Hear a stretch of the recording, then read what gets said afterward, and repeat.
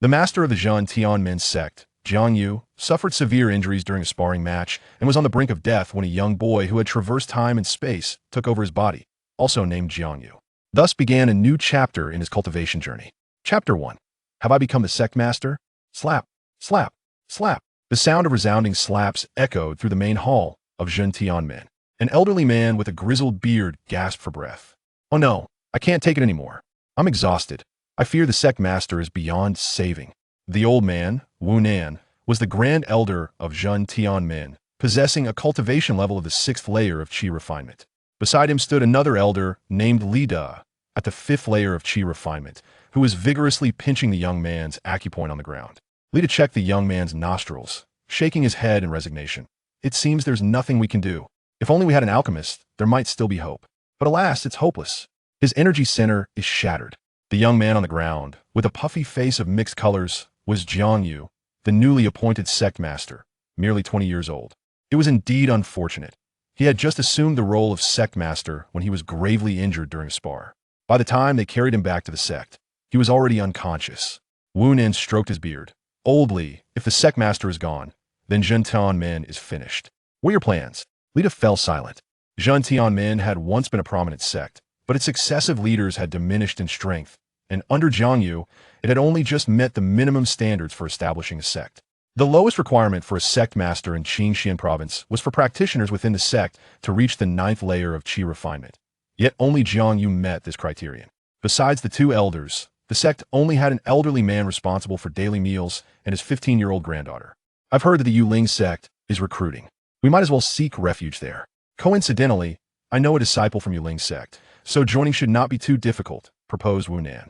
But what about the sect master and Zhentian? Li Da surveyed the familiar hall with reluctance. Sect master? Look at him. He's half a foot in the grave. This place will soon be divided among others. What strength do we possess?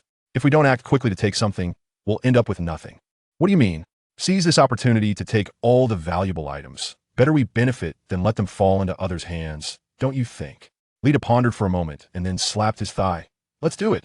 He glanced at Jiang and silently thought. Sect master, it's not that we lack loyalty. It's just that Zhentian is left with no one. We'll find you a good resting place. After conferring for a brief moment, Wu Nan called out as he stepped outside. Old Chun, come here for a moment. Old Chun was the man responsible for daily meals, a mere mortal without any cultivation. Hearing the call, he hurried from the front yard, thinking perhaps the sect master had awakened and wanted food. He rushed to the main hall, lowering his head. Elder, what can I do for you? Come in, come in. Wu Nan beckoned him. Take the sect master to the back mountain and find a place to bury him. What? Old Chen could hardly believe his eyes as he glanced at Jiang. The sect master is dead? What are you dawdling for? Hurry up, Wu Nan urged, visibly displeased. Oh. Old Chen shuddered and hurried inside, glancing at Jiang's pig-like face, begging for forgiveness. Despite his old age, he was quite strong and lifted the body with ease. After he left, Wu Nan and Li Da began to scour and pack up all the valuable items, not sparing even the tables and chairs. In the end, they left Zhentian without delay. The back mountain was the burial site for the sect masters of Zhentian, and Jiang marked the 21st generation of sect masters.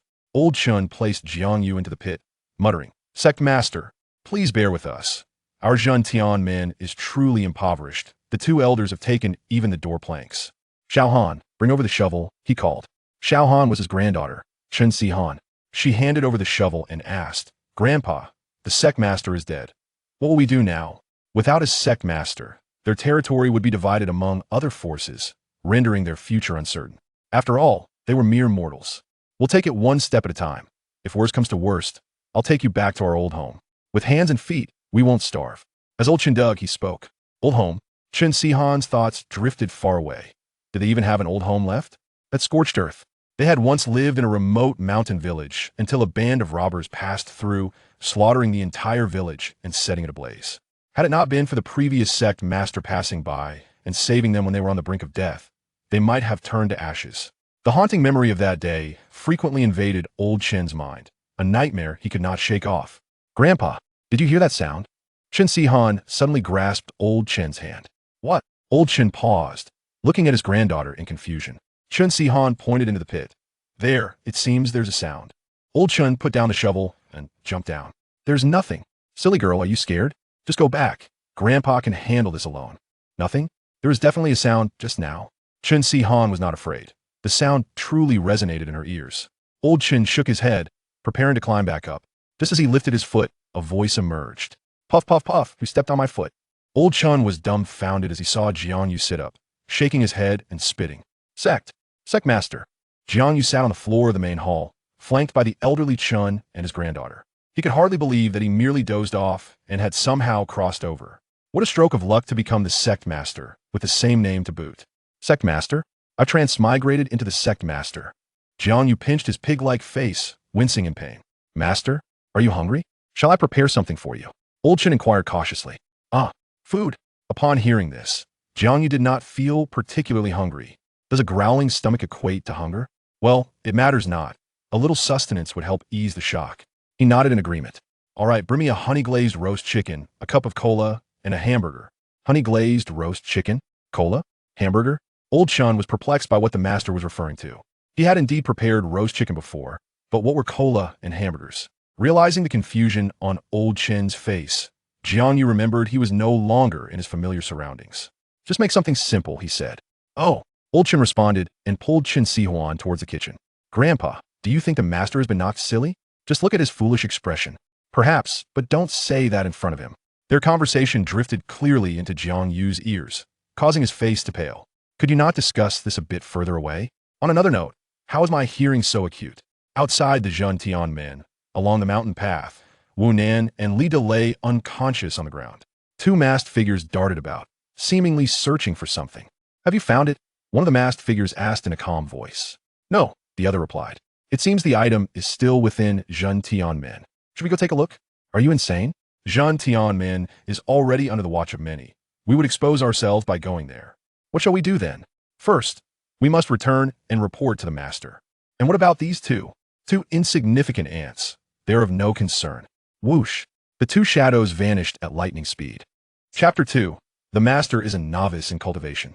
Before Jiang Yu lay 2 bowls of kanji. There was truly nothing else to eat, as Wu Nan and Li De had only left half a jar of rice, hoping it would last them for half a month. Alas, the Zhentian Sect was in such dire straits. The previous master was utterly incompetent. It was no wonder the sect had been reduced to such a state. Beaten to a pulp and left without a trace of energy, with all its remaining assets seized. Wait a moment. Isn't this body currently mine? If those people discover that I'm still alive, will they come knocking again?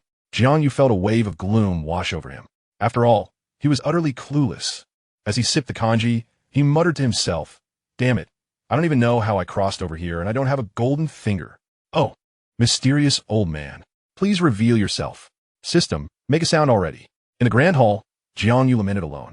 Old Chen and Chen Si-han exchanged glances. Ever since the master awoke, his behavior had become exceedingly strange, acting wildly and uttering nonsensical phrases. Grandpa, do you think the master has truly lost his mind? Should we fetch a physician? Don't speak nonsense. Even if the master has indeed lost his wits, he is still the master. As long as the master remains, the Zhentian Sect will not fall, and we will have a place to land. Besides, do you really think those physicians can cure the master? He is a cultivator, a celestial being. Neither of them realized that Jiang Yu possessed no cultivation at all. Oh, the master. While they whispered amongst themselves, Jiang Yu had already approached them with hands clasped behind his back, a broad smile adorning his face. Old Chen pulled Chen Si-han back a few steps. Master, what do you want? Jiang Yu said amicably, Grandpa Chen, I would like you to take on the role of master. What do you think? What? Old Chen nearly twisted his back. Master, you must be joking. I'm just an ordinary old man who cannot cultivate. I am utterly ignorant of the ways of cultivation. What should I do then? I have no desire to be the master. It's too terrifying. One slip up, and I could end up like this. Jiang Yu rubbed his face, genuinely more concerned about his own life, especially since he truly knew nothing. If he could avoid being the master, it would suffice to publicly announce the dissolution of the Zhentian Sect. However, doing so would temporarily strip him of his power. Unless he could join another sect, he would be left as a loose cultivator. It was said that the Zhentian Sect had a slight connection to the Tai Su Temple. Perhaps this was one reason the Zhentian Sect had survived until now. Master, you must think carefully. Being a loose cultivator is exceedingly perilous. Lacking strength and a background makes one vulnerable to downfall. Jiang Yu felt speechless. Old Chin's words struck him deeply. He then turned and entered the Grand Hall. Remaining in the Zhentian Sect, at least he was the master with his own territory. For now, it was manageable. But just what is the origin of the Taisu Temple? Why should the Zhentian men be given special attention? Jiang was perplexed. Logically speaking, cultivators at the 9th level of Qi refinement were abundant, not to mention foundation-building practitioners. A mere encounter would compel him to yield unconditionally. Had it not been for his predecessor's reckless provocations, no one would have dared to confront him. It was said that even ordinary foundation-building cultivators treated him with a modicum of respect. Could it be that the sect leader of Zhentian men was the illegitimate child of some esteemed figure from Taisu Guan? A chill ran down Jiang Yu's spine as he envisioned a smiling, wrinkled old man caressing his head, saying, "My dear son, I have finally found you." He also imagined himself bound and kneeling before a menacing youth, who snarled, "You bastard, why don't you go die?" In a moment of disorientation, a chilling long sword pierced his heart, accompanied by the sound of maniacal laughter. Jiang Yu exhaled deeply. Zhentian men undoubtedly possessed some formidable asset that instilled fear in others, likely linked to Taisu Guan. But what could it be? Hastily, Jiang Yu began to search the Grand Hall, leaving no corner unexamined. This scene unfolded before the watchful eyes of old Chun and his grandson. What affliction has the sect leader succumbed to now? "Grandfather Chun, please come in," Jiang Yu beckoned. Old Chun and Chun Sahan promptly entered the Grand Hall. "Sect leader, what are your commands? Does Zhentian men possess any remarkable treasures?" "Treasures? None, apart from the moved tables and chairs. This hall holds only the statue of our founding ancestor," Old Chun replied with utmost certainty. He genuinely had not encountered anything extraordinary. The previous sect leader had lived in considerable hardship. If there had been treasures, he wouldn't have perished after merely reaching the foundation-building stage. Jiang Yu shook his head, signaling for Old Chun to take his leave. He approached the statue, scrutinizing it closely, yet found nothing amiss. It was merely a clay sculpture. Exhausted, Jiang Yu leaned against a nearby pillar and sank onto the ground, overwhelmed by fatigue. He had just traversed into this body, which was still recovering from severe injuries. Unable to withstand the strain of half a day's exertion, Old Chun quietly closed the door, instructing Chun Sahan to return to her room while he stood guard at the entrance. He feared that the sect leader might encounter another mishap. Currently, he was their beacon of hope. That night, beneath the luminous full moon, a barely perceptible light penetrated the hall's windows, encircling Jiang Yu. With each breath, it gradually merged into his being. His physical injuries slowly began to mend, and he comfortably turned over, a faint smile gracing his lips. When Jiang Yu opened the door, dawn was just breaking. "Oh, is that you, Grandfather Chun? Why are you sleeping at the door?" Old Chun, startled by the sound of the door, awoke. "Sect leader, you are up. Grandfather Chun, have you been waiting outside all this time?" "Yes, I was concerned that you might have command, so there is no need for such vigilance in the future. Your age is important. Take care of your health." Yes. Thank you for your concern, sect leader. Are you hungry? I shall prepare something to eat." "Wait," Jiang Yu quickly called out to the turning old Chun. "Sect leader, is there something else?" "Well, I suppose I shall manage on my own." Recalling the thin porridge consumed yesterday, Jiang Yu felt a wave of disinterest in food. It simply did not suit his palate. "Is there a river nearby? I could catch a few fish for breakfast today, perhaps grilled fish." "Grilled fish? Ah, indeed, there is a lake located behind the mountain, though the path is rather treacherous. I shall fetch my fishing rod and guide you there." "No need for that. Simply hand me the fishing gear." Jiang Yu waved his hand dismissively, inwardly muttering, "I would rather not escort you. You have already mentioned the route is difficult. If something were to happen to you at your age, how would I explain it to your granddaughter?" As they traversed the rugged path behind the mountain, observing Jiang Yu humming an unknown tune and swaying as he walked, Old Son couldn't help but reflect. Has the Master's injury healed? He seems rather different now. The back mountain was characterized by a single winding trail, overgrown with shrubs, making it increasingly hard to navigate. The path was nearly obscured. Surely, there are no tigers lurking here? This thought sent a shiver of fear through Jiang Yu. This was no zoo, and without an off-road vehicle, he truly did not know how he would react if faced with a ferocious beast. Suddenly, from the thicket, a small calico cat sprang forth, tilting its head as it gazed at Jiang Yu. "Wow, what a beautiful little kitten." Jiang Yu, an ardent lover of small creatures, felt an immediate surge of affection upon seeing the adorable feline. "Meow, come here, let me take you to enjoy some delicious food." The little cat seemed to comprehend his words, mewing softly as it leaped into Jiang Yu's arms, rubbing its head against him and purring contentedly. My heavens! It is utterly charming. I can only imagine how delighted my girlfriend would be to see this. From now on, you shall be named Little Hua. Jiang Yu bestowed a name upon the kitten. Meow. The kitten appeared, quite pleased. Come, let us catch some fish for you to eat. Meow. Chapter 3. Please don't come any closer. Wow, this grilled fish is simply divine. I have never tasted such exquisite food before. Could it be that the master is a culinary deity in disguise?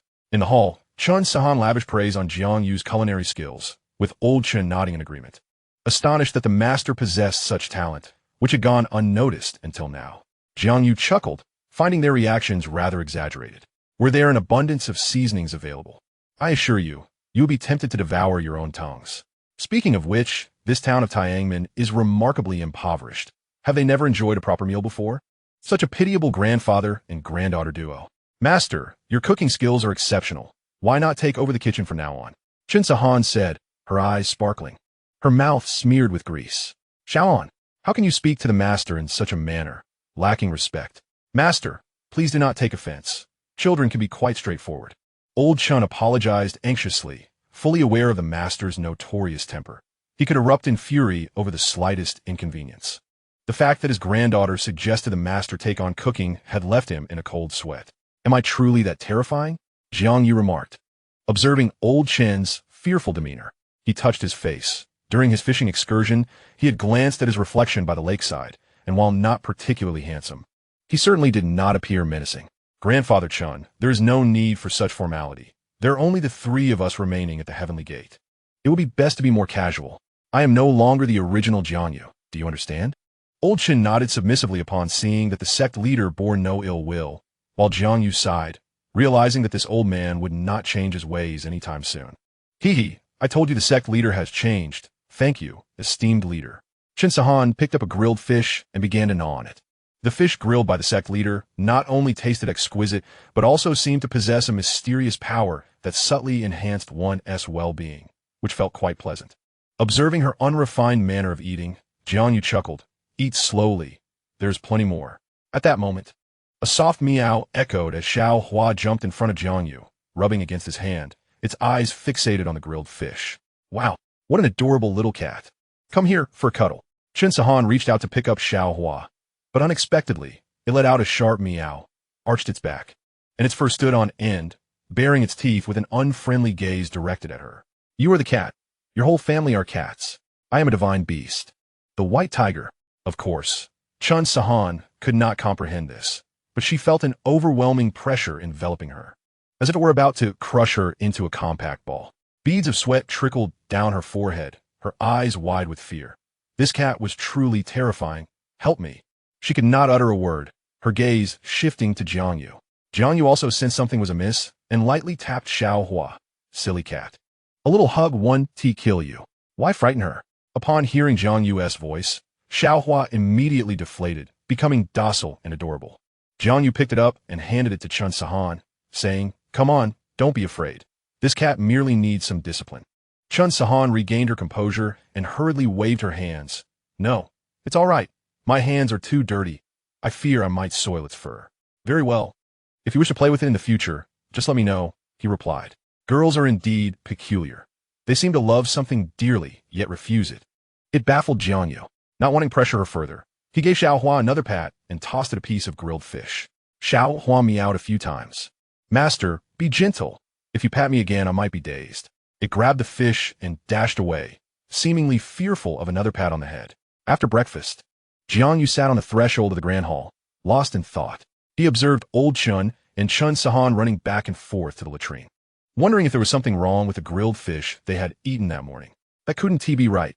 He felt perfectly fine. Perhaps it was the previous bland broth they had consumed.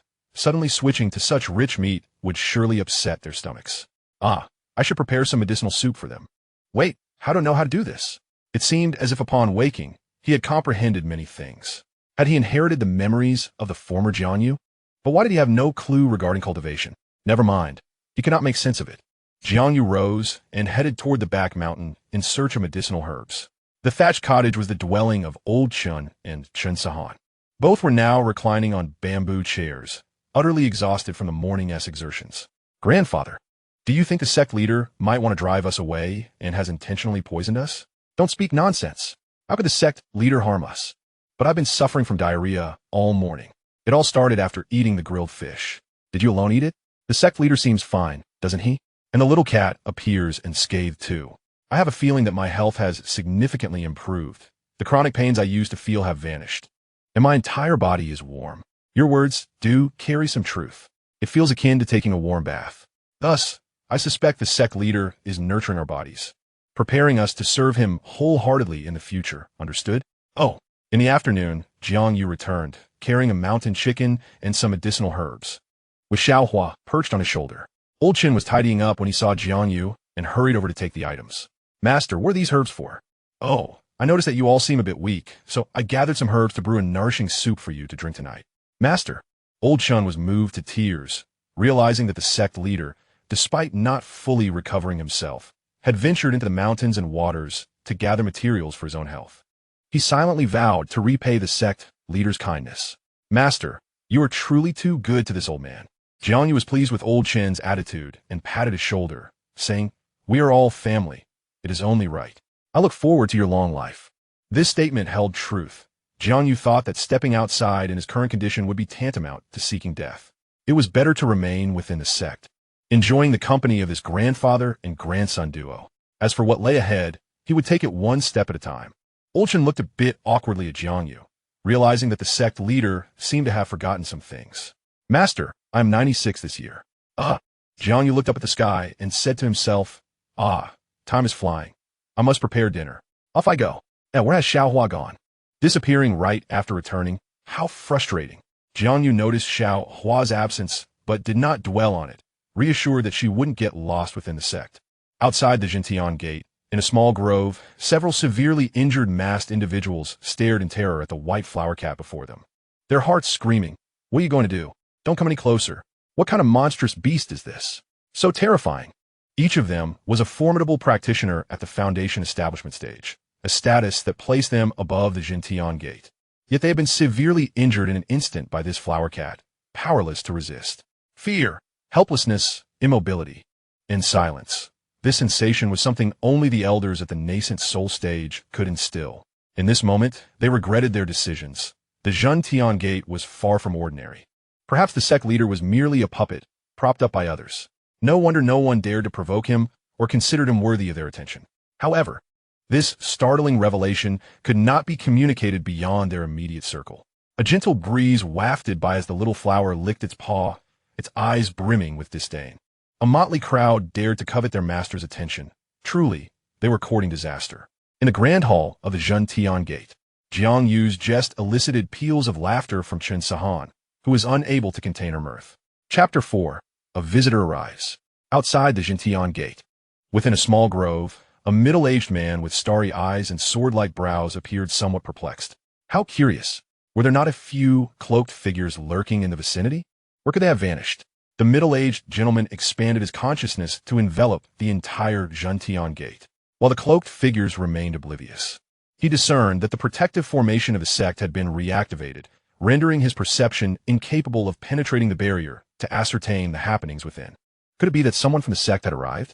Who could it be? I must venture inside to investigate. At that moment, Jiang was vigorously wielding a hatchet, chopping bamboo into varying lengths, while Old Chen and Chen Sahan watched from a distance. Master, what are you planning to do? Old Chen inquired, puzzled. A bed, a table, a chair. Do you not find the hall rather cavernous? Jiang wiped the sweat from his brow. Is that so? Old Chen felt somewhat embarrassed. These furnishings were indeed his responsibility to procure. Yet now, the sect was devoid of even a single coin, relying entirely on the master for sustenance. Meow. The little flower called out, turning to gaze outside the sect with a glint of ferocity in its eyes. Do these wretches refuse to relent? With a flick of its tail, it vanished from the entrance like the wind. Little flower, where are you going? Don't wander too far. Jiang sighed, shaking his head. This little flower was far too wild. The expanse of the Zhentian gate surely harbored some large beasts on the mountain, and he could only hope it would not encounter any. Meanwhile, the middle-aged man had reached the mountainside.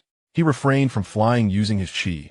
Otherwise, with his golden core cultivation, he could have reached the summit in an instant. Moreover, he was astonished to discover that the Zhentian gate seemed somewhat altered. In addition to the protective mountain formation, the spiritual energy had become significantly denser than before. Just as he was scrutinizing the surroundings, he suddenly felt an intense constriction throughout his body, ensnared by an invisible force that was tightening gradually, threatening to crush him. There is a master here. I'm done for. I'm finished. In a state of sheer terror, he exerted all his strength to shout, I am Xianxia, an outer sect steward of Tai Su Guan, sent by the sect master to deliver elixirs. I implore you, senior, to show mercy. As soon as his words fell, the oppressive force receded like a receding tide, and Xianxia collapsed onto the ground, gasping for breath. Phew, how terrifying. I nearly met my end. The Zhentian gate harbors a master of formidable prowess, at least at the nascent soul stage. This indeed elucidates the protective mountain formation. He surveyed the surroundings, seeking the hidden elder, only to spot a short distance away a calico cat swishing its tail, fixated on him. It was none other than the little flower. Could it be that this calico cat is the pet of the elder?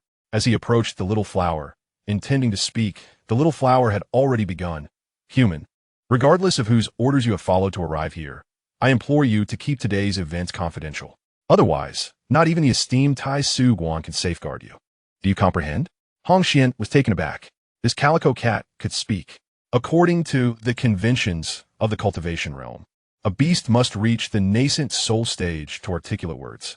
Since this calico cat possesses the ability to converse, it undoubtedly boasts a cultivation level of at least nascent soul.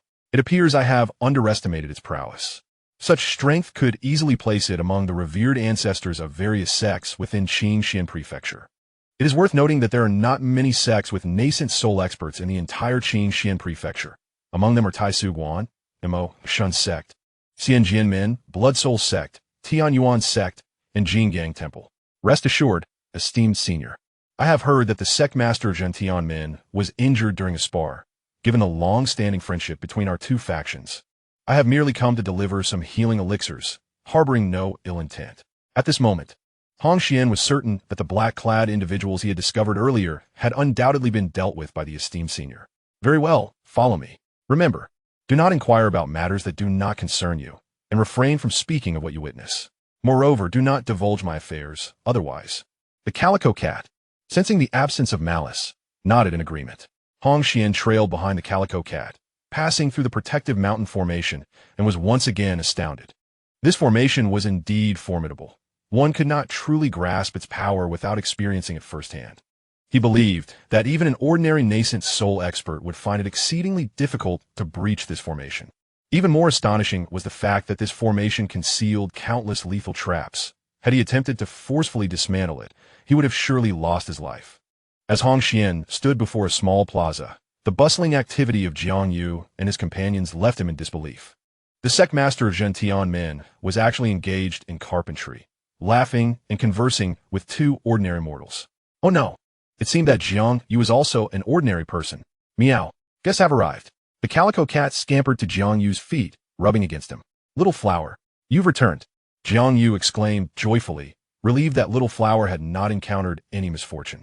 Wait, who is that gentleman? His demeanor is even more impressive than mine. He must have come back with little flower. Could it be? Is he harboring intentions toward little flower? Given his remarkable presence, if he were to make a request, would I comply or not? If I refuse, might he resort to force? Or perhaps he has come to trouble me. Oh no, I'm utterly unprepared for this. Jiang, attempting to feign calmness, stood up and regarded the approaching Xianxia. Who are you? What brings you here? Xianxia clasped his hands in greeting and replied, I am an outer sect steward of Tai Su Guan. Hearing that sect master Jiang has sustained injuries, I have come, as instructed by my sect, to deliver some healing medicine as a token of goodwill. With that, he unfastened a small gourd from his waist and presented it to Jiang. Oh, I see. Jiang sighed with relief. The visitor was not seeking trouble, which was a relief indeed. Shin Grandpa, could you please fetch some tea leaves? Let us prepare a cup of tea to welcome our guest. Old Chen's face displayed a look of difficulty. Master, you know as well as I do that our sect is destitute. Where am I to find tea leaves? Noticing Old Chen's lack of action, Jiang suddenly recalled the current state of the Zhentian Sect and slapped his forehead, exclaiming, What was I thinking? My apologies. I shall be back shortly. Please fetch a chair for our guest and boil some water. With that, he dashed toward the back mountain. Hong Xian took the newly crafted bamboo chair, sighing inwardly. Who would have thought that the once illustrious Zhentian Sect has fallen to such a state? The unpredictability of life is truly astonishing. When he later requested the items from Tai Su Guan, he thought to leave a few spirit stones for Jiang Yu as well. Just as Hong Xian settled down, he sensed something was amiss. His state of mind had unexpectedly become clear, and he could feel the aura of the world more acutely. The long-standing bottleneck seemed to have loosened slightly, and a glimmer of enlightenment lingered in his thoughts. This chair is no ordinary object. Could it be the handiwork of that esteemed elder? Hong Xian's gaze shifted to Xiaohua. Indeed, it must be so. Who else could achieve such a feat? The elder's depth of wisdom is truly unfathomable. Before long, Jiang Yu returned, clutching a handful of vibrant green leaves. Sorry to have kept you waiting. Hong Xian smiled, signaling that it was of no consequence. Jiang Yu turned to the kitchen, retrieving an iron pot, tossing the leaves inside, and placing it over the fire to stir-fry. What is this all about? Hong Xian was somewhat bewildered, unable to comprehend the procedure. Adopting a mindset of inquiry, he asked, Master Jiang, what are you doing? Preparing tea leaves. How else would we brew tea? Jiang Yu replied, continuing to stir. At this point, not only Hong Xian but also Old Chun and Chun Sahan wished they could find a hole to hide in. It was utterly embarrassing. This master was truly eccentric. Chapter 5. I want this chair. Hong Xian gazed at the cup filled with yellowish tea water, mingled with numerous impurities, hesitating over whether to drink it. To be frank, even the servants of Tai Su Guan would disdain such tea. If the master wishes you to drink, then drink. Do not be ungrateful. Xiaohua's voice suddenly chimed in. Startled, Hong Xian met Xiaohua's disapproving gaze, realizing he could not evade the situation. Thus, he lifted the cup and downed it in one gulp. Jiang Yu watched in astonishment. Is this how cultivators drink tea? That was merely boiled water. Truly impressive. As the hot tea coursed down his throat, Hong Xian's face flushed. The taste was hardly commendable, but the temperature couldn't harm him. He must have traveled quite a distance, hence his thirst. Jiang Yu mused, and then inquired, Elder, would you like another cup? Hong Xian hurriedly waved his hand. No, I prefer to sample good things. However, shortly after uttering these words, he began to regret it, for he soon felt the tea's pure energy coursing through him, mending his body's hidden ailments and even slightly enhancing his cultivation. What kind of tea is this? So miraculous. At this juncture, Hong Xian found it difficult to speak further, merely observing as Jiang Yu and the others finished the remaining tea, their throats undulating. Senior Hong, I am truly grateful for your concern and for traveling such a distance to deliver the healing medicine. I find myself at a loss for how to express my gratitude. Jiang Yu said appreciatively. Oh, it was merely a trivial effort. Hong Xian replied dismissively. In truth, delivering the medicine was merely an excuse. Had it not been for encountering Xiaohua, he would not have bothered. However, forging a connection with a senior, such as yourself, is indeed a significant gain. As for the current Jiang Zhongzhu, he was genuinely indifferent. May I inquire about your current realm, Senior Hong? Oh, it's nothing remarkable, just at the Golden Core stage. Good heavens. Jiang Yu inhaled deeply. Is that all? There is a limit to humility. After all, one should not tempt fate. I wonder, Senior, are you in need of any disciples? With such a robust figure, Jiang Yu certainly would not let this opportunity slip by. Disciples? What kind of disciples? Hong Xian did not comprehend. Jiang Yu elaborated. I meant to ask if you require someone to serve you, perhaps a disciple to fetch tea and water. Only then did Hong Xian grasp that Jiang Yu was suggesting he take the young girl as his disciple. Indeed, this girl appears to possess commendable talent. It could be worthwhile. Most importantly, he noticed that Xiaohua was playfully nestled in Chun Sahan's embrace. Could it be that this girl shares some connection with the senior? How could he have missed such an obvious hint? The senior must be using Jiang Yu's words to suggest taking on a disciple. It must be so. Hong Xian, convinced he had deciphered Xiaohua's intentions, felt a surge of excitement and said, Jiang Zhongzhu, if you do not mind, I would like to accept this young girl as my apprentice. What a surprise, Jiang Yu exclaimed. Wait, brother, I was referring to myself. Why choose this girl? Yet he dared not argue. Since the senior had made a decision, any further protest would surely displease him. If the senior chose to leave abruptly, he would lose everything. Very well, this girl is from the Zhentian Sect. Even if she becomes your disciple, she may still look after me in the future. Moreover, I cannot hinder her future prospects, can I? If circumstances were not exceptional, who would wish to remain in such a desolate place? Jiang Yu beckoned to Chun Sahan. Come here and pay your respects to your master. I refuse. Chen Sahan's response nearly caused Hong Xian, who had been sitting upright, to lose his balance. What is this situation? Does this girl not realize how formidable he is? A master at the golden core stage. Compared to Jiang Yu, he is exponentially more powerful. Child, do you know what you were saying? Jiang Yu asked in confusion, as he too wished to take Hong Xian as his master for future protection. The problem is, Hong Xian has his eyes set on you. This is truly maddening. I said I do not wish to take this senior as my master.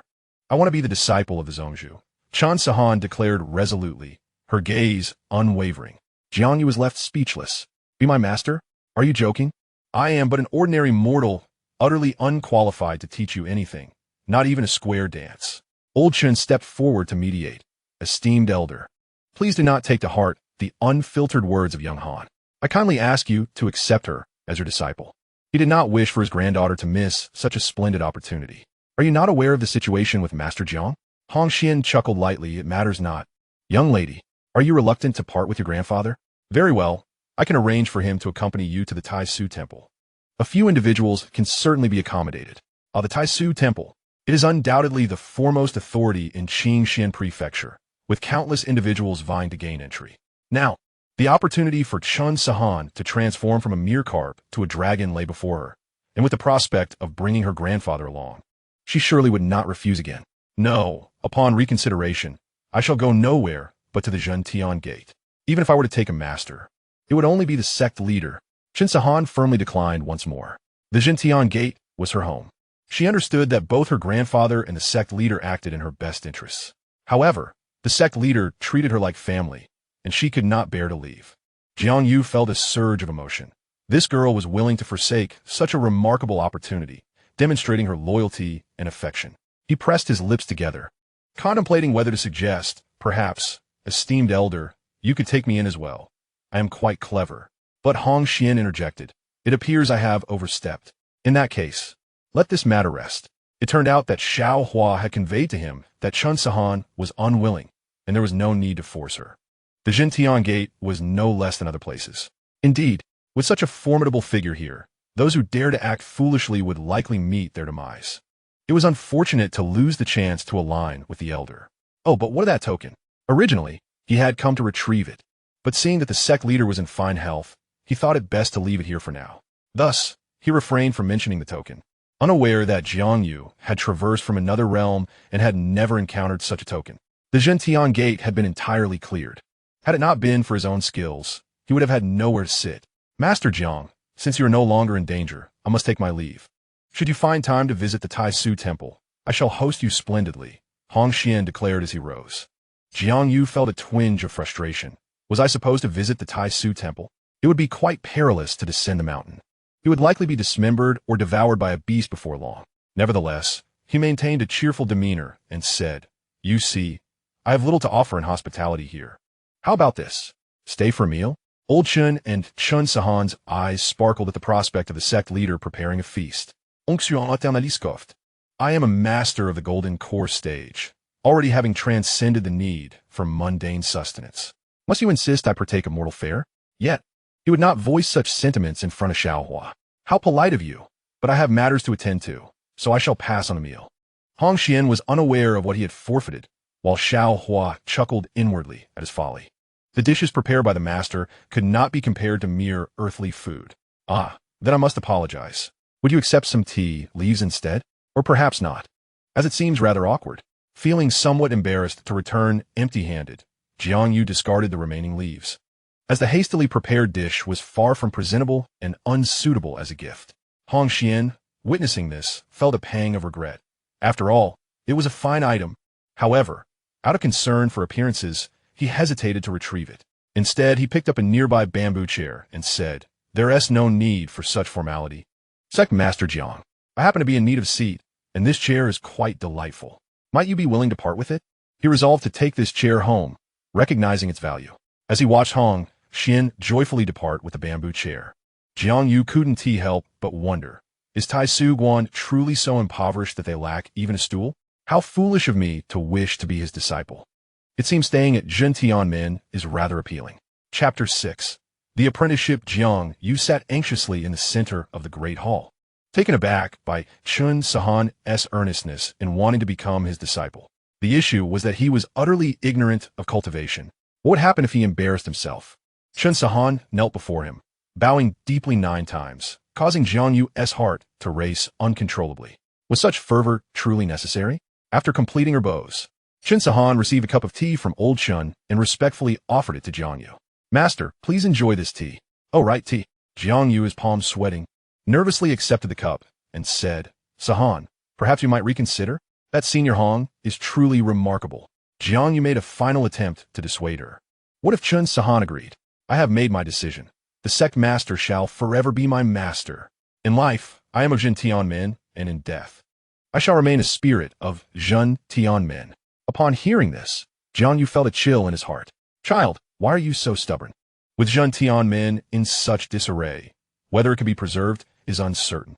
Yet, seeing the determination in Chun Sahan's eyes, he swallowed his last words of persuasion.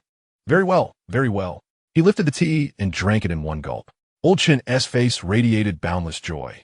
He had never dared to dream that his granddaughter would have the opportunity to study under the sect master and become a cultivator. It was known that Sahan had previously been told she lacked the aptitude for cultivation, which explained why, at 15, she was still engaged in menial tasks. Now, with the sect master as her mentor, she would ascend to immortality, allowing him to finally be at ease. Master, when shall we commence our training? Jiang Yu, upon hearing this, inwardly lamented, why are you so impatient? I'm not skilled in anything. What can I teach you? There is no rush. As the saying goes, a towering building rises from the ground up. The most crucial thing for you now is to cultivate your disposition. With a refined character, your future achievements will be grander. Jiang Yu deflected. Chun Sahan nodded in understanding, finding his words to possess a certain wisdom. Very well, to celebrate. I have decided we shall enjoy a splendid feast this evening. Jiang Yu declared decisively. Hooray! Delicious food awaits. Chun Sahan leapt with joy, for the culinary creations of the sect master were simply exquisite.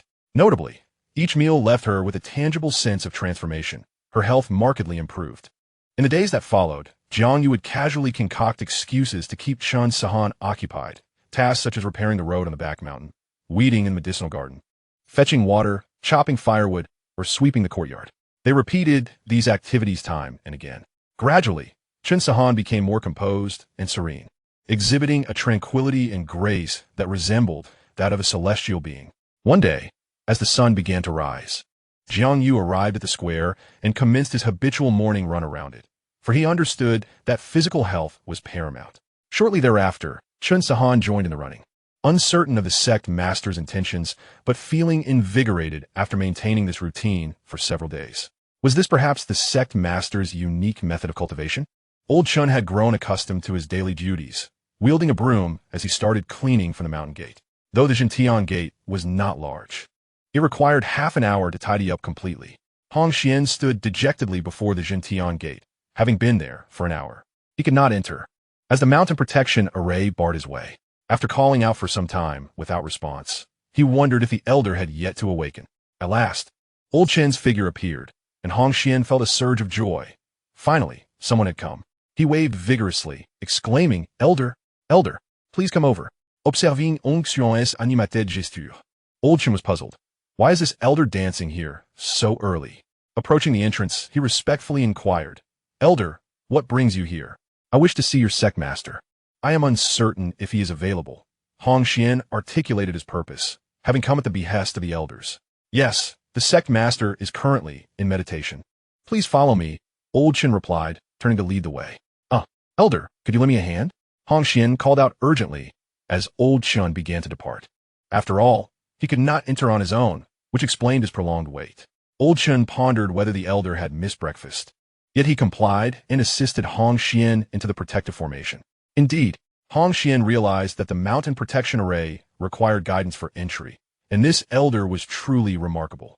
Elder, the sect master is in the square. You may proceed alone. I have matters to attend to, so I must take my leave, he said. Oh, please, do not let me detain you, Hong Xian replied, spotting Jiang Yu bouncing around in the square, performing peculiar movements while Chun Sahan had already busied herself with other tasks. Is this what you call cultivation? Hong Xian chuckled to himself, bemused by Jiang Yu's antics. Jiang Yu, you are indeed fortunate. despite your diminished abilities. Were it not for that elder, you might have been expelled from the mountain long ago. Jiang then noticed Hong Xian and greeted him warmly. Elder Hong, what an early visit. Heh, Sect Master Jiang is in high spirits. Hong Xian replied with a smile. Although he held a low opinion of Jiang, he recognized the importance of maintaining civility, given the influential connections behind him. What were these two beings, indeed? Hong Xian pointed at the wooden poles in the square and inquired, "Oh, what are these?" "This is a horizontal bar, and this is a parallel bar." Jiang casually explained that he had prepared these specifically for physical training, believing that one should cover all bases. Horizontal bar? Parallel bar? What are they used for? Hong Xian asked with curiosity. "Oh, they're meant for arm strength training, you see, like this." Jiang demonstrated by performing several pull-ups on the horizontal bar. "I see. I thought it was something else entirely, just a mundane exercise routine. Isn't it? But then again, isn't this Jiang Zhongzhu merely an ordinary person as well?" Hong Xian thought disdainfully. "Senior Hong, why not give it a try?" Although Hong Xian had no intention of attempting it, Jiang Yu's challenging gaze unsettled him. "Fine. Let me show you the difference between a cultivator and an ordinary person." While he was not a physical cultivator, he could easily perform such movements with one hand thousands of times without breaking a sweat. Hong Xian mimicked Jiang Yu's actions, leaping lightly to grasp the horizontal bar, only to discover that he could not pull himself up at all. It felt as if an immense weight was pressing down on him, growing heavier by the moment. What is happening? Hong Xian secretly channeled his spiritual power to counteract this force, but to his dismay, the heavier he exerted himself, the more oppressive it became. "I can't do it.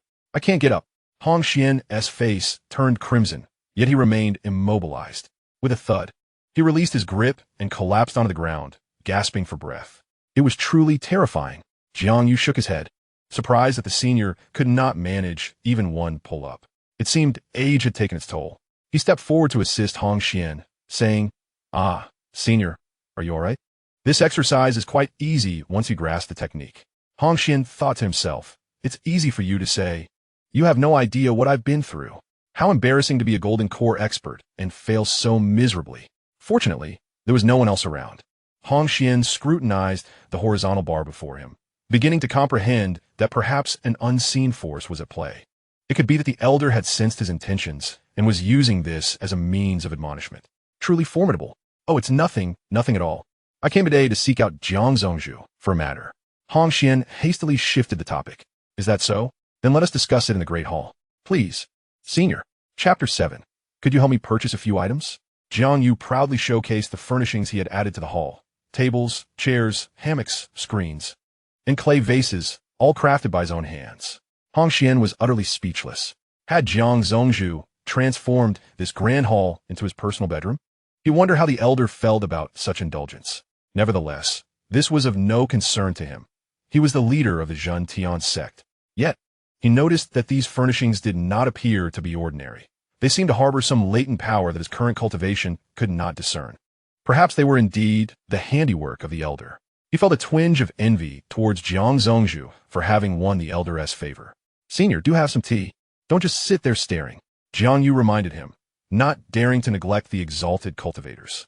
"Oh, very well." Hong Xian cast a glance at the tea, noting that it was not the same kind he had last time. This one appeared to be much cleaner, though he wondered if it possessed the same effects. He lifted the cup and took a delicate sip.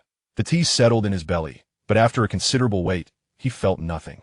Indeed, the previous leaves must have been given by his senior, while this was merely ordinary tea. "How is it? Quite pleasant, isn't it? This was personally crafted by Xiao Han," Jiang Yu remarked with a beaming expression. "Ah, indeed, quite delightful," Hong Xian replied. "By the way, I wonder if you have any important matters to discuss, senior?" Jiang Yu transitioned into the main topic, pondering whether Hong Xian had perhaps come to acknowledge him as a disciple. It's like this. Upon my return, I briefed the sect about the situation at the Heaven's Gate, and the elders requested that I deliver some items. He then retrieved several items from his storage pouch, enumerating them one by one. This is a recovery pill, capable of maximizing the restoration of one's energy reservoir. These two are foundation establishment pills, which can enhance the success rate by 30%. Additionally, I have 10 mid-grade spirit stones, useful for cultivation or trade. Lastly, this is 200 gene of spirit rice, which offers some benefits to the body. Jiang Yu's eyes sparkled. It seemed a gesture of goodwill had arrived. Could it be that the previous master was indeed a descendant of some prominent figure from the void? Otherwise, How could he expect such treatment? Yet, why not bring him along, allowing him to remain here instead?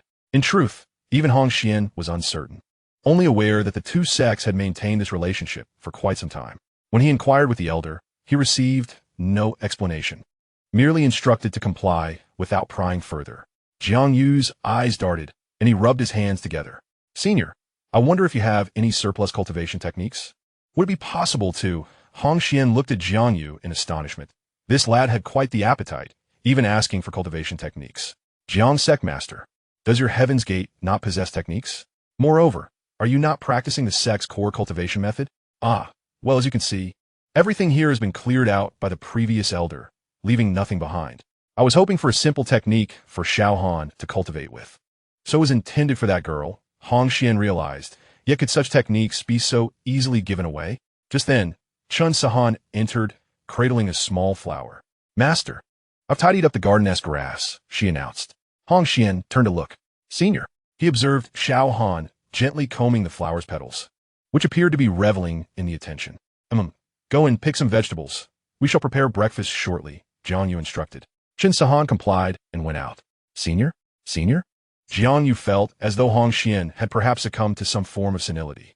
Oh, Jiang Sect Master, you desire a technique, correct? No problem. Hong Xian had begun to discern that perhaps this girl was indeed the object of the senior's favor. Otherwise, how could her aptitude appear superior to Jiang Yu's? The technique must be given, and it ought to be of the highest quality.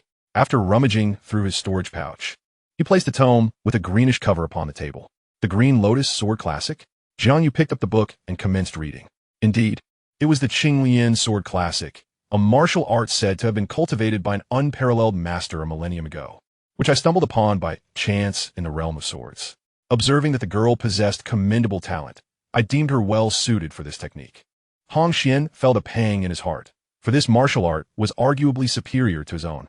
However, its cultivation was exceedingly arduous, and it required one to have never practiced any other techniques, not even the option of discarding previous practices to adopt this one. Nevertheless, securing a favor from Senior would be invaluable for the sect, and he believed the elder would recognize the worth of this martial art. Thus, allow me to express my gratitude on behalf of Xiao Han, esteemed elder. Should you require assistance in the future, please do not hesitate to ask. Provided it is within my capabilities, Jiang Yu declared, his heart already brimming with joy. He could hardly believe that the other party would concern themselves with a mere mortal's favor. This transaction was undoubtedly in his favor. Hong Xian, harboring disdain in his heart, replied, Master Jiang, you are too courteous. It is merely a martial art, of no great significance. Moreover, it is quite suitable for her. Thus, it is a fitting utilization of resources. Esteemed elder, I wonder if you possess any suitable weaponry. You see, with the martial art in hand, one still requires a weapon for cultivation, does one not? Jiang Yu gazed intently at Hong Xian, rendering him somewhat uncomfortable. One insatiable individual, Xiang, with no other choice, produced a low-grade magical artifact, the Qing sword. Master Jiang, the matter has been settled, and I must take my leave, Hong Xian announced. Eager to depart, lest Jiang Yu demand yet more from him, he was reluctant to give away anything further. But he felt the elder was undoubtedly observing him from the shadows. He could not afford to let his previous efforts go to waste. Could he? Oh, so soon? Why not stay for breakfast? I have one more request to make of you, Jiang Yu shamelessly suggested. I knew it, Hong Xian thought to himself, confirming his suspicions. There is no need for a meal. What else does Master Jiang require? Actually, it is nothing of great consequence. I wish to ask the elder to procure some items. Specifically saplings of fruit trees, peach, pear, and the like would suffice. However, I have heard that the nearest town is 200 miles away. Given your formidable prowess, I thought to request your assistance. Of course, I would not ask you to make the journey in vain. You may select any chair from my collection. No, two would be acceptable as well. In Jiang Yu's eyes, this elder Hong appeared particularly fond of his chairs, as evidenced from their last encounter when he treated them like treasures, perhaps due to their absence in his sect. Bestowing two upon him would pose no issue. For he could craft more at any time. Indeed, upon hearing this, Hong Xian was exhilarated. Jiang Yu was oblivious to the chair's secrets. Naturally, as a mortal, he could not perceive the mysterious powers they possessed. Thus, he was offering treasures as if they were mere refuse. A splendid opportunity. I must find time to return and further manipulate this fool. Very well. I shall go at once. Hong Xian readily agreed. This distance was but half an hour's journey for him. For the sake of treasures, he was willing to undertake it. He rose to take his leave, striding towards the exit. As he approached the entrance, he abruptly turned back, retrieving a jade talisman from his sleeve. Master Jiang, this is my communication talisman. Wait for my return. He suddenly recalled that he could not breach the protective mountain array. With his talisman in hand, there was no need to shout and attract attention outside. Should anyone witness him, the news would spread, leaving him with no face to show. Watching Hong Xian's gradually disappearing figure, Jiang Yu couldn't help but reflect. What a truly good person. Chapter 8. Grateful for the life-saving grace of my senior. 200 miles away lay a humble mortal town. Without inquiring about the specific location, Hong Xian took nearly half an hour to find it. At that moment, his storage bag brimmed with fruit saplings, flower seedlings, and medicinal herb seeds. Fearing that Jiang Yu might request more items, he decided to prepare everything in one go and purchased all he could. After all, he spent not a single coin. Upon witnessing his descent from the heavens, the townsfolk recognized him as a celestial being and dared not demand payment, instead offering their goods with reverence, some even willing to part with their daughters. When Hong Xian departed from the town once more, he found himself with one less storage bag, but a bamboo rocking chair in hand, grinning from ear to ear. He carefully sensed the chair, which held certain principles of the universe. Yet, with his current cultivation, he could not fully comprehend them. Jiang Yu was indeed a fool, failing to recognize the treasure he guarded as mere refuse. He vowed to return and play the fool once more. Suddenly, Hong Xian's brow furrowed as he stored the rocking chair away. Not far ahead, a red figure floated into view. Daoist Hong, what brings you such joy? Called out the crimson figure. It's Qiu Lin from the Demon God Sect. Hong Xian exclaimed in astonishment. What brings a member of the Demon God Sect here? Good dogs don't block the path. Step aside. Qiu Lin retorted, his tone dripping with sarcasm. What is the matter? Do you wish to fight? Do you think you can best me? Hong Xian's expression shifted. He was at the second layer of the golden core stage, while his opponent was at the fifth layer. He truly could not contend against him. What do you want?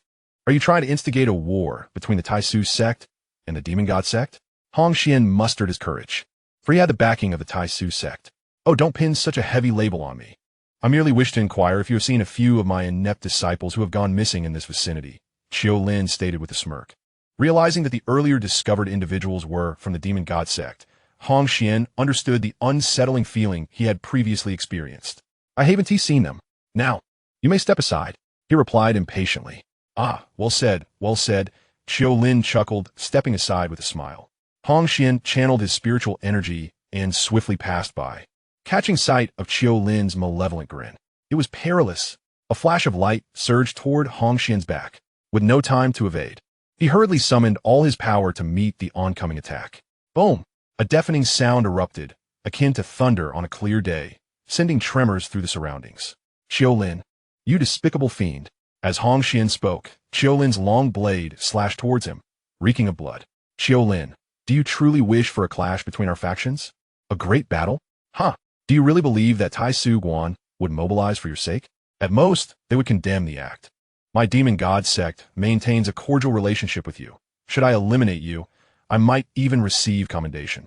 Heh, curse it. How'd I end up facing this madman? Hong Xian swiftly swung his sword to deflect the long blade, but was still sent flying by the ensuing shockwave. There remains a gap in our strengths. Yet he had no choice. Hong Xian steeled himself, recognizing Qiu Lin's intent to kill. The longer this confrontation dragged on, the more unfavorable it became for him. All he could do was exert his full power to create a commotion, hoping to catch the attention of the elder from Zhentian. Boom! Boom! Another series of explosions erupted, affecting the surrounding area for dozens of miles. Numerous small sects nearby trembled in fear, uncertain of which deity was embroiled in battle, fervently praying to remain uninvolved. The highest cultivation among these sects barely reached foundation establishment. A single blow could reduce them to ashes. Look at the direction. It seems to be near Zhentian, someone observed. Wasn't he the sect leader of Zhentian severely injured? Surely he should still be recuperating, and their sect lacks any formidable experts. Could it be that a powerful figure is vying for Zhentian's territory? It seems so. Even in its decline, Zhentian remains a viable refuge. In the meantime, various small sects began to speculate fervently. Hong Xian wiped the blood from the corner of his mouth, his heart racing with concern. Why hasn't he, the elder from Zhentian, shown any sign of response after all this time? Little did he know, the commotion from his battle with Xiaolin did not reach Zhentian. It was entirely absorbed by the protective mountain formation. Tai Su Guan is merely this. Xiaolin's gaze brimmed with contempt as he lunged forward, intent on cleaving Hong Xian in two. Seeing the ferocity of Xiaolin's advance, Hong Xian dared not confront him head-on. He positioned his sword defensively at his abdomen and, using the force of the blade, propelled himself backwards. Trying to escape? Humph. Xiaolin waved his left hand forward, and a cloud of white mist enveloped Hong Xian in an instant. This mist is toxic. Hong Xian was taken aback, quickly holding his breath, yet the white mist seeped into his pores. He felt the world spinning, his body succumbing to weakness, his long sword slipping from his grasp. As he beheld Xiaolin's approaching long blade, despair washed over him. My life is forfeit. Within Zhentian, Jiang scratched his forehead, where a small bump had formed. A large mosquito buzzed persistently, desperately flapping its wings to escape. Where did this mosquito come from? Jiang extended his hands and, with a decisive clap, struck it down. Opening his palm, he found the mosquito lying still. Odd, this mosquito didn't he burst? Jiang mused, extending his index finger and flicking it at the mosquito with force, causing it to vanish in an instant. Outside the main hall, Xiao Hua mewed, coming to notify Jiang that it was time to prepare a meal. Glancing at the mosquito lying on its back in the corner, it chuckled. At this moment, Hong Xian was filled with deep regret. If only he had agreed to have a meal with Jiang before departing, perhaps he would not have encountered this madman. Alas, he could only watch helplessly as the long blade descended, leading to his demise, which would soon become the subject of mockery. What is happening? Xiaolin cried out in alarm. He found himself unable to move as the sky trembled, manifesting two colossal hands that converged from either side. With him caught in the center. Oh no, I am from the Demon God Sect. Before he could finish his words, the enormous hands struck down with tremendous force, resulting in a thunderous explosion that scattered him into a mist of blood. As the hands vanished, a faint meow echoed through the blood fog. Hong Xian was left dumbfounded. Was this it? A master at the 5th level of the Golden Core stage was obliterated just like that? Wait, what was that sound? Senior. It must be a senior. Tears welled in Hong Xian's eyes as he realized that the senior had finally noticed him. How profound and inscrutable indeed. He struggled to bow his head in gratitude to the heavenly gate. Thank you for saving my life, senior. Fortunately, the poisonous mist merely incapacitated one's magical abilities temporarily. And after a brief respite, Hong Xian slowly recovered. You, Demon God Sect, how dare you attack my Tai Su view? This matter is far from over. His gaze turned sharp as he resolved to report to the elders immediately, intending to teach the Demon God Sect a lesson. Moreover, the repeated incursions by the Demon God Sect into the Heavenly Gate could very well be aimed at that token. Should the token fall into the hands of the Demon God Sect, it would enable Tai Su View to fulfill a significant promise, which would be immensely consequential. Meanwhile, in the Grand Hall of the Heavenly Gate, Xianxia was contentedly stroking her round belly. Master, are you really not the god of cuisine incarnate? How could your cooking be so exquisite? Jiang felt a swell of pride within. Indeed, you must know that I have studied in the East. If there were enough ingredients, I could prepare a lavish banquet that would surely astonish you. Oh, by the way, didn't Senior Hong purchase many saplings and seeds?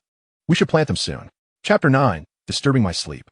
Jiang handed the Qinglian Sword Classic to Xiao Han, this is an extraordinary martial art. I hope you will practice diligently and not be negligent. I understand, Master. I will work hard to cultivate. Xiao was immensely excited. Her master had finally begun her training, and soon she would truly be an immortal. Go on, take this medicine as well. Jiang placed 2 foundation establishment pills into Xiao hands, his heart a mix of emotions. He had consumed the recovery pill himself, yet it had no effect. And the Qinglian Sword Classic was as incomprehensible as a celestial script, rendering him drowsy at a mere glance, let alone practicing it. Was he truly unfit for cultivation? After ensuring Xiao was settled, Jiang strolled to the other courtyard, where old Chun was lounging in a chair, leisurely sipping tea. Upon seeing Jiang enter, he quickly rose. Master, yes, continue with your tea. I shall fetch a shovel to plant the trees. I shall accompany the sect master. No, I can manage on my own. Jiang picked up his belongings and headed outside, pondering to himself. At your age, How could I possibly impose? The medicinal herb garden at Zhentian had been neglected for quite some time, primarily due to the absence of dedicated talent within the sect. Here and there, a few common herbs had managed to grow, albeit in poor condition.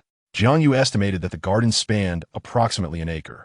Thus he divided it into 4 sections, one for planting trees, one for flowers, one for medicinal herbs, and one left temporarily vacant for future seeds. He dug holes, planted saplings, filled in the soil, and watered them, busily toiling for 2 hours. At last it was done. Jiang wiped the sweat from his brow, feeling a great sense of accomplishment. Although he could not cultivate immortality, this life was quite satisfactory. Rising to his feet, he approached a young peach tree sapling just as a sudden downpour began. Grow quickly. This is excellent nourishment. Having completed his tasks, Jiang left with satisfaction, planning to spend the afternoon fishing and napping on the back mountain. The path to the back mountain had become remarkably smooth, lined with small stones. All thanks to Xianxia's efforts. Under the sunlight, with a gentle breeze blowing, the lake shimmered beautifully. Jiang reclined comfortably in a chair. A fishing rod extended towards the water surface. Perhaps feeling a bit weary, he soon drifted into slumber. In the training chamber, Xianxia's aura surged, ascending from the first layer of qi refinement to the second, then the third, and soaring all the way to the 9th layer. She had reached the same realm as Jiang previously, and there were signs of further advancement. Xianxia felt somewhat bewildered. She had no prior experience, and such a rapid breakthrough had caught her off guard. Could it be connected to that elixir? Unbeknownst to Jiang, Xianxia had consumed 2 foundation establishment pills before beginning her training, which he had never mentioned to her. If others were to find out, they would surely be astonished. For it was well known that foundation establishment pills were intended for breakthroughs after reaching the 9th layer of qi refinement. Engaging in reckless behavior like Xianxia's could lead to immediate demise due to the overwhelming energy. Xiaohua had remained by Xianxia's side, shocked by her state. Was it possible for the master's disciple to be so formidable? Truly extraordinary. Xianxia did not dare to be careless. She operated her cultivation method, and her qi began to expand gradually as pure energy from the heavens and earth converged from all directions. Suddenly, she felt the constraints of her body release, revealing a brand new world before her. What she did not realize was that her cultivation had stirred the surrounding spiritual energy, astonishing nearby cultivators for various sections. Who was this senior breaking through? Thick black clouds had gathered in the sky, interspersed with an abundance of lightning. Xiaohua also sensed the change. This girl was even going to face tribulation while establishing her foundation. Old Chen hurriedly got up to gather the clothes drying in the courtyard, mumbling to himself, how could the weather change so abruptly? Meanwhile, the instigator, Xianxia, was immersed in a profoundly mysterious state, completely unaware of the happenings outside. After a period of brewing, dark clouds finally gathered above the courtyard, rumbling ominously as they prepared to unleash the first thunderous tribulation. Xiaohua's expression grew grave. The intensity of this thunderstorm rivaled that of a golden core stage tribulation. How terrifying. Could this young girl withstand such a force? Yet, it could not intervene. It had to distance itself from Xianxia. If it remained by her side, the tribulation would escalate in accordance with its own strength, and the entire town of Tiananmen would be reduced to scorched earth. In the pavilion on the back mountain, Jiang was roused from his slumber by the booming thunder. Is it thunder? Is it going to rain? He lifted his fishing rod, only to find that the bait had long been devoured. Jiang looked up at the ominous clouds, his face clouded with displeasure. What a nuisance. Why must it thunder for no reason? It's so disheartening. The fish have been scared away, and it's disturbed my sleep. Suddenly, the dark clouds above trembled slightly, revealing a figure with a dark face and blue hair. Eyes like bronze bells. He was the thunder deity responsible for this punishment, though no one could see him. He gazed down at Jiang, who was also staring at the clouds. This brief exchange of glances nearly incapacitated him. Who was this formidable being? Just a glance was enough to instill such terror that he felt paralyzed, his very soul on the brink of shattering. Fortunately, Jiang quickly regained his composure, releasing a sigh of relief. How frightening. Such a great deity existed in the mortal realm? What were those fellows from the Ascension Bureau doing? No, the deity was clearly displeased. He had disturbed the great being's fishing and slumber. This time, the thunderstorm could merely serve as a token gesture.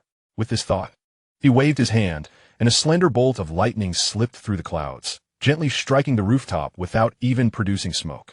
Subsequently, A beam of golden light penetrated the room. Farewell.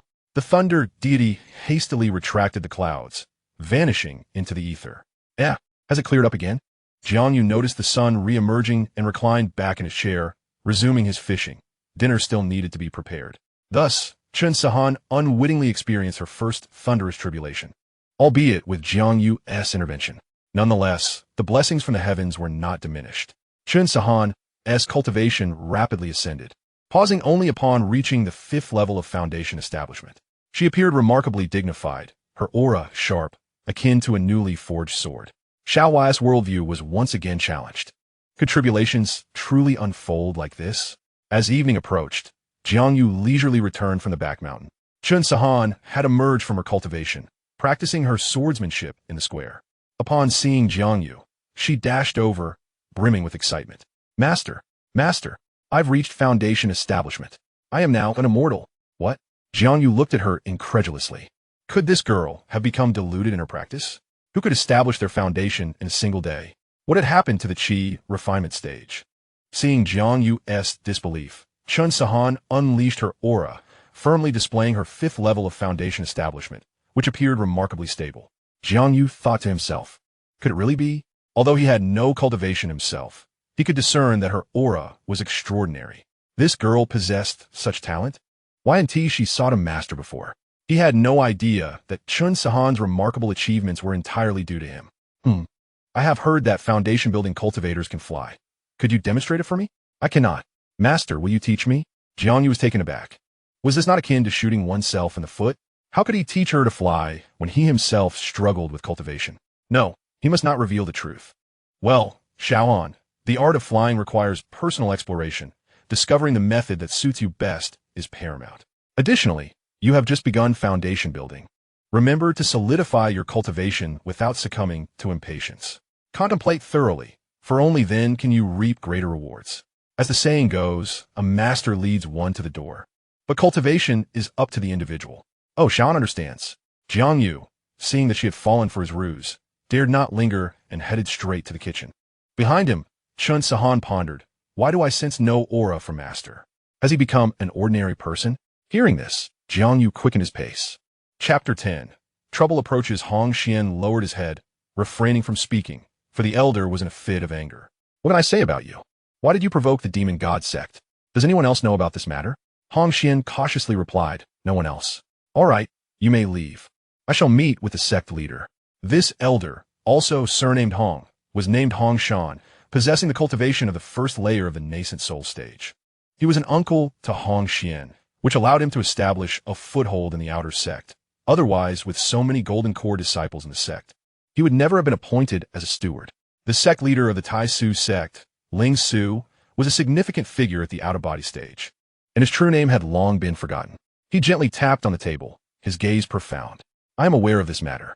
You all act as if you know nothing. Yes. What about the Zhentian Sect? They possess the capability to strike down golden core experts with a mere thought. At the very least, they have someone at the nascent soul stage. Since they have such a backer, take some time to investigate and mention the Toka matter as well. After all these years, our Tai Su sect cannot continuously protect them. Understood, I shall go tomorrow. Hong Shan took his leave and departed. Outside, the Zhentian Sect, a throng of around 50 or 60 people gathered.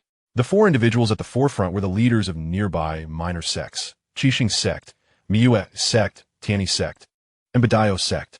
Among these 4 sects, the leader of Tianyi Sect had the highest cultivation, reaching the 2nd layer of foundation building, while the other 3 sects were at the 9th layer of Qi refinement. Thus, this operation was primarily spearheaded by Tianyi Sect. The leader of Tianyi Sect raised an eyebrow. Dear friends, let us agree beforehand. Once it is confirmed that Jiang Yu has fallen, Tianyi Sect shall claim half of the Zhentian Sect's territory, while the rest will be negotiated among your sections. How does that sound? That is only natural. The leaders of the 3 sects nodded in agreement. Given his higher cultivation, it was only fair for him to receive more. Even if the Zhentian Sect had declined, it remained a tempting morsel for them. They were merely discussing their plans, oblivious to the fact that every word and action was being closely observed by Xiaohua. Contemplating whether to take action against these insignificant adversaries, I ultimately decided against it, opting instead to let Xianxia handle the situation. After all, her cultivation was sufficient to manage the task. With a mere thought, I dismissed the protective array. After all, the girl had matured significantly, and maintaining the grand formation had become quite a burden for me. My focus now needed to be primarily on old Chun. As for the master, he was formidable beyond comprehension, requiring no assistance from me. At that moment, the four sect leaders had finalized their discussions and, accompanied by their subordinates, stormed to the entrance of the Zhentian Gate. The leader of the Ba Dao sect bellowed, Tian Yi sect, Miyu sect, Qixing sect, Ba Dao sect, have come to pay a visit. Why doesn't Sect Master Jiang come out to greet us? With the grand formation no longer obstructing their voices, the summons easily penetrated the gates. Inside, Jiang was tending to the newly sprouted weeds in the medicinal garden. Upon hearing the raucous call, his hands trembled involuntarily. Could it be that visitors had truly arrived? Anxiety surged within him at the thought of being discovered in his diminished state. What would become of him if they learned of his loss of cultivation? It was rumored that the former Jiang had been audacious and overbearing, frequently challenging neighboring sections. Surely, the two traitorous elders must have leaked news of his predicament, prompting these visitors to seek revenge. Perhaps he could hide in the back mountain? The fear was overwhelming. Jiang felt his heart racing uncontrollably. Master, Chun Sahan entered. It seems there are people outside who wish to see you. Realizing that escape was no longer an option upon being discovered by his disciple, he internally lamented. Yet in the next instant, his eyes sparkled with hope. He had a disciple at the 5th level of Foundation establishment. Ah, how fortuitous! Jiang feigned calmness, replying, yes, I understand. Please guide them to the main hall. I shall join you shortly. All right, I'll go now. Wait, Sahan. Is there anything else you wish to instruct me? Just be cautious. Understood, master. After Chun Sahan departed, Jiang beckoned, Xiaohua, let us return to the main hall. Xiaohua meowed and leapt onto Jiang shoulder. You lazy cat. Not receiving a response. The leader of the Ba Dao sect declared, let us charge right in. With so many of us, what is there to fear? Besides, we have Sect Master Tian Yi with us. Sect Master Tian Yi stood proudly, clearly in agreement with this sentiment. Follow me, with my presence. What is there to fear from Jiang? He is but a mere boy. With that, he strode confidently to the forefront. As the group entered the mountain gate, they were met by the approaching figure of Chun Sahan. Sect Master Tian Yi's pupils constricted. This young girl radiated danger. Upon closer inspection, he was taken aback to discover that she, too, was at the Foundation establishment level, and her aura was even more formidable than his own. When had Zhentian Gate produced such a formidable expert? The first thought that crossed Tian Yi's mind was that Wu Nan and his companions had deceived him. Those scoundrels. They shall receive a grave lesson next time. Chun Sahan also noticed them, and seeing their fierce demeanor, she wondered if they had come to cause trouble. She had heard that the sect leader had offended many people outside. A sense of trepidation washed over her, for she had never encountered such a scene before. The aura of the 5th layer of Foundation establishment involuntarily emanated from her. The 4 sect leaders felt this force and nearly lost their composure. Filled with regret for having foolishly come to Zhentian seeking trouble. Greetings, esteemed fairy. I am Zhao Bo, the leader of Zhentian Sect, here to pay my respects to sect leader Jiang. The others immediately wilted, lowering their heads, their earlier arrogance dissipating. Chun Sahan was taken aback. What was happening? They had been so imposing just moments ago. Had she misjudged them? A wave of relief washed over her. Master is waiting for you in the main hall. Please follow me. Master? Zhao Bo seized upon this pivotal information. Had Zhentian already been claimed by someone else? No wonder there was such a formidable fairy present. Since they were here, it would be prudent to pay their respects. After all, they might need her favor in the future. Thus, the 4 sect leaders instructed their followers to remain behind as they proceeded to meet the new leader of Zhentian. Following Chun Sahan, they crossed the plaza and arrived at the entrance of the main hall. Chun Sahan said, please go in first. I will fetch some tea. Please, take your time. The 4 replied with a bow. Once Chun Sahan departed, Zhao Bo took the lead and stepped into the hall. However, to their astonishment, they did not see the fairy's master, the predecessor who had taken over Zhentian. Instead, they found Jiang seated in the center of the hall. To their shock, they discovered that Jiang had lost all cultivation and had become an ordinary mortal. This much Wu Nan and Lida had not deceived them about. Yet, they could not ascertain Jiang current status. Was he merely a servant? It seemed so. What standing could a waste with no cultivation possess? The sect leader of Ba Dao bellowed, Jiang, how dare you sit there? Get up at once. Yes, do rise quickly. although they were uncertain of the relationship between him and the predecessor. This was an act of great disrespect. The others echoed his sentiment. Aside from Xiaobo, the other three were itching to rush forward and vent their long-simmering anger on him. Jiang Yu was taken aback. These individuals clearly bore a grudge against the former him, and their expressions suggested they would devour him whole if they could. Disciple, where have you gone? I am frightened. My life hangs in the balance. Seeing Jiang Yu seemingly rendered speechless with fear, Xiaobo stepped forward and reprimanded. Get up now. You are not worthy to sit there. What did you say? My master is unworthy to sit there? Xianxia's voice rang out from behind them, cold as winter. Chapter 11. This is impossible. Xianxia's words plunged Xiaobo and his companions into an icy abyss. Jiang Yu was actually the fairy's master. How could this be? Hadn't he become an ordinary person? The four were left dazed, their minds buzzing, unsure of how to respond. To offend Jiang Yu was to offend the fairy herself.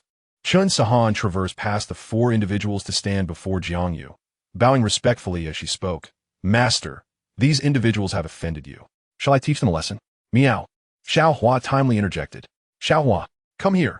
Have those wicked people frightened you? Xiaohua swiftly dashed into Xianxia's embrace, nuzzling affectionately.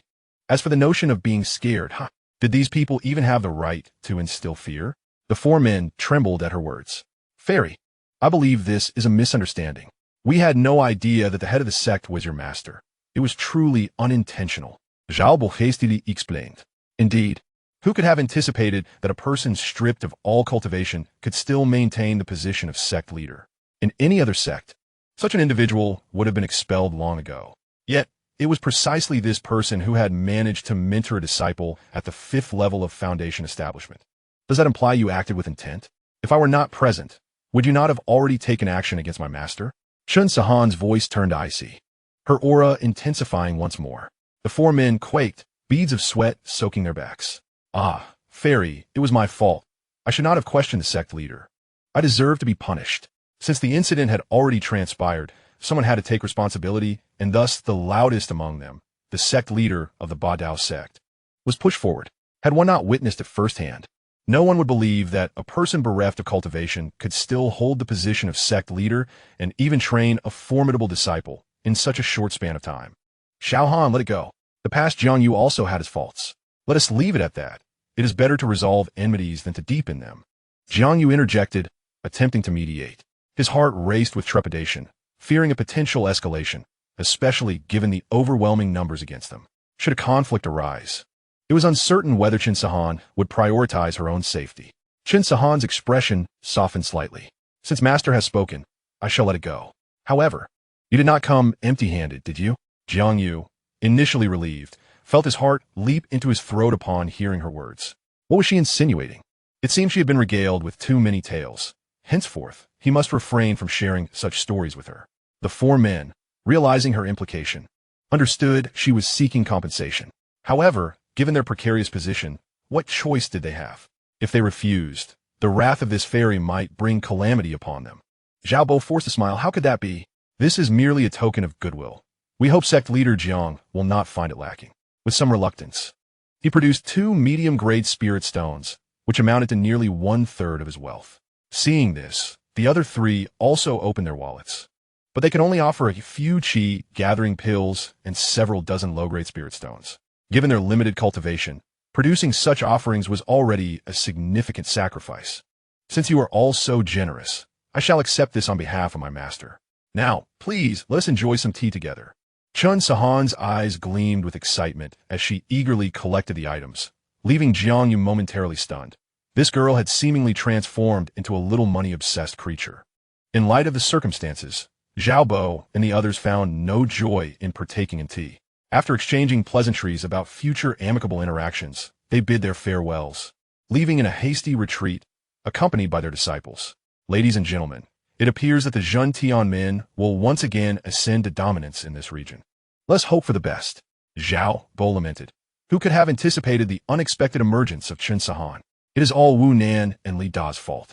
They must have intentionally led us astray, and I shall not forgive them when next we meet. Indeed, who would have thought that Zhentian men harbored such a formidable presence? We have truly lost both our resources and our allies. Alas, how unfortunate it is. We have plunged into dire poverty once more, Lust apart. These individuals arrived with great fanfare, but left in utter disarray. It was merely a fleeting episode. At the Zhentian Sect, within the Grand Hall, a dozen practitioners at the Qi refinement stage lay prostrate on the ground, trembling with fear, scarcely daring to breathe. Before them stood an elderly figure clad in a gray robe. "When will your sect master return?" the old man inquired, devoid of any emotion. "Respected elder, the sect master left early this morning and is likely on his way back now," replied a middle-aged man at the 8th level of Qi refinement, who was entrusted with overseeing the sect. With such cultivation, he was considered a top-tier expert in this realm. Yet before the elder, he dared not even exhale.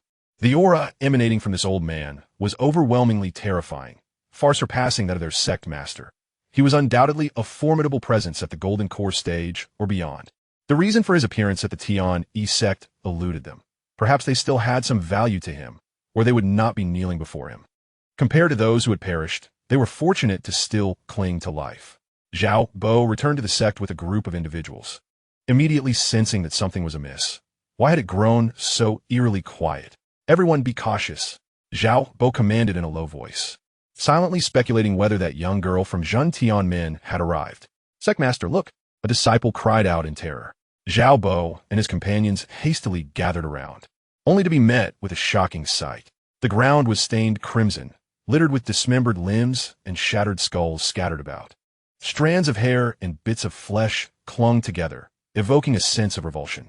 These were the disciples tasked with guarding the mountain. No wonder it was so quiet. They had all been ruthlessly slain. Who could be responsible for this? "Regardless of who you are, if you dare to," Elder Lin abruptly stood up and, summoning all his strength, dashed to the door, shouting, "Master, run." No sooner had the words left his mouth than a resounding explosion echoed, and Elder Lin's body disintegrated into a mist of blood. "No!" Zhao Bo bellowed upon witnessing the horror. "There is danger here." He turned to flee, only to find himself utterly immobilized. Interesting, a Foundation establishment cultivator in such a remote place, mused an elderly figure who appeared at the entrance. A Golden Core cultivator. Zhao Bo felt a chill run down his spine. When had the Zhentian Sect attracted the ire of a Golden Core cultivator? "Esteemed elder, has the Zhentian Sect offended you?" "Offended? You think you're worthy of that?" The elder sneered. "I require your assistance with a task." Chapter 12. Another one comes. I never imagined that the Zhentian had fallen to such depths. At the gate of Zhentian, Hongshan sighed in lament. It is known that thousands of years ago, Zhentian was a force comparable to the Tai Suguan. What do I care for the decline of Zhentian? Hongshan strode confidently through the gate. A mortal? From a distance, Hongshan spotted an elderly man leisurely sweeping the ground, devoid of any cultivation power, none other than Old Chun. To reach nearly 100 years of age in mortal form is quite a feat. Hongshan quickly assessed Old Chun's age. However, a mortal is still a mortal, forever inferior to a cultivator, as evidenced by himself. Over 1,000 years old, yet appearing far younger. "Hey!" Hongshan called out, unsure how to address the man. Referring to him as old man seemed inappropriate, as he could very well be his ancestor. Calling him young man felt equally unsuitable, for Old Chun was indeed quite aged. Old Chun noticed the unexpected guest and approached, broom in hand. A celestial being." Old Chun bowed respectfully. "I greet the immortal. May I ask what brings you to Zhentian?" This mortal possesses some manners." Hongshan nodded in satisfaction. "Is your sect master present?" "The sect master? So the immortal seeks my sect master. Please follow me." Old Chun pondered. Why are so many people seeking the sect master these days? Is he so well liked? I never noticed this before. Under Old Chun's guidance, Hongshan arrived at the plaza. To his astonishment, a young woman there displayed a Foundation establishment level of 5. Hongshan's attention was drawn to Chun Sahan, who was practicing swordplay in the square. The sword technique appeared extraordinary, although it was a simple strike. It contained the essence of profound transformations. How could Zhentian possess such a sword technique, yet find itself in such a dire situation? At that moment, Chun Sahan also paused and bowed. "I salute you, esteemed elder. May I inquire from whence you come and your purpose here?" Hongshan gazed at her with approval. This young lady exhibited both decorum and poise, neither servile nor haughty, a promising talent indeed. With proper guidance, she would surely achieve greatness. "I am an outer elder of the Tai Suguan. Whose disciple are you?" "Lin Shuang," she replied. Lin Shuang is the ancestral master of Jiang. once the sect master of Zhentian at the Golden Core level. Unfortunately, he was betrayed, leading to the decline of Zhentian with no successors. It turns out to be an esteemed elder from the Taisu view. My master is the current leader of the Zhentian sect. Chen Sahan was utterly astonished and answered truthfully. What's happening? First, an outer sect Golden Core deacon arrived, and now another elder, Jiang. Hongshan was slightly taken aback. This young girl is actually the disciple of Jiang, who had his cultivation revoked. Although he was skeptical, the evidence was undeniable. And he found himself curious about Jiang. How could a mere mortal, even at peak cultivation, only at the 9th layer of qi refining, have taught a disciple at the 5th layer of foundation establishment? You continue your cultivation here. I shall go meet Jiang. Very well. Old Chun led Hongshan towards the medicinal herb garden. Is Jiang perhaps cultivating medicinal herbs? It makes sense, since this lad can no longer cultivate. Tending to herbs is a fine way to pass the time.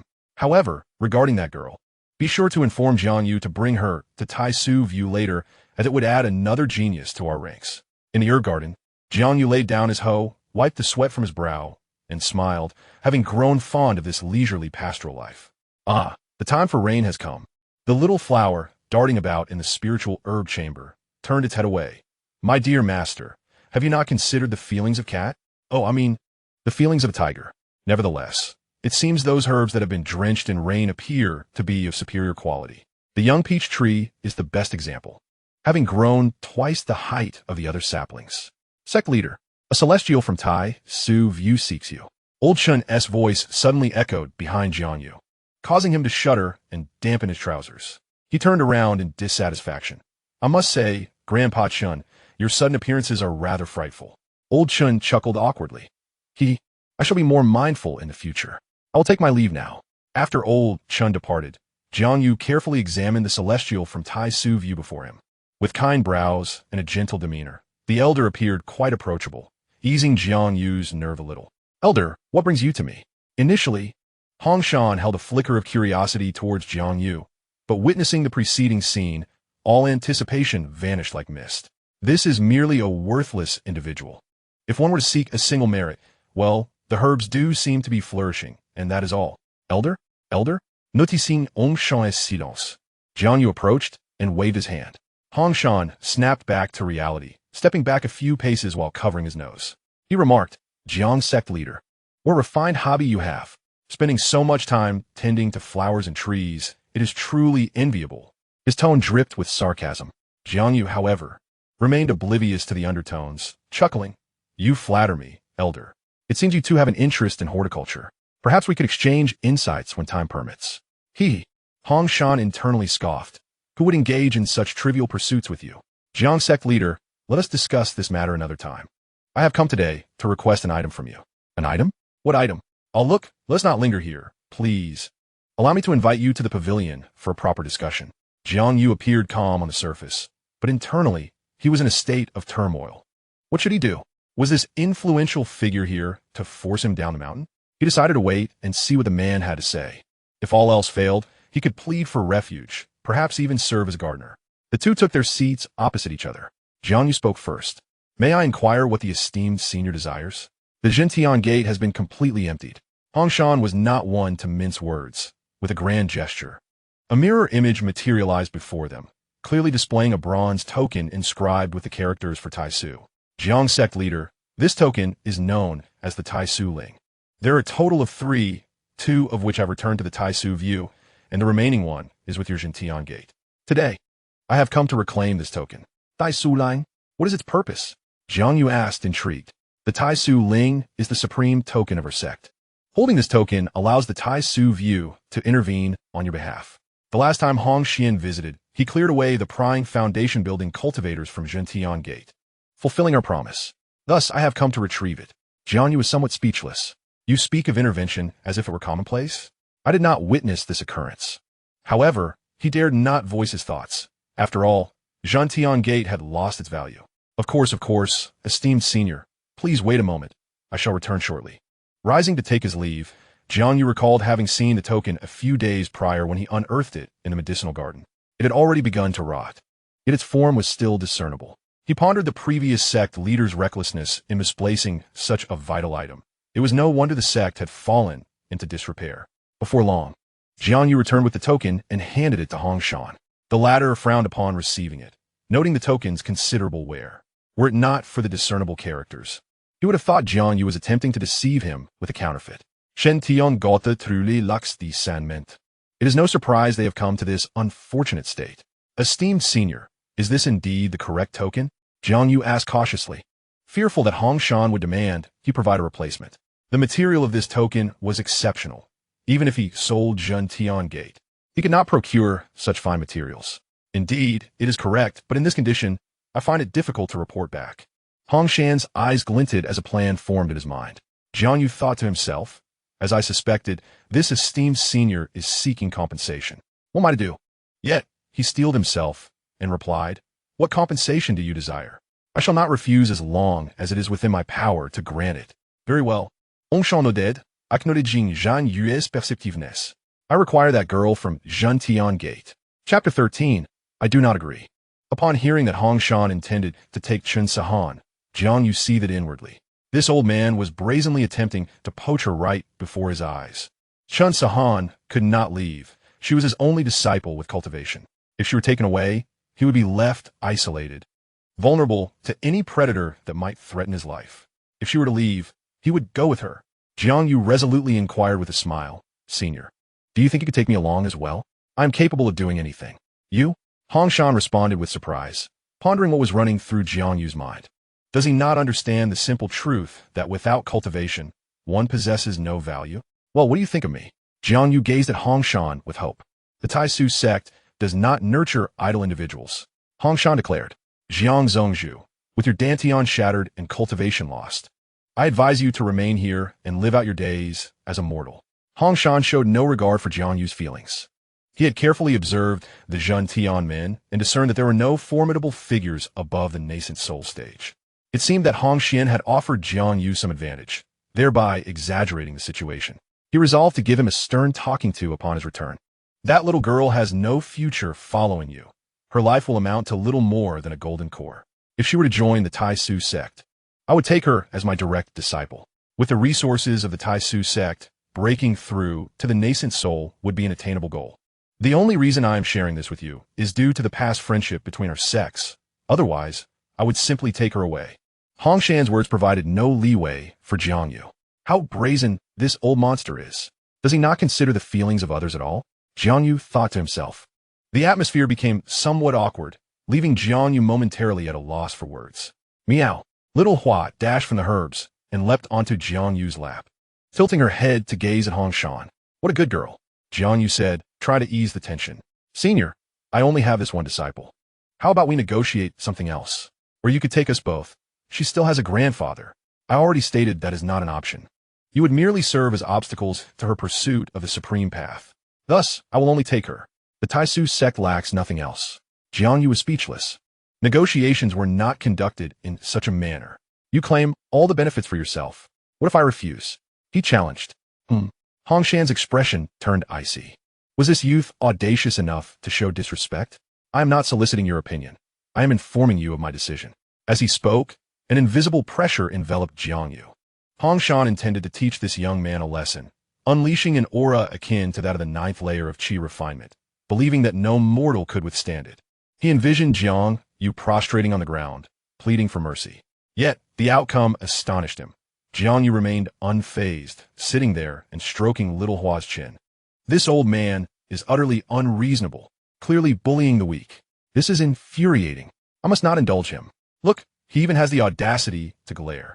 At that moment, Hong Shan, unyielding in his resolve, intensified his pressure to the foundation establishment stage. But Jiang Yu still maintained his calm demeanor, driving Hong Shan to the brink of madness. Could it be that the little girl was meddling?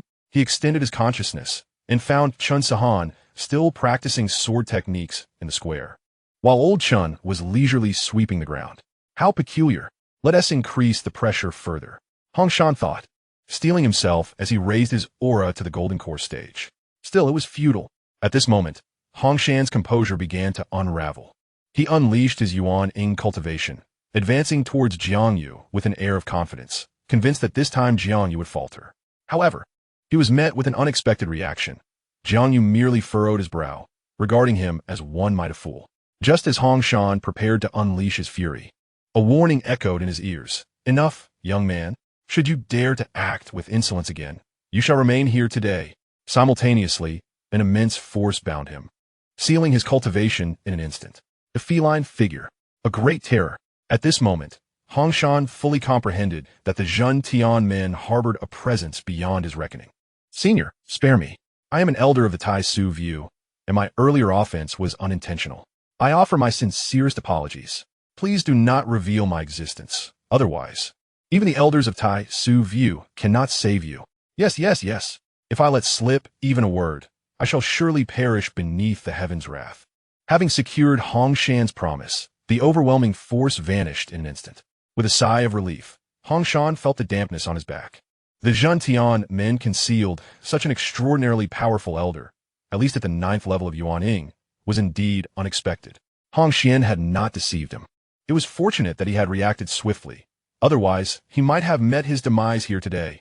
Senior, though I am Xiaohan's master, I cannot make decisions on her behalf. The Zhentian men values democracy, so I must consult her opinion.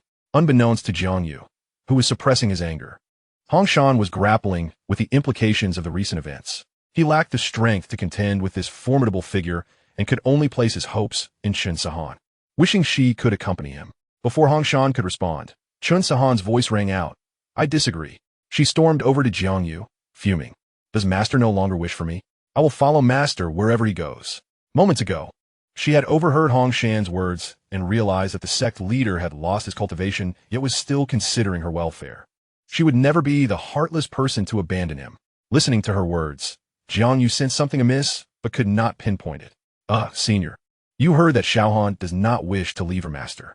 Why not take us both to the Tai Su view? Jiang Yu felt a glimmer of hope. What? No. I was merely jesting. Master Jiang, you need not take it seriously. Your establishment is no less than the Tai Su view. It is best to remain here.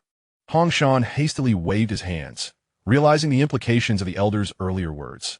He was clearly being warned against harboring any reckless intentions. If he were to insist on taking that girl away, he might not even be able to exit the door. He had come to the realization that the elder of the Zhentian men likely intended to cultivate Chun Sahan as the next sect leader. Given that Jiang Yu had been rendered incapable. Yes, that must be it. Hong Shan felt satisfied with his deduction. This was the truth, irrefutable. Jiang Yu, bewildered, exclaimed, What? Brother, how can you be so devoid of principles? Senior, you ought to reconsider. My town of Tianmin possesses no resources whatsoever. However, I do. Hong Shan swiftly produced 1,000 medium-grade spirit stones, 2 bottles of qi gathering pills, as well as the dragon and tiger pill for condensing the golden core and the Chaoyuan pill for breaking through to the nascent soul stage. Additionally, there were some spirit herbs aged over 100 years. Finally, a finely crafted long sword appeared before Jiang Yu, a medium-grade magical artifact. Gazing upon such an array of items, Jiang Yu was left in astonishment. What is this void sect up to? Are they here to provide aid? I am quite fond of it. To be honest, Hong Shan also bore unspoken grievances, having received no benefits and yet having to contribute so much. It felt like a great loss. All of this is for me? Jiang Yu inquired uncertainly. Indeed, to be precise, it is for this little girl, with hopes that she may soon embark on the path of the golden core. Hong Shan glanced at Jiang Yu, contemplating. With someone like you, it is hardly worth it. Truly a benevolent person. Jiang Yu sighed. Although he could not utilize these gifts, Chun Sahan's growth would undoubtedly enhance his own safety, would it not? Xiang, why not express your gratitude to the senior? Chun Sahan stepped forward to bow. Thank you, senior. Haha, no need for formalities, since matters have been resolved. I must take my leave. Farewell, Sect Master Jiang. Hong Shan rose, eager to depart from the oppressive atmosphere. How about a meal before you leave, senior? Jiang Yu urged. Hong Shan waved his hand, already at the entrance of the medicinal garden. Do come visit often. Upon hearing this, Hong Shan stumbled, nearly losing his balance. I shall never return, not on your life. Truly a benevolent person. Jiang Yu marveled once more. Chapter 14, Anomaly. With the resources left by Hong Shan, Chun Sahan's cultivation advanced further, reaching the 8th level of foundation establishment. Her swordsmanship became increasingly refined. She appeared more ethereal, akin to a celestial maiden descending from the heavens. For a 15-year-old girl, Achieving foundation establishment in such a brief period was exceptionally commendable, rivaling even the prodigious disciples of the grand sections. That morning, as was his routine, Jiang exercised in the square, but today he incorporated an additional activity. Tai Chi. This was a simplified version learned during his university physical education classes. Once, he had looked down upon this exercise favored by the elderly, yet now he discovered that after each session, his entire body felt warm and invigorated. He speculated that this might be related to the spiritual energy of the cultivation world, leading him to conclude that it was not Tai Chi that was ineffective, but rather the absence of an appropriate cultivation environment. Old Chun was also drawn to these peculiar movements and, with a bold demeanor, requested Jiang to instruct him. Jiang, ever compassionate, generously taught the simplified Tai Chi to Old Chun, as it was indeed essential for the elder to engage in some exercise. This set of movements suited him well. Little Hua also scampered over to join in, her tiny paws flailing about, reveling in the fun. Only Chun Sahan remained focused, diligently practicing her swordsmanship. Sect Master, look to the north. A vast expanse of dark clouds looms in the sky. Old Chun seemed to have noticed something. Jiang followed the direction pointed out by Old Chun, and soon detected an unusual aura. The ominous black clouds seemed poised to descend upon the earth, exuding a suffocating pressure. Could it be that someone was undergoing tribulation? Jiang murmured softly, before his words could fully escape his lips. A brilliant light erupted into the sky, colliding directly with the oppressive cloud cover, piercing through it. The dark clouds appeared to be incensed, as arcs of lightning crackled and surged outward. Countless immense currents thundered down to the ground. The tremors felt from afar, shaking the very earth. This phenomenon persisted for approximately the duration of a tea break, after which the black clouds dissipated, revealing a surge of radiant light from the ground that took a long while to fade. This celestial anomaly drew immense attention from the surrounding sects. A secret realm had emerged. The entire Xianxia prefecture was thrown into a frenzy. At the Taisu Temple, Elder Yuan instructed, "You and Hongshan should lead some disciples below the Golden Core stage to investigate." At the Golden Buddha Temple, an elder with long brows fixed his piercing gaze and declared, "Hui Kong, choose 10 disciples to accompany you. I sense an ominous foreboding." Meanwhile, at the Blood Soul Sect, a red-haired elder laughed heartily. "It must surely be the emergence of a secret realm. This time, no one shall seize the treasures from my Blood Soul Sect." In an instant, various factions converged from all directions, transforming the usually tranquil area into a bustling scene. Inside the main hall of the Zhentian Gate stood 3 individuals, the leaders of the Miyu Sect, the Badao Sect, and the Qixing Sect. Upon closer inspection, one would realize that all 3 had remarkably advanced from the 9th layer of Qi refinement to the 2nd layer of foundation establishment. However, this was not what concerned Jiang. "Jiang Sect Master, please speak. This territory regards Zhentian Gate as its authority," urged the Qixing Sect Master, nearly stamping his foot in frustration. "Indeed," chimed in the other 2 sect leaders in agreement. Jiang anxiously tapped his fingers on the table, filled with trepidation. It dawned on him that these 3 had come seeking his assistance to venture into the location of the emerging secret realm. They insisted that it rightfully belonged to Zhentian Gate, and that he should not allow others to reap all the benefits. Jiang desperately wanted to retort, "Thank you, but do you not realize that I lack cultivation? You expect me to confront those formidable forces and compete for treasures? How is it any different from sending me to my doom?" He wished to decline their request, but before he could, Chun Sahan interjected, "Master, allow me to go with them. You should stay home." The 3 men were overjoyed at her suggestion, yet Jiang was perplexed. What would a girl like you be doing in such a perilous place? "I say, Sahan, while we may be poor, we still have food. There's no need to take such risks," he urged earnestly. "Sect Master, I must go." Chun Sahan's tone was resolute. "No, you cannot go," Jiang exclaimed, his heart racing. "You truly cannot. If you leave, Zhentian Gate will be left with just 2 ordinary people. What if a bandit or a beast appears? I will be finished. Master, please do not argue with me. I must go this time. You cannot stop me. Why do you insist on going? It is dangerous. Do you not understand? Is it not better to remain within the sect? I understand, which is precisely why I wish to go. The more perilous the place, the safer it becomes, as you once said." Jiang was taken aback. How could such words be applied in this manner? I should never have taught her this. "Rest assured, I shall return alive." Observing Chun Sahan's unwavering determination, Jiang felt it futile to say more. What could he possibly say? To stop her? Certainly. He could not. Being an ordinary mortal, how could he impede her? All he could do was hope that she navigated the dangers and returned safely. Seizing the moment, the leader of the Ba sect spoke up. Fear not, Sect Master Jiang. For we three shall provide our utmost support and ensure that the maiden suffers not a scratch. Jiang shot them a disdainful glance.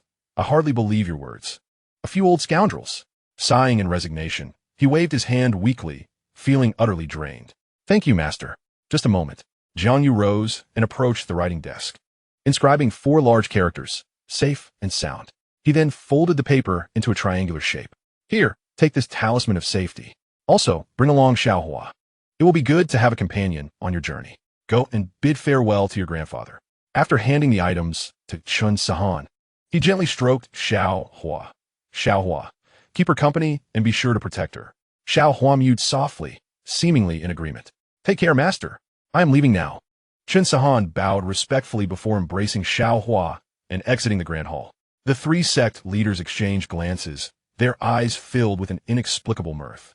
At the mountain gate, watching the 4 figures gradually fade from view, Jiang appeared profoundly melancholic. Grandfather Chun, you ought to have dissuaded her. Sect Master, if even you could not persuade her, then how could I? The child has grown and formed her own ideas. Indeed, a cultivator must bravely seek their own opportunities to progress further. Perhaps I have been too selfish. Old Chen opened his mouth, hesitating to speak. Sect Master, Sahan is not going for herself. She is going for you. It turned out that upon hearing news of the secret realm, Chun Sahan had sought out Old Chun, expressing her desire to venture into the secret realm. Initially, Old Chun opposed the idea, but upon learning that his granddaughter sought to find a spiritual herb that could heal the sect master, allowing him to cultivate anew, he relented. Throughout this time, the sect master had treated the 2 of them like family, never once adopting an air of superiority.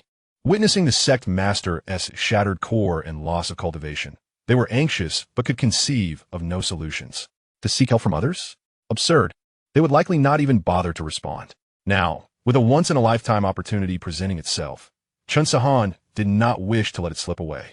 She yearned to take a chance, for what if she were to succeed? As for life and death, they seemed less significant now. Child, return safely. Chapter 15. Deliberate? The location of the secret realm is approximately 1,000 miles from the Zhentian Gate. If one were to travel in a straight line, with the cultivation levels of Chun Sahan and her companions, they could reach it in no more than 2 hours. However, between them lay a mountain range known as the Tsangmang Mountains. In a region spanning 100 miles, there lies a treacherous domain teeming with ferocious beasts, the most formidable of which possess a cultivation level akin to that of human practitioners at the Golden Core stage. Given the innate physical prowess of these creatures, traversing this perilous area unscathed requires the strength of a Golden Core cultivator. For those of lesser cultivation, the only option is to proceed on foot. Any attempt to reveal themselves in the air would surely result in their swift demise. Fair maiden, beyond lies the Kangmang Mountains. Once we pass this range, we shall soon reach the secret realm, declared the sect leader of the dominant Blade sect, gesturing towards the horizon. Indeed, Chen Sahan responded, her agreement punctuated by a soft nod. Since her ascent to the Zhentian Gate with her grandfather, she had not ventured down the mountain, rendering her unfamiliar with the path. With the guidance of these 3 companions, she found herself saving considerable time, and her impression of them improved slightly. The trio exchanged furtive smiles, noting the girl's naivety, untouched by the harsh realities of the outside world, her thoughts pure to the point of evoking pity. From the moment they embraced their cultivation, they had become captives of fate. This time, they had intentionally set a trap, initially hoping to lure Jiang out as well. But he proved too timid for their plans. However, it mattered little. Their true objective was neither Jiang nor Chen Sahan, but rather the flower cat cradled in her arms. They had come to realize that this feline was no ordinary creature. As someone had hinted, it was likely at least at the nascent soul stage. A sense of dread washed over them, for they had narrowly escaped a dire fate. Yet now, they had prepared a grand gift for it. As they entered the Kangmang Mountains, they encountered only some Qi refinement stage beasts, which they effortlessly dispatched through their combined efforts. However, as they delved deeper, they began to encounter Foundation establishment stage beasts in considerable numbers. Chen Sahan sensed something amiss. Why did the danger seem to escalate with each step forward? Noticing her hesitation, the sect leader encouraged her. Fair maiden, we have likely traversed more than half the distance. We are but a short way from exiting this place. It appears the fiercest beasts here are merely at the foundation establishment stage, and united, we shall surely prevail. Indeed, let us hasten our pace. The secret realm is not far. With this rationale, Xianxia set aside her doubts. That secret realm was her ultimate destination. Let us proceed, she urged, consuming a chi, gathering pill, and stepping forward. The three companions shared knowing smiles and closely followed her. As they journeyed, the little flower cat suddenly meowed and darted into the depths of the forest with remarkable speed. Little flower, what are you doing? Come back, Xianxia exclaimed, taken by surprise. By the time she caught up, the little flower had vanished without a trace. Little flower, please return. She circled around, but to no avail. Tears welled in Xianxia's eyes. She had come to regard the little flower as family, and now it was lost in a place rife with beasts. You three, disperse in different directions to search. Whoever finds these spirit stones shall keep them, she declared, producing 10 mid-grade spirit stones. For the 3 minor sects, this amount could be considered a significant fortune. The eyes of the 3 sect leaders glimmered with avarice, yet curiously, none of them uttered a word. What is the matter? Is it insufficient? Surely 20 is adequate? Xianxia produced an additional 10 pieces. Still, the 3 remained unmoved. You all, Xianxia sensed something amiss. The leader of the dominant blade sect chuckled. Fairy, it is not that we do not wish to assist you, but rather, we are incapable of doing so, especially since you are struggling to protect yourself. What do you mean? Xianxia positioned her sword defensively in front of herself, eyeing the 3 warily. What do you mean? Just look behind you. The leader of the dominant blade sect gestured mockingly at her back. Taken aback, Xianxia swiftly turned her head. There, she beheld a spirit ape, entirely covered in white fur, standing 2 zhang tall, hoisting a tree trunk as thick as a bowl, its large copper bell-like eyes glaring fiercely, emanating a violent aura. A first-layer golden core monster. Xianxia inhaled sharply. So, it was a deliberate ploy on your part. The 3 of them chuckled, tacitly acknowledging her realization. Why, young lady, in this world, there are not always answers to every question. You may rest assured, that little flower cat will soon join you. The 3 encircled Xianxia from different directions, cutting off her path of retreat. With a flourish of her sword, Xianxia ceased her words and launched her attack. In the central region of the vast mountains, a formidable assembly of demon beasts, each at the 9th layer of the golden core, surrounded a little flower cat. Alongside these beasts stood 2 figures clad in black, exuding an even more formidable presence. The little cat disdainfully licked its paw, regarding the 2 with contempt. One of them spoke. I presume you are the guardian spirit beast of the Heavenly Guardian Sect? How about it? Are you interested in accompanying us? The treatment you would receive here is far superior. Noticing the appealing appearance of the little cat, he felt a desire to recruit it. As a spirit beast of suspected nascent soul level was a rarity in any sect. Successfully acquiring it would be a tremendous boon. 2 nascent soul, 9th layer little demons, unaware of their own arrogance, dared to speak boldly. Even if your sect leader were here, I would make him kneel and sing my praises. The little flower cat scoffed. A flicker of surprise crossed the eyes of the 2 figures in black. They had not anticipated that this little flower cat could genuinely speak. This indicated it was undoubtedly a spirit beast of the nascent soul realm. They were about to strike it rich. Their eyes gleamed with greed as they gazed at the little cat. Go for it. Capture it alive. The 2 advanced, one to the left and one to the right. Their nascent soul 9th layer auras exposed without reserve. The surrounding demon beasts retreated, yet maintained a circle to prevent the little cat's escape.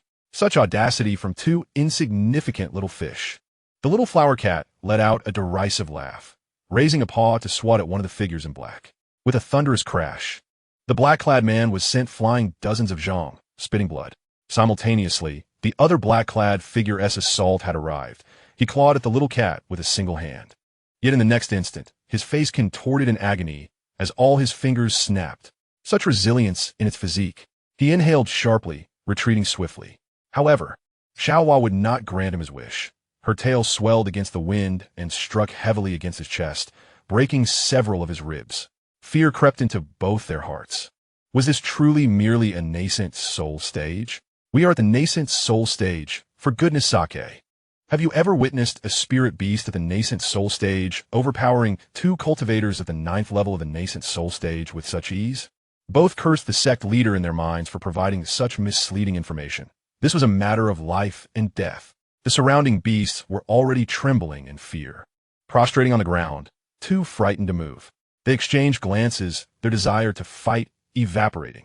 Let us go. They leaped into the air, fleeing in opposite directions. Thinking of escaping? Xiaohua let out a cold laugh. Such a thing was not so simple. In an instant, a figure clad in black screamed as he fell to the ground, only to explode in a shower of blood. The other, witnessing this through his divine sense, was terrified to the core. This was undoubtedly a spirit beast that surpassed the nascent soul stage. Flee! He summoned a secret technique, radiating a crimson light that doubled his speed. However, he did not get far before halting abruptly, fear evident in his gaze. Xiaohua watched him with a smile. Why had you stopped fleeing? Ignoring his injuries, the man in black knelt, repeatedly bowing his head. Senior, spare my life. I was blind to your greatness. I am willing to serve you like a beast. Oh, is that so? Indeed, I can swear it. The man in black seemed to have seized a lifeline. Very well. Go and summon your companions back. Why? The man in black exclaimed in disbelief before bursting into a cloud of blood mist. You, a mere nascent soul stage fiend, dare challenge me? Xiaohua appeared to have accomplished a trivial task as she turned her attention to the beasts on the ground, licking her lips, though her gaze revealed a hint of fatigue. Now it is your turn. Chapter 16, The Initial Battle. Sweat had already beaded on Chun Sihuan's forehead as she gripped her sword tightly, unwilling to relax. This was her first battle, and her lack of experience made her somewhat flustered even in the face of 3 second-level foundation establishment cultivators. Not to mention the first-level golden core spirit ape among them. After a fierce struggle, she bore some superficial wounds, but fortunately, they were minor. Fairy, you should surrender. We can take care of you, the leader of the Blade Sect said with a sinister smile. They had realized that this girl, despite her formidable cultivation, had nearly 0 combat experience. This was a tremendous advantage for them. Chun Sihuan spat in disgust. Despicable scoundrels, I shall surely slay you today. Ha ha ha. The 3 laughed heartily. You wish to kill us? How bold you are. Your backer is probably already cooling off. What can you do with just this embroidered pillow? Their mention of a backer naturally referred to Xiaohua, but alas, this was merely their wishful thinking. At that moment, Xiaohua was already lying on a nearby tree, observing their every move. The reason she refrained from intervening was that eliminating 2 9th-level nascent soul stage foes would be an immense drain on her energy. And she also wished to use this opportunity to hone Chun Sihuan's skills. Otherwise, these ruffians would have perished long ago. Chun Sihuan, bewildered, swept aside the trees of the spirit ape with a single stroke, landing deftly before the leader of the 7 Stars sect. With precision aimed at his lower stance, she launched a rapid thrust. The sect leader hastily parried with his treasured blade, the clash resonating as he was sent staggering back several paces. Huh? You missed. Come again. He taunted. A chill swept over Chun Sihuan's countenance as she prepared to strike anew. But the duo from a moonlit sect and the blade-dominant sect had already closed in, their lethal attacks slicing through the air. Damn it! Chun Sihuan leapt nimbly to evade their onslaught, only to suddenly feel a tremendous force strike her waist, propelling her violently away to crash against a distant tree. Ugh! She spat a mouthful of blood, her visage contorted in agony. Indeed, a golden core beast was formidable beyond compare. Spirit Ape Elder. Do not kill her, just let us deal with the aftermath, exclaimed the leader of the blade-dominant sect. Hearing this, the spirit ape paused, its eyes glinting with contemplation. Halting the impending strike, Xiaohua sighed, acknowledging the necessity of practical combat experience. Let us observe for now. If true peril arises, I shall intervene. At this moment, the spirit ape ceased its aggressive approach, positioning itself alongside the 3 sect leaders to prevent Chun Sihuan's escape. The blade-dominant sect leader squinted, asserting, behave obediently, and I shall grant you a swift demise. They intended to engage in a game of cat and mouse, with Chun Sihuan as their unsuspecting prey. Unsteadily, Chun Sihuan rose, defiantly meeting the gazes of the 3. These 3 are far beneath my cultivation, she contemplated, recalling how her initial disarray had led to her current plight. With the beast temporarily sidelined, she seized the chance to eliminate them, starting with the blade-dominant sect. Resolutely, she called out and charged towards the leader of the blade-dominant sect. Come on, he shouted, swinging his 9-looped blade fiercely towards her sword. The impact sent Chun Sihuan crashing to the ground, unable to rise. Ha! The leader of the blade-dominant sect reveled in triumph. This girl is at her wit's end. He advanced, placing his foot upon her shoulder. I brought her down. You two must honor our agreement. The leaders of the Seven Stars Sect and the Moonlit Sect exchanged reluctant glances, realizing he had beaten them to it. At the moment Xianxia fell, Xiaohua nearly intervened. Yet the glint of cunning in her eyes halted him. Ha! The Blade Dominant Sect leader is in for a surprise. Bending down, the Blade Dominance Sect leader snatched the long sword from Xianxia's grasp. What a fine blade! From this day forth it is mine. He then gripped her chin, sneering, arrogant. Aren't you? You claim to be at the 8th level of Foundation establishment? Come and kill me then. Soon. I shall make you wish you were never born. A grim smile crossed Xianxia's lips. As you wish. What? The Blade Dominance Sect leader was taken aback, puzzled by her words. In the next heartbeat, a searing pain coursed through his entire being, vitality swiftly fading, the world around him shifting from gray to black. Ultimately, he collapsed with a resounding thud. What was happening? The other two masters were taken aback, as the master of the Blade Sect had fortuitously shielded Xianxia, rendering her actions undetected. By the time the master of the Blade Sect fell to the ground, Xianxia had already drawn her bloodied longsword, a mid-grade magical weapon bestowed upon her by Hong Shan. She swallowed a cheek-condensing pill, gradually restoring her cultivation. Picking up another sword from the ground, she cast a cold gaze at the remaining two. You shall join him. Seizing the moment while they were still in shock, Xianxia surged forward, swiftly positioning herself between them, wielding dual swords with precision. Thud! Thud! The two, unable to evade, were struck in the abdomen by her long swords, deep gashes appearing prominently. Retreat! They clutched their wounds and hastily fell back. Yet, Xianxia was relentless, akin to a shadow, closely pursuing them. One sword stroke followed another, raining down upon the two. Elder Ling Yuan, save us! The pair, overwhelmed, urgently cried for help. Ling Yuan, seemingly perplexed, scratched his head but still lumbered over with a tree in tow. Close. Xianxia, suppressing her anxiousness, made a calm decision to focus her attack on just one target. With a swift motion, she sealed the throat of the master of the Seven Stars Sect, who fell back, unwilling to accept his fate. One down. At that moment, Ling Yuan's attack landed, the tree crashing between Xianxia and the master of the Dream Moon Sect, sending both tumbling apart. By unfortunate coincidence, the master of the Dream Moon Sect struck his head against a rock and lost consciousness. Xianxia rolled backward, propping herself up with her sword, her expression grave as she regarded Ling Yuan. The opponent's strength was overwhelming, and her lack of combat experience left her in a quandary. Perhaps I should simply exhaust it with medicine. A flash of inspiration struck Xianxia, recalling a story the master once shared about battling elite monsters. As long as I have enough red and blue pills, I can whittle down the boss. If Jiang were to hear her thoughts, he would undoubtedly be infuriated. Sister, that's a game, not reality. In the real world, one could be harmed.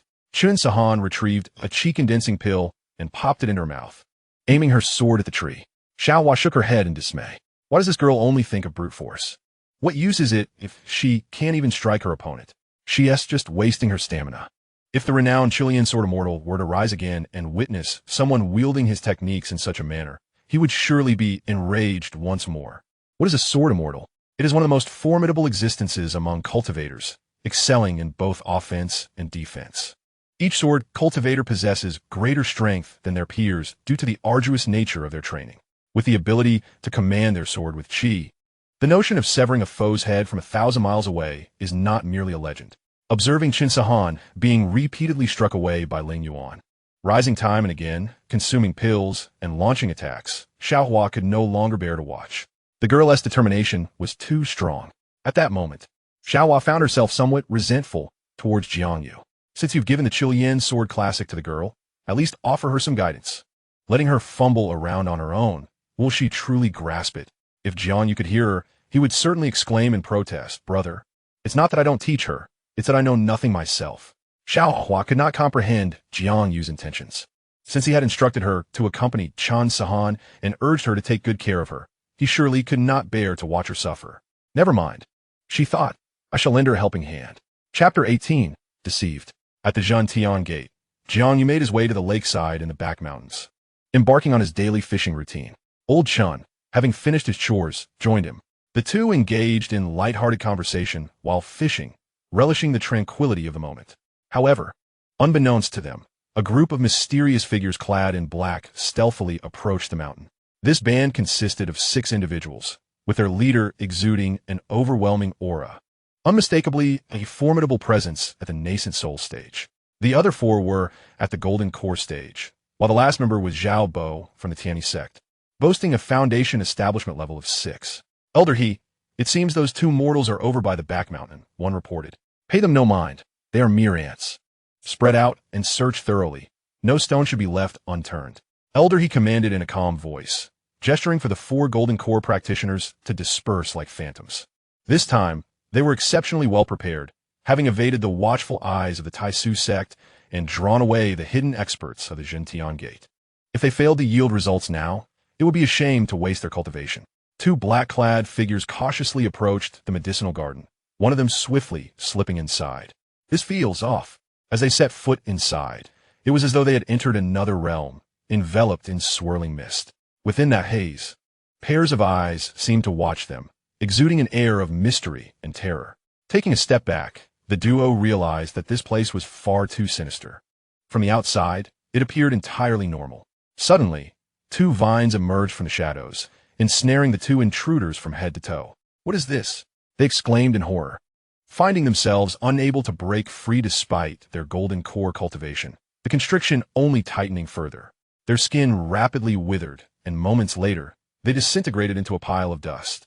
As a gentle breeze swept through, the mist dissipated, and the medicinal garden returned to its usual state, though the spiritual herbs seemed to have grown a fraction taller.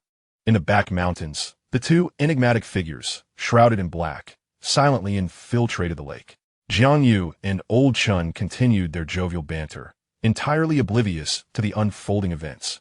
They searched along the shore, gradually making their way toward the lake's center.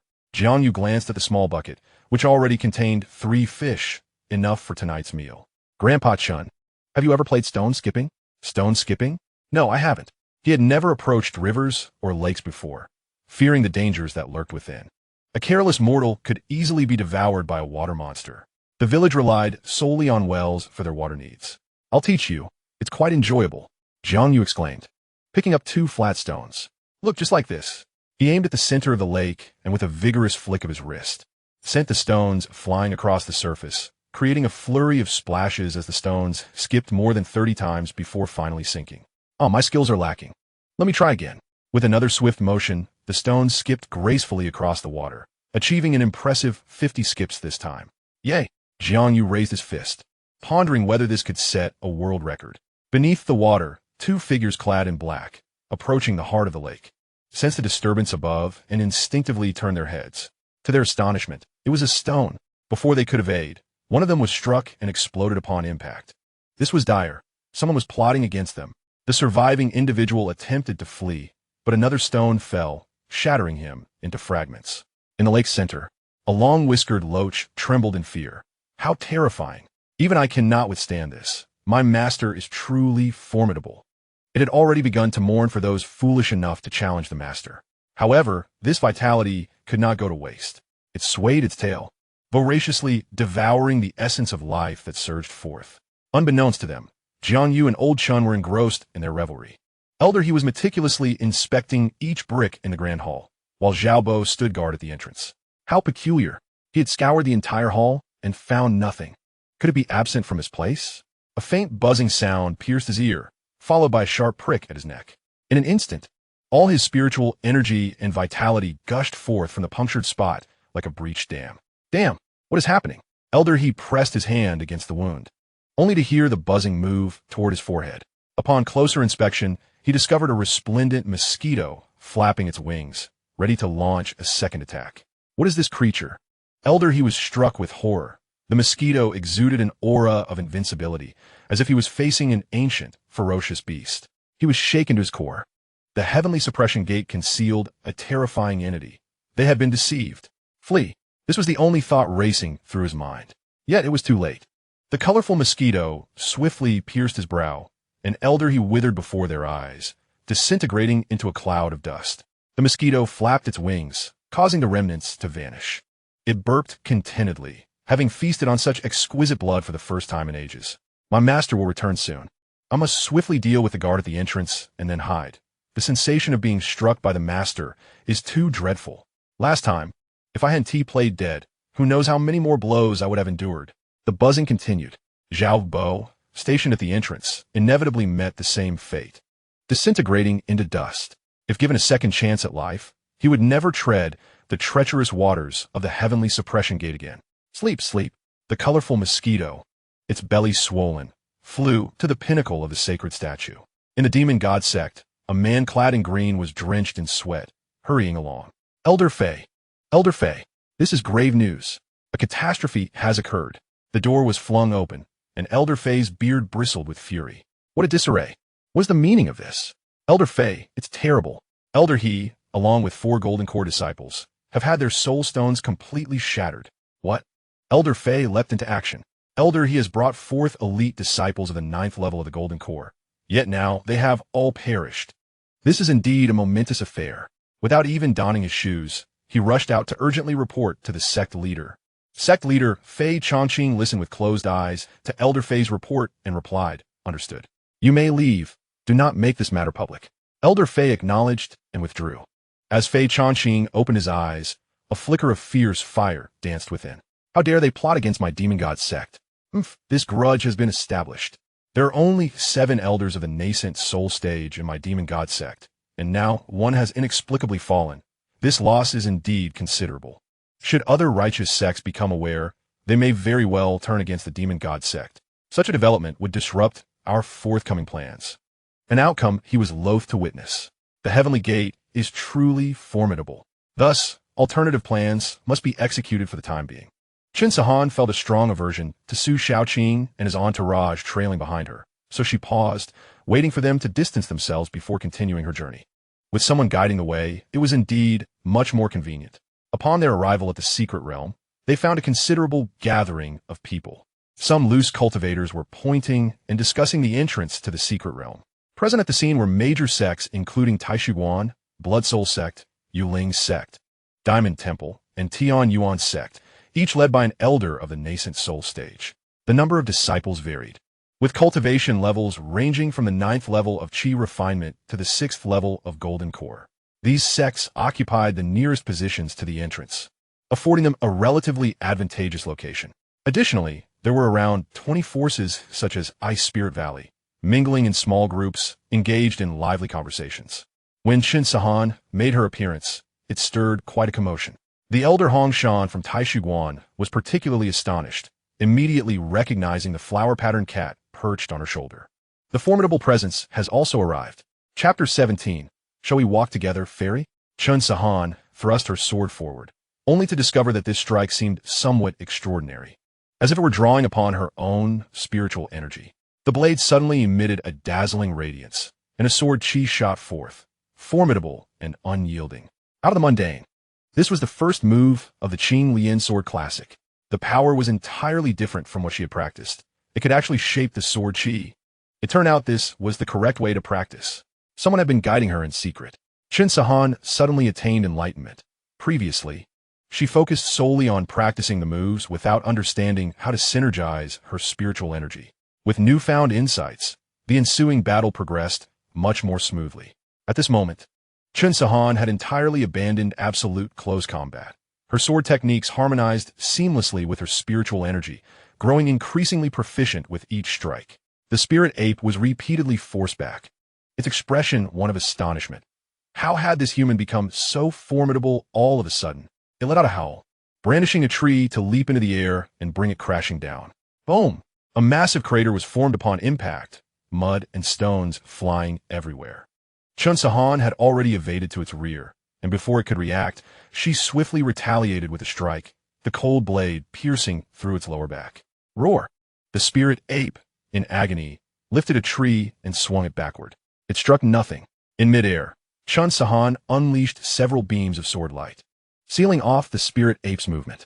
Each beam contained 70% of her strength. When her mana ran low, she would simply consume a chi-gathering pill, for she had plenty of those.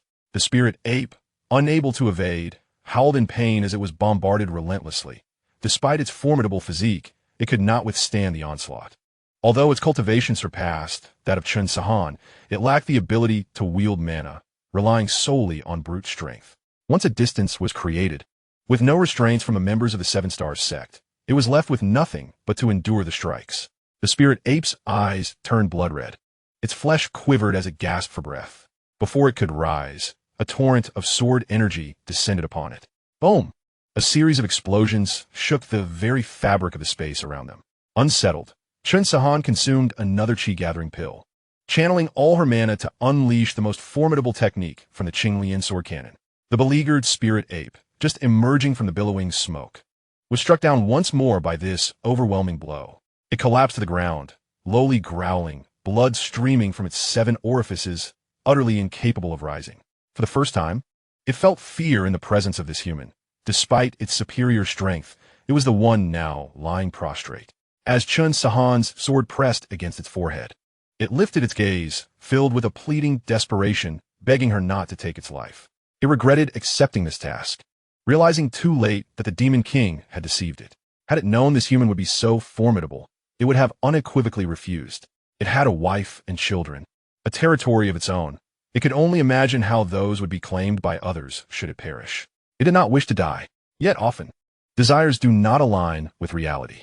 The sword pierced in and out, taking with it its warmth, and its world faded into tranquility. With the spirit ape defeated, Xianxia felt a wave of exhaustion wash over her, her entire body slackening as the sword slipped from her grasp, clattering to the ground.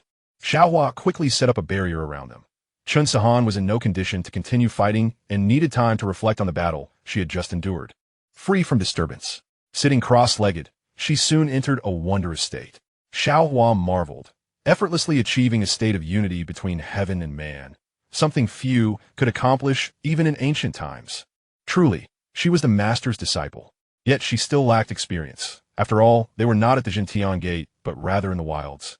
And a surprise attack would certainly spell trouble. An hour later, Xianxia emerged from her meditation, feeling satisfied with her newfound understanding of combat techniques. Having officially stepped into the realm of sword cultivation, she rose, stretching comfortably, only to find the leader of the Zhentian Sect staring at her in terror. Xianxia was startled, filled with regret. She had been careless, failing to ensure the area was secure before meditating. What folly! She patted her chest, relieved that this fellow appeared gravely injured and immobile. What fortune! She picked up her long sword and approached the leader of the Misty Moon Sect. What is the matter? Are you frightened? Thank you for not launching a sneak attack. I have decided to grant you a swift end. Are you satisfied? The leader of the Misty Moon Sect shook his head. I would have preferred to ambush you, but alas, I am unable to move. Nor can I even utter a word.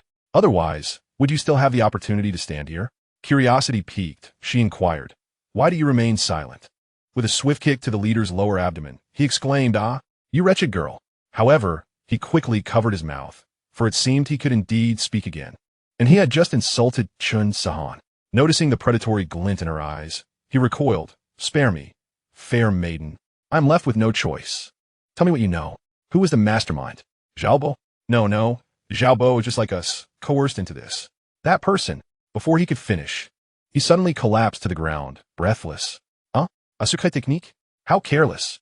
Xiaohua immediately recognized that he had been afflicted by a hidden spell, one that would result in instant demise upon involvement with an adversary. Yet, Xiaohua cared little. Anyone who dared to plot against her master deserved death, regardless of their identity. Dead? Xianxia checked for a pulse, which had ceased. He was indeed lifeless. Who orchestrated this? What is their goal? It seems I must locate Xiaobo. This fellow had likely ventured to the secret realm ahead of time. She needed to hurry. All the golden core stage beasts in the Kangmang Mountains had been consumed by Xiaohua, and with no further obstruction from them. Xianxia moved through the area as if it were uninhabited, swiftly dispatching the Qi refinement and foundation establishment stage beasts with ease. Within less than half an hour, she exited the Kangmang Mountains, now less than 100 miles from the secret realm. Young master, there are people ahead. A burly man addressed the young man beside him. The young man glanced forward, spotting a refreshing figure emerging into view. 8th layer of foundation establishment. He was taken aback. This girl appeared no older than 16, yet possessed such prowess. Remarkable in this desolate land. It was worth noting that he himself was merely at the 1st layer of golden core stage. Let us go. The young man waved his hand and swiftly pursued her. This girl was none other than Xianxia, who had just emerged from the Kangmang Mountains. Fair maiden, please hold. The young man called out, his voice tinged with gentleness.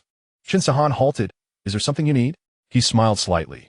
This girl was truly stunning, 100 times superior to the strong ones in the sect. I am Su Xiaoqing, the young master of Ice Spirit Valley. May I have the honor of knowing your name? The leader of Ice Spirit Valley was a 9th-layer golden core cultivator, and this young man was his only son, greatly cherished.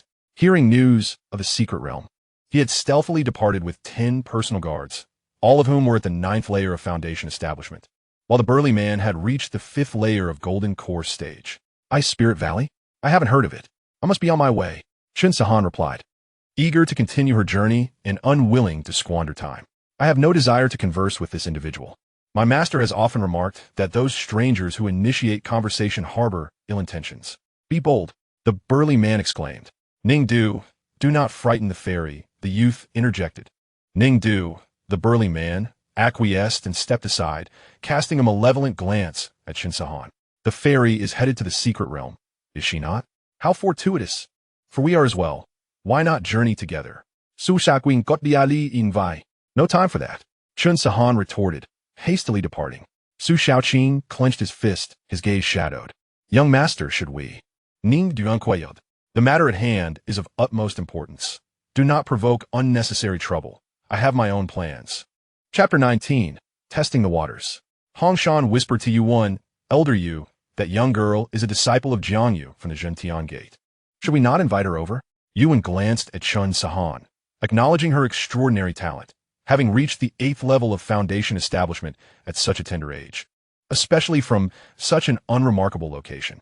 He replied leisurely, No rush. Observe how many have their eyes on her. We shall offer our assistance when she finds herself in dire straits. However, Hongshan hesitated. Elder, you have not seen the senior from the Zhentian Gate, have you? They would not require our intervention. This is a splendid opportunity to cultivate a closer relationship with the senior.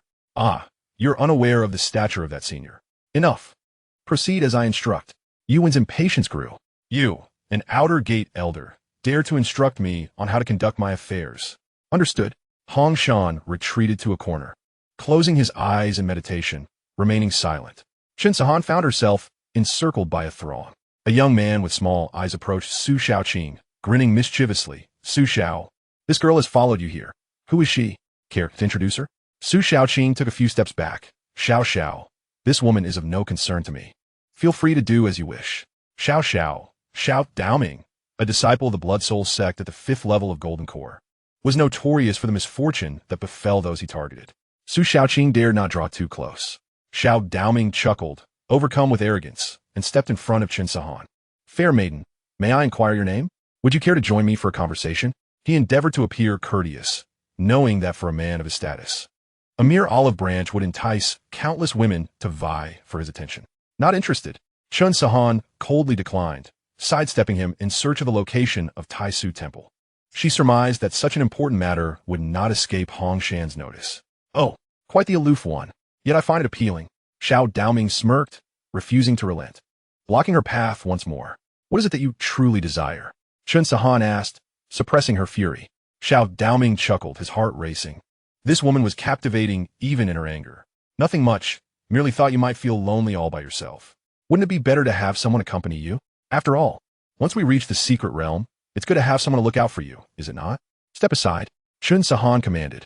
As Xiao Daoming was about to speak, a figure approached from the side, possessing thick eyebrows and large eyes, with a faint scar etched across his cheek. Xiao Daoming, did you not hear the young lady's words?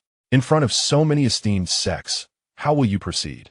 This individual was Yang Ji, a disciple of the Zhentian Sect, at the 5th level of Golden Core Cultivation. Ba, what Yang has said is indeed correct. Xiao, please conduct yourself with propriety. Jing Yuan from the Golden Buddha Temple, also at the 5th level of Golden Core, clasped his hands together and recited a sutra. Xiao Daoming's smile instantly faded. Oh, are you relying on your numbers to bully the few? Let us settle this one-on-one. The group remained motionless. They were not foolish enough to exhaust themselves before even entering the secret realm. Yet, they did not retreat either. I'll fight you, a resounding voice echoed from a distance. Before he arrived, a long sword descended from the heavens, embedding itself into the ground before Xiao Daoming. The flowing cloud sword. It is Sun Yijian from the Immortal Sword Sect. Sun Yijian, at the 6th level of Golden Core, was rumored to have once battled a 9th level demon cultivator without losing ground. He was known among his peers in Xianxia Prefecture as the Sword Madman. His strength not to be underestimated. With a thud, Sun Yijian stood between the two factions. Madman, Xiao Daoming clearly wished to avoid provoking Sun Yijian and begrudgingly walked away, casting a pointed glare at everyone before departing. Brother Sun is still as imposing as ever. Yang Ji praised, raising his thumb. Count me in. Jing Yuan echoed. Miss, are you all right? Sun Yijian sheathed his sword and inquired. Thank you, I'm fine. Very well. Should you require assistance, feel free to seek me out. With that, he strode away. This fellow still loves to show off. Yang Ji noted, sharing a knowing smile with Jing Yuan. Laughter erupted from above, resounding through the air. Esteemed friends, I apologize for the wait. A figure clad in white descended gracefully. Li Yinxiao, you do this every time. Don't you tire of it? Scoffed the crimson-clad elder Nangong Batian of the Blood Soul sect. What, Nangong? Is your disciple feeling the heat, and you're here to seek validation? Gulme, let us have a duel. Let us fight then. Others may fear you, but I do not. Nangong Batian sprang to his feet. Gentlemen, let's discuss matters afterward. The secret realm is of utmost importance. Elderly Yu of the Tianyuan sect interjected, acting as a mediator. Indeed, Brotherly speaks wisely. The main affair takes precedence. This red-haired old ghost is merely fortunate, Li Yinxiao chuckled. You old scoundrel, what did you say? If you have the guts, come and fight. Nangong Batian roared, but was firmly restrained by Li Yu. Calm down, calm down. We mustn't provide the younger generation with a spectacle. With a huff, Nangong Batian fell silent. Without further interruptions, Chun Sahan navigated through the crowd, failing to spot Zhao Bo, but instead encountering two familiar faces. Wu Nan, Li Da, these two traitors. Wu Nan and Li Da had long since taken note of Chun Sahan, yet they could scarcely believe that the present Chun Sahan could elude their perception. What could this signify?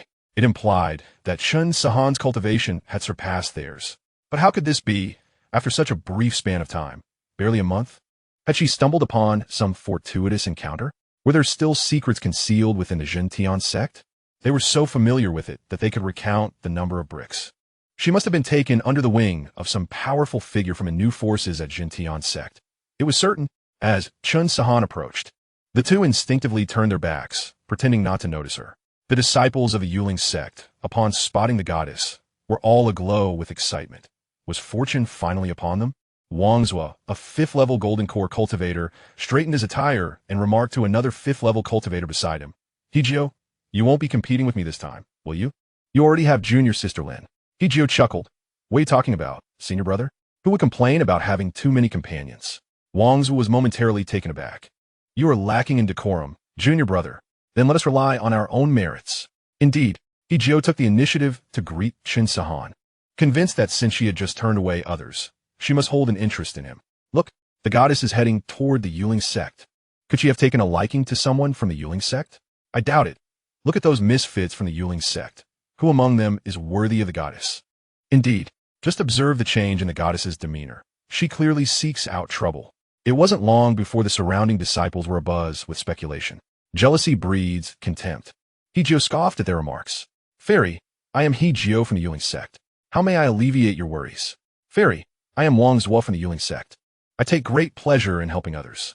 Please, share your concerns with me. As the saying goes, one should not strike a smiling face. Seeing the cordiality of the two, Chun Sahan refrained from expressing her displeasure. Can you truly take charge? Absolutely, they both asserted, slapping their chests with confidence. Very well then. I wish to take those two with me. Chapter 20. The elder's request. Hijio's brow furrowed as he followed Chun Sahan's gaze, locking onto Wu Nan and Li Da, who were attempting to conceal themselves amidst the crowd. Had these two provoked the fairy? You two, come here, Hijio commanded, his expression stern. Wu Nan and Li Da exchanged wry smiles. It seemed they could not evade this fate and slowly made their way forward. Little Sahan, it has been a while. How have you been? They greeted awkwardly. Chun Sahan huffed. Thanks to you two, I am splendid. You know each other?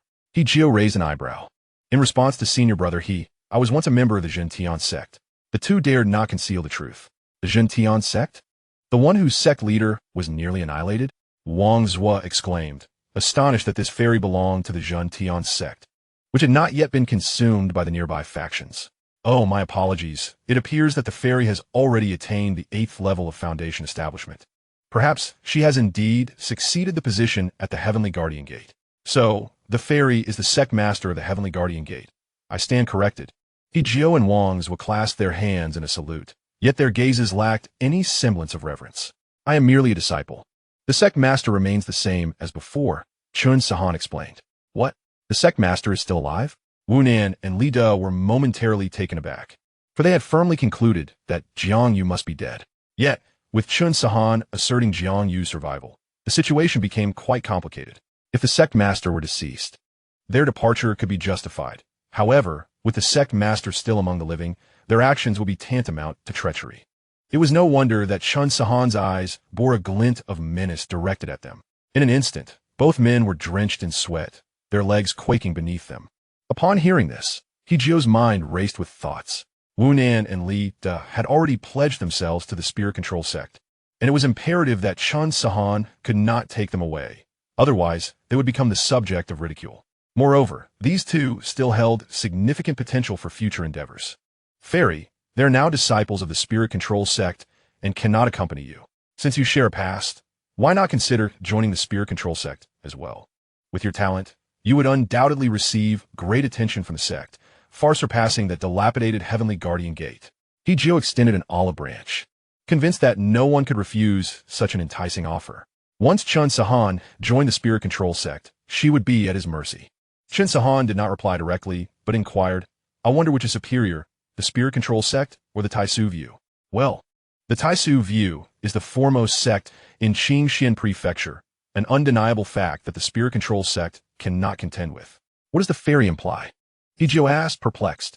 I did not even accept the invitation from the Taisu View. What do you think? Chun Sahan spoke truthfully, recalling that she had turned down the invitation from Hongshan. What? Not only Jiao but also Wang Zhuo and the others were astonished. She had even declined the Taisu View's invitation. It seemed this woman had substantial ties to the Taisu View. Could it be related to Feng Bao? The thought of Feng Bao sent shivers down their spines, for he was a 6th-level Golden Core cultivator, known for his unyielding demeanor and aversion to evil, having once pursued and hunted down a Golden Core 8th-level demon cultivator. Ha ha ha! It appears the fairy has connections with the Taisu View. Jiao smiled broadly. However, these two are ultimately disciples of the Spirit Control Sect, and even if the Taisu View were to intervene, they would have little to say. Thus, I suggest the fairy abandon this notion. Wu Nan and Li De let out a sigh of relief. It seemed they were temporarily out of danger. The Spirit Control Sect was indeed formidable. Chun Sahan caressed the little flower in her embrace. Although displeased, she felt powerless, as her cultivation was still too low to instill fear. For now, I shall spare you. In the future, I will ensure the Spirit Control Sect delivers you to me with due respect. Oh my, such audacity from this girl. Those nearby who overheard couldn't help but chuckle inwardly. A cultivator at the 8th level of Foundation establishment, backed by the bottom-tier Heavenly Guardian Gate. What audacity she possessed. Well then, I, Jiao, shall await your grand arrival. Jiao scoffed derisively, losing even the slightest interest. Fairy Han, please accompany me to the Taisu Temple. A voice drew everyone's gaze. Feng Bao, the iron-faced judge Feng Bao. Indeed, the Taisu Temple had connections to the fairy. Feng Bao bypassed the crowd and approached Chun Sahan, a flicker of astonishment crossing his eyes. Such a woman exists in this world. However, it quickly vanished, leaving his expression as cold as ever. And you are? Chun Sahan, unfamiliar with him, sensed the righteousness emanating from him, and his gaze was remarkably clear. I am Feng Bao of the Taisu Temple, sent by Elder Hong to invite the fairy for a discussion. Dion? Chun Sahan glanced over to see Hongshan nodding and smiling at her. Very well. Chun Sahan nodded. After all, this old fellow had been somewhat considerate towards the Zhentian Gate, and it would be impolite to refuse. Please, under the watchful eyes of the crowd. Feng Bao led Chun Sahan towards the gathering place of the Taisu Temple. Ah, what a pity. Who would have thought this woman has such a background? Background? Perhaps Feng Bao shares the same thoughts as us. No rush. No rush.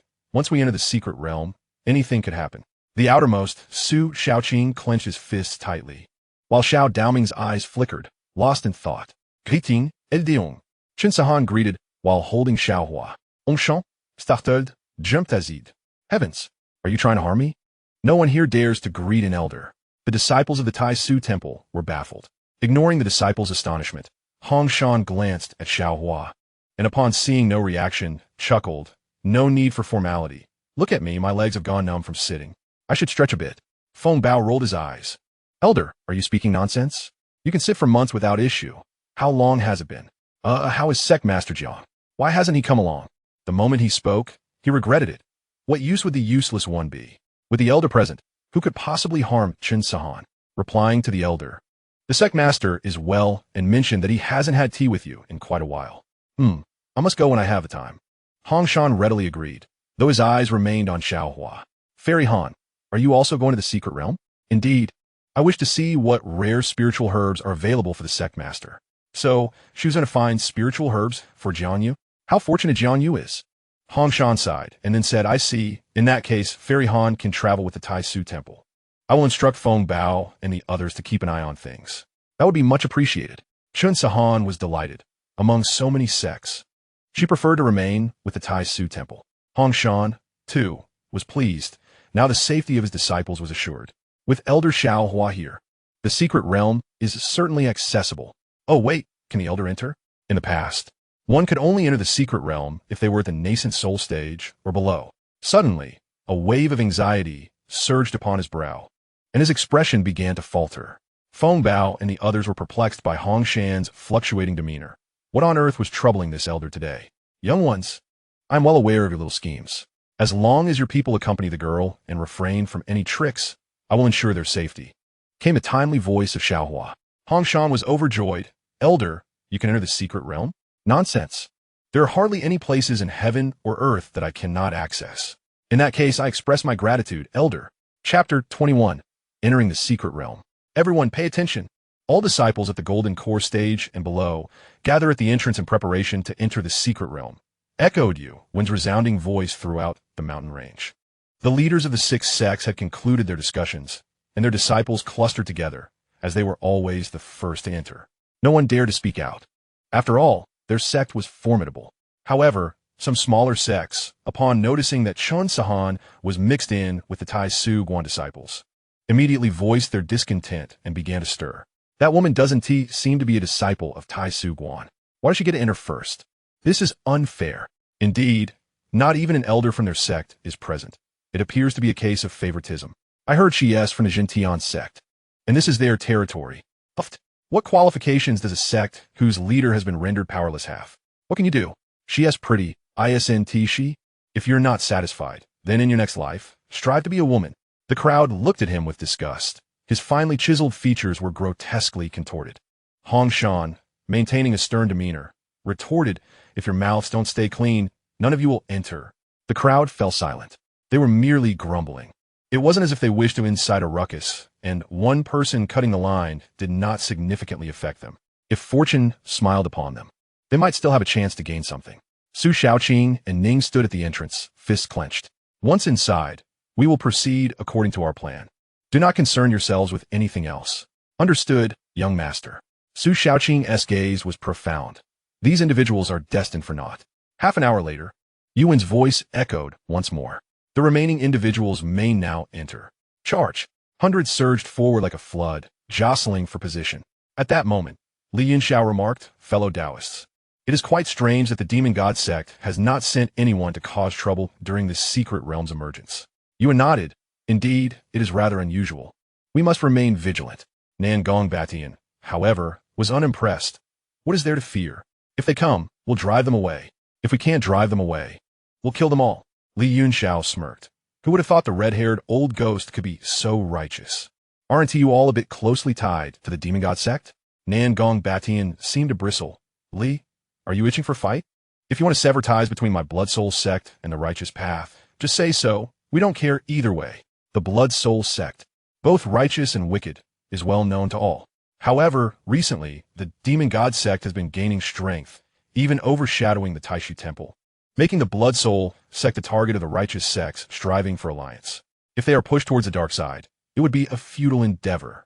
Amaba, I implore both friends to cease their quarrel. Our true enemy is the Demon God Sect, urged Huikong with his hands clasped in prayer.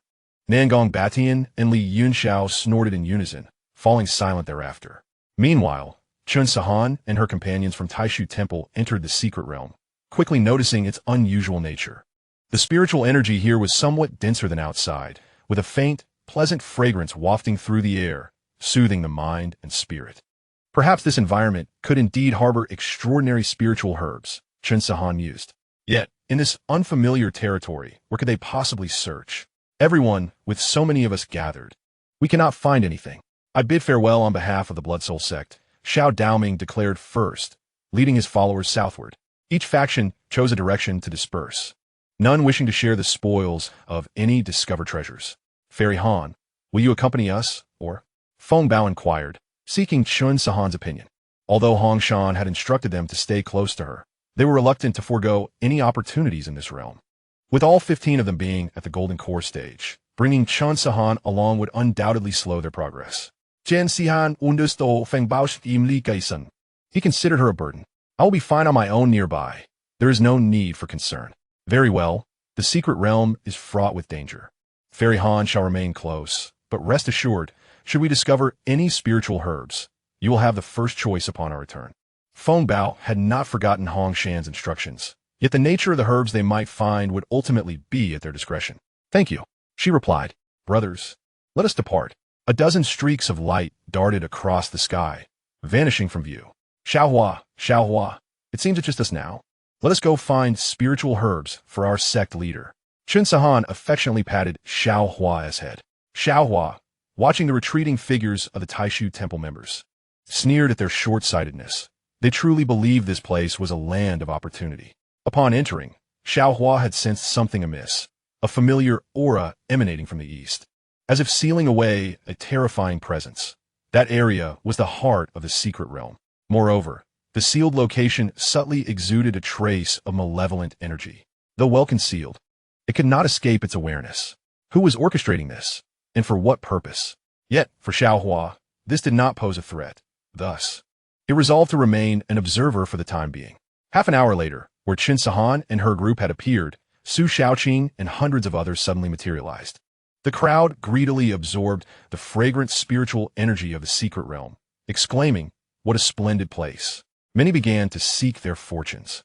Su Shaoqing nodded at Ningdu. Ningdu exclaimed loudly, "Esteemed friends, please hold on.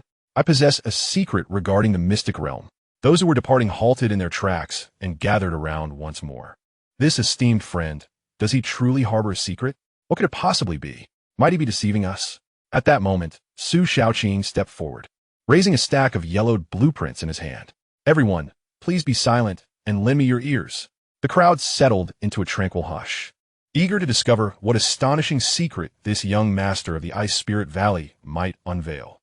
My fellow cultivators, I must confess, this mystic realm that has recently emerged has been documented by my Ice Spirit Valley long ago, and we possess a map that marks 5 locations where extraordinary inheritances are most likely to manifest. Before my arrival, I prepared 5 copies of this map. The larger sects, relying on their formidable strength, have looked down upon us, presuming they hold the advantage. Today, I shall ensure they return empty-handed. Now, I shall distribute the maps among my followers, and each may choose their own path. Those who wish to accompany me should be at the Golden Core stage. I intend to venture to the location of the greatest opportunities, albeit the most perilous. Those below the Foundation establishment stage may find limited chances. Upon finishing his words, Su Shaoqing distributed the maps, sending his subordinates in various directions. "Su Shao Master, what is your true intent?" questioned a voice filled with skepticism.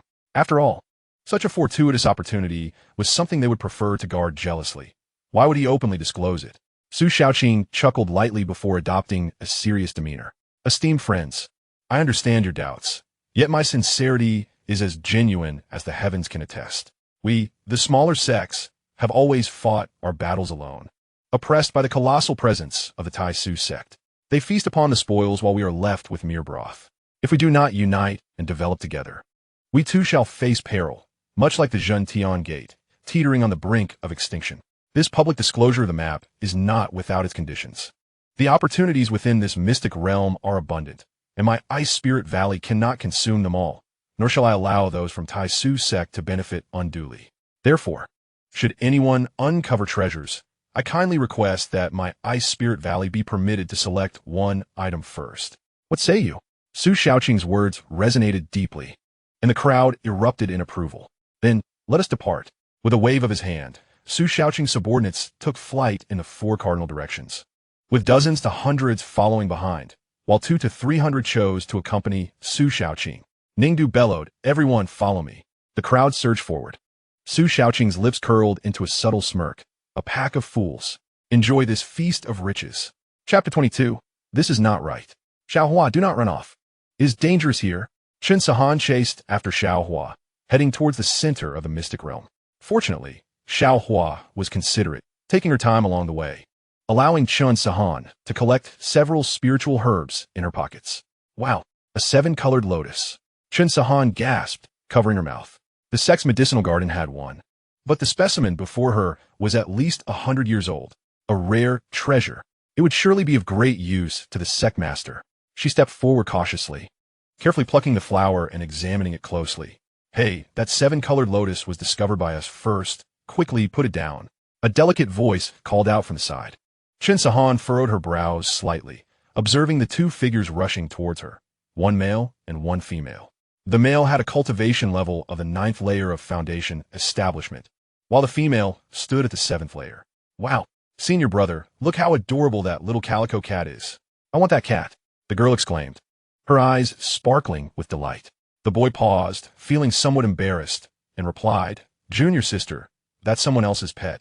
It wouldn't be right." "No, I want that cat. If you don't agree, I will tell master when we return." The girl insisted stubbornly. With a look of indulgence, the boy sighed and turned to Chen Sahan, saying, "Miss, I am Bai Qi from the Qihua sect. My junior sister is very fond of this calico cat and hopes you might part with it.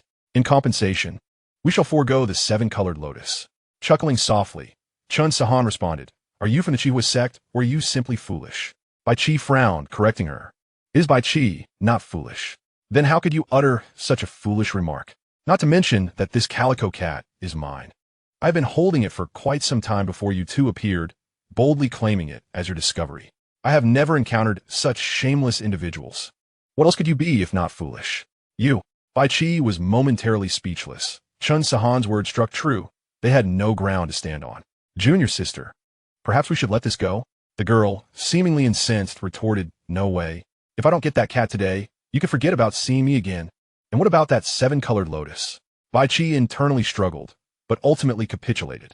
"Miss, I advise you to hand over both items. I do not wish to make things difficult for you. You know we are 2 against 1.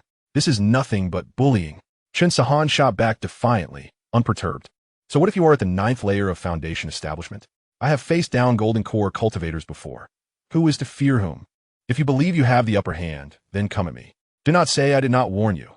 Some mistakes, once made, cannot be undone." The girl beside him, already impatient, unsheathed her sword with a clang and lunged towards Chen Sahan's shoulder. "Senior brother, why are you wasting words? Quickly take action. Bai Qi, décollet. I apologize for the offense." As his sword was drawn, and he joined the fray. With a cold smile, Chen Sahan remarked, "Greed, indeed, is the nature of humanity. These truths were imparted to me by Jiang. Out of the dust." Chen Sahan leaped back, instantly unleashing several sword energies to meet her attackers. The terrifying aura contained within the sword energies sent a shiver of danger through Bai Qi and his companion. Fiery shield. They combined their strength to conjure a blazing shield of flame in front of them. Bang, bang, bang.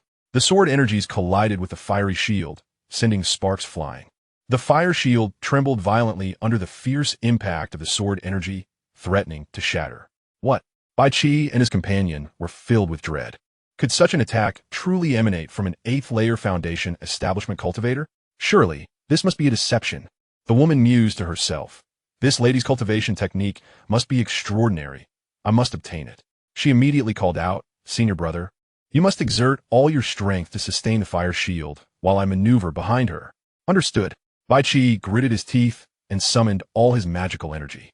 The fire shield became noticeably more solid. Absolute dust. Chen Sahan unleashed her most powerful strike. In the southernmost region of the secret realm, around 100 cultivators had gathered. Under the guidance of the Ice Spirit Valley cultivators, they traversed a valley without hindrance. Before them lay a gray seal. Many had collected precious herbs and treasures along the way. Thus their trust in the Ice Spirit Valley had reached its zenith.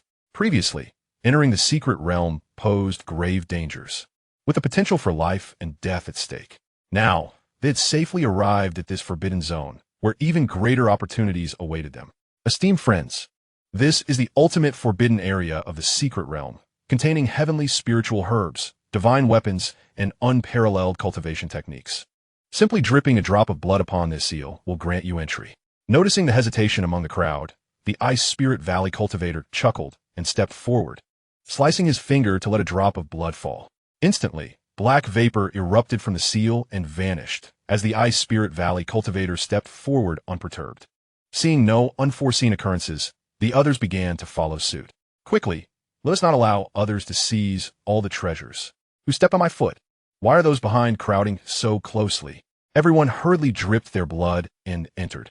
The moment all had crossed the seal, they stood frozen in place. Spanning over 1,000 square feet, the ground was littered with medicinal herbs, refining materials, cultivation techniques, and weapons. At the center stood a circular platform, upon which a bronze sword emanated a potent sword aura. A first-layer golden core cultivator proclaimed loudly, "Ice Spirit Valley friends, please select your treasures first."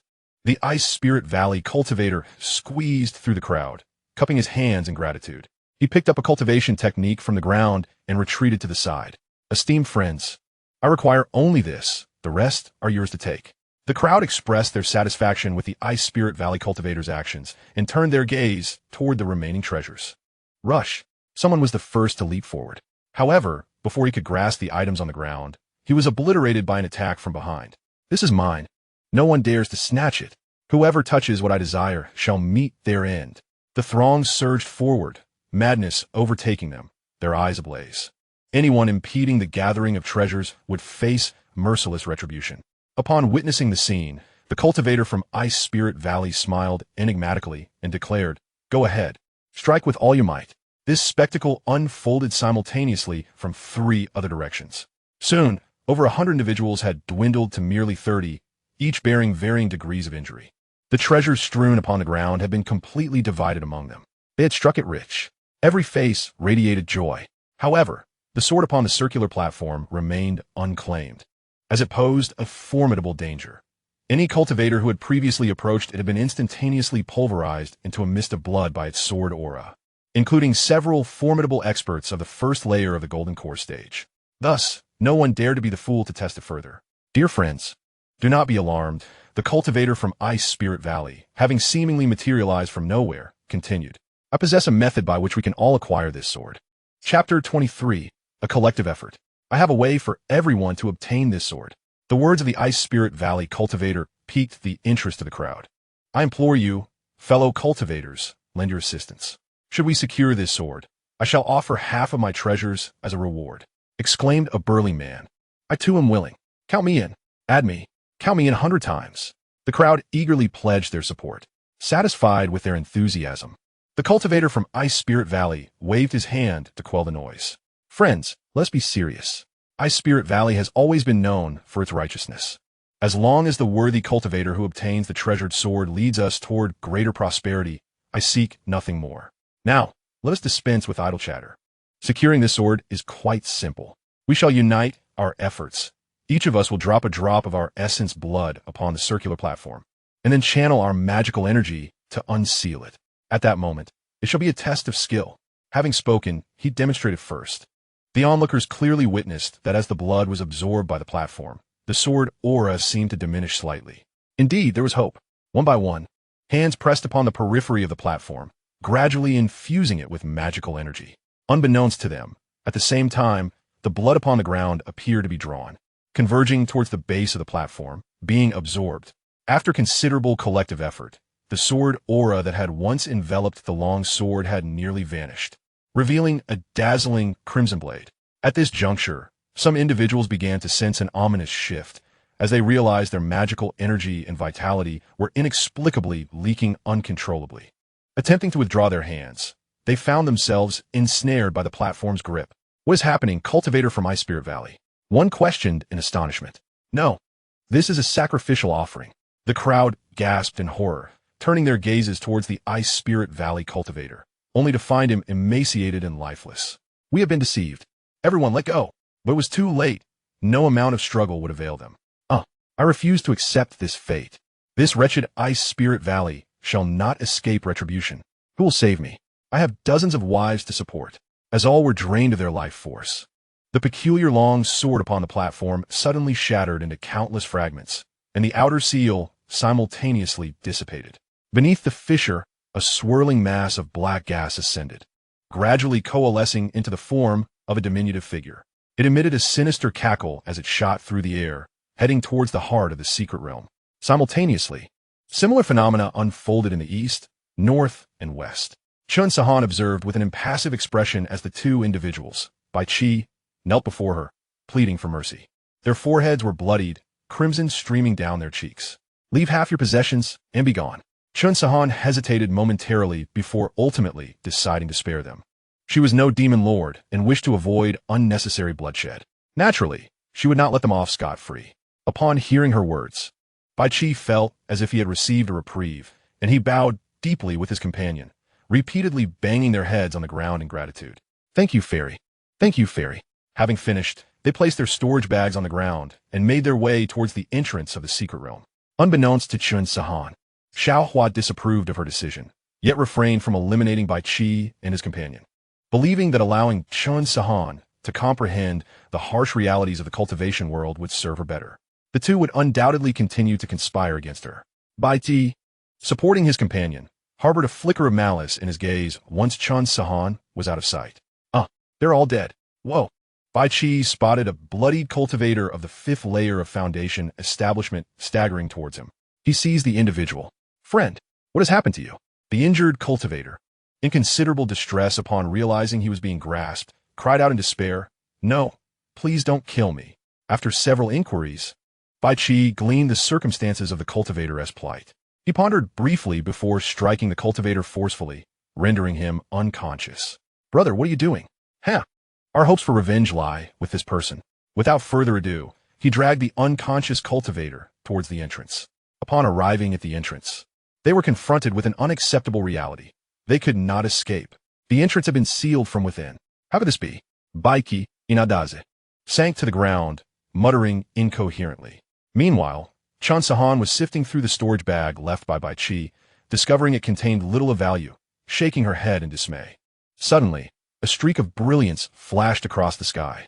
Xianxia looked up to see numerous cultivators hurrying along. What has transpired? Could it be that there are rare treasures? Not daring to delay, she followed suit. If there were valuable items, she must seize them.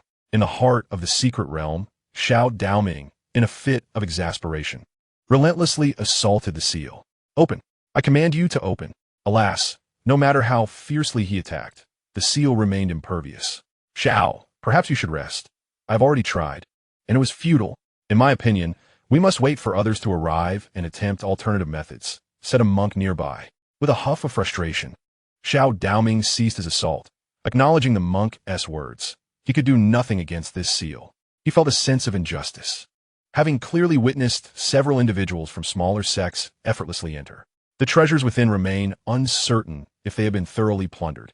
Without keeping them waiting for long, figures gradually emerged from the surroundings. Feng Bao of the Taisu sect, Wang Zuo of the Yuling sect, Hejiao, Yang Ji of the Tianyuan sect, and Sun Yijian of the Zhentian Sect, accompanied by their disciples, appeared, along with the trailing Xianxia. Ha! Xiao Daoming, arriving so early. Why have you yet to enter? Sun Yijian, observing Xiao Daoming's expression, surmised that he was unable to breach the seal and jested. Xiao Daoming retorted, If you possess the skill, why not venture in yourself? Take whatever you desire inside. Sun Yijian shot him a disdainful glance. Step aside, let me give it a try. The crowd parted, well aware that the Zhentian Sect was comprised of sword cultivators, whose offensive prowess surpassed that of others at the same level. Perhaps Sun Yijian could conjure a miracle. The immortal points the way. Sun Yijian began with the Zhentian Sect's ultimate technique. With a soft splash, the seal rippled slightly, yet Sun Yijian's attack produced no discernible effect. Truly laughable. The sword madman of the Zhentian Sect is nothing extraordinary. Xiao Daoming mocked. Yang Ji halted the visibly flustered Sun Yijian, saying, Brother Sun, do calm down. This seal seems quite exceptional. Let us all join forces and assess it together. Sun Yijian then relented. Everyone, attack together, do not hold back. Sun Yijian commanded. Except for Xianxia Han, all present unleashed their most powerful techniques upon the seal. With successive thuds, countless ripples surged upon the seal, yet no signs of it breaking emerged. Xiao Hua shook her head, deeming these individuals too naive. Even if the Yuaning experts outside arrived, they would not shatter this seal. This seal is peculiar, evoking a sense of familiarity that is difficult to articulate. After a period of relentless assaults with no results, they ceased their efforts. Is it futile? Sun Yijian and the others furrowed their brows. Xiao Daoming, did you truly witness someone entering effortlessly? Feng Bao Yin Gui. Indeed, it was merely a few individuals from small sects, facing no obstruction. It is quite strange. Could it be they hold some secret? What shall we do then? We cannot simply wait idly outside, unaware if the opportunities within have been exhausted. Indeed, if they seize the opportunities and teleport away, our journey here would be in vain. Very true. The crowd began to murmur in agreement. Everyone, a figure emerged from the throng. I know how to enter the seal. Chapter 24. This master appears somewhat familiar. Su Shaquing. The crowd's gaze converged upon none other than the young master of the Ice Spirit Valley, Su Shaoqing. Su Shaoqing, are you speaking truthfully? Xiao Daoming grasped Su Shaoqing's hand eagerly. Su Shaoqing smiled and withdrew his hand. Of course, I witnessed how they entered. A wave of astonishment rippled through the crowd. Sun Yijin scrutinized Su Shaoqing intently. Since you are aware of the method to enter, why do you hesitate? Or are you intentionally waiting for us? Su Shaoqing felt a jolt in his heart. How astutely the sword enthusiast had discerned the truth. Yet, he feigned calmness, remaining silent, and approached the seal. He extended his finger, severed it, and allowed a drop of his essence to fall. The seal hummed and gradually drew him in. Su Shaoqing turned with a smile, declaring, "See, it's that simple." In an instant, he vanished completely. How could this be? The onlookers exchanged bewildered glances, grappling with the fact that Su Shaoqing had resolved what they had struggled to comprehend with such ease. Sun Yijian found himself indecisive. What do you all think? This is suspicious. We must exercise caution. Xianxia evidently did not trust Su Shaoqing's benevolence. Indeed, what Master Yang says holds merit. Just as the crowd hesitated, Xianxia Han stepped forward, following Su Shaoqing's method to enter the seal as well. What? The crowd was once again taken aback. Wangzhou could no longer contain himself. Gritting his teeth, he contemplated entering, though fear lingered. He turned to Wu Nan and Li Da.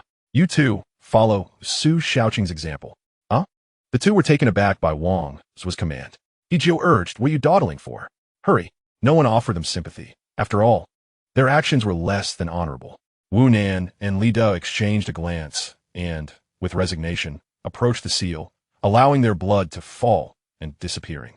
Xiao Daoming observed that nothing untoward befell them. At least entering seemed safe. He no longer wished to wait idly. Everyone of the Blood Soul Sect, let us proceed. After the Blood Soul Sect vanished, the remaining individuals set aside their reservations and followed suit. Upon entering the seal, Sun Yijian and the others found Xiao Daoming still present, while Su Shaoqing and Xianxia Han had already disappeared. Xiao Daoyu, what transpired? Jiang inquired as he approached him. Look, there are 5 passages corresponding to metal, wood, water, fire, and earth. Xiao Daoming indicated the paths ahead. At that moment, Feng Bao suggested, perhaps each passage offers different opportunities. I, for the Taisu sect, shall choose the earth passage. With a wave of his hand, all members of the Taisu sect enter the earth passage. Amipa, the Golden Vajra Temple shall accompany the Taisu sect. The Tian Yuan sect chose water. The Blood Soul sect selected fire. The Immortal Sword sect opted for metal. And the Spirit Control sect chose wood. As Xianxia Han traversed the passage, the view before her suddenly opened up. Amidst the jagged stones lay a winding path. Scattered on the ground were remnants of broken weapons and discarded herbs. Xianxia Han walked cautiously, the sound of rustling footsteps echoing behind her. It was Feng Bao and the others who had caught up. Ah, it is Lady Han. Amitalba, Lady Han. Xianxia Han nodded slightly. Lady, have you encountered Su Shaoqing? Upon my arrival, I encountered no one. Numerous footprints on this narrow path suggest that others have ventured deeper into the woods. In light of this, we must hasten our pace to avoid being outmaneuvered. Feng Bao strode forward resolutely. Fair, Maiden Han, let us proceed together for mutual protection. Jing Yuan, noticing Feng Bao's intention to lag behind Xianxia Han, felt a pang of sympathy and thus extended an invitation. Thank you. You are too kind, Fair Maiden Han. Jing Wang, you shall be responsible for the safety of Fair Maiden Han. A monk with a scar on his left cheek responded affirmatively, "Yes, brother." This Jing Wang possessed the cultivation of the first layer of golden elixir, and the scar was quite faint, imperceptible unless one was close. Previously, amidst the crowd, this detail had gone unnoticed. As Chun Sahan assessed Jing Wang, a vague memory stirred within her mind. This master seems somewhat familiar. Have we crossed paths before? Jing Wang, taken aback, replied, "Fair benefactor, you jest. Since my entrance into the Diamond Temple, this is my first venture outside. Perhaps you are mistaken." Indeed, Brother Jing Wang has not left the temple since his arrival a decade ago, corroborated a monk of the 9th layer of Foundation establishment. "Oh, I had thought the master had visited Lanjing village. It seems I was mistaken," Chun Sahan remarked lightly, harboring a flicker of doubt regarding Jing Wang's identity. For when she mentioned Lanjing village, a hint of panic flashed in his eyes. Though he quickly concealed it, she had noticed. However, now was not the time to pursue this matter. The group traversed the narrow path without incident, ultimately arriving before a stone door, intricately carved with a beast head, exuding a subtle aura of terror. The door stood ajar, releasing a waft of sanguine sent from within. "Everyone be cautious." Feng Bao unsheathed his sword in warning. After navigating a short corridor, they entered a grand hall. The hall boasted 5 entrances, with a sacrificial altar at its center. Surrounding the altar lay hundreds of skeletal remains, while an array of weapons and treasures were strewn across the floor. What is the meaning of this? As confusion enveloped them, the stone door behind them slammed shut with a resounding thud. "This is dire. A grave situation." Feng Bao and Jing Yuan rushed towards the door, only to find it unyielding, forcing them to return to the hall. "Feng, let's investigate the other entrances. Something is amiss here," Jing Yuan expressed anxiously. Agreed. They organized themselves into groups, just as commotion erupted from the other 4 entrances. "Quick, run!" Chaotic shouts echoed from all directions. Bloodied figures emerged from the corridor. Xiao Daoming, Wang Zhua, Yijiao, Yang Zi, Sun Yijian, Feng Bao et Gali Min shocked. "What has happened to you?" Sun Yijian cursed vehemently. "We have been ensnared. There are no opportunities here. This is clearly a den of demons." The other 4 echoed his sentiments. Upon entering the passage, they found themselves in a small chamber filled with skeletal remains, eerily reminiscent of the grand hall they had just departed. At the center stood a modest altar, upon which rested a stone statue of a malevolent entity. Before they could fully comprehend their surroundings, the statue shattered, releasing a torrent of dark energy that coalesced into a monstrous humanoid form, launching indiscriminate assaults upon them. Despite being elite members of their respective sects, they were rendered powerless, with many succumbing to the onslaught and having their life essence drained, leaving only bones behind. "Flee," was the singular thought echoing in their minds. Some contemplated retracing their steps, only to discover that escape was impossible, even after resorting to blood offerings. They hastily retreated deeper into the passage. Strangely, the humanoid monster did not pursue them, for the grand hall was its true objective. As they entered the hall, the stone doors thunderously sealed shut behind them. Among the 6 major sects, only Taishu Temple and Jinggang Temple suffered no casualties. In the midst of the chaos, Xiao Daoming pointed an accusing finger at Feng Bao and Jing Yuan, demanding an explanation. "Feng Bao, Jing Yuan, don't you have anything to say for yourselves?" Xiao Daoming, "One may indulge in reckless consumption, but one must not speak so frivolously." Feng Bao the Dole, visibly irked by Xiao Daoming's words. "You chose this path, therefore, you must bear the consequences. It is laughable to seek fortune without the willingness to make sacrifices." Left speechless, Xiao Daoming recognized the truth in Feng Bao's statement. He had indeed chosen this course and was now confronted with dire consequences, attributing it to his unfortunate fate. "Lei Duhan, what are you doing?" Yang Ji observed Chun Sahan approaching the altar alone, drawing the attention of the others. Chun Sahan's cheeks flushed as she declared, "My little flower has slipped into the altar, and I wish to retrieve it." While Feng Bao and the others were engaged in their quarrel, Little Hua seemed to sense something and darted from Chun Sahan's arms towards the altar, vanishing from sight. This alarmed Chun Sahan, for the chamber was fraught with unknown dangers, and a moment's inattention could spell doom for her companion. "Lady Han, I advise you to exercise caution. Do not put yourself in peril for the sake of a cat," Wang Zhua interjected, still holding on to hope. Ignoring his concern, Chun Sahan leaped gracefulully onto the altar. "Do not be reckless."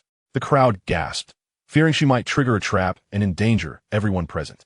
"Your own demise is one thing, but do not endanger us all. The members of the Blood Soul sect were still haunted by their recent experiences. Just as they had feared, Xianxia was not as fortunate. A plume of black mist erupted from the altar's center, threatening to engulf her. With a sharp cry, she stumbled back. Many spectators scoffed at her, deeming her an overconfident girl.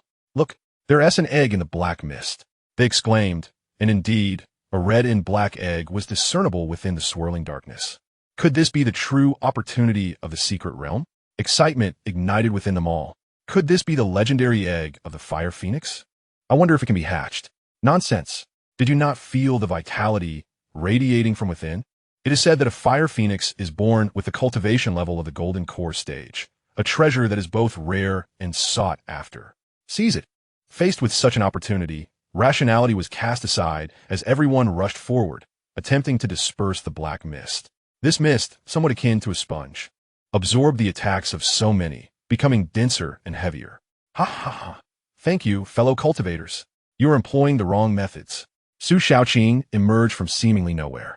Allow me to demonstrate the proper approach. With his hand placed upon the altar, blood surged from his fingertips.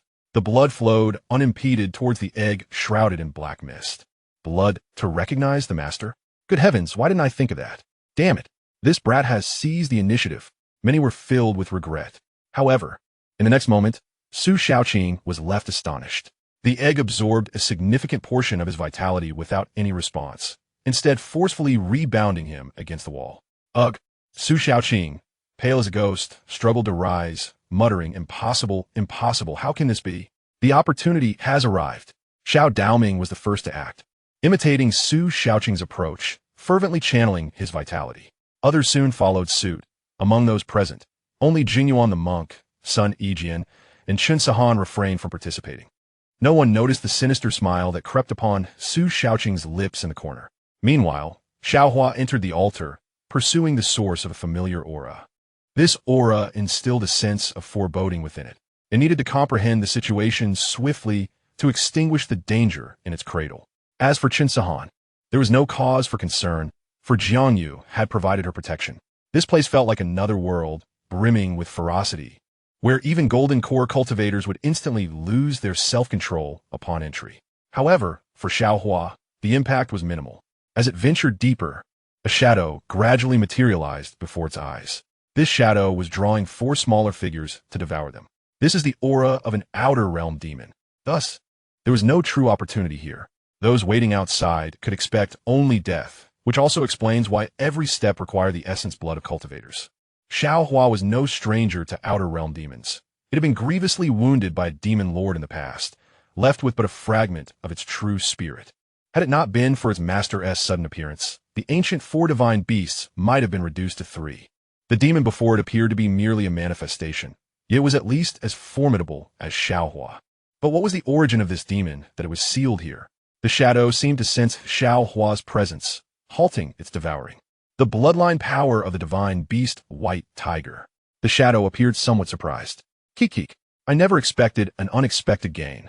In the phase of the primordial infant, the little kitten presented an opportunity, imploring to be acknowledged as its master, promising immense transformation in return. Transformation? Oomph. With your mere primordial incarnation. Even the once mighty demon lord was dismissed by me. Who do you think you are? What? You actually know of the great demon lord. Who are you truly? You are not worthy. Surrender now and meet your demise at my claws. I shall grant you a swift end. Ha ha ha, are you jesting? Very well. Should you attempt to attack, I shall consume you regardless. The shadow chuckled ominously, lunging at the little flower. With a flick of its whiskers, the flower retorted. Even the demon lord of your could not vanquish me.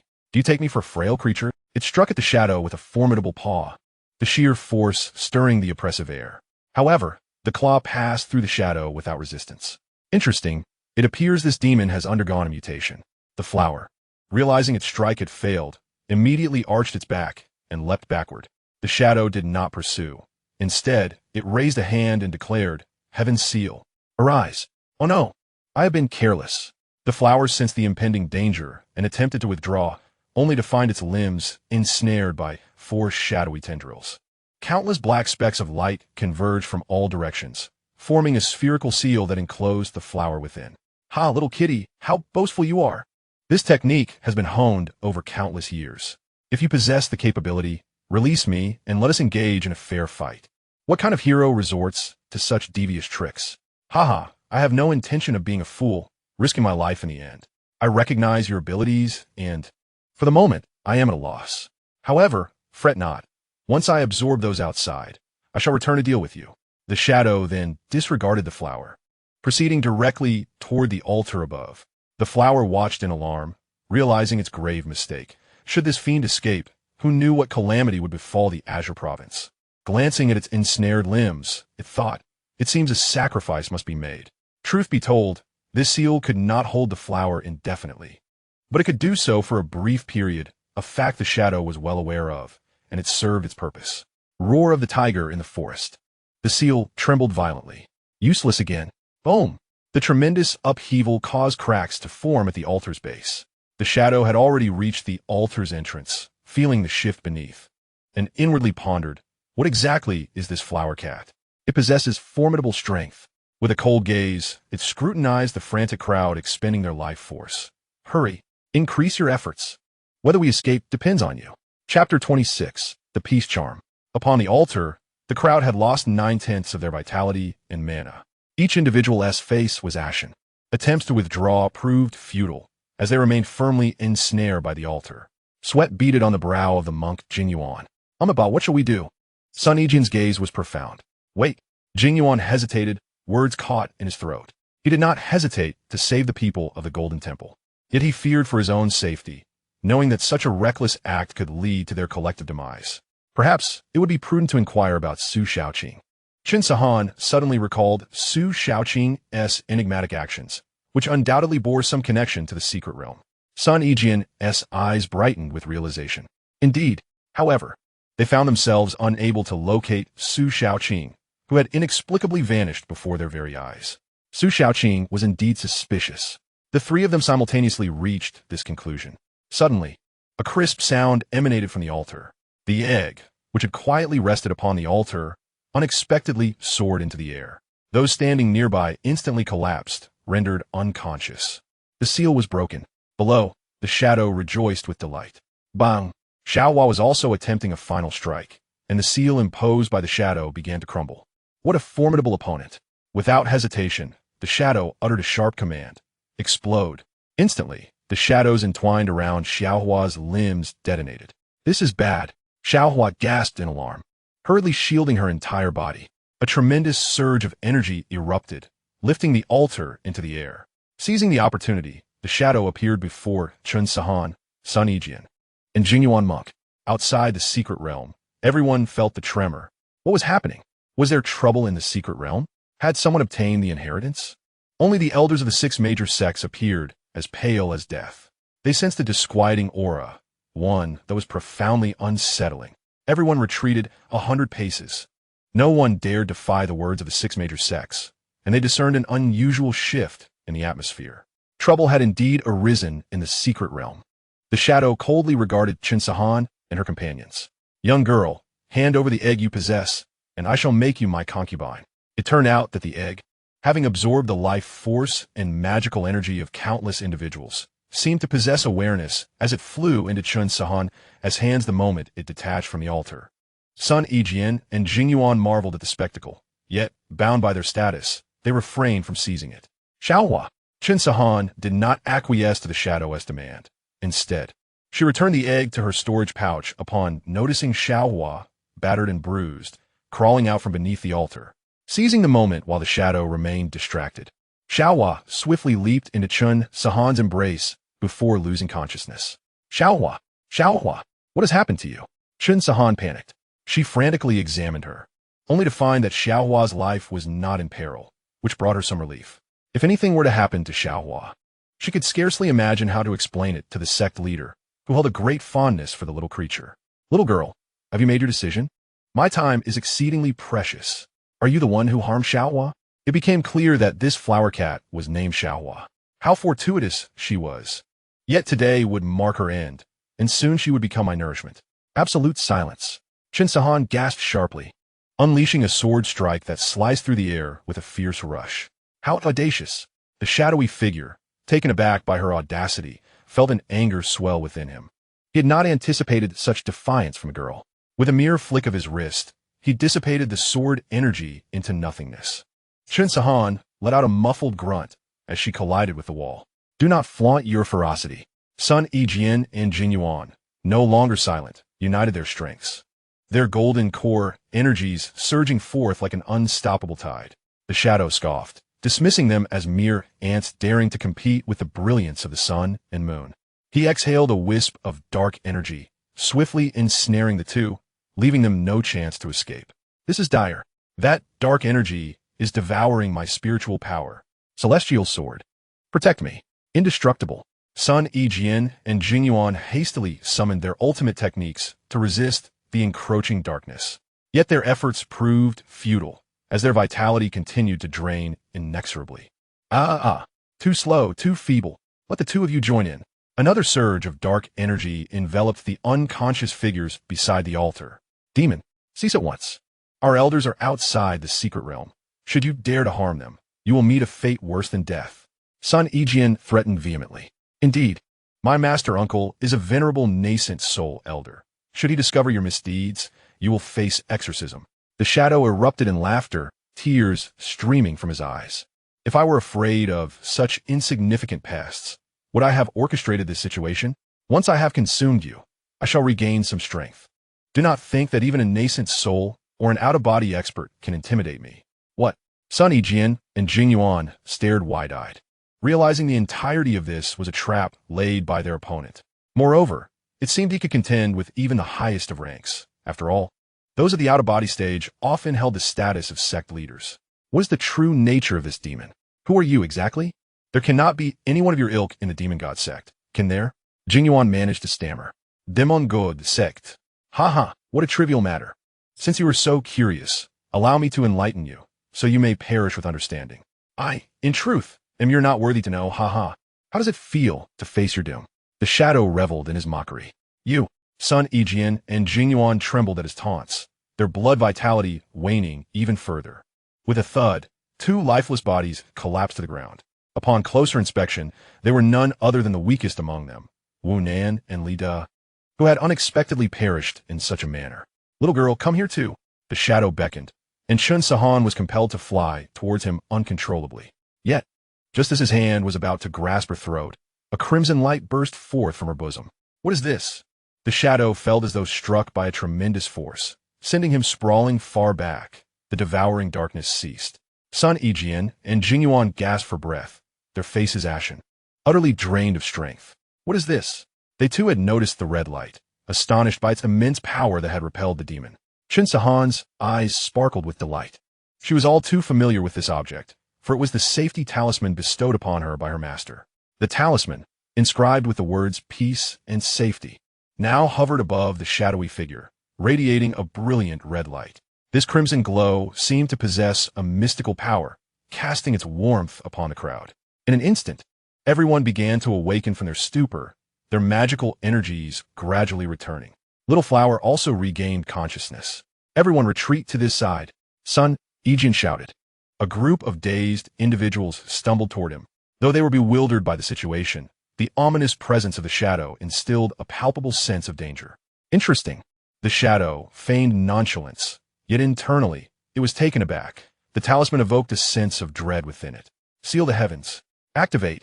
The shadow attempted its previous tactic, sending forth 4 tendrils of dark energy to ensnare the talisman, seeking to imprison it. However, the ideal was beautiful, while reality proved harsh. The talisman blazed with radiant light, effortlessly piercing through the 4 dark tendrils, obliterating them. The residual glow enveloped the shadow entirely. No, stay away. What is this cursed object? The shadow was now in a state of panic, realizing that its own abilities had no effect against the red light, which suppressed it completely. The crimson radiance seemed to be its nemesis, continuously dismantling its very essence. If fortune did not intervene, it would meet its demise here today. Who possessed such formidable power? The shadow was filled with fear, frustrated that a scheme meticulously devised over such a long time could be thwarted by a mere young girl. I beg you, spare me. I am willing to serve as your slave. The crowd exchanged glances, bewildered by the sudden shift in dynamics. Was this fearsome demon truly so spineless? Their gazes toward Chun Sahan transformed, reflecting gratitude mingled with trepidation. In that case, I shall not allow you to have it easy either. Explode for me. Not good. He intends to self-destruct. Chapter 27, Defamation.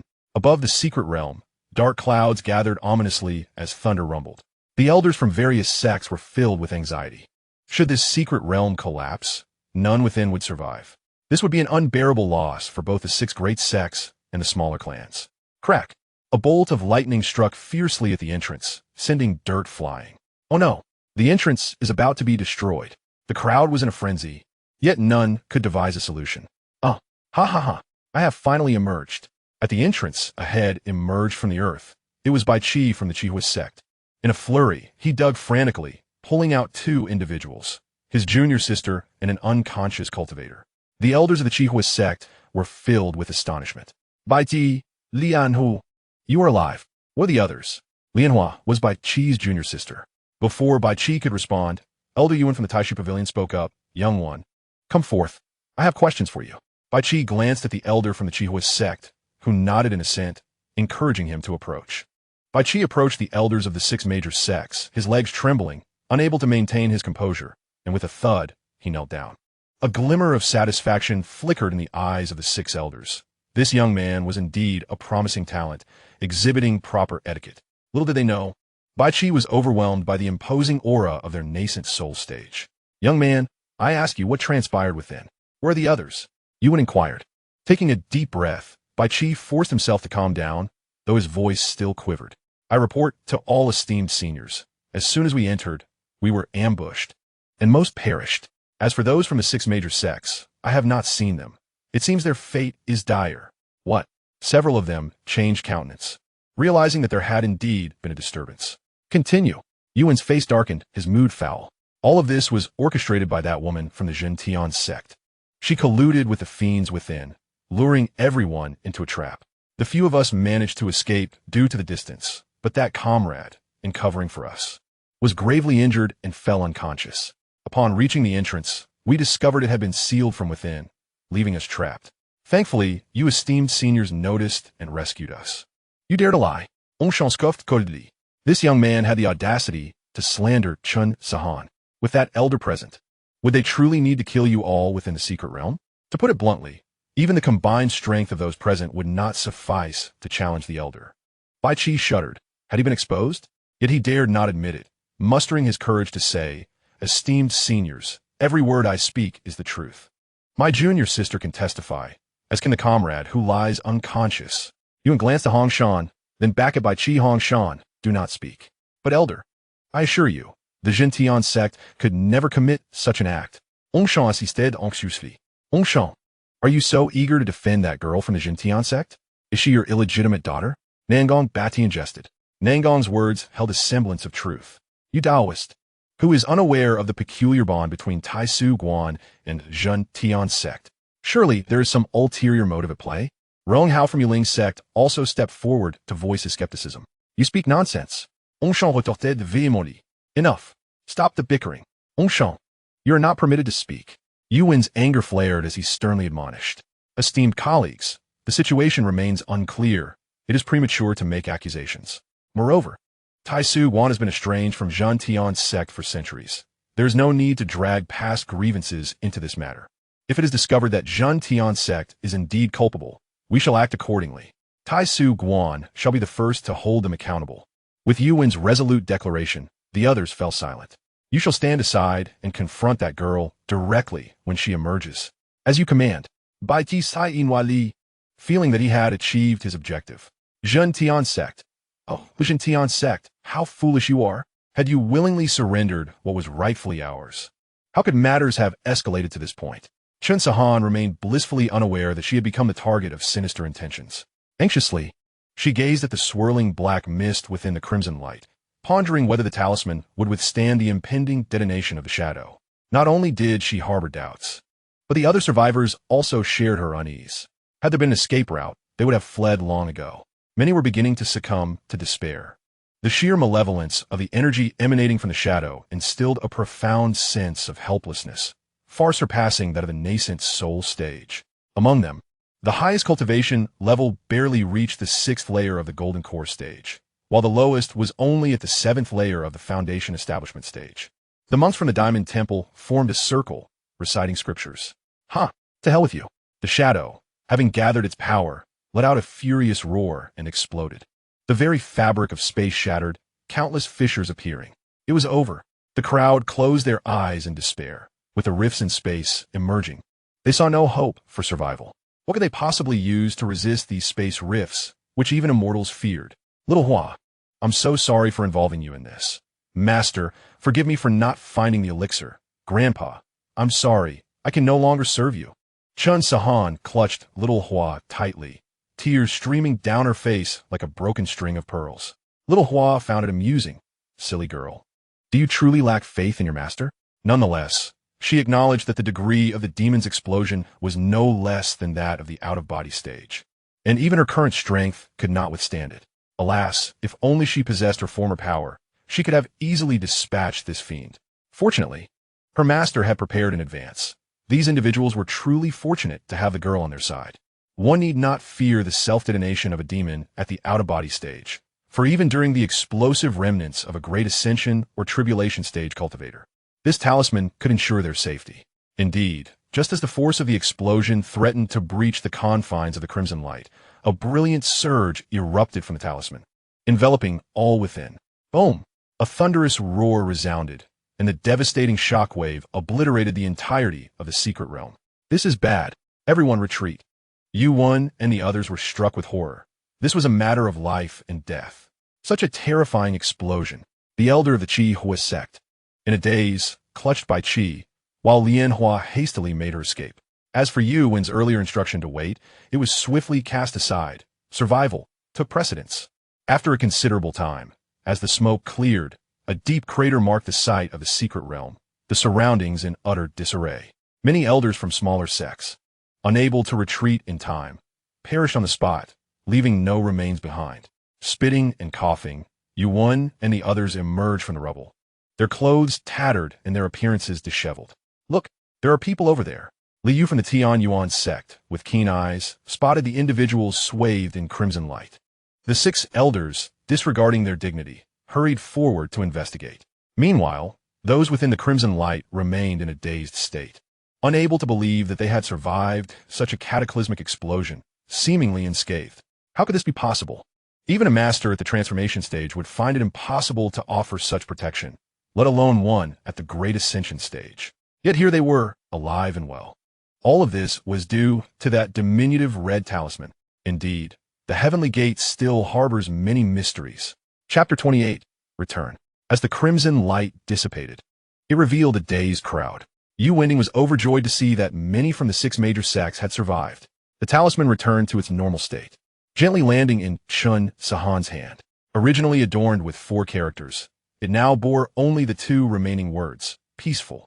Chun Sahan gazed at the talisman, lost in thought. I'm still alive. A first-layer Golden Core practitioner let out a shout of disbelief, pinching the nose of the person beside him. The other cried out, "Are you insane?" But he too came to his senses, staring incredulously at his companion, both still alive. The 2 embraced, weeping in joy. The feeling of being alive was truly magnificent. Liu of the Zhentian Sect furrowed his brow and shouted, "Shameful fools, hurry up and gather here." It turned out that these 2 were disciples of the Zhentian Sect. Each sect claimed their disciples, and they were relieved to find that the majority had survived, rendering the loss of 1 or 2 inconsequential. In contrast, the elders of the smaller sects wore faces of despair, as they had not seen their own disciples. Clearly, they had perished.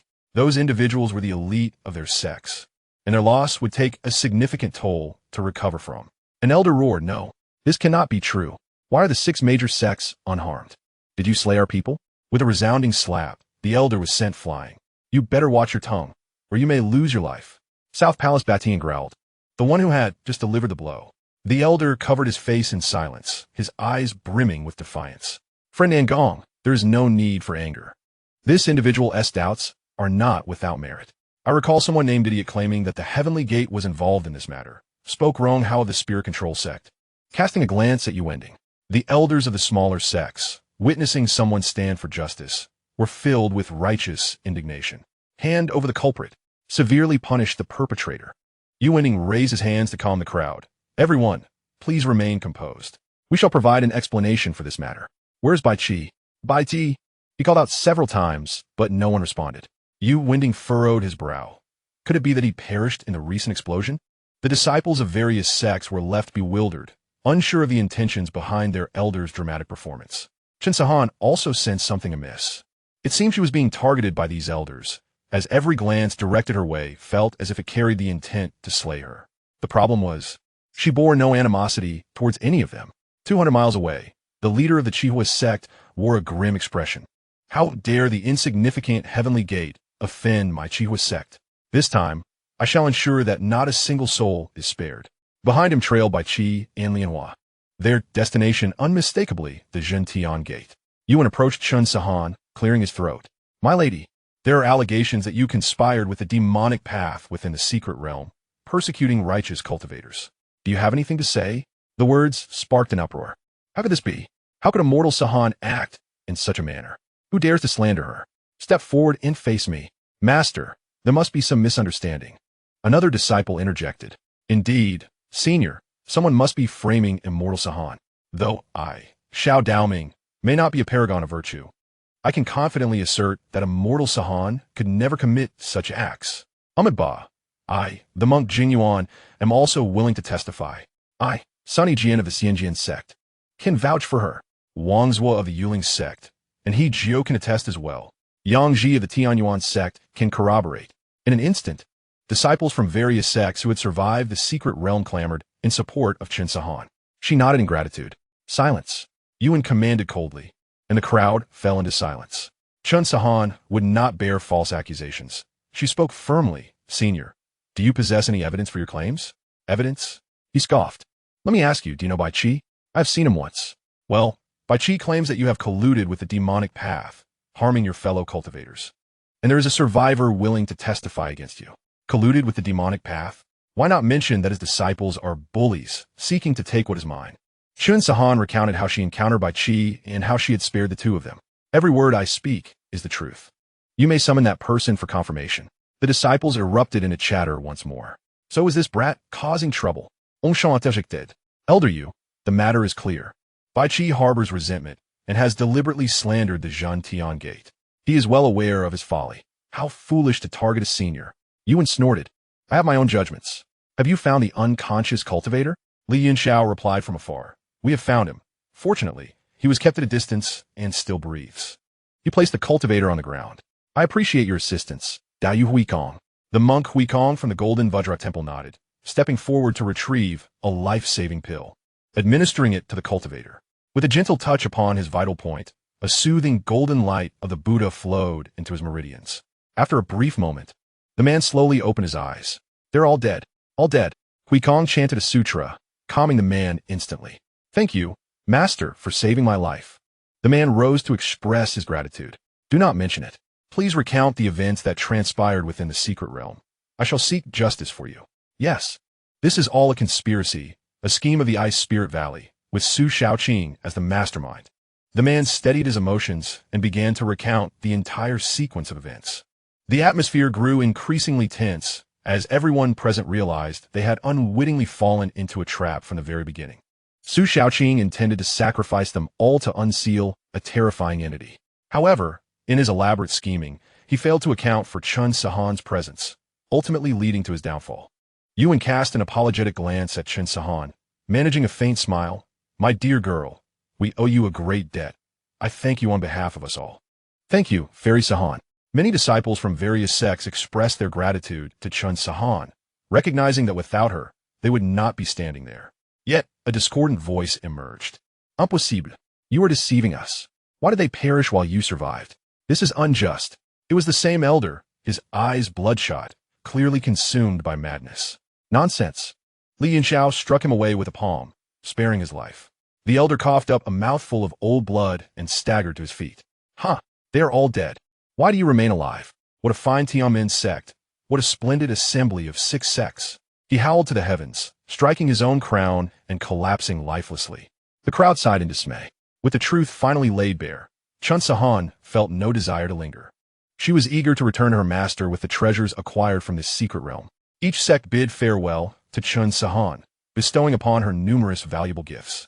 Hongshan volunteered to escort her back to the Tianmen sect, and Yuan said nothing further. Ronghao approached Nangong Batian. Brother Nangong, are you not curious about the peace talisman in that young lady's hand?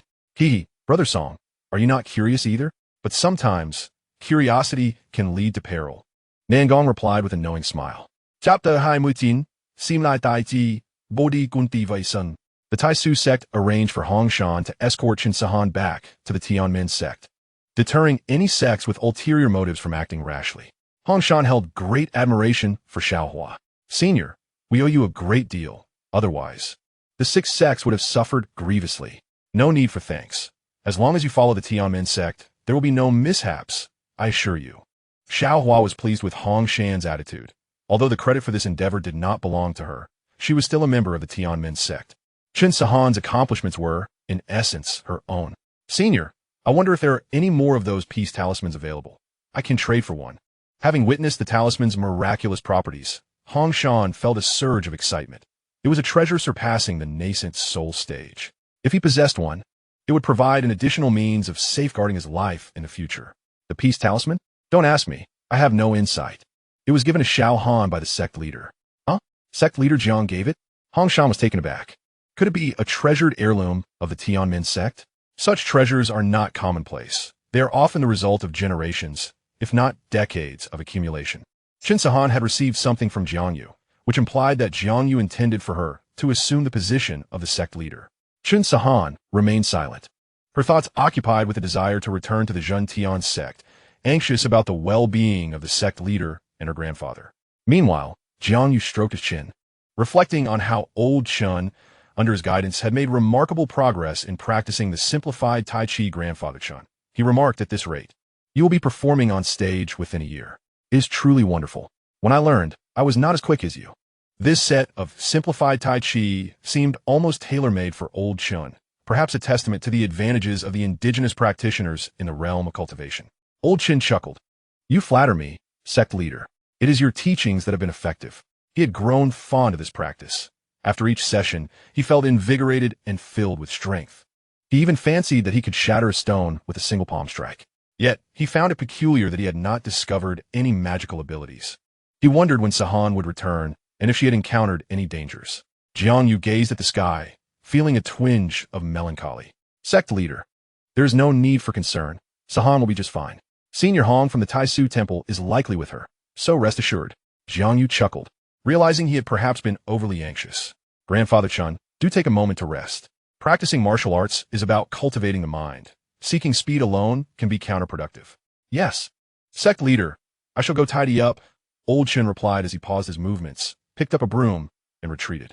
At that moment, Jiang remembered the swing he had started yesterday, which still needed completion. He felt compelled to hasten the work, intending to surprise Sahan upon her return, for surely a girl would find it hard to refuse such a gesture. Old Chun, habitually arriving at the mountain gate, began to sweep, even in the absence of fallen leaves. He never grew complacent. As the sect leader had said, this act was a form of cleansing the heart.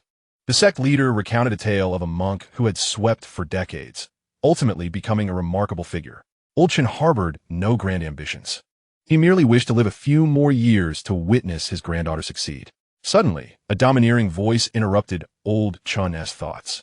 You old man. He looked up to see 3 cultivators, a senior and 2 youths, approaching. One young man was waving at him. Honored cultivators, how may I assist you? Old Chun inquired politely. The trio, comprised by Qi, an elder from the Qihua sect, and Lianhua.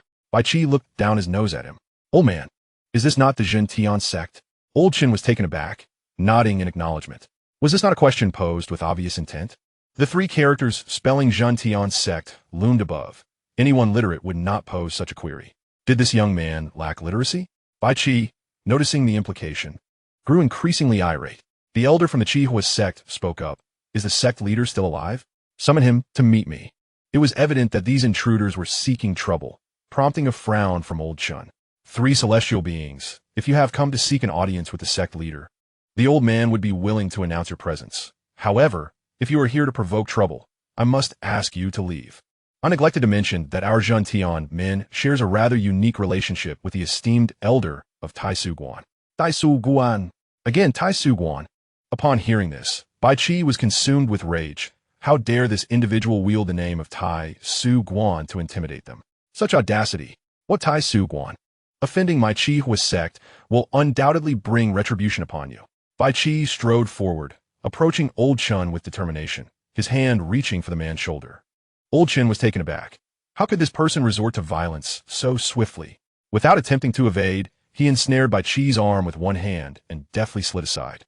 With a powerful thrust from his chest, he struck Bai Qi squarely in the chest. A thunderous sound echoed as Bai Qi was sent stumbling back several paces. His complexion flushed. Huh? A body cultivator? The Qihua sect elder was taken aback. It seemed Zhentian men harbored a practitioner of physical cultivation. It is well known that body cultivators are far rarer than those who focus on spiritual practices, primarily due to the scarcity of effective techniques and the stringent requirements of their training, which yield minimal results in the early stages. Thus, few choose this path. Old Chen's presence was certainly surprising, but only momentarily, for he perceived that this elder was nearly a century old, leaving little room for further advancement. Achieving such a level of cultivation at this age was already remarkable. Bai Qi, filled with disbelief, could hardly fathom that he had been pushed away. After all, he was a formidable presence at the 9th level of Foundation establishment, merely a step away from the Golden Core realm. This implied that Old Chun possessed strength rivaling that of a Foundation establishment cultivator. Unbeknownst to them, Old Chun himself was equally astonished. What had just transpired? How had he managed to send a celestial being flying? After all, the opponent was a being of exalted status. Dao Bai Ti. The expression on Old Chen's face seemed to mock him. With a furious roar, he prepared to charge again. The Qihua sect elder seized him by the arm. Do you not feel humiliated enough? Stand azida. Bai Qi, eyes ablaze with anger, stood there huffing in indignation. I shall confront you. The Qihua sect elder, with a sudden stamp of his foot, surged toward Old Chun like a tempest. Old Chun was struck with alarm. This celestial being was extraordinary, far superior to the younger one. He felt utterly powerless to resist. He attempted to block the elder's hand, only to find it weighed down like a mountain, akin to an ant attempting to shake a tree. If he were to be caught, he would undoubtedly be rendered incapacitated. Leader, Old Chin could not help but call out. But to no avail. The Qihua sect elder sneered coldly, gripping Old Chin's throat, contemplating whether to send the old man to the afterlife. Suddenly, a gust of wind rushed by his ears. He watched in disbelief as Old Chun slipped from his grasp, witnessing himself being flipped 360 degrees before crashing to the ground. Elder, Bai Qi and Lian Hua exclaimed in shock. It hurts. It hurts so much. The elder of the Qihua sect felt as though his hands might break, his cheeks swollen to an alarming degree, and one eye completely shut. Who could it be that had, in an instant, brought this golden core master to his knees? With great effort, he lifted his head and discovered a young man gazing at him with an icy demeanor. At his age, did he not understand the virtue of respecting the elderly and nurturing the young? Chapter 30, The Sealed Egg. Grandfather Chun, are you all right? Jiang Yu, upon hearing his call, hurried out, only to witness an elderly man gripping Old Chin's throat. His anger surged. How dare they assault an elderly person? Without a moment's hesitation, he rushed forward, delivering a swift slap that sent the old man tumbling to the ground. Master, I'm fine, thank you. Old Chun shook his head in disbelief. He had not anticipated his master's fierce courage.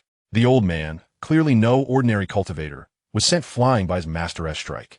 While assisting the elder, Bai Qi shouted, Do you even know who you were hitting, boy? Jiang Yu paused, wondering if he had struck the wrong person, perhaps a relative of Grandfather Chun. Grandfather Chun, is this man related to you? No. A friend, then? Neither. Jiang Yu exhaled in relief. It seemed he had not misjudged the situation. I must say, old man, why choose to learn the art of combat instead of something more noble, especially while bullying a centenarian? Quite the feat, isn't it? The elder of Qihua's sect retorted. I'm older than him, you know. He then directed his ire towards the two young men. And you too, young as you are, should be taking care of the elderly instead of wandering about. If you're unwell, stay at home. Mind your actions lest you find yourself in a mental health facility. Bai Qi and Lian Hua were utterly bewildered by the boy's words. You seek death, Bai Qi exclaimed, stepping forward to teach Jiang Yu a lesson. The elder interjected sharply, Silence. I command you to be quiet. I said be quiet. Although Bai Qi did not comprehend why the elder insisted on this, he dared not defy him, opting instead to glare fiercely at Jiang. "Are you the master of the Zhentian Sect?" The elder of Qihua's sect inquired cautiously, wincing in pain as he spoke. His politeness stemmed from a realization that he could not gauge this young man's true strength if he were devoid of cultivation. That last blow had nearly cost him his life. Yet if he did possess power, he bore the demeanor of an ordinary person. Could it be that he was a body cultivator? If so, it was terrifying. Such a young body cultivator capable of sending a golden core practitioner flying would undoubtedly become a formidable force in the future. "Indeed, I am a master of the Zhentian Sect, Jiang," he replied candidly, finding no need for concealment. "Ah, I see. We mistook you for someone else. My apologies. We shall take our leave now." The elder of Qihua's sect rose, gesturing for Bai Qi and Lianhua to follow him down the mountain. It turned out they had merely come to the wrong place. Alas, with age, his eyesight had faltered, resulting in an unnecessary beating. From now on, he resolved that Grandfather Chen should not descend the mountain so freely. Upon hearing Jiang Yu's words, the elder of the Red Fire sect felt as if his face was ablaze. "Let's depart," he commanded in a hushed tone. Once they had put some distance between themselves and their leader, the elder finally felt a sense of relief. At last, we are safe. Bai Qi could no longer restrain himself. "Elder, why did you not teach them a lesson just now?" The elder shot him a disapproving glance. "Let this matter rest. Do not entertain thoughts of seeking vengeance against the Zhentian sect in the future, lest it brings catastrophic consequences to our sect." "Ah!" exclaimed Bai Qi and Lianhua, their eyes widening in disbelief. "Elder, that seems a bit exaggerated, does it not?" "Exaggerated? You cannot even best an old man sweeping the floor, let alone their sect leader. I believe even a formidable figure in the nascent soul stage would struggle against Jiang. Is he truly that terrifying? Wasn't he considered a waste, having had his cultivation rendered ineffective? You are the one who is a waste. What if he is a body cultivator? My instincts have always been spot on." Bai Qi and Lianhua turned pale. They had stirred a hornet's nest and needed to find a place to hide upon returning. A body cultivator, a legendary existence capable of overwhelming sword immortals. "Grandpa Chun, I think you should take a break from sweeping today. Our swing is ready. You should enjoy it." I shall heed the sect leader's advice." Just as they were about to turn away, someone called from behind, "Sect leader Jiang." Jiang felt a twinge of impatience. Must they not allow one some peace? "Sect leader Jiang." The figure quickly approached. It was Chun Sahan and Hong Shan. "Sect leader, Grandpa." Chun Sahan first paid her respects to Jiang before rushing to old Chun. Good. It's wonderful to have you back." Old Chun affectionately patted Chun Sahan's head. Jiang too was delighted, playfully ruffling the little girl's hair. "Thank you, Elder Hong, for bringing Sahan back." "Sect leader Jiang, you flatter me. It was my duty." "Ha! Today I have decided, let us feast. Elder Hong, please join us." "Then I shall gladly accept." The group walked into the inner sanctum, chatting and laughing. With the assistance of Chun Sahan and Old Chun, a lavish spread was laid before Hong Shan. "This is simply exquisite." Hong Shan marveled, astonished at Jiang Yu's culinary skills. Having long forsaken indulgence, he found himself salivating at the sight of the delectable dishes Jiang Yu had prepared. With Jiang Yu's signal to commence, Chun Sahan descended upon the food like a ravenous tiger, sweeping away the offerings on the table. Hong Shan watched, his eyes almost bulging. Her appetite was truly remarkable. However, as he tasted a slice of fish, he too could no longer maintain decorum and joined in the feast with wild abandon. Delicious, truly magnificent. His mouth was stuffed, and he could no longer manage his chopsticks. It seems this esteemed elder leads a rather frugal life. Jiang couldn't help but shake his head. "Eat slowly. There's plenty more." Hong Shan felt a flush of embarrassment. "Ha! Master Jiang, it seems I've become the subject of your amusement. I haven't savored such delectable food in centuries. If you truly enjoy it, you are welcome to visit often." "Really? That would be splendid," Jiang replied, though his mind was calculating how to acquire some techniques, weapons, or elixirs from Hong Shan. After all, Chun Sahan needed to cultivate.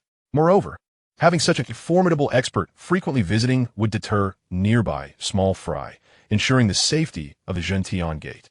With time, perhaps he could gradually cultivate himself as well. During the meal, Chun Sahan shared with Jiang Yu and his grandfather various astonishing tales from the secret realm, leaving them in awe. However, she refrained from mentioning the incident concerning the demon's self-detonation, fearing it would overly concern them and result in restrictions on her outings. Hong Shan, too, discreetly maintained the secrecy. Seeing the array of herbs displayed on the table, Jiang Yu felt profoundly touched. This girl truly cared for him. Xiaohan, please put these away. They hold no use for me, but you may select some to cultivate in the herb garden. That way, we shall never lack for medicinal herbs. Not useful? Xianxia felt a pang of disappointment as she collected the herbs. Since the master said they were of no use, she believed him without question. Oh wait, how could I forget this? Xianxia retrieved a massive egg from her storage pouch and placed it on the table.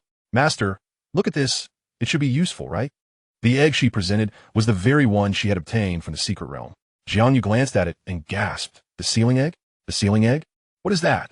Everyone was unfamiliar with it, and even Xiao Hua perked up as if she had stumbled upon a monumental secret, realizing he had let slip too much.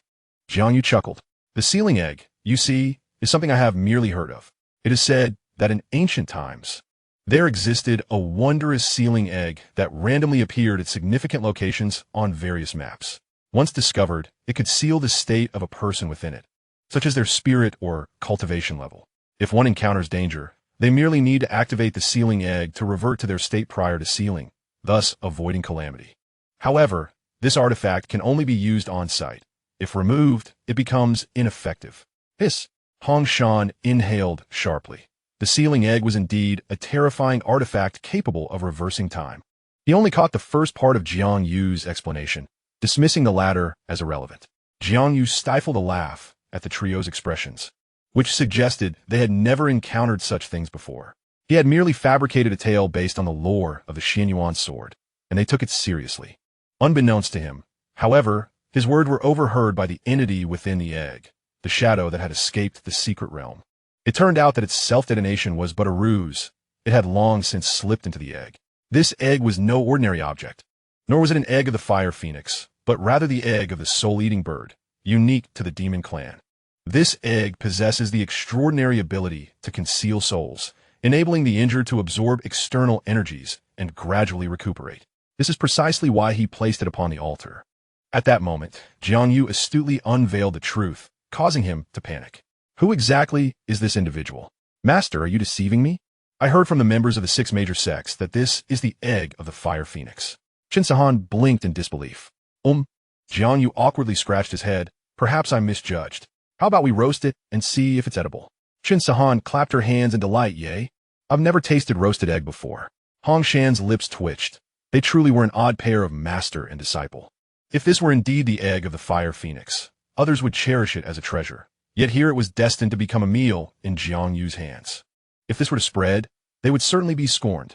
It meant that a fire phoenix with boundless potential was at stake, and it possessed golden core cultivation right from birth. Hong Shan gazed at their exuberant demeanor in silence. Well, the object belonged to them. They could revel in whatever manner they pleased. The shadow within nearly collapsed in laughter. What manner of individuals are these? Is this a comedy? The soul-eater bird's egg cannot be submerged in water, nor can it be ignited. It is as hard as iron, and even an out-of-body cultivator cannot leave a trace upon its surface. This person actually intends to roast and consume it. What a farce! Were it not for his severe injuries and the presence of Hong Shan, a nascent soul cultivator, and that cat, he might have ventured out to eliminate them. Under the watchful eyes of the crowd, Jiang Yu fetched a wooden basin filled halfway with yellow clay.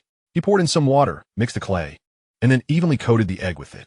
All right, now let us ignite a fire.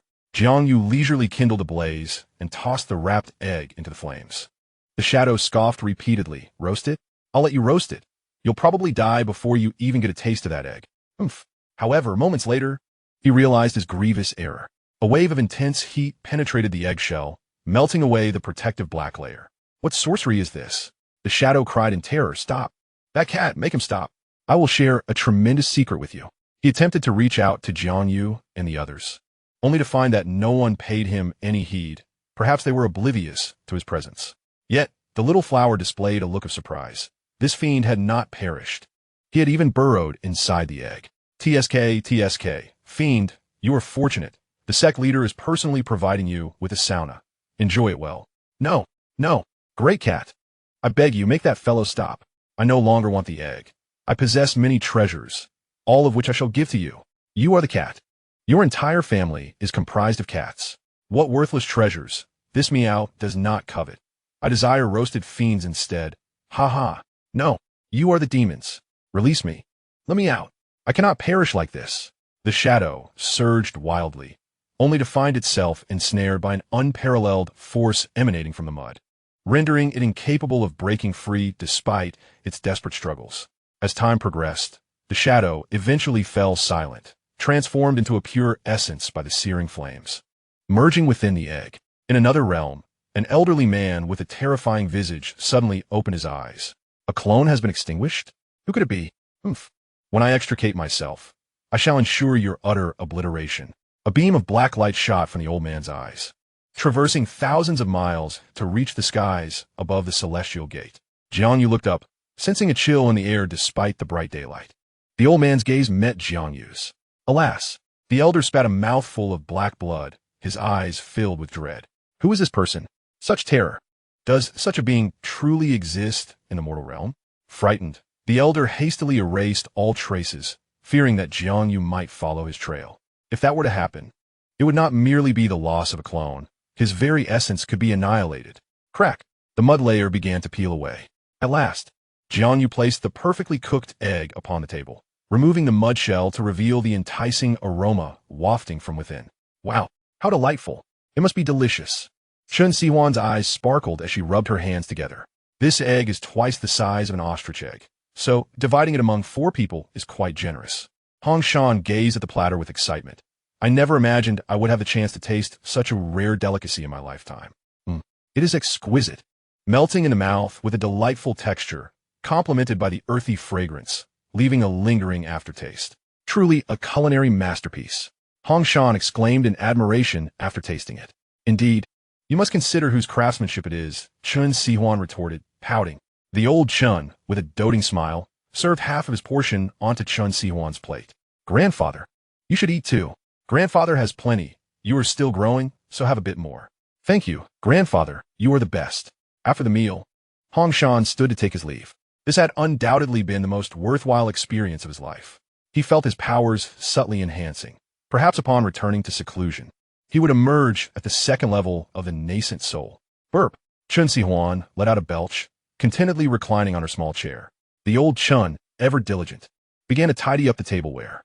Grandfather, what is it? I encountered someone this time. Someone? Who? Do you remember 10 years ago? There was a man with a scarred face. The old Chun paused and sat beside Chun Sihuan. You saw that person? What happened? I cannot be certain. There is a monk at the Diamond Temple who resembles that man, yet he denies it. Perhaps I am overthinking. That man was merely a mountain bandit, while this monk is a practitioner. Grandfather, I am not your biological granddaughter, am I? Chapter 32. Heritage, a breakthrough again. The old Chin sighed. This girl still harbored doubts. Indeed, you are not my dear granddaughter. I am merely a solitary elder. Do you recall the year when those two entrusted you to my care, when you were but a year old? Jiang Yu's expression became peculiar.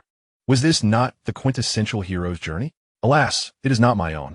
Does the old man know their origins? Old Chin paused, seemingly lost in recollection.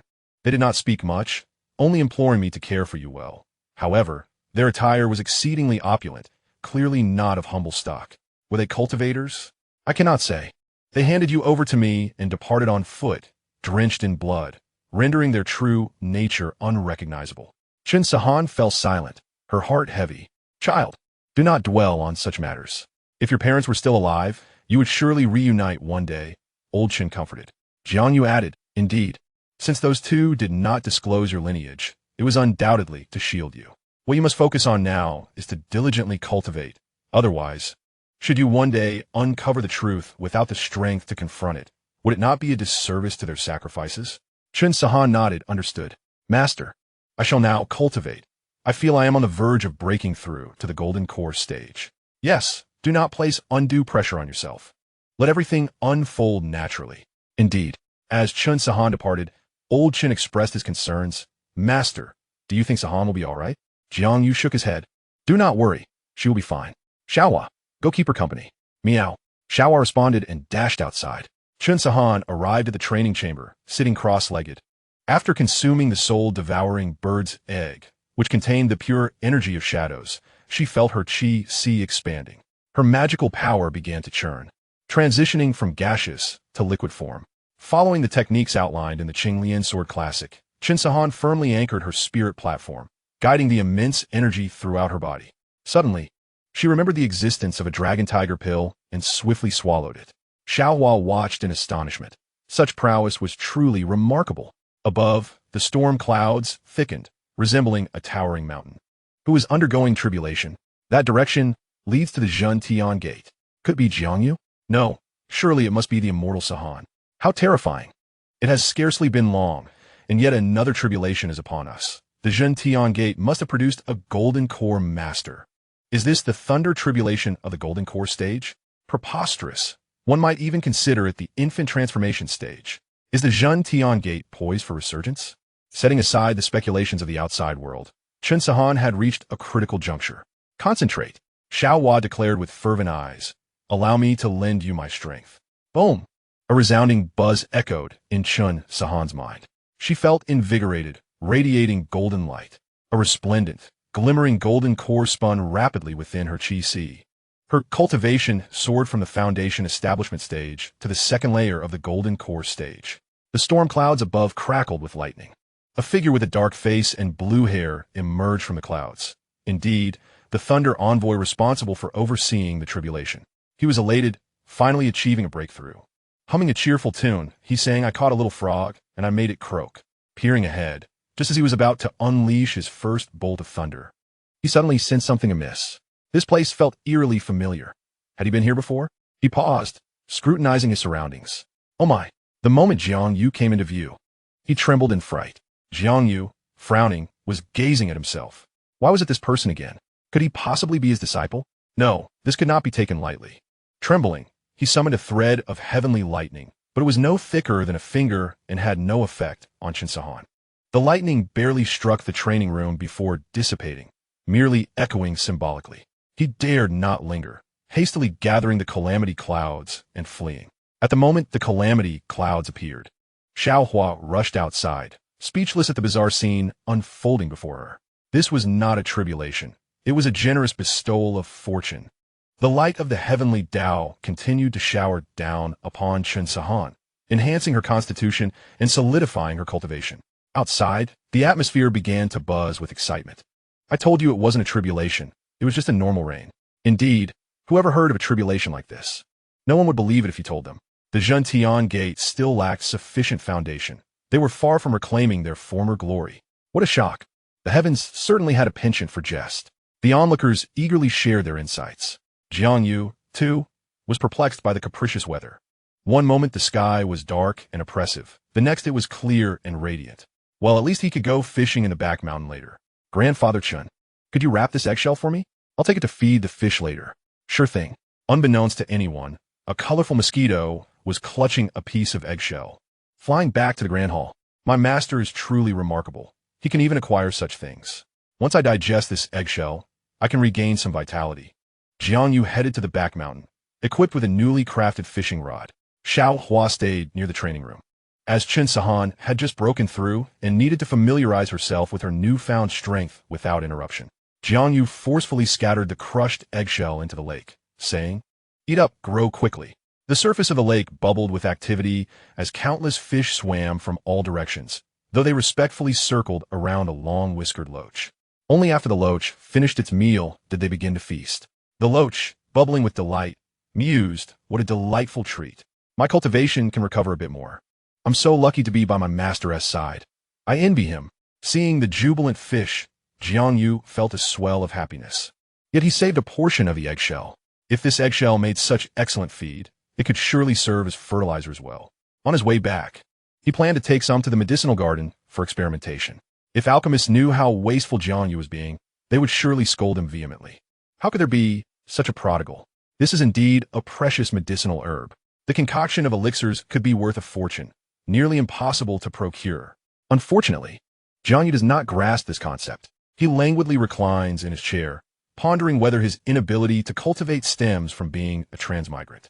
Observing Xianxia's growing prowess fills him with a sense of pressure and urgency. What will he do if one day Xianxia departs from the Zhentian Sect? The Zhentian Sect is too small to accommodate a phoenix like her. Primarily, He feels utterly incompetent, unable to provide Chun Sahan with the guidance she deserves. Sighing, Jiang Yu massages his temples, attempting to dispel these chaotic thoughts. Why think so much? Enjoy today's wine and revel in the moment, regardless of the seasons. With this realization, Jiang Yu feels a considerable lift in his spirits. The gentle breeze caresses his face, and the rippling waves soothe him. Unbeknownst to him, he drifts into slumber. Meanwhile, at the Ice Spirit Valley, thousands of cultivators are stirred with fervor, surrounding the valley impenetrably. Su Zhang Fan, Su Thendo Su Sakwing.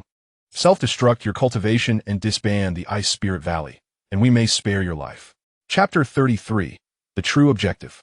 Su Zhengfeng, the master of Ice Spirit Valley, possesses a cultivation level of the 9th layer of Golden Core. Within the Ice Spirit Valley, there are over 50 individuals, including 3 elders of the 4th layer of Golden Core. This is a considerable force.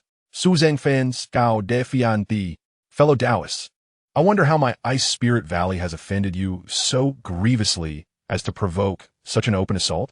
Su Zhengfan, do not feign innocence. If it were not for your son colluding with the demon, our sects would not have suffered such losses of elite disciples. Indeed, Su Shaoqing may have acted upon your counsel. The Ice Spirit Valley colluding with the demonic path deserves annihilation. Nonsense. You claim my Ice Spirit Valley colludes with the demonic path, yet do you have any evidence? To come here barking without proof, you possess remarkable audacity. His aura, formidable at the 9th layer of Golden Core, forcefully repels the nearest assailants. To be frank, he is exceedingly irate. He was in seclusion, seeking a breakthrough to the nascent soul stage when these clowns interrupted him. He grits his teeth in frustration, yet with so many present, it's nearly impossible to eliminate them all. If word spreads, the Ice Spirit Valley would be irreparably damaged. Su Zhengfan, do not assume that your superior cultivation grants you unbridled freedom. We have summoned reinforcements. Oh, with such ragtag individuals, what reinforcements could you possibly summon? I, Su, am eager to witness. Su Zhengfeng's face contorts in disdain. The highest among these sect leaders is merely at the 5th layer of Golden Core. What backing could they possibly possess? Laughter erupts from the crowd. A peculiar young man with small eyes parts the throng, followed by another individual sporting a gleaming bald head. May I inquire if I am worthy to speak? If not alone, perhaps with this esteemed master, it would suffice. The newcomer is none other than Xiao Daoming of the Blood Soul Sect, accompanied by the monk Jing Wang from the Golden King Temple. Su Zhengfeng's pupils constricted. Although he had never met the 2 individuals before, their attire was undeniably familiar. They were indeed comrades from the Blood Soul Sect and the Diamond Temple. What brings you 2 here? Are you seeking retribution? To be honest, he felt a sense of uncertainty. While he could dismiss the earlier crowd as mere troublemakers, these 2 warranted a more cautious approach. Could it be that his son had truly colluded with the dark forces? Xiao Daoming sneered. Your young master has indeed conspired with the dark path, inflicting harm upon righteous cultivators. The evidence is irrefutable, witnessed by the 6 major sections. You cannot distance yourself from this. Ice Spirit Valley. It's best to surrender while you can. Ba, benefactor, the sea of suffering is boundless. Turning back is the shore. If you adhere to what everyone has suggested, this humble monk can ensure your life remains unharmed. Jing Wang pressed his palms together, his face radiating compassion. What if I refuse? Su Zhengfeng's expression hardened. He knew that regardless of his agreement or denial, today would inevitably see bloodshed in Ice Spirit Valley. Then do not blame us for exterminating you. Xiao Daoming flashed a sinister smile, as if savoring a delicacy. Ba, I advise all benefactors not to be obstinate. Lay down your weapons and achieve enlightenment. Master, why waste breath on them? Let us charge together. Someone could no longer restrain themselves. Others began to stir. The atmosphere charged with tension. Come forth. Others may fear your 6 major sects, but I do not. Su Zhengfeng ripped off the facade completely. Ice Spirit Valley disciples. Heed my command. Fight to the death. Fight to the death. The roar echoed through the valley. Xiao Daoming grinned wickedly. Kill. Su Zhengfeng drew his long sword. 3 elders. Join me in confronting these 2. At your command. The 3 elders unsheathed their weapons, following closely behind Su Zhengfeng. As Su Zhengfeng charged forward, he suddenly felt a chill in his back, followed by an excruciating pain coursing through his body. Looking down, he saw 3 blades had pierced through him. Turning his head, he questioned, why? The 3 elders could not meet his gaze and abruptly withdrew their weapons. I'm sorry, Valley Master, We cannot err again. Humph, you ungrateful wretches. I shall take my leave first.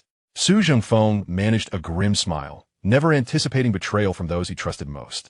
His dantian shattered, his heart pierced. He was beyond saving. As he slowly collapsed, the three elders proclaimed loudly, "Everyone cease. Lay down your weapons. Su Zhengfeng has met his end." The disciples of Ice Spirit Valley were taken aback. The elders had killed the Valley Master? The three elders discarded their weapons and approached Xiao Daoming. "Xiao Daoming, Su Zhengfeng has been dealt with. Please grant us a path to survival." Xiao Daoming seemed to have anticipated this turn of events, smiling as he replied, "Naturally.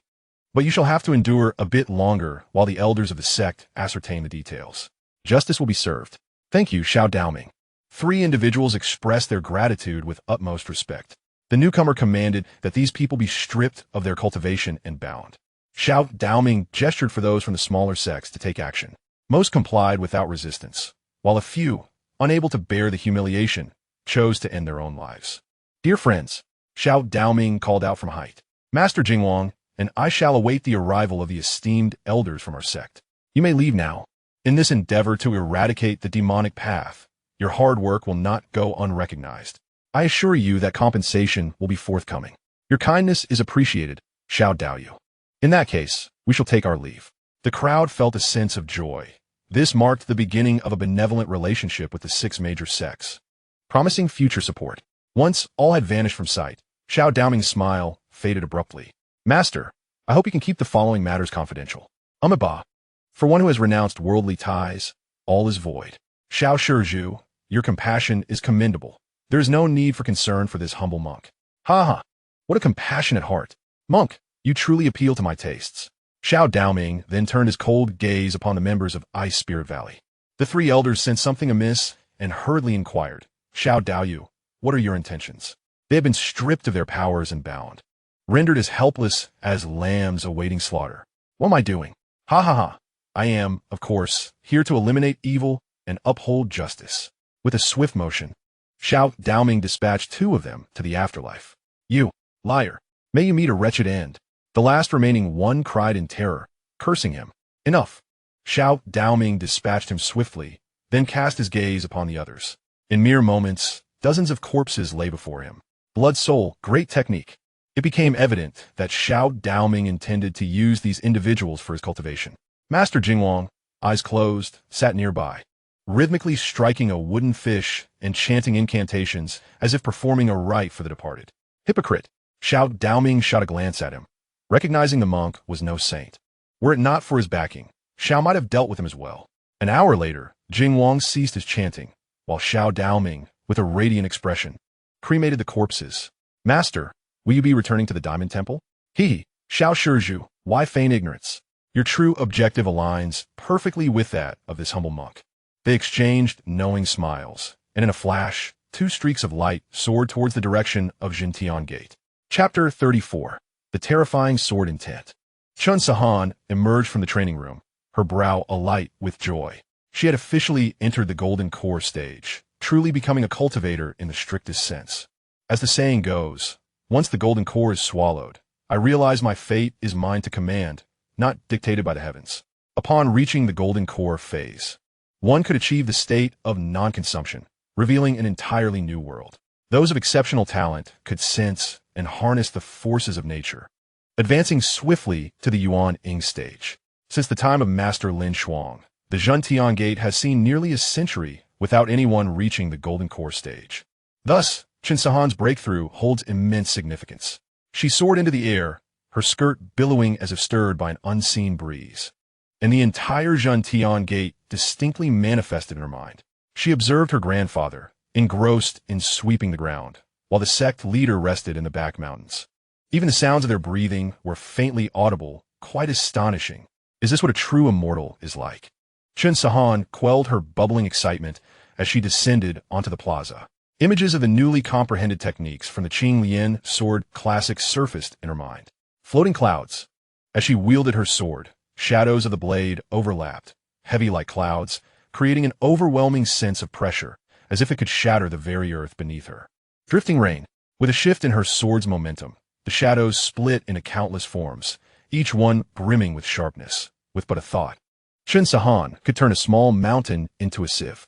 Xiao Hua, perched on the eaves, was utterly astonished. This little girl's swordplay contained a hint of sword intent, though minimal. It was indeed sword intent. Otherwise, such a terrifying aura would be unimaginable. Truly an extraordinary talent. It is worth noting that even within the esteemed Immortal Sword Sect, there is not a single young disciple who has grasped sword intent. Without reaching the out-of-body stage, such comprehension is difficult, often yielding contrary results. Chen Sahan could no longer be assessed by ordinary standards. However, upon reflection, Xiao Hua found it reasonable. After all, she was the master's disciple. What miracles could not occur? Meanwhile, Xiao Daoming and Jing Wang were en route to Zhentian Gate, unaware that Chen Sahan had already ascended to the Golden Core stage. Master, have you come to Zhentian Gate for that wondrous egg? Not at all, he replied. Is it for that talisman of safety? Neither.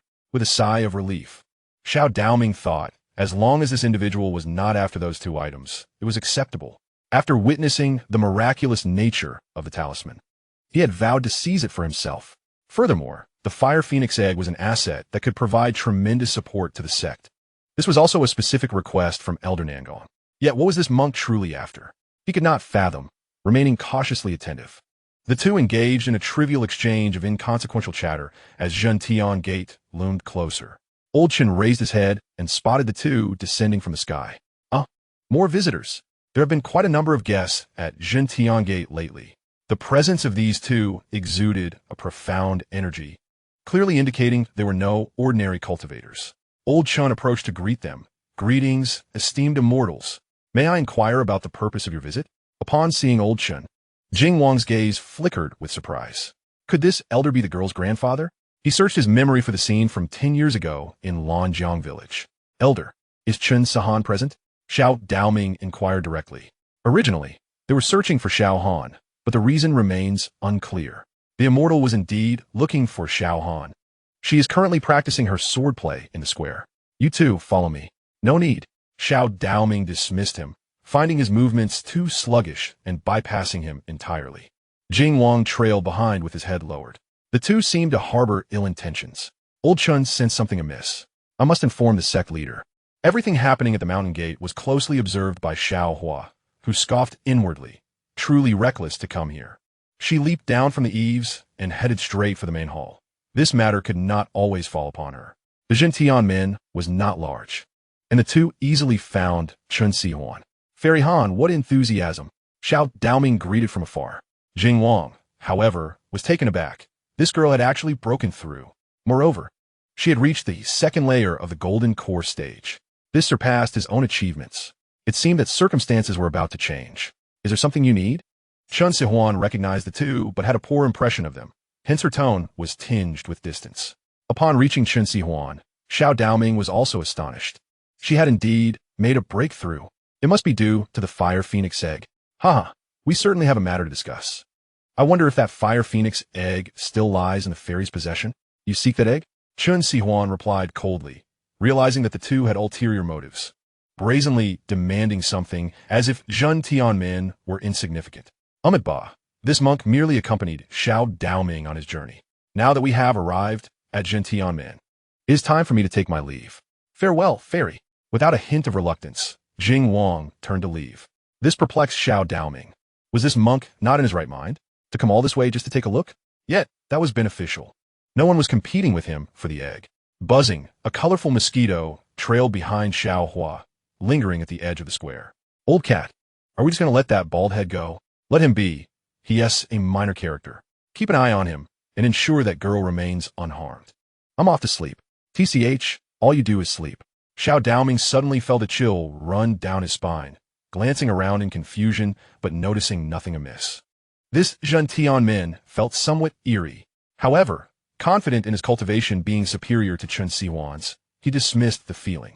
Fairy, that egg is of great importance to my blood soul sect. I hope you can part with it. Here are 100 mid-grade spirit stones. Xiao Daoming displayed his sincerity, believing that a long-fallen small sect would be ecstatic upon receiving such a fortune and would willingly relinquish the item. You might as well give up. That egg is no longer here. No longer here? How could it be gone? Xiao Daoming was incredulous. Fairy, this joke is no laughing matter. Tell me, has someone taken that egg? Who? No one has taken it. It is indeed gone. Ha ha ha. Do you take me for a fool? Xianxia exclaimed with disdain. I told you it's gone. It has already been consumed. If you don't believe me, there is nothing I can do. Ah. I can't take it anymore. I'm going to die from laughter. Xiao Daoming clutched his stomach, laughter streaming from his eyes. At least try to be somewhat credible. If you said someone took it, I might believe you, but to claim you ate it? I cannot trust such a ludicrous statement. The resilience of the Fire Phoenix egg is well known to us.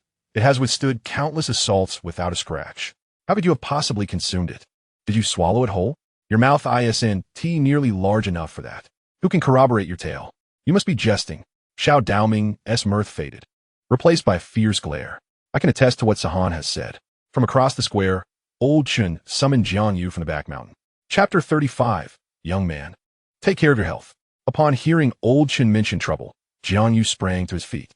Upon arriving at the square, he overheard the bizarre youth demanding the egg from Chun Sahan. His heart raced with tension.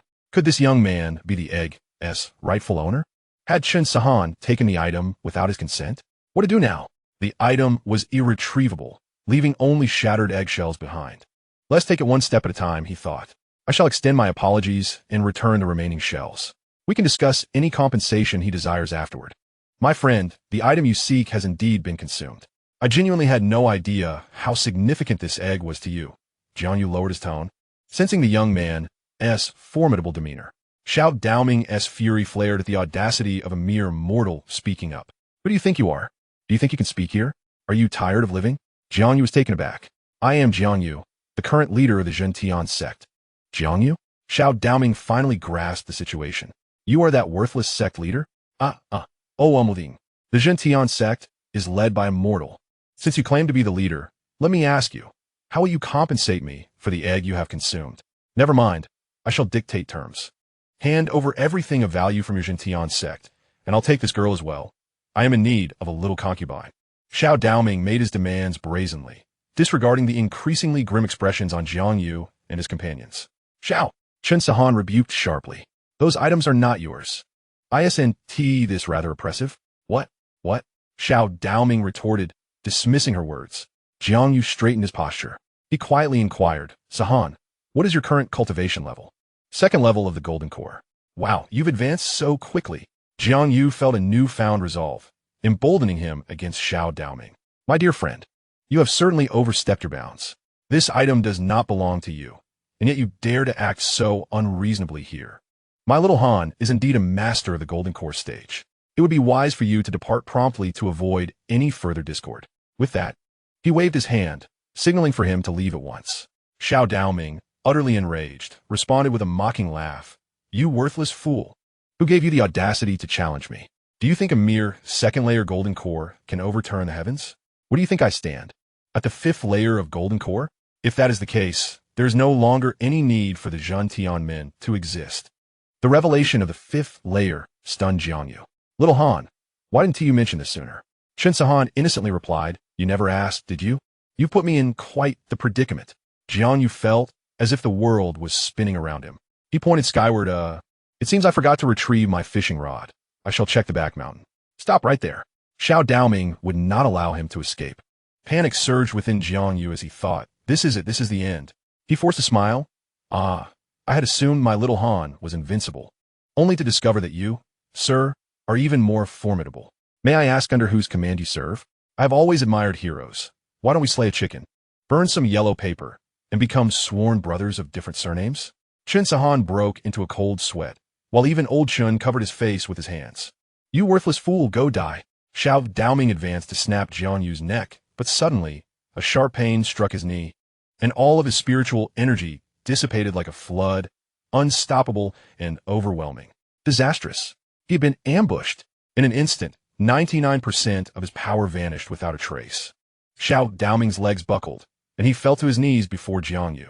He raised his head and was met with Jiang's infuriating grin. It was him. This fellow had been pretending to be weak while hiding his true strength. He was indeed the most terrifying presence within the Zhentian men. Unbeknownst to anyone, a colorful mosquito, burdened with a heavy abdomen, was flying towards the Grand Hall. Had it not wished to remain concealed, Xiao Daoming likely would have been reduced to dust by now. However, under such circumstances, Chun Sahan was already capable of managing the situation. Jiang Yu looked at Xiao Daoming in surprise.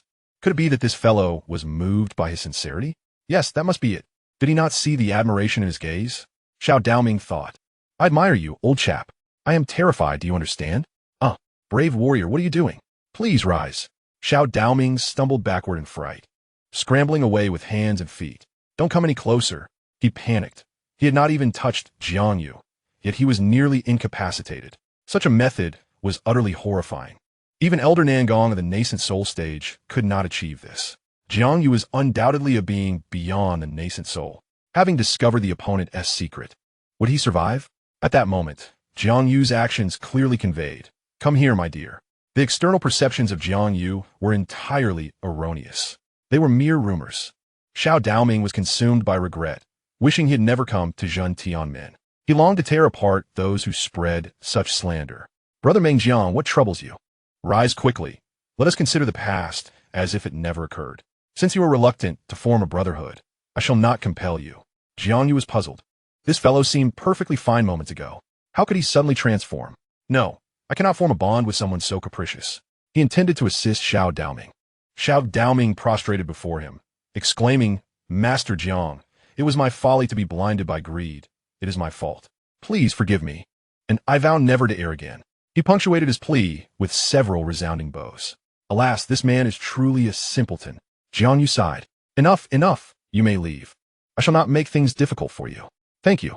Thank you, Master Jiang. Thank you, Fairy Han. Xiao Daoming exclaimed, as if a heavy burden had been lifted from his shoulders. He stumbled to his feet and made his way towards the mountain gate. However, after taking just a few steps, he fell once more, wincing in pain. Jiang Yu observed this and shook his head, deeming the young man rather frail. Perhaps he is lacking in calcium. Approaching Xiao Daoming, he produced a piece of eggshell and placed it in the young man's hand. Young man, your health is the foundation of your endeavors. Take care of yourself. This eggshell will help supplement your calcium. Xiao Daoming stared at the eggshell in his hand, astonished. Could it be that he was not deceived? They truly consumed the egg. This shell belongs to the fire phoenix. Good heavens, what manner of people are these? Xiao Daoming felt as if he might lose his sanity. He crawled away from the Zhentian men. Jiang Yu murmured, what kind of parent raises such a child? After offering a few more instructions, he made his way towards the back mountain. He still wished to fish. Old Chun seized Chun Sahan's arm and remarked, Little Han, I find a master to be quite enigmatic. Chun Sahan nodded in agreement, sensing something was amiss, yet unable to articulate what it was. Her master evidently had no cultivation. Yet, what could explain Xiao Daoming's behavior? It was all so perplexing. Xiao Daoming glanced back at Zhentian from a distance, vowing never to return. He had no intention of divulging today's events. He could not afford to lose face. Holding the eggshell, a bitter smile crept upon his face. Perhaps this was the greatest consolation he could muster. He tucked the eggshell away and departed without looking back. Not long after his departure, a bald figure emerged from behind a rock. It was the monk Jingwang. He observed Xiao Daoming's demeanor closely. This Zhentian man is not to be underestimated. It seems I must inform the leader. Chapter 36. Save me. The following 2 months passed in tranquility, devoid of any interruptions to Jiang Yu's life, which was precisely as he preferred. Each day was filled with exercises, dances, and fishing, allowing him to immerse himself in this extraordinary world. The former 996 work model had suffocated him. Toiling so hard was merely for the sake of a better life. Now, this leisurely existence was, indeed, his heart's desire. Old Chun, having finished his exercises, appeared at the mountain gate with a broom in hand. Help! Help me! A faint sound emerged. Old Chun raised his head, but found nothing and muttered to himself. Am I hallucinating? Help me! The voice echoed again. Someone. Old Chun ceased his sweeping and meticulously inspected around the mountain gate, ultimately discovering something amiss in a nearby pit. This was where he had piled the fallen leaves. A pale hand emerged from within. Hesitant to approach directly, Old Chun used his broom to clear away the leaves, revealing an elderly man covered in blood. He appeared to be in his 60s or 70s. Old Chun scrutinized him closely. His hair was disheveled, his complexion ashen, and his lips cracked. The man's eyes were filled with desperation. Brother, please save me. Despite his age, Old Chun had a kind heart, and seeing the man in such a pitiable state, he reached out and pulled him up. The old man's face contorted. You old fool. Don't you realize I'm gravely injured? Oh no, my ribs. Are they about to break? He gasped, struggling to speak.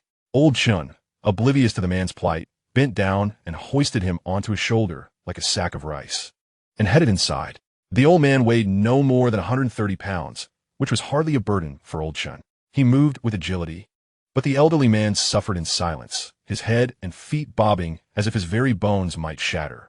Master! Master! Quick, come help! Old Chun shouted as he dashed towards the main hall. Jiang Yu peeked out, witnessing Old Chun rushing in with a person on his back. What happened? Old Chun stepped through the threshold. Master, this man is severely injured. Severely injured? Oh, lay him on the bamboo bed over there, Jiang Yu instructed. With a thud, Old Chun set the elderly man down, his head hitting the bamboo pillow, causing him to see stars. You wretched old man, the elder thought, filled with resentment. Can't you be gentler? Old Chun wiped the sweat from his brow. Master, you must take a look. He was just speaking moments ago, and now he is silent. Jiang Yu thought to himself, I'm not a doctor. How can I assess him? However, he refrained from voicing this and feigned concern, reaching to take the man's pulse. The pulse is still beating. Nothing serious. He is probably just hungry. Old Chun's eyes widened in disbelief. Really? Master. Haven't you noticed the blood all over him? Jiang Yu's expression stiffened slightly. Of course, I've seen it, but these are merely superficial wounds. A bit of herbal treatment will suffice. What he truly needs is food. I will gather some herbs. You prepare some congee for him. All right then. In the grand hall, only the elderly man lay feebly on the bamboo bed, staring blankly at the ceiling. He pondered, is it true that the Zhentian men has only 2 mortals? Wasn't there supposed to be a little girl in the golden core stage? At this moment, Chun Sahan was immersed in his training within the secluded practice room, blissfully unaware of the vibrant mosquito lurking in the shadows of the grand hall, poised to turn him to ash at the slightest hint of wrongdoing. The elder closed his eyes, feeling a refreshing chill penetrate his core, initiating the restoration of his injured meridians. What a remarkable phenomenon. This bamboo bed possesses healing properties. The elder was elated. This would hasten his recovery. As he reveled in the soothing sensation, Old Chun entered with a bowl of steaming porridge. Have you fallen asleep? Old Chun noticed the elder's eyes were shut, his breathing steady. Hey, wake up. Have some porridge. He gently shook him. Reluctantly, the elder interrupted his recuperation, inwardly lamenting. You old ghost, would it kill you to come in a bit later? You dare call me brother? You are merely immortal. I could be your ancestor. Porridge made from spirit rice.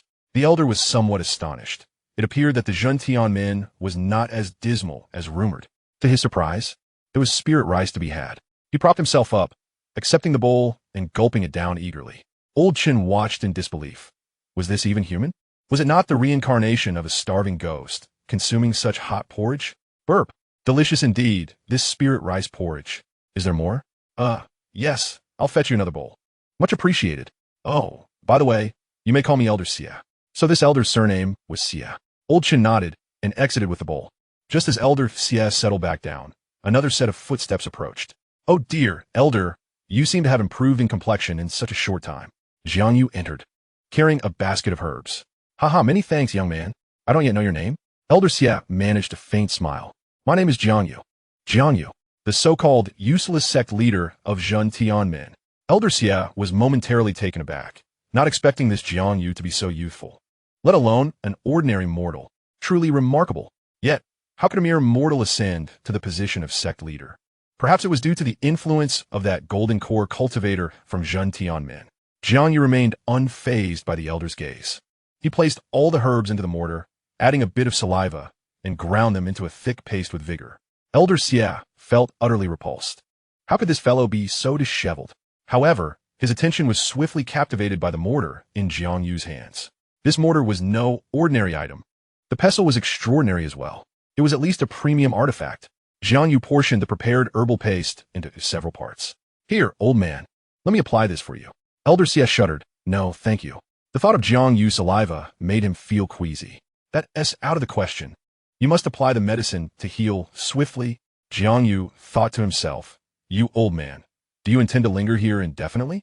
Heal quickly so you can descend the mountain. My spirit rice is limited. With a sharp sound, the herbs were applied to the wound of Elder Xia. Without even unfastening his clothing, Elder Xia, utterly speechless, felt an overwhelming sense of revulsion. His focus was entirely consumed by the herbs, to the extent that he overlooked the fact that he was being held down by Jiang Yu. In no time, Jiang Yu had bound Elder Xia's primary injury with the herbs, resembling a zongzi. All done. Jiang Yu wiped his hands clean on the edge of Elder Xia's garment. By the way, I still do not know your name. Elder Xia shot him a glare and, with an air of pride, replied, I am surnamed Xia. You may call me Elder Xia. Ah, very well, Elder Xia. I estimate that in about a week, you'll be up and about. Do you possess anything of value on you? Chapter 37. Is this sufficient? Jiang Yu politely inquired if Elder Xia had any valuables, for he was no saint and did not wish to squander his labor for nothing. It is only natural to charge for medical care. What? You, a cultivator, do not have anything of worth? Would that not be a great loss for me? Free lodging. Free medical care. I am not a charitable institution here. Furthermore, I do not even know your background. Should your enemies come knocking, my humble Tianmin town would be doomed. No, you must pay. I cannot afford to operate at a loss. I have an entire family to support. Jiang Yu rambled on incessantly. Elder Xia's brows furrowed deeply. This fellow truly exemplified the petty nature of mortals, fixating on wealth in every utterance. Is it merely a bowl of porridge you seek? Moreover, I have not seen many of your kind around. Just as he was about to speak, old Chun entered again, carrying porridge. Grandfather Chun, your timing is impeccable. Please set the porridge aside for now. Master, is he not eating? Eating what? He cannot even afford the hospital fees, and yet expects to dine for free. Let it be discharged soon. Hospital fees? Discharged? A new term learned, old Chun silently noted, as he began to sip the porridge slowly in front of Elder Xia. Elder Xia nearly choked. These two mortals were excessively materialistic. Have they become so impoverished as to audaciously demand money? Jiang Zongzhu. Elder Xia suppressed his rising anger. I still possess some spirit stones. Let this serve as payment for my treatment. Slowly, he retrieved a storage bag from his sleeve and emptied its contents. A shimmering pile of spirit stones, half a foot high, totaling over 1,000, though of inferior quality, still represented a considerable fortune. Jiang Yu grinned broadly. You should have mentioned this earlier. This resolves matters splendidly. Is this sufficient? Indeed. Grandfather Chun, please fetch another bowl of porridge for Elder Xia. These spirit stones will suffice for daily expenses, enough to sustain for a year or two, as they're primarily for purchasing spirit rice, which is not overly expensive. Old Chin licked the bowl clean and exited in high spirits. Elder Xia, please rest well. I shall prepare your medicine. Jiang Yu pocketed the spirit stones and left without looking back. At last, the two bothersome individuals had departed. Xia Lao let out a sigh of relief and began to observe the grand hall meticulously. The Zhentian men appeared rather shabby, as if it had been repurposed into a sleeping chamber. A bamboo bed, a few bamboo chairs, and a wooden table constituted its sparse furnishings. Xia Lao touched the bamboo bed, pondering the peculiar phenomenon. Although it was crafted from ordinary bamboo, it possessed an extraordinary function. He reclined once more, savoring the coolness that coursed through his body, meandering through the meridians. It was gentle and soothing. Remarkably, this object not only had the ability to heal wounds, but also to strengthen the meridians. Xia Lao felt an overwhelming urge to take it away. However, he resolved to refrain from doing so until the day of his departure. Unbeknownst to him, he had already traversed the threshold of the underworld. In the medicinal garden, Old Chun observed Jiang Yu as he uprooted the frail herbs and tossed them into a basket. Master, do you intend to concoct elixirs? He inquired. No, I cannot refine elixirs. These are meant for old CS medicine. These herbs do not seem particularly impressive. What does it matter? As long as they are medicinal, that suffices. Come, follow me. You will help tend to the fire shortly. Of course, Old Chin did not argue further, trusting that the master would not deceive him. Jiang Yu washed the herbs thoroughly and placed them into a large pot. Observing his enigmatic methods, Old Chin asked, Master, are you certain this is for brewing medicine and not for making soup? It is essentially the same. After all, the separately brewed medicine must be consumed anyway. This method is more efficient. Keep an eye on it. First bring it to a boil over high heat, then simmer it gently for half an hour. Oh, and make sure to add a bit of sugar. The old man might find it bitter. Since we have accepted payment, we must ensure quality service. Understood? Understood. Old Chen nodded repeatedly, silently committing Jiang Yu's words to memory. The master truly possessed a wealth of knowledge. Once he had given instructions to Old Chen, Jiang Yu, as was his custom, took his fishing rod and ventured to the back mountain, leaving the responsibility of attending to Xia Lao in Old Chen's capable hands. Fortune favored him today, as he managed to catch 3 fish weighing 5 to 6 pounds within half an hour. Xiao Lao was indeed fortunate. Even the heavens seemed to smile upon him. Jiang Yu stowed away his fishing rod, stretched his limbs, and prepared to indulge in a nap. Just as he was about to lie down, Old Chen's voice called out urgently, "Master, Master, something has happened." Jiang Yu rose to his feet and caught sight of Old Chen, his face a deep shade of black. "What is wrong, Grandpa Chen? Did you fall into the stove?" No, no." Old Chen wiped the sweat from his brow, his expression growing darker. "Do not panic. Go wash your face first." Old Chen approached the lake, splashing water onto his face, and continued, "Master, something has happened to Old Xie. What has occurred? Has he passed away?" "No, I gave him the brood medicine. And now he is convulsing, with bubbles forming at his mouth." "Is it that serious? Let us return and take a look." Jiang Yu was taken aback. There was indeed an issue with the medicine. The two hurriedly made their way to the grand hall, where Elder Xie was still trembling on the bamboo bed, white foam soaking his clothes. Alas, it was true. He had even rolled his eyes back. Jiang Yu felt a surge of panic. Could this be classified as a medical mishap? "Grandfather Chun, please render him unconscious." "Oh." Old Chun, unwavering in his resolve, promptly complied with Jiang Yu's request. With a swift motion, he subdued Elder Xie, who finally fell silent, yet his breathing remained erratic, his throat gurgling ominously. "Master, what shall we do next? Is he going to die?" Old Chun was at a loss, unsure of how to proceed. "No need to panic. Remain calm in the face of adversity. First, we must..." Jiang Yu suddenly realized there were no mobile phones available. Otherwise, he would have surely sought help through social media. An idea struck him. Jiang Yu slapped his thigh, startling Old Chun. "Grandfather Chen, come. Let's go dig for bamboo shoots." "But master, what about this man?"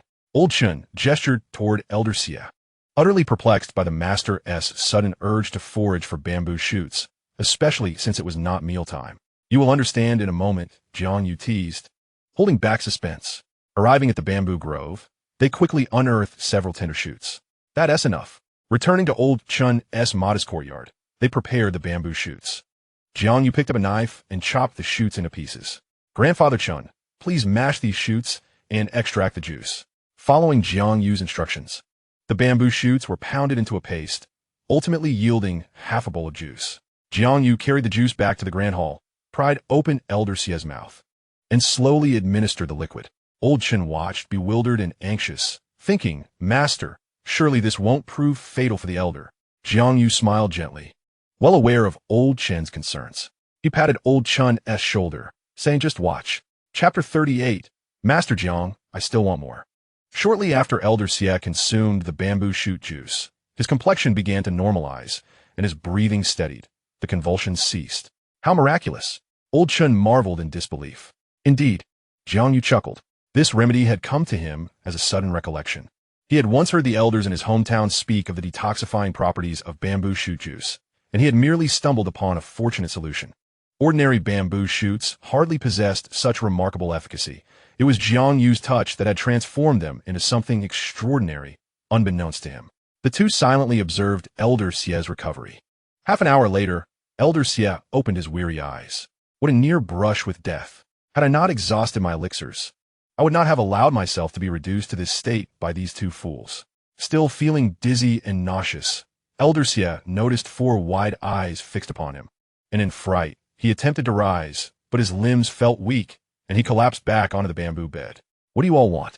He was filled with trepidation, fearing that these two fools might once again administer some form of poison to him. Even as a cultivator, he could not withstand such torment. "Ah, Old Xie, you are awake." Jiang Yu's heart finally settled. Old Xie remarked, "I thank you. Were it not for your medicine, would I have been in such a state? I appreciate your concern, but I wish to rest for a moment. Might you kindly step outside?" Old Xie had no desire to see these two calamities for even a second. "Understood. Rest well. We shall gather for dinner this evening," Jiang Yu responded, pulling Old Chen away. "Dinner? Who would wish to dine with you? If I were to consume the wrong thing, would I not be gambling with my life?" Old Xie silently grumbled. He dared not place his hopes upon Jiang Yu any longer. Instead, he lay upon the bed and began to circulate his cultivation technique, gradually restoring his energy. However, to his astonishment, as soon as he activated his technique, the essence of spiritual energy from the heavens and earth surged towards him, flooding into his dantian. Old Xie was taken aback. What was happening? Such speed of cultivation was unheard of during his usual practice. He paused to carefully sense the surroundings and realized that the spiritual energy within the Zhentian men was slightly denser than that outside. Nothing more than that. But why was this the case? Could be the bamboo bed? His physical strength had recovered significantly, allowing him to move somewhat. To validate his thoughts, he rolled off the bed. Thud! A muffled sound echoed. Ouch! Old Xie grimaced, his facial muscles twitching. After several trials, he finally confirmed that all the peculiarities in his cultivation stemmed from his bamboo bed. Was Jiang truly so foolish? Such a rare treasure. And he had the audacity to display it openly in the main hall, unafraid of others stealing it? Jiang felt wronged. He had merely crafted the bamboo bed casually. When had ordinary bamboo become so valuable? As dusk approached, a fragrant aroma roused old Xie from his meditation. This scent was extraordinary. He descended from the bamboo bed, having regained half his strength in merely 2 or 3 hours. The speed left him astounded. Old Xie, you're awake. Cool me. Dinner is about to be served. Jiang called out eagerly upon seeing old Xie emerge from the main hall. Old Xie scoffed inwardly. As a cultivator at the Golden Core stage, he had long since transcended the need for mortal sustenance. Yet, he was soon drawn in by the tantalizing aroma. Was this fish? My heavens! Could it be the 9-pattern dragon carp? This individual is utterly reckless, using such a rare dragon carp to make soup.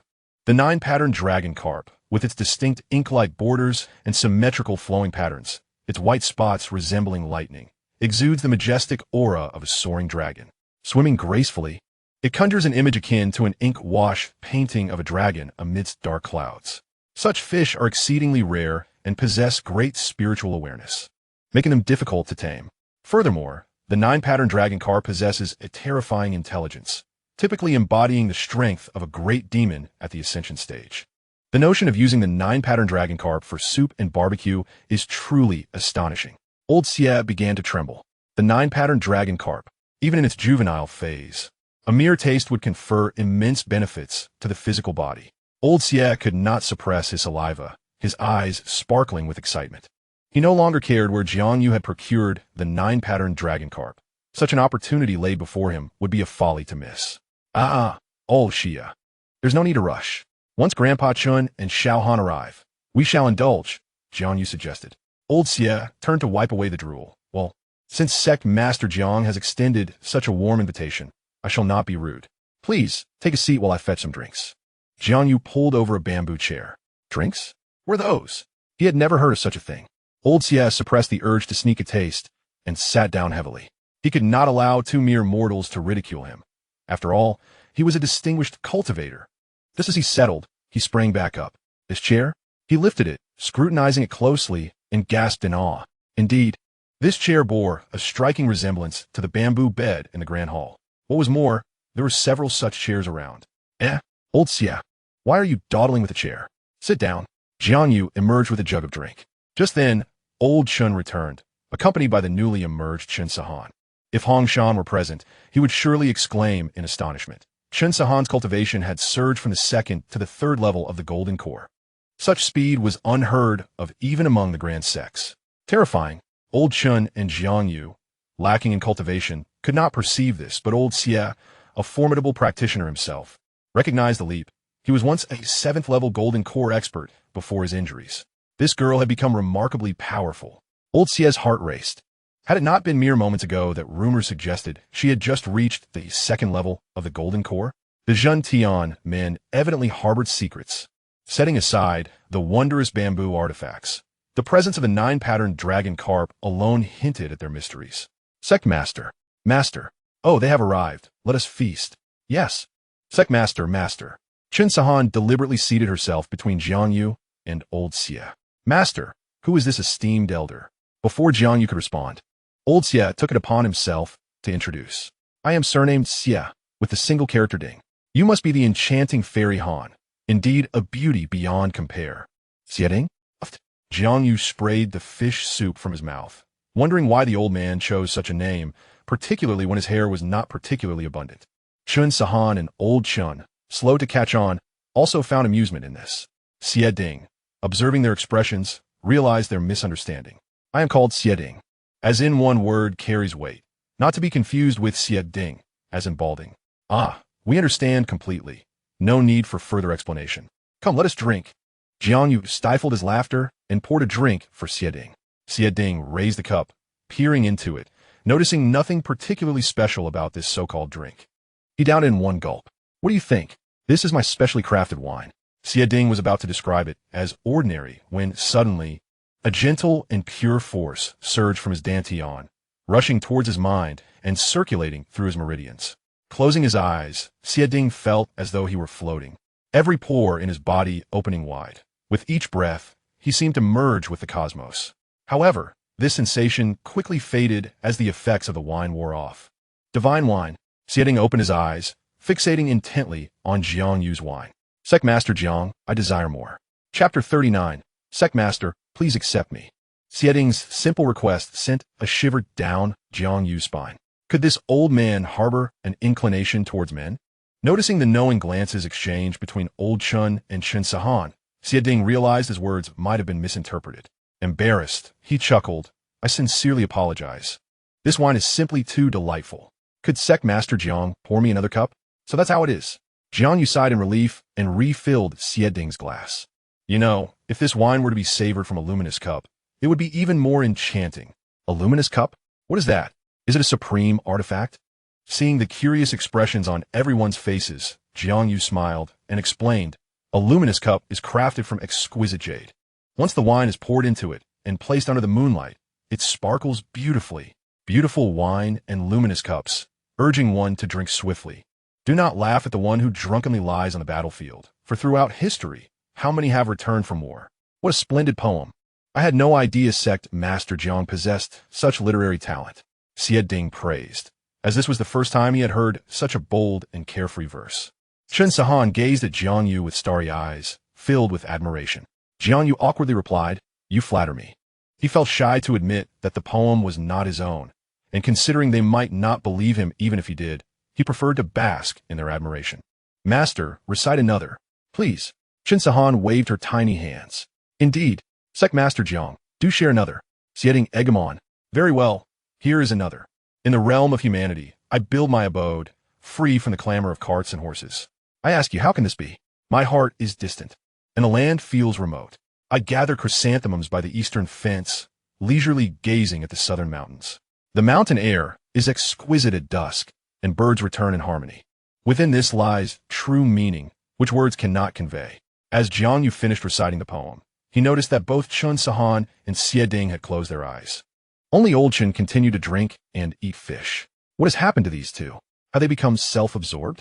Little did Jiang Yu know, it was precisely because of his poem that Chen Sahan and Xieding had entered a rare state of unity with the cosmos. Grandpa Chen, let us eat slowly and chat, waiting for them. All right. After about half an hour, Xieding was the first to open his eyes. Rising, he bowed deeply to Jiang Yu. Sect Master Jiang, I am at a loss for how to repay your kindness. Please accept my bow. Master, your poetry is truly enchanting. I seem to have just arrived in a new world. Chen Sahan exclaimed in astonishment. Jiang Yu silently mused. Why do I not feel it? It seems that the cultivators among you possess a higher comprehension, effortlessly achieving enlightenment. Haha, such casual insights are indeed a testament to your superior understanding. Jiang Zhongzhu, you are too modest. Even if it were an unintentional act, it has greatly aided me. If all goes well, I shall break through to the 8th layer of the golden core in a few days. With a heart full of joy, Xieding produced a storage bag and placed it before Jiang Yu. Within it lay nothing but 10,000 low-grade spirit stones, a token of my heartfelt gratitude. Please accept it graciously, Jiang Zhongzhu. I know you may not need it, but it would greatly benefit Fairy Han as cultivation, so I implore you not to decline. Jiang Yu was at a loss. What does it mean that I do not need it, even if I cannot utilize it for cultivation? Can it not be used for purchasing goods?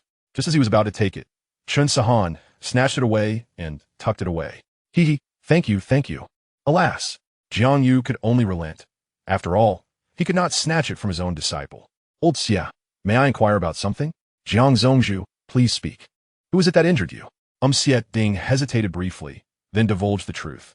He claimed to be a wandering cultivator from the remote city of Jiao in the western part of Qingxian Prefecture, who had offended a prominent family's scion and was pursued relentlessly to the vicinity of Zhentian.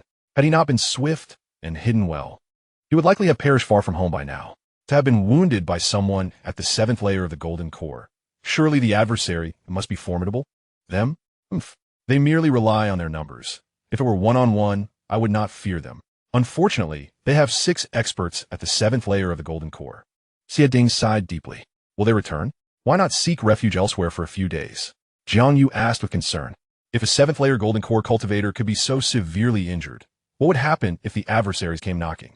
Neither he nor old Chun possessed any cultivation, so they could hardly provide assistance. Even with Chun Sahan, who was at the 3rd layer of the Golden Core, how much could they truly accomplish? Xiading understood his apprehension about attracting trouble, yet he had no intention of leaving. Setting aside other matters, the food and lodging here exuded an aura of mystery. Moreover, this seemingly unassuming sect leader could compose lines that inspire enlightenment, reminiscent of the great scholars of legend. Could it be that Jiang Yu follows a Confucian path? Rest assured, they are unlikely to find their way to Zhentian. I have utilized a humanoid puppet to mimic my appearance in the eastern vicinity. If all goes according to plan, it will meet its demise at their hands, and they will eventually depart. Ah, that is a relief. Jiang Yu patted his chest. It seems your injuries have improved considerably. Do you have any plans moving forward? Xiading had been awaiting this very question. Indeed, I have made up my mind. Given that Jiang Zhongzhu has rescued me, I feel an immense debt of gratitude and have decided to remain at Zhentian. Jiang Zhongzhu, please accept me. Xiading looked at Jiang Yu with fervent eyes. What? You wish to stay at Zhentian? Jiang Yu leaped to his feet, wondering if this fellow had taken a liking to him. Indeed, I long to remain at Zhentian. Xiading nodded emphatically, as though he had made a resolute decision. Old Xia, what do you seek? I inquired. I possess no resources here. Not needed. Not needed? Pray tell why. I am weary. Does that not suffice? Though it was my first day at Zhentian, I found a lifestyle here immensely appealing. A leisurely existence of sleeping in, taking strolls, tending to flowers, fishing, and cultivating one's spirit. How delightful. I had grown accustomed to a life of conflict, fraught with anxiety. It was exhausting. Jiang Yu was taken aback. Was this the discourse of a cultivator? Where was your passion, your ambition, your pursuit of the supreme Tao? You, a golden core cultivator, utter such words that would surely confound those of the nascent soul, out of body, and even the void refinement in great ascension realms. Ah, you ought not to cultivate. You should embrace the path of a monk. Old Xia, I have no stipend for you, nor any techniques or elixirs. The sect master need not worry. I shall procure spirit stones. I possess techniques, and as for elixirs, they are of no concern. I merely wish to stay at Zhentian. Xiading replied nonchalantly. Since you express it thus, I shall not refuse any longer. You may remain as a guardian elder. Guardian elder Xiading pays his respects to the sect master. Seizing the moment, Xiading bowed before Jiang Yu. Jiang Yu assisted Xiading to his feet, saying, there is no rush. It is too late today. We shall conduct the initiation ceremony tomorrow. After all, you are to become a guardian elder, as the sect master commands. In truth, Jiang Yu's acceptance of Xiading into Zhentian was not a mere whim, but rather a consideration for his own safety. Why not have a free bodyguard? At the entrance of the grand hall, the colorful mosquito inquired of the fish-eating little flower. Old cat, do you think this old fellow speaks the truth? Little flower raised his head and glanced at Xiading. It matters not, with us around. Even if he harbors ulterior motives, what storm could he possibly stir? Moreover, our master is present. Should he attempt any mischief, you need only absorb him without hesitation. Him? Merely a golden core cultivator, hardly worthy of concern. Enough already. Even the smallest mosquito is still meat, is it not? Old cat, I seriously suspect you are insulting me. Nay, you are too clever for me to insult. Truano. Old cat, go fetch another fish. The flavor is simply exquisite. Chapter 40. Come with me to cut bamboo. The moon shone brightly, and a gentle breeze wafted through the air. Dinner finally drew to a close. After tidying up the remnants, Jiang Yu, blushing, returned to the grand hall, instructing Qin Sahan to provide Xiading with a rocking chair before departing. The abodes of Wunan and Li Da had been completely vacated. One could not allow him to sleep on the floor, after all. Xiading surveyed the empty room, astonished at how far Zhentian had declined, with so few decent guest rooms remaining. Yet, he was grateful for the rocking chair bestowed by the sect master. Upon the thought of the rocking chair, a fervent warmth surged within him. The chair, crafted from the same material as the bamboo bed, might very well yield similar effects. Indeed, it was a treasure. Just as he contemplated this, Chun Sahan entered, dragging in a rocking chair. She positioned it before the window. Elder Xia, please make do with this. The Zhentian Sect is rather impoverished. Haha, not all. This bamboo chair is already quite splendid, Elder Xia replied politely. Though I am uncertain of your intentions towards the Zhentian Sect, I swear that anyone who dares to threaten the sect master shall face my wrath, even unto death. Elder Xia, please rest well, Chun Sahan said, before retreating, leaving Xie Ding in a state of bewilderment. What did that girl mean? Was it a threat? A warning? What suspicious matter had she uncovered? Shaking his head with a wry smile, Xie Ding eagerly seated himself in the rocking chair. Effective. It was indeed as he had imagined. This bamboo chair could also hasten his cultivation. Before long, Xie Ding entered a state of enlightenment. Meanwhile, Chun Sahan returned to her residence, where she discovered her grandfather still practicing martial arts. Grandfather, it's quite late. Let us continue tomorrow. Ah, little Han, you go rest. I shall practice a few more rounds, he replied. Observing Chun Sahan enter the house, the old man resumed his Tai Chi. He had become somewhat addicted, practicing both morning and night. Ever since he began this routine, his waist no longer ached, his legs were free of pain, and his once flaccid muscles had gradually turned firm. His complexion was rosy, his eyes sparkled with vitality, and he seemed to have regained decades of youth. Remarkably, he had once crushed a stone underfoot. He pondered where the sect master had acquired such extraordinary skills, as he had never seen anyone from a Zhentian Sect practice before. Could it be that the sect master had encountered some fortuitous opportunity during his travels and had become a body cultivator? It must be so, otherwise, why would the sect master be so indifferent about the damage to his energy sea? Surely, he intended to transform himself into a master of physical cultivation. Believing he had discerned Jiang Yu's intentions, the old man practiced with even greater diligence. Outside the Tai Su temple, two figures slipped into the dense underbrush, Feng Bao and the outer sect steward, Hong Xian. Brother Hong, why are we venturing out at this hour? Feng Bao Yin Gui. Although his cultivation surpassed that of Hong Xian, the latter was older, had entered the sect earlier, and was the nephew of an elder. Hence he still addressed him as brother. Currently, Hong Xian's cultivation had broken through to the second layer of the golden core stage. Although it was widely acknowledged that he had stagnated at the first layer for several years, he knew well that his aptitude was lacking, and a breakthrough would likely take another 2 or 3 years. The rapid progress he experienced was largely due to the bamboo chair gifted by Jiang Yu.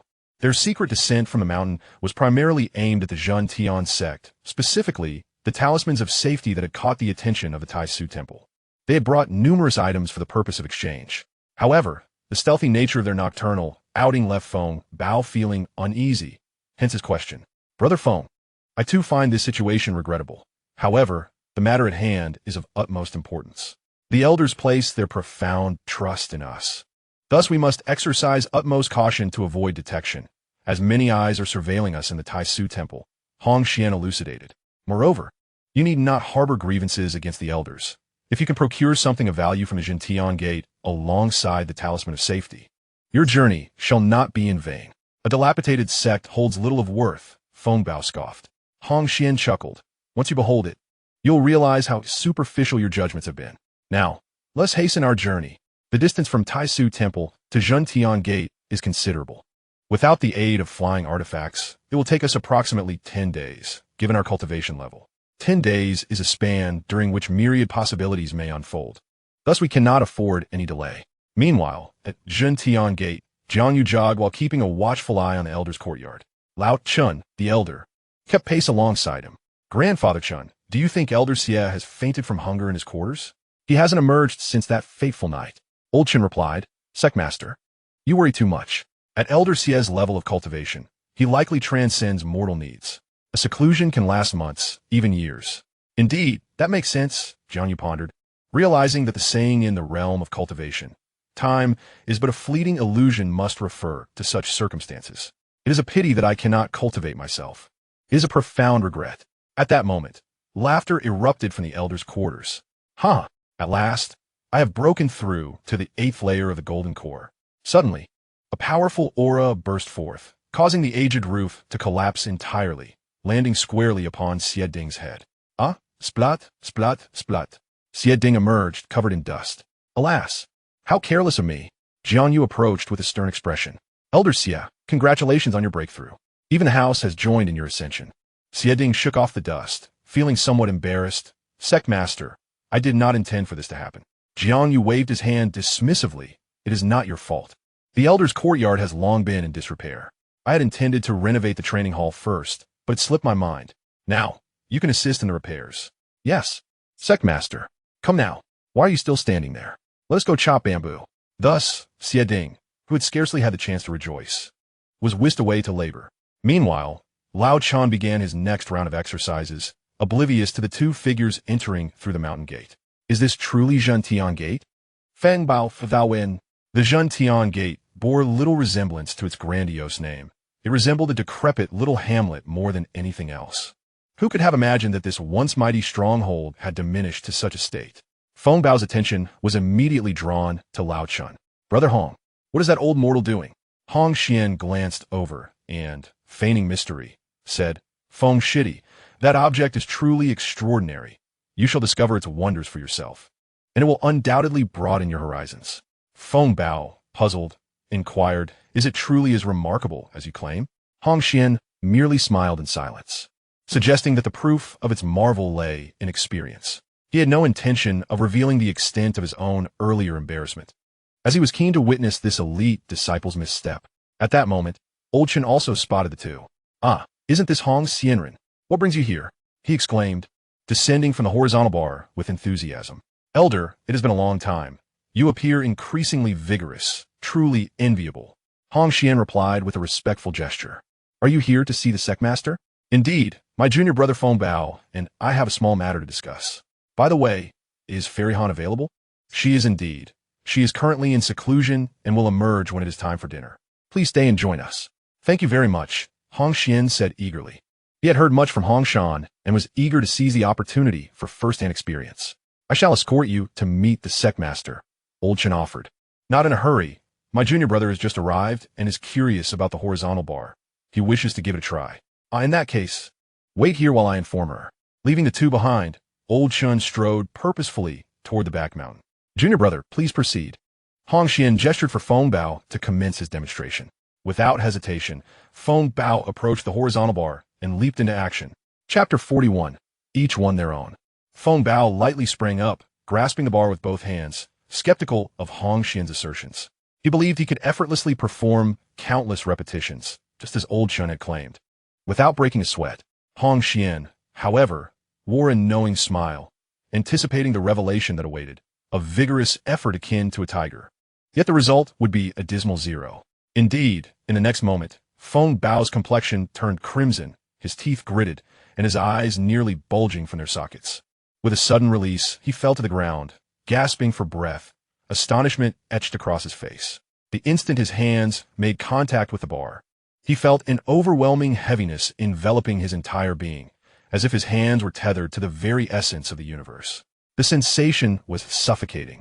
Not only could he not pull upward, but even the slightest movement felt impossible. How could such a terrifying object exist in this world? Feng Shitty, are you alright? Hong Suan Gen Li Bat Dat Feng Bao Shai Xiao De. Rising to his feet, Feng Bao's gaze was filled with grievance. Brother, did you already know? Did you intentionally set me up for embarrassment? Hong Xian protested. Junior brother, you mustn't blame me. I did give you a warning. Feng Bao Hope Fet Sop Di. So this is what you meant by broadening my horizons. It certainly has opened my mind. Hong Xian chuckled, choosing to remain silent thereafter. Feng Bao gently caressed the horizontal bar, deeply puzzled. It was clearly constructed from ordinary bamboo. How could it evoke such a terrifying sensation? Both he and Hong Xian were at a loss. Two esteemed immortals. The Sect Master shall return shortly. Old Chen hurriedly descended from the narrow path. Feng Bao's gaze towards him was no longer one of disdain. Here was a cultivator who could not even manage a single pull-up, yet this elderly man performed it effortlessly, over a dozen times, without so much as a flush to his face or a gasp for breath. Would anyone not find this laughable? Brother Hong, do you not think this old man resembles a legendary body cultivator? Feng Bao Wei Spa, a body cultivator? Hong Xian was taken aback, then suddenly slapped his thigh.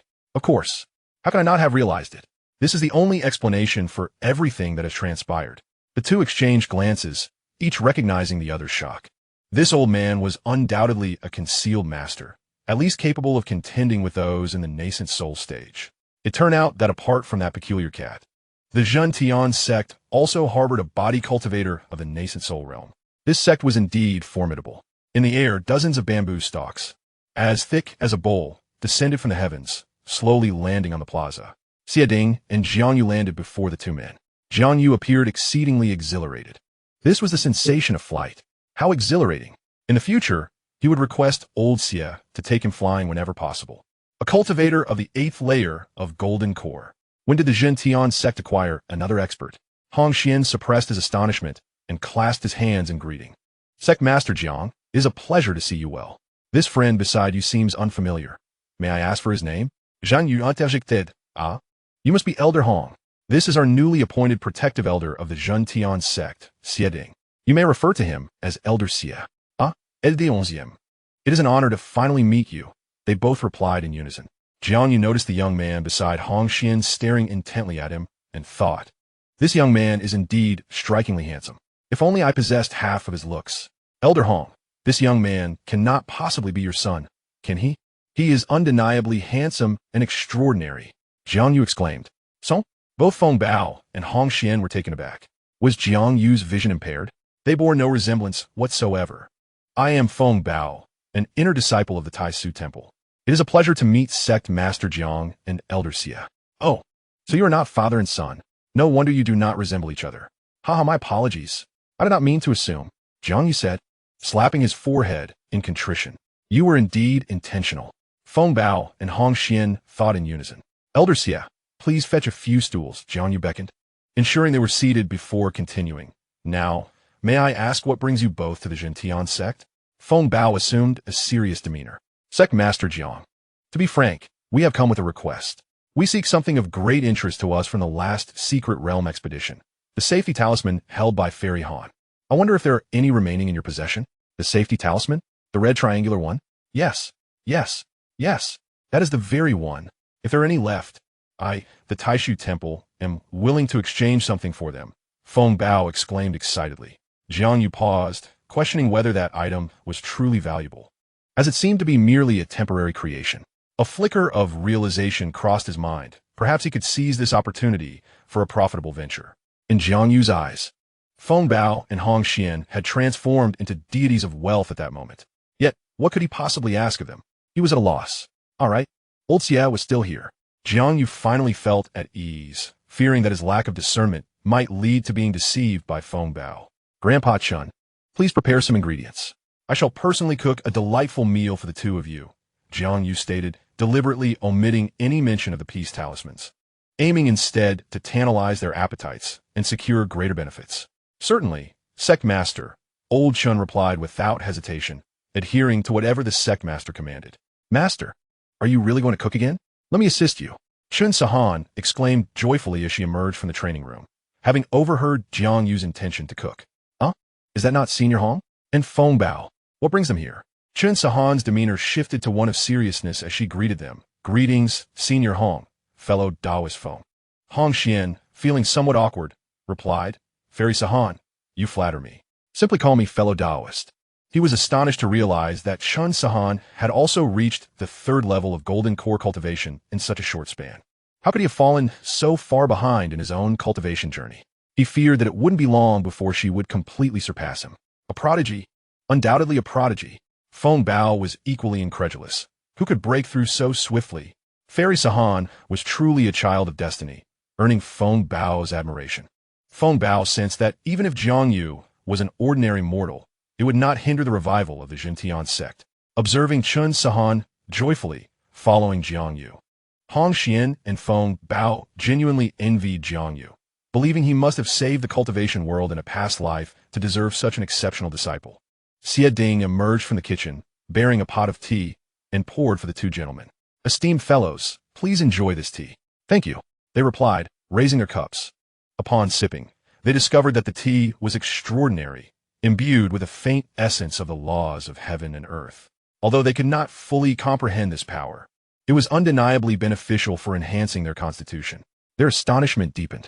Xiading chuckled, recalling that he had once been in their position. Now, I have become accustomed to it. Though I am unaware of the peculiar significance of the peace talismans you covet, I must remind you that items from the Zhentian Sect are not inexpensive. Have you decided what you shall offer in exchange? Of course. This time, our sect is thoroughly prepared and will ensure that the Zhentian Sect does not incur any loss, they vowed earnestly. Xianxia took another sip. That's excellent. You should also express your gratitude to the sect master, for he just mentioned in the kitchen that he intends to give each of you one. What? One each? This is incredible. Feng Bao and Hong Xian stood as statues, utterly numb. Is this thing truly useful? Chapter 42. What has happened to the both of them? Jiang Yu inquired, pointing at the day's Feng Bao and Hong Xian to Xianxia. With a sigh of resignation, Xianxia responded, I don't know. They must be overwhelmed by the culinary skills of the sect master. He inhaled the aroma of the dishes on the table, saliva nearly escaping his lips. So that is the case. Jiang Yu rejoiced, taking pride in the fact that his culinary prowess could leave cultivators spellbound. It was indeed a form of glory. Knock, knock, knock. Jiang Yu rapped on the table. Gentlemen, do not linger in a daze. It is time to eat. Apologies, sect master Jiang, for the embarrassment. With that, he gently nudged Feng Bao. Coming back to his senses, Feng Bao straightened his posture. The news from Xianxia had been so sensational that, had it not been for Hong Xian's nudge, he would still be lost in thought. Jiang Yu personally poured a glass of wine for both of them. After all, these were two wealth deities, deserving of proper hospitality. Oh, this wine. Hong Xian glanced at the astonished Feng Bao and lifted his glass, downing it in one gulp. What fine wine, he exclaimed, his face alight with ecstasy. This wine is no ordinary brew. Hong Xian felt as though his previous days had been wasted. Is it truly that remarkable? Feng Bao, skeptical, took a sip. Heavens, this is divine wine. To call it nectar and ambrosia would be no exaggeration. He hurriedly finished the remainder and savored it. Just this one cup was worth months of arduous cultivation. Sect Master Jiang, I desire more. Both exclaimed in unison. Jiang Yu felt overwhelmed. Why have you both become so tipsy, speaking oddly, unable to withstand their eager gazes? He poured them another full glass. Gentlemen, while this wine is delightful, do not indulge excessively. Let us focus on the food. Understanding that Sect Master Jiang was cautioning him against greed. Indeed, this divine wine would surely be too much for his golden core cultivation to handle. Surpassing his limits would yield adverse effects. Sect Master Jiang is truly considerate. He picked up a slice of bamboo shoot and placed it in his mouth. Instantly, he felt refreshed, the fragrance lingering endlessly. Such exquisite delicacies existed in the world. He completely succumbed, unabashedly feasting. Feng Bao was not far behind, equally engrossed.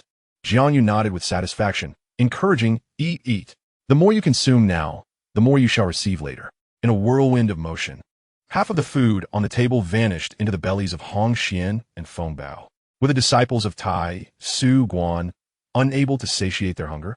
Jiang Yu pondered how such a sect could nurture so many golden core masters. Perhaps he should recruit a few to serve as elders, thereby fortifying the Zhentian men. That would ensure his safety even further. Burp. Hong Xian, blushing, was unsure whether it was from the wine or from embarrassment.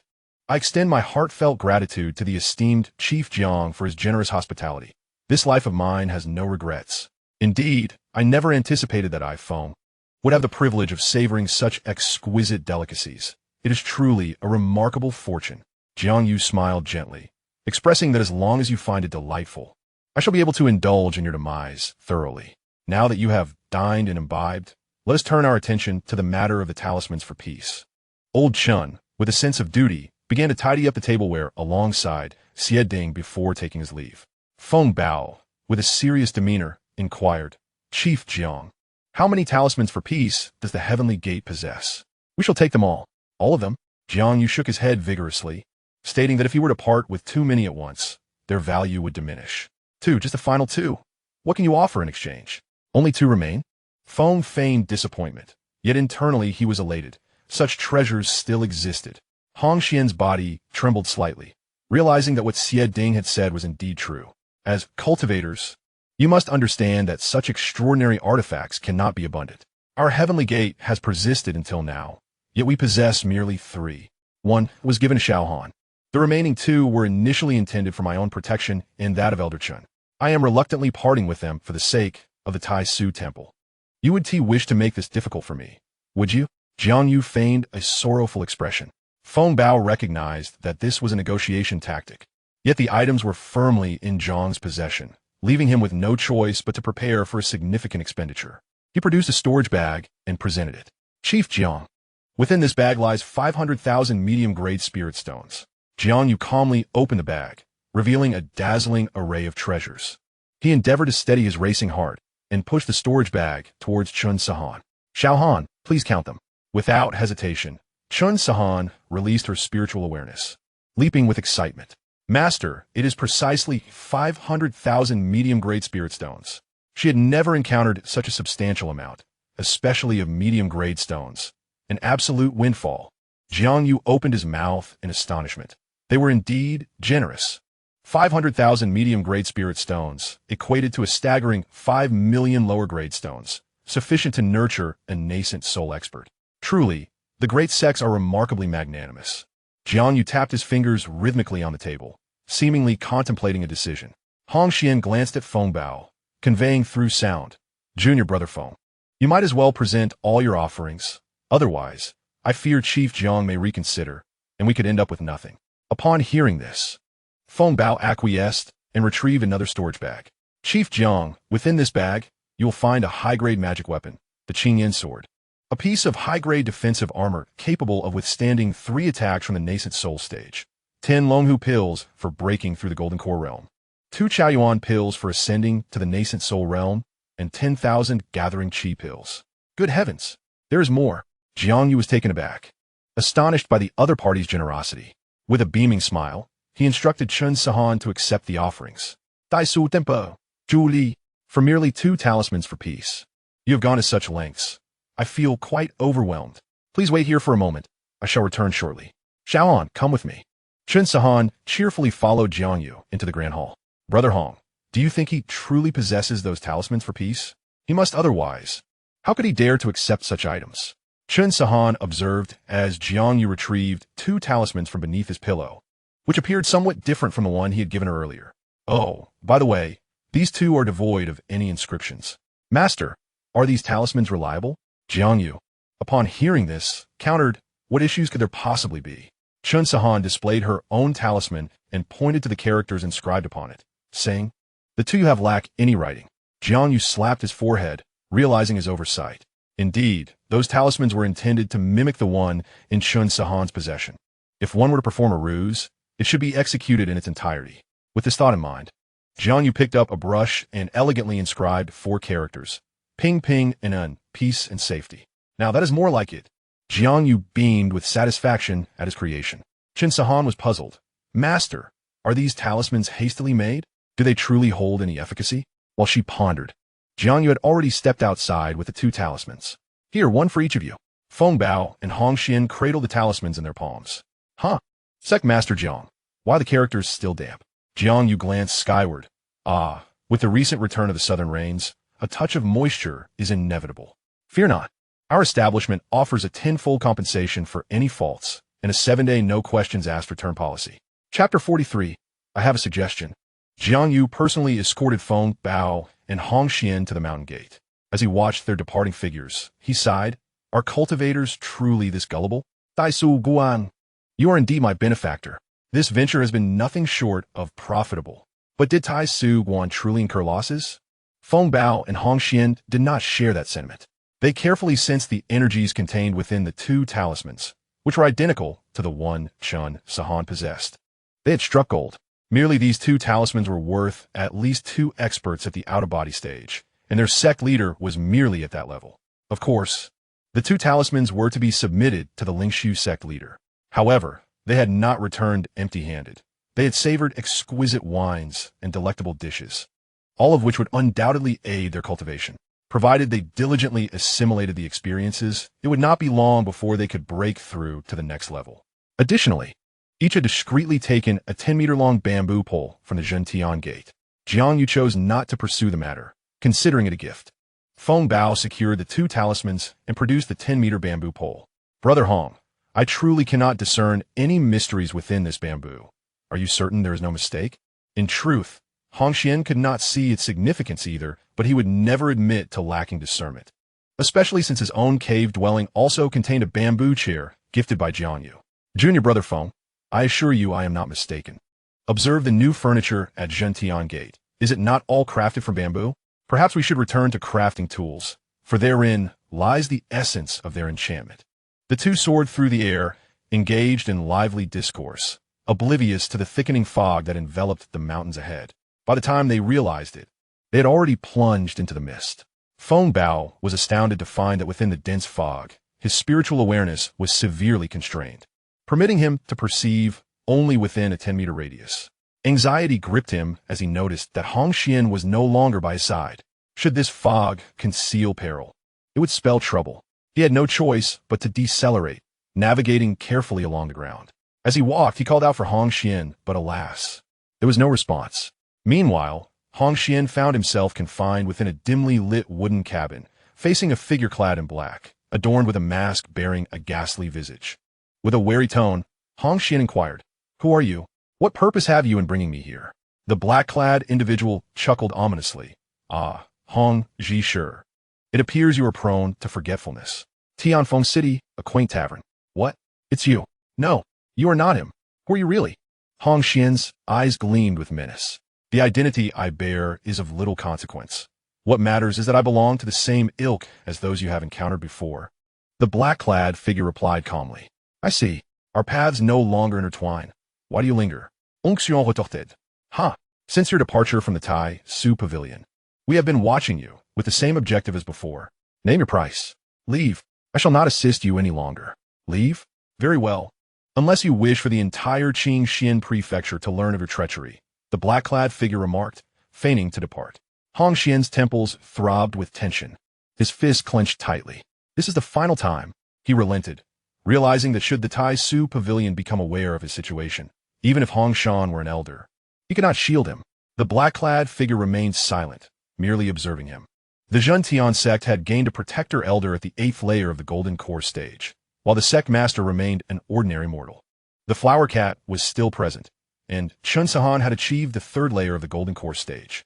Furthermore, his grandfather was suspected to be a body cultivator at the nascent soul stage. Hong Xian divulged the circumstances concerning the Zhentian Sect.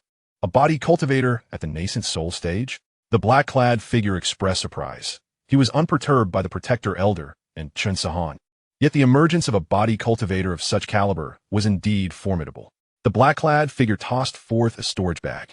"This transaction has been quite agreeable. I look forward to our next encounter. Scoundrel, your words are not to be trusted. Who would wish to see you again?" Hong Xian was driven to the brink of madness, feeling utterly ensnared. He opened the storage bag and was taken aback. It contained an astonishing 50,000 medium-grade spirit stones. For a month, he could only receive a mere 10. He gritted his teeth resolutely. "Very well. I shall refrain from venturing out in the future." At that moment, Hong Xian noticed that the former wooden cabin had vanished, and the mist began to dissipate. He heard Feng Bao's anxious voice calling out to him, stealing his emotions. He moved toward the sound of Feng Bao's voice. "Brother Feng, at long last we meet. This mist is quite peculiar. We should make our departure swiftly." Feng Bao exclaimed with delight. Shortly after Feng Bao and Hong Xian left, the mist entirely dissipated. Two figures clad in black, one tall and one short, stood side by side. The taller one inquired, "Why not eliminate him?" The shorter replied, "Zhentian is shrouded in mystery, and our understanding is limited. This individual still holds value. I shall explain to the sect leader." The taller nodded. This operation was under the shorter's direction, and he would not overstep his bounds. Meanwhile, our sect leader Jiang remained unaware that news of Zhentian men had been sold. He was engrossed in discussions with Xie Ding and Old Chun regarding the renovation of the Elders' Hall. Chun Sahan had long been in the training room, grinning foolishly while clutching a pile of spirit stones, humming the tune Jiang Yu had taught her. "Sister is the queen, shining with confidence." Due to Xie Ding's superior cultivation, the primary responsibilities of the renovation were entrusted to him, while Jiang Yu and Old Chun merely prepared the materials. "Ah, truly, the capable bear the greater burden," Xie Ding mused. Suddenly, he became aware of a perplexing issue. The items Jiang Yu consumed and drank were nothing short of extraordinary, significantly benefiting cultivators. Yet, Jiang Yu appeared to eat as an ordinary person would, without any discernible change. Could it be that the sect leader Qi was beyond repair? Xie Ding asked. "Sect leader, do you not wish to restore your Qi? Restore my Qi? Ha! If that were possible, would I still be immortal?" Jiang Yu replied. "It is not that I do not desire to. I have consumed the recovery pill, yet the results were less than satisfactory. So, the sect leader had indeed consumed the recovery pill. Xiading contemplated before continuing. Sect leader, I have a suggestion. I wonder if you would be interested in hearing it? What suggestion? Pray share it.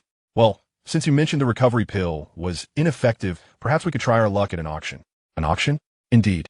The cultivation world is replete with rare treasures and miraculous elixirs. It is said that at the extreme city, a Zhen Yuan pill once appeared which, even if the Qi Si is damaged, boasts a 90% chance of restoration. It was reportedly sold for 100,000 mid-grade spirit stones. Is it truly that miraculous? Jiang was instantly intrigued. If what Xiading said was accurate, then his aspirations of cultivation could become a reality. However, he mused, if that pill were indeed so extraordinary, why did it only fetch 100,000 mid-grade spirit stones? With this thought, Jiang Yu's enthusiasm waned. Seemingly perceiving Jiang Yu's thoughts, Xiading clarified, Sect leader, I believe you may have misunderstood. The reason that Zhen Yuan pill sold for such a low price is that most individuals were unaware of its true efficacy. Furthermore, the auction house likely did not promote it, as the consignor may not have wished to attract attention. Ah, I see. Then, could you find time to investigate? Sect leader, do you not wish to step outside for a while? Me? I possess no cultivation. Am I not at risk of being harmed? But you have my protection. Furthermore, with the young sect leader accompanying us, we are assured safety. Jiang Yu was evidently persuaded by Xiading's words. He too wished to glimpse what the cultivation world truly entailed. It is indeed delightful, yet I find myself devoid of spirit stones. With a mysterious smile, Master Xie gestured towards the training room. Oh, exclaimed Jiang Yu, understanding the implication. Chapter 44. Departure to Extreme City. After repairing the roof of the Elder's Hall, Jiang Yu knocked on the door of the training room. Upon explaining their intentions, Chun Sahan was unexpectedly pleased. Her master had finally come to a realization. As for the spirit stones, they were originally acquired by her master, and utilizing them for his benefit was entirely justifiable.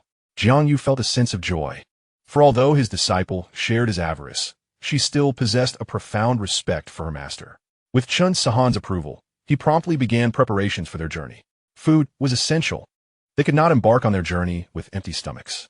A bit of drink was also necessary, as he preferred the comfort of consuming his own concoctions. And let us not forget to bring 3 rocking chairs. Each of us shall create a talisman for safety, seeking good fortune. In contrast to Jiang Yu's excitement, Chun Sahan felt a sudden concern. What if they all departed from the Zhentian Gate, leaving her grandfather alone? What would happen if trouble arose? She returned to the courtyard, where her grandfather was reclining on a chair, eyes closed in repose, while the little flower had somehow nestled on his lap. Grandfather, she called gently. Old Chin stirred. Xiaohan, what is it? Master wishes to go out for a while, and I would like to accompany him. Old Chin chuckled. You're not worried about me, are you? Fear not. I can manage the sect on my own. But what if someone causes trouble? Rest assured. Would those immortal beings truly lower themselves to trouble a mere mortal? Just as Chun Sahan was about to speak again, a distant voice echoed in her ears. Little girl, do not worry. Your grandfather is under my watch, and he shall be safe. Startled, Chun Sahan asked, Who are you? Having been to the Zhentian Gate for so long, she had never sensed another presence. Who is this voice? Friend or foe? Do not be alarmed, child. I am a fragment of the will contained within the sacred statue. As long as no out-of-body practitioners approach, you have nothing to fear. So it was the will of the sacred statue. Did that not imply it was the ancestor of Zhentian Gate? At the very least, it must have been a nascent soul in life. Chun Sahan felt reassured. Thank you, ancestor. I entrust my grandfather to you. Although the will did not respond, Chun Sahan understood that an agreement had been reached. The little flower on her grandfather's lap rolled its round eyes. I am at least a divine beast from ancient times. I deserve to be called ancestor, do I not? That night, Jiang Yu prepared a sumptuous feast, and everyone dined with great satisfaction. The following day, as dawn painted the eastern sky in hues of red, Jiang Yu arrived at the square with 2 blank talismans in hand. Old Xie, it's time to wake up. This fellow had drunkenly passed the night sprawled across the square. Xiading rubbed his eyes. Master, is it so early? Not too early. The sun is about to rise. Do you not understand that a day's plan begins with the morning? Here, take this talisman and prepare yourself for departure. Certainly. Xiading received the talisman with immense excitement, for it was indeed a treasure. Just then, Old Chun and Chun Sahan emerged from the courtyard. Xiang, you've come at the perfect time. Take out your old talisman and swap it for this new one. Xianxia gazed at the talisman handed to her by Jiang, exclaiming in disbelief, Master, this hastily made one lacks any inscription. You wish to exchange it for my ancestral heirloom? She shook her head. No, thank you. Mine is quite satisfactory. Jiang was taken aback. Was there truly someone who preferred the old over the new? Nevertheless, he decided to gift it to Grandfather Chun instead. Grandfather Chun, this is for you, during my absence. I kindly ask you to tend to the Zhentian men. Old Chun solemnly replied, I understand. Rest assured, Sect Master. Safe travels. Jiang couldn't help but feel bemused. What did rest assured and safe travels imply? He grasped Old Chin's meaning and could only force a smile and nod. Jiang stroked Xiaohua's head, saying, Xiaohua, this journey is somewhat distant. I shall not take you along. Stay home and keep Grandfather Chin company. Xiaohua mewed in agreement. After exchanging farewells, Jiang raised his voice. Has everyone gathered their belongings? Xianxia and Xieding nodded, indicating that their items were conveniently stored in their spatial bags. Excellent. Now, let us set forth towards Jilu City, heading in the direction of the rising sun. Jiang proclaimed as he strode forward confidently. Sect Master. Xieding called from behind. Sect Master, Jilu City is to the west. Jiang cast a reproachful glance at Xieding. Why did you not mention this sooner? Xieding retorted, you didn't ask. Jiang waved his arm again. Everyone set off towards the direction of the sun. Jilu City was quite a distance from Zhentian men, approximately over 30,000 miles away. Typically, a flight at the Golden Core stage would require around 2 months to reach, not accounting for any frenzied, relentless journeys. Jiang was filled with curiosity about everything, and thus, the three of them resembled tourists, meandering along their path. Fortunately, with Xieding's cultivation at the 8th level of Golden Core, they faced little provocation. The few unfortunate souls who dared to challenge them were swiftly dealt with by the joint efforts of Xieding and Xianxia. Xieding gained a more intuitive understanding of Xianxia's combat prowess, even questioning whether she truly was at the 3rd level of Golden Core or merely concealing her true abilities. From her demeanor, she appeared to handle her strength with ease. Should she unleash her full potential, he feared he might not stand a chance against her, and could potentially be defeated. This realization sent a chill through him, prompting him to treat Xianxia with increased respect. As for Jiang, he found the situation rather amusing. He felt both excitement and trepidation regarding battles among cultivators. If he were to regain his powers, would he revert to his former self, challenging others indiscriminately? These days of exploration had granted Jiang a deeper understanding of the realm of cultivation. The air quality in this world surpassed that of the planet he once called home by more than tenfold. Majestic mountains and rivers, each sight left him profoundly awestruck.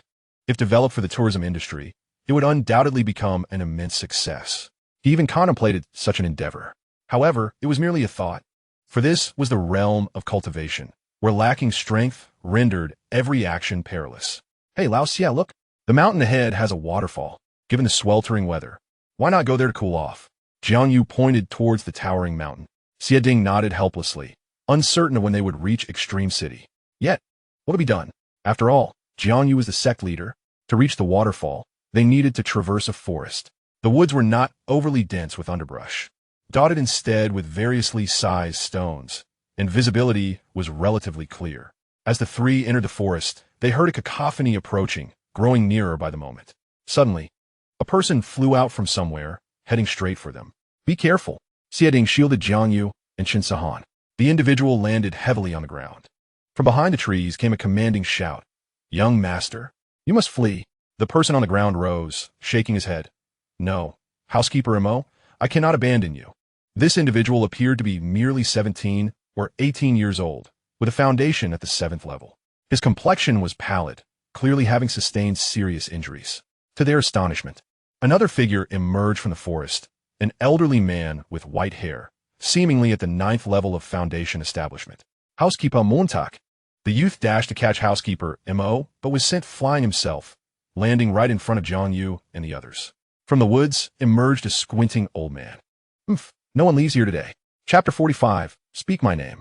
The adversary was a cultivator at the 1st level of Golden Core. Upon the old man's appearance, Xieding and Xianxia discerned his cultivation level. However, a mere old fool at the 1st level of Golden Core dared to speak so arrogantly. Xieding snorted coldly. You have quite the audacity. Do you intend to deal with us as well? What gives you the courage? The squinting old man squinted harder, adjusting his gaze until he saw clearly and was taken aback. My goodness, 2 golden core experts. Are they bodyguard hired by Yi Fei? If that is the case, things have become complicated. He certainly could not contend with them. Yet, he did not wish to retreat, for returning without results would be difficult to explain. He had others behind him, fellow Taoists. Were you invited by Yi Fei? Yi Fei. Jiang, you seemed to realize something. Xianxia shook his head, no. The old man breathed a sigh of relief and said, that is good. I come here solely for these 2 and mean no offense to you. I request your cooperation. Yi Fei, astonished, pleaded, seniors, please lend a hand, and I shall reward you generously. He had conveniently overlooked Jiang. The squinting old man scoffed, little brat. Your Yi family is no more. What do you have to offer in return? You might as well come over and meet your end. I will grant you a swift death. Upon hearing this, Yi Fei's heart sank. Indeed, what could he offer in return? The Yi family has perished. What face do I have left to exist in this world? It would be better to depart with my kin. At that moment, Jiang Yu stepped forward and approached Yi Fei. Young brother, is your surname Yi? Yi Fei, puzzled by the young man's inquiry, nodded in affirmation. Indeed, I bear the surname Yi. Were all your family members slain by this fiend? Is it just the 2 of you remaining? Indeed. Ah, not a detail amiss. Excellent. Still Yi, splendid. Your family has been annihilated, yet you, young lad, possess great potential. Yi Fei's anger flared. Was this how one spoke? A mere mortal dared to mock him, bringing up such a calamitous fate. Just as he was about to rebuke, Jiang Yu interjected. He turned to the squinting elder and said, Hey, you with the squint. This young man is no longer your concern. He should return whence he came, as I command. Huh? What is the meaning of this? Yi Fei was utterly bewildered by Jiang Yu's audacity. This was not the script he had anticipated. The elder's smile vanished. His teeth clenched as he spoke each word deliberately. Gentlemen, your servant is being rather insolent. Will you not discipline him? Beware for your lives. Do not say I did not warn you. Chen Sahan responded coldly. You may attempt it. The elder's intent to harm her master was intolerable. Chen Sahan was immediately incensed. Seeing the situation escalate, the elder threatened, Gentlemen, I have the backing of the 7-tier tower. You need not wade into these murky waters. He hoped that Xie Ding and the others would fear the power behind him. Xie Ding's mind raced. He had no recollection of the 7-tiered tower. Surmising it was a minor faction, he surveyed the surroundings and chuckled. With your intent to harm the sect leader, even if the 9-tiered tower were to arrive, it would be of no help to you. Before the words had left his lips, the sword was already unsheathed. What? The squinting elder was struck with terror. These 2 were utterly unrestrained, launching an immediate attack. He hastily retreated, only to find Chen Sahan faster still. Before he could regain his footing, a long sword pierced his chest. Xie Ding stepped forward and severed his head with a single stroke. Thus, the squinting elder met his demise. Yi Fei and Butler Missouri stood in stunned silence, astonished by the abrupt shift in events. Who could explain what had just transpired? Jiang, you patet Yi Fei shoulder. Do not be afraid. It has been resolved. Why Yi Fei was in a state of panic as he pleaded with Jiang Yu. I implore you, save Butler Missouri. From this moment forth, my life shall belong to you. Xie Ding approached, placing his hand upon Butler Mo's wrist to channel his spiritual energy for examination. After a brief moment, he shook his head with a sigh. He is beyond salvation. You should ask for his final words while he still draws breath. No. Yi Fei's eyes brimmed with tears. Butler Missouri had watched him grow, treating him like family. He felt a deep anger at himself for not striving harder in his cultivation, and anger at the despicable forces of the 7-story tower. Butler Missouri forced out a breath. Young master, there is no need for sorrow. As long as you live, the Yi family shall not fall, and I will die with dignity. From now on, cultivate earnestly, and avenge our family's grievances. With those words, he turned to Jiang Yu. My friend, though I know not your true identity, I have one request. Please take Yi Fei under your wing, even if it is merely as a servant. Jiang Yu replied earnestly, Do not worry, old man. Just because he bears the surname Yi, I shall not allow him to serve as a mere servant. Thank you. Butler Missouri expressed his gratitude, his head tilting as a smile graced his lips before he departed.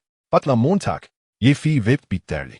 After laying Butler Missouri to rest, he stood respectfully before Jiang Yu. From this moment on, Yi Fei pledged to be the sword of his master, vowing to follow him to the death.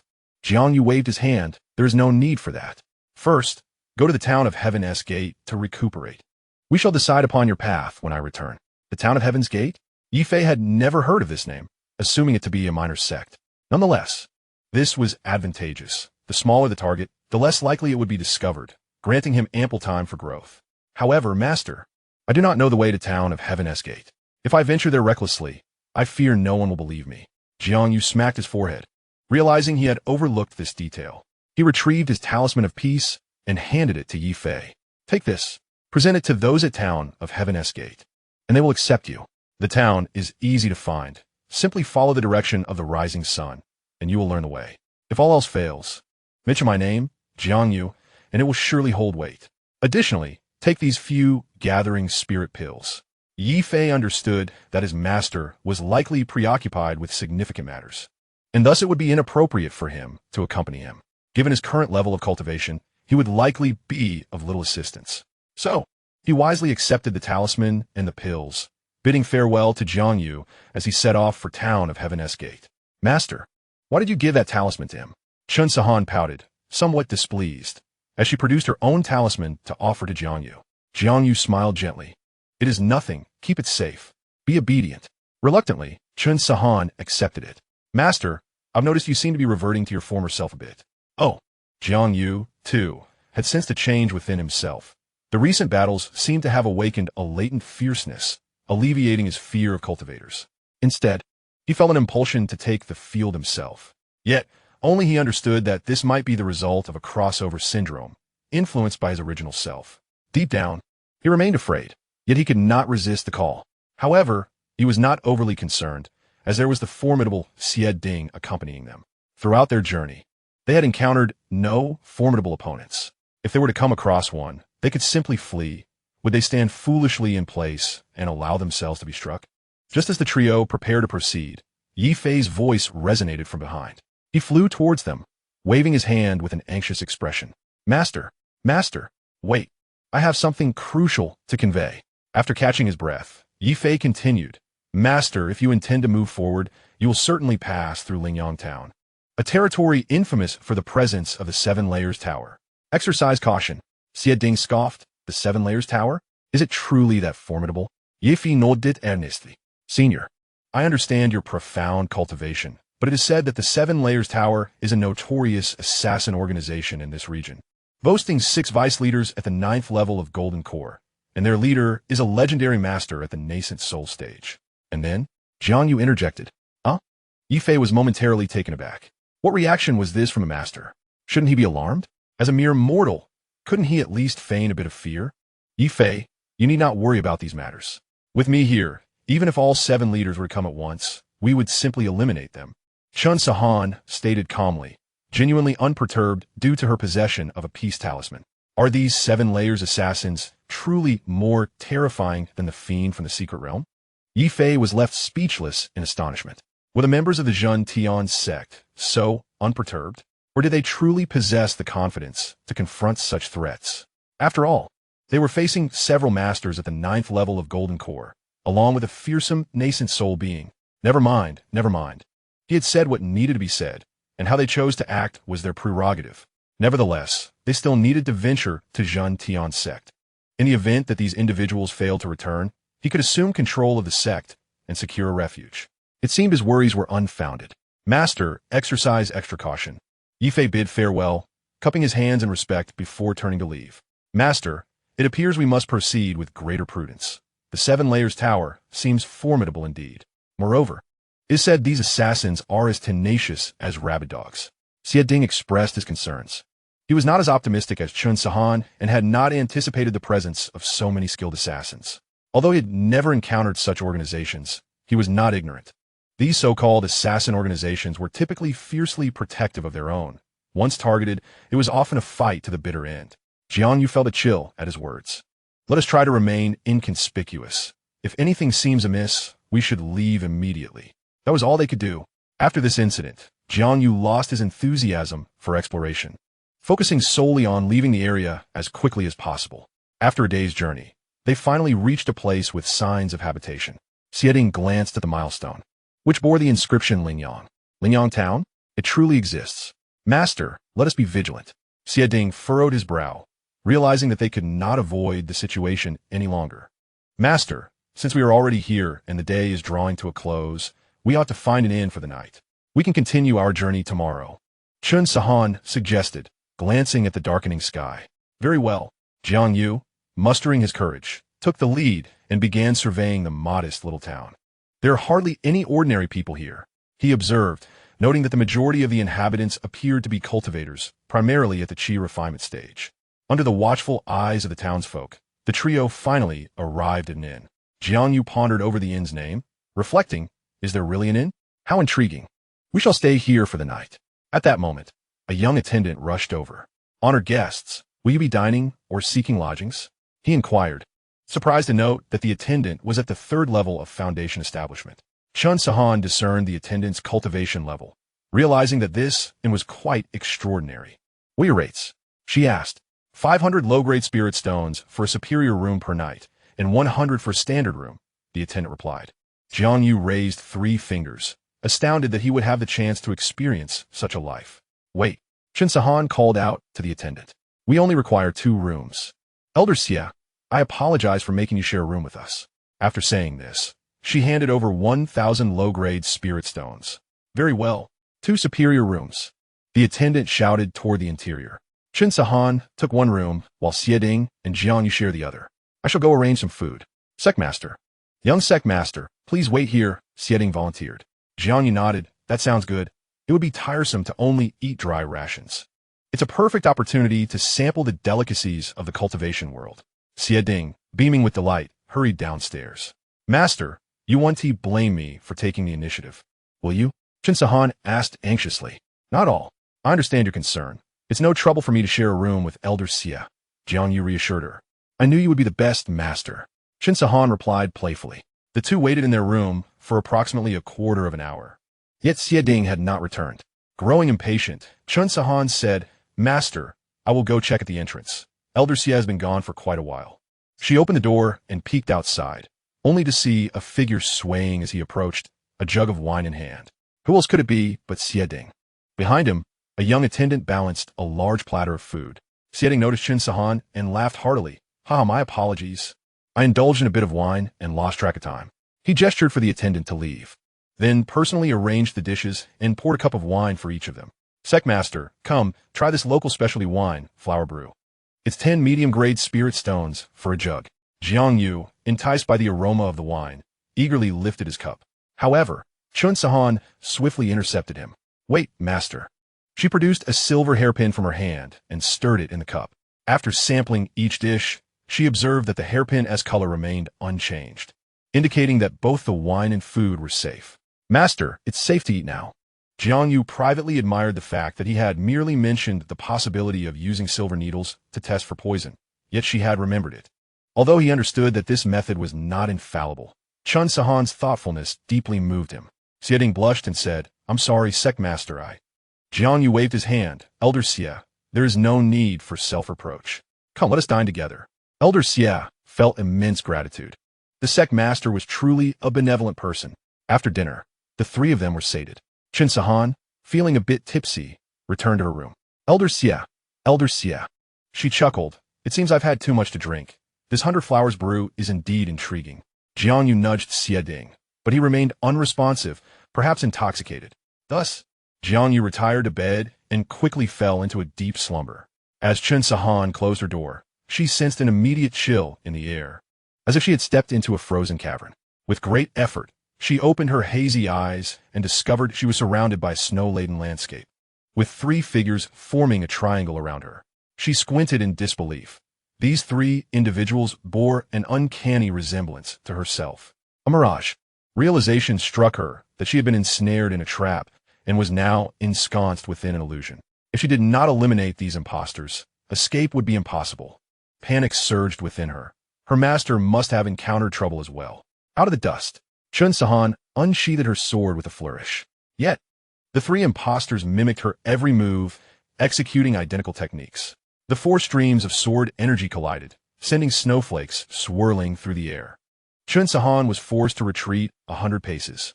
Each of these individuals possessed strength equal to her own. Undeterred, she brandished her sword and engaged them in a fierce battle that shook the very earth. Outside the illusion, three masked figures clad in black, each at the 5th level of golden core, exchanged astonished glances. This woman was not to be underestimated. She had withstood their combined assault. They resolved to exert their full strength and bring swift resolution to the confrontation. The atmosphere darkened as a massive snow-capped mountain materialized, descending upon Xianxia. Concurrently, the three impostors unleashed their full might, intent on eliminating her. Realizing that the force of their attack surpassed her capacity to withstand, she understood she could not withstand it. Attempting to retreat from the range of their assault, she found her feet ensnared, unable to move. With narrowed eyes, she thought, "It seems I must resort to that." Chapter 47. Leave it to me. Jiang experienced a strange dream. Within this dream, he transformed from an unknown individual to a formidable figure, navigating through obstacles and ultimately becoming a general commanding thousands. Before him loomed a dark mass of enemy forces. He faced them with a steely gaze, unperturbed. For behind him stood countless brothers ready to fight alongside him. Jiang drew his curved bow and knocked an arrow feathered for flight. He declared, "The shadows rustle in the wind. The general draws his bow at night, seeking the white feather, untroubled by the jagged stones." Whoosh, whoosh, whoosh. 3 arrows were loosed in rapid succession. The 3 generals collapsed in unison, causing the enemy forces to retreat several paces in shock. Jiang drew his treasured sword, shouting, "Kill! Kill! Kill!"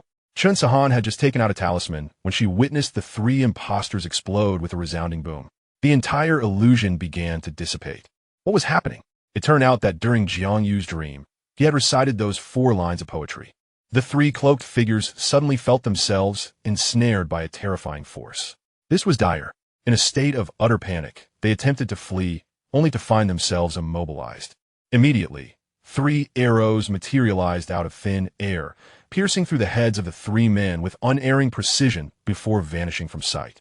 Xianxia stared blankly at the 3 corpses on the ground. Their eyes remained open, reflecting sheer terror. "Master!" Xianxia suddenly snapped back to reality and dashed toward Jiang room. "Master!" Upon entering, she found Jiang lying on the bed and, fearing the worst, rushed to check on him, momentarily disregarding Xieding. Jiang turned over just in time to see Xianxia reaching out to him. "Xiaoan, what are you doing?"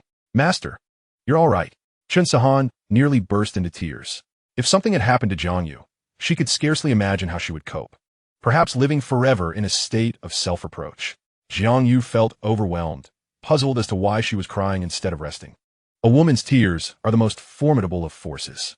"Who has been troubling my Xiaoan? Tell me, and I shall avenge you," Jiang declared, his voice filled with indignation. "No, as long as you're fine, master." Xianxia wiped away her tears. Jiang gently patted her head, reassuring her, "I am quite well. How could anything be amiss? Just relax." Xianxia nodded, finally breaking into a smile. "Oh, is it almost dawn outside?" Jiang marveled at the swift passage of time. Having only experienced a brief dream, he approached Xieding and gave him a kick. "Old Xie, it's dawn, time to rise." "Huh? What happened?" Xieding instinctively sat up, looking bewildered. Xianxia recounted the events following their meal the previous day, causing Jiang to break into a cold sweat as he pondered whether these individuals had been targeting him, inadvertently finding their way to Xianxia's room. The 3 of them entered the adjacent room, where the corpses still lay. "They are from the 7-tiered tower," Xieding exclaimed. "The 7-tiered tower?" Indeed, each of them bore a small tower emblem on their clothing, identical to the one we encountered last time. Jiang steeled himself and approached, confirming the truth of the matter. These individuals had sent operatives to keep watch over them. Xieding praised, "The young master is indeed formidable, managing to eliminate 3 golden elixir experts." Xianxia interjected, "In truth, the young master need not explain. We are all aware." Xieding interrupted, asserting, "It is certain that Xianxia must have utilized the talisman. Let's set aside other matters for now. What shall we do with the bodies of these 3 individuals?" "We cannot linger here." Jiang expressed his concern, fearing that the people from the 7-fold tower would discover them and send reinforcements. "Leave it to me," Xieding volunteered. "Master, you should depart from Lingyan town first. I will join you as soon as I have dealt with this." "Very well, Xiaohan, gather your things. We must leave at once." Outside, dawn was just breaking, and the streets were nearly deserted. Xieding deftly evaded the notice of passers-by, transporting the 3 corpses to a hillside outside the town before hastily departing. Before long, 2 figures, one clad in black and the other in white, appeared on the hillside. The man in white remarked, "So we have failed?" The intelligence was flawed. The man in black responded, "Shall we contact the employer?" "Employer? Humph. I suspect he has deliberately set a trap for our sevenfold tower. Find him and eliminate him. What about those individuals at the inn? They likely departed long ago. However, anyone daring to strike at our sevenfold tower shall not escape unscathed. Yet, we must not underestimate their strength. Let us return and await the decision of the master." At the headquarters of the sevenfold tower, a handsome young man occupied the main seat, his gaze shrouded in shadows. "Is what you have reported true, He and Bai Wuchang?" The two figures, known as Black and White Impermanence, affirmed in unison. "Indeed." The young man tapped his fingers rhythmically on the armrest of his chair, deep in thought. "Fascinating. To have consumed the 100-flower brew and still manage to slay 3 golden core assassins within an illusion. This woman is no ordinary adversary. What are the 2 companions? Any anomalies? What is their strength? None. One is at the 8th level of golden core, and the other is merely immortal. An 8th level golden core practitioner. This poses a bit of challenge. You may leave for now. I shall summon Elder Gua to take action. This time, we shall resolve the matter decisively." Elder Gua. A chill ran through the hearts of Black and White Impermanence. Elder Gua was a legendary figure within the Sevenfold Tower, having assassinated no fewer than 10 9th-level Golden Core experts while escaping unscathed, and now possessed strength at the 8th level of Golden Core, rivaling several of the tower's masters. It would not be an exaggeration to say that Elder Gua now dared to ambush even those at the nascent soul stage. With him involved, success was assured.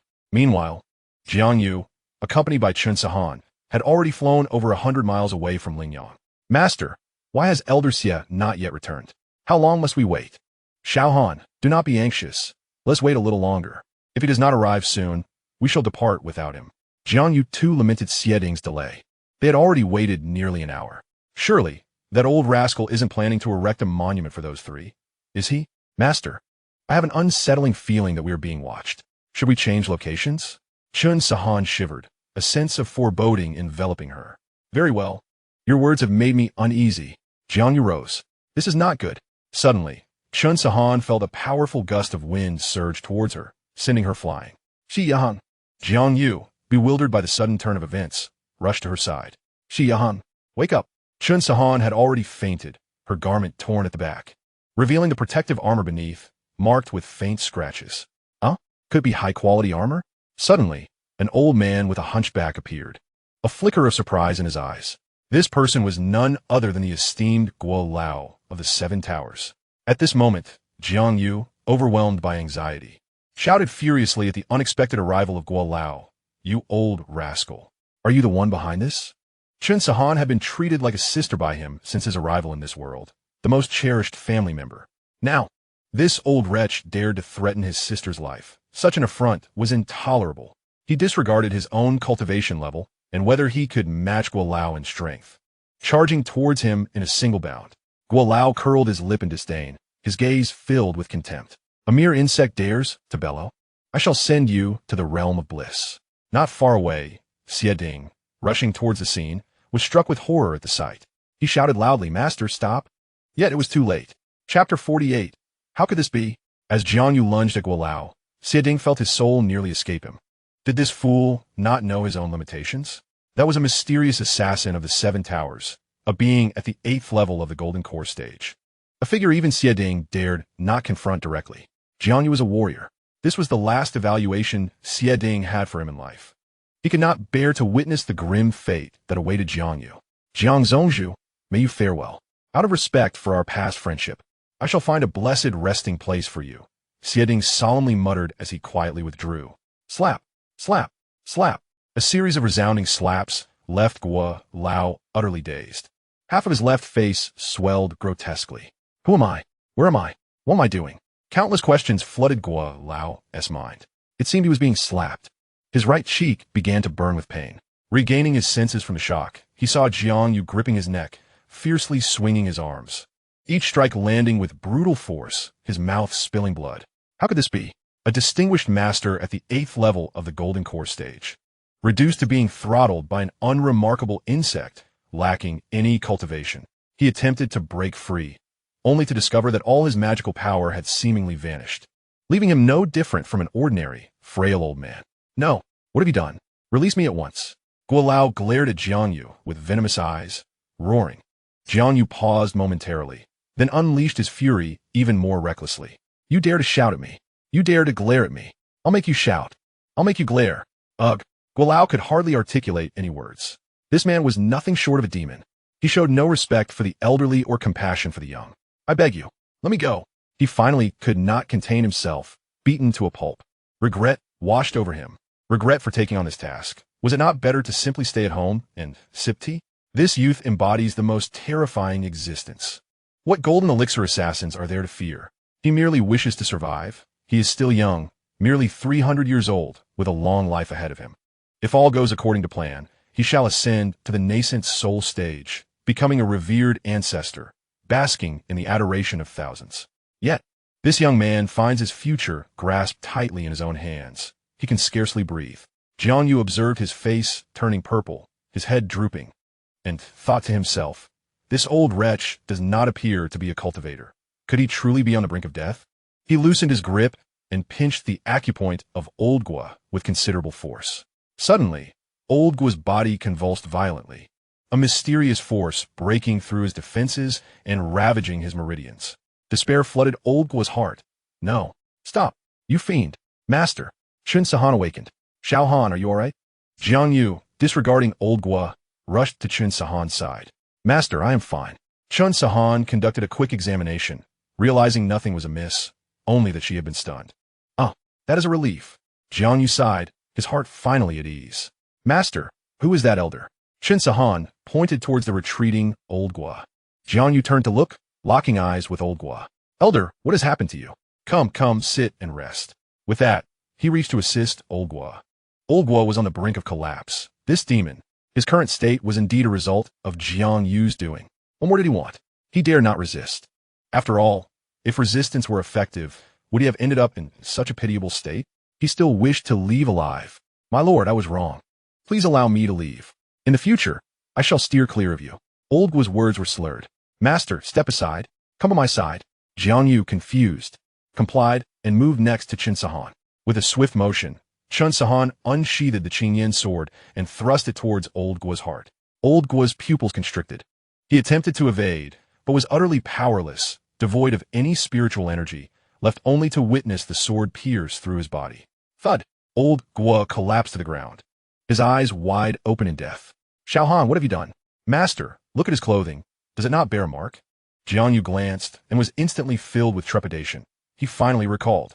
This old man was also affiliated with the seven-tiered pavilion. The moment Xiao Han fell, he had seemingly lost all reason, tightening his grip around the old man's neck. It felt as if he had traversed the gates of the underworld. Master, are you all unharmed? What splendid news. Xiading emerged from somewhere, his face alight with surprise. After departing, he had calculated the time. The elder should have dealt with Jiang Yu by now. It was time to return and collect the body.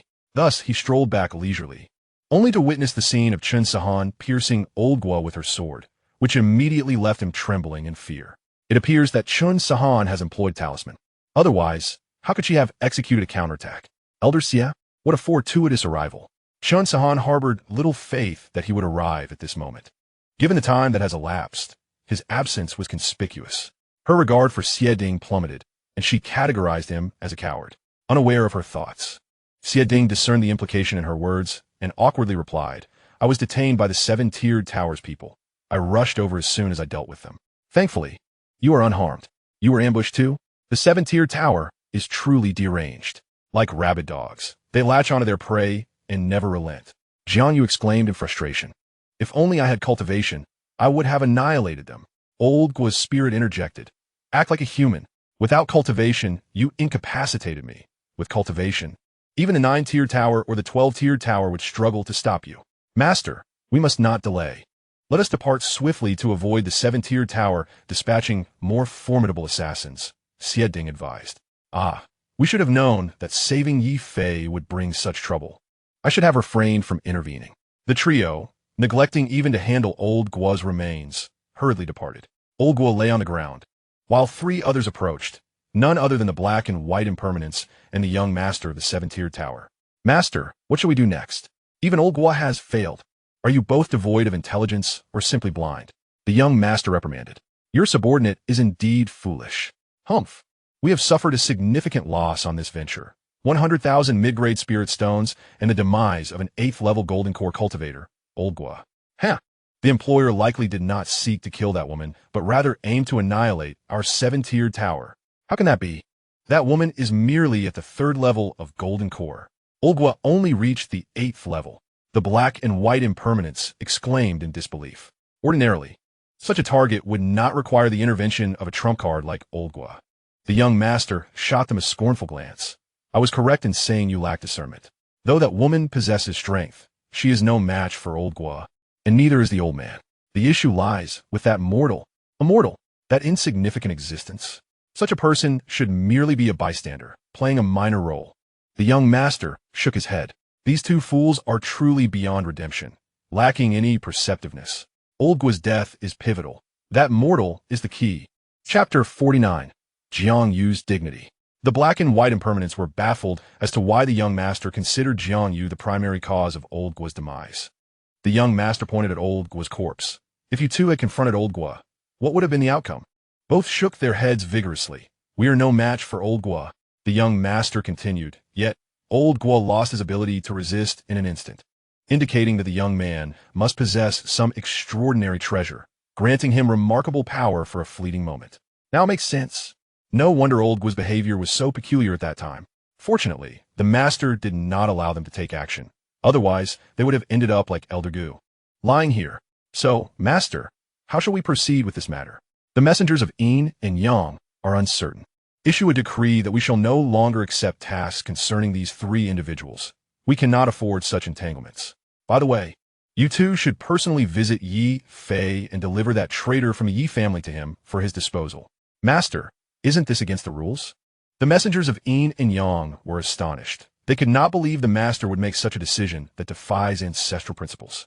Would the other masters consent to this? I understand your concerns. I will personally discuss this matter with the other masters, and I trust that the ancestor will support my decision as well. Yes. The messengers of Yin and Yang shivered, realizing they could not argue further. After all, who is unaware that you are the most cherished grandson of the ancestor? Well then, ensure that Elder Gu is properly interred, and once that is done, proceed to find Yi Fei. With that, the young master turned to leave, muttering, a mortal possessing extraordinary treasures, we of the 7-tiered pavilion cannot provoke. That fellow from Extreme Happy City will surely be interested. Ha ha ha. In the following days, no one from the 7-tiered pavilion sought trouble with Jiang Yu and his companions. Master, have you noticed? For over half a month, it seems we have encountered no troubles. It does seem that way. Could it be that we are simply too low-key? Xianxia interjected. Master, please don't think about stirring up trouble. It's exhausting. Xianxia agreed. Though he did not voice it, his expression betrayed him. Jiang Yu thought to himself, I certainly have no intention of causing trouble. I have been on edge the entire time, as you all can see. Suddenly remembering something, Jiang Yu asked, Old Xia, how far are we from Extreme Happy City? If I recall correctly, you said you had been here before, right? Extreme Happy City? We still have quite a distance to go. At our current pace, we should arrive in about a month, Xia Ding replied, then began to recount the local customs and culture of Extreme Happy City. At the Heavenly Gate, a few days prior, Yi Fei had safely arrived and was received by Old Shun, who said nothing superfluous. When he produced the talisman of safety, all issues were resolved. Throughout the journey, whenever he mentioned the Heavenly Gate, kind-hearted citizens offered their assistance. Yi Fei could not help but marvel at how significant Jiang Yu's reputation was. His name truly held weight.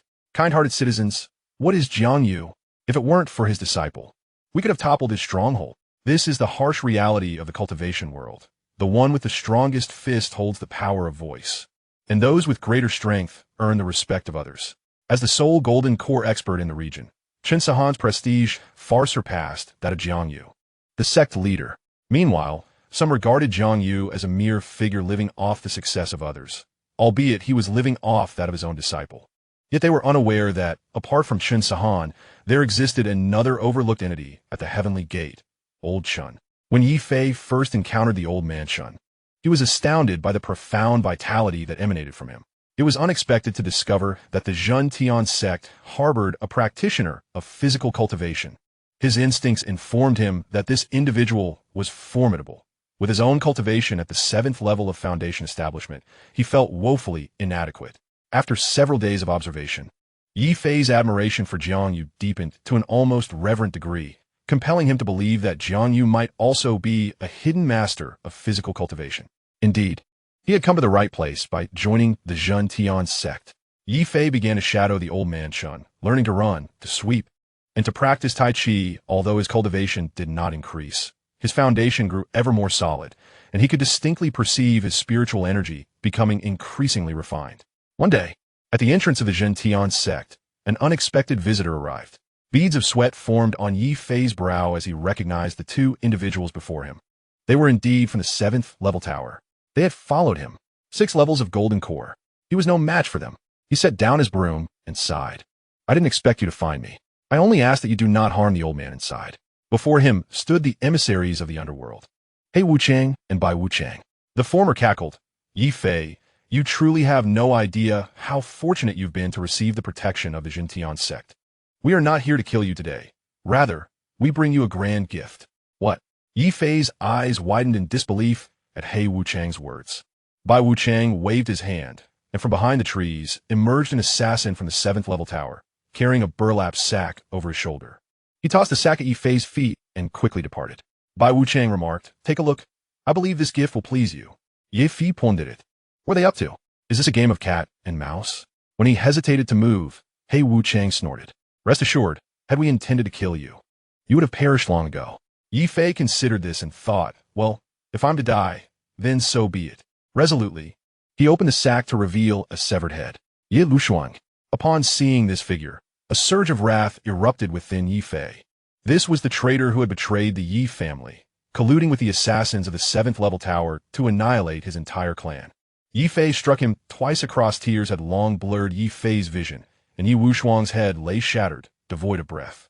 The black and white impermanence drew in a sharp breath, astonished by the boy's madness. His ruthlessness surpassed even the assassins of the 7 heavy towers. It seemed the leader's decision was indeed wise. It was unwise to oppose such a formidable individual. Exhausted, Yi Fei collapsed onto the ground, weeping inconsolably, attracting the attention of old Chun, who was weeding in the medicinal garden. He made his way to the mountain gate in a few strides, only to find the blood-soaked Yi Fei in tears. Yi Fei, what has happened to you? The physical cultivator? The black and white impermanence immediately recognized old Chen's extraordinary constitution, astonished that such a being existed within the town of Heavenly Gate. A chill ran down their spines as if they were being scrutinized by a peerless fiend. Exchanging a glance, they bowed to old Chun and vanished into the woods without a backward glance. They ran for quite a distance before halting, drenched in sweat. How terrifying! The two collapsed on the ground. The town of Heavenly Gate was not to be trifled with. Chapter 50. How could I not care for you? After a lengthy, emotional outpouring, Yi Fei gradually regained his composure. Old Chun handed him a piece of paper. What is this?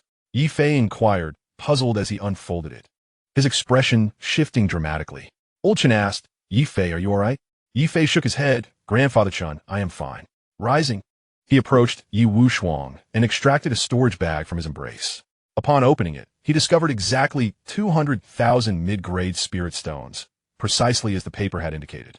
It turned out the note conveyed the 7 heavy towers' desire for reconciliation with Yi Fei, offering Yi Wushuang as a gesture of goodwill, along with the 200,000 mid-grade spirit stones. One must admit, the 7 heavy towers demonstrated considerable sincerity. After all, handing over a client to their target violated the rules and would have far-reaching repercussions. Imagine a client sacrificing themselves. Who would dare conduct business with them again? However, would Yi Fei accept their proposal? Flames ignited from his fingertips, hurling them towards Yi Wushuang's corpse. Watching the inferno blaze forth, Yi Fei's heart was a tumult of emotions. He had thought vengeance would require prolonged patience, yet after encountering Jiang Yu, everything had fallen into place. Not only had he avenged his grievances, but the 7 heavy towers were now eager to negotiate peace. At this moment, he had resolutely decided to remain in the town of Heavenly Gate, even if it meant serving as a mere errand boy. As for the 7 heavy towers, the lives of dozens from the Yi family cannot be dismissed with a mere 200,000 mid-grade spirit stones. Such a notion is utterly preposterous. Once he fully matured, it would mark the demise of the 7 heavy towers. Meanwhile, Jiang Yu, free from the disturbances of the 7 heavy towers, had returned to a leisurely travel mode. Each day was filled with climbing mountains, playing in the water, and enjoying barbecues. Life was rich and flavorful. There is a spacious area by the riverside ahead. Let us rest here for lunch, Jiang suggested, pointing towards the riverbank. Old Xia, you handle catching some fish while I gather some branches from the forest. Xiaohan clapped her hands and exclaimed, I want to go too. I want to go too. The forest, though not populated with towering trees, was dense. And as they walked while collecting firewood, Jiang found himself dizzy from the winding path, having gathered merely an armful of twigs. When he turned around, however, he noticed that Xianxia had not followed him. A surge of alarm washed over him. Could it be that the girl had lost her way? His concern for her was minimal. Rather, he dreaded the thought of encountering some ferocious beast in the woods. With his small stature, he would hardly be a mouthful. Jiang, where are you? Jiang called out loudly, retracing his steps. The forest was eerily silent, and his voice barely traveled far before being swallowed by the trees. He feigned calmness, gripping a branch tightly. Where on earth had she wandered off to? Perhaps he should return and fetch old Xia to help in the search? Yes, that would do. In Jiang estimation, Xianxia was at least a golden core stage expert. Should a wild beast appear, she would be able to handle it for the time being. After wandering through the forest for a quarter of an hour, he finally emerged. A wave of anxiety washed over him. There was something peculiar about this forest. Although he hadn't ventured deep, it felt as if he had traversed several kilometers. Could it be that there were miasmas within? If that were the case, Xiaohan's safety would be in jeopardy. He needed to quickly summon old Xia to join the search. Huh? Where was old Xia? Jiang was taken aback. He had clearly seen old Xia fishing by the river before entering the woods. Rushing to the riverbank, he found only a fishing rod lying there quietly, while Xia Ding had vanished without a trace. No way. Could something have happened to old Xia as well? Heaven forbid, don't play tricks on me. Just then, a splash erupted from the river. Jiang spotted a head emerging from the water. It was none other than Xia Ding. A wave of relief washed over Jiang. It turned out Xia Ding was in the river, presumably frustrated by the slow fishing, and had decided to dive in. That old man was truly impatient, but then again, with his high cultivation, such matters should pose no challenge to him.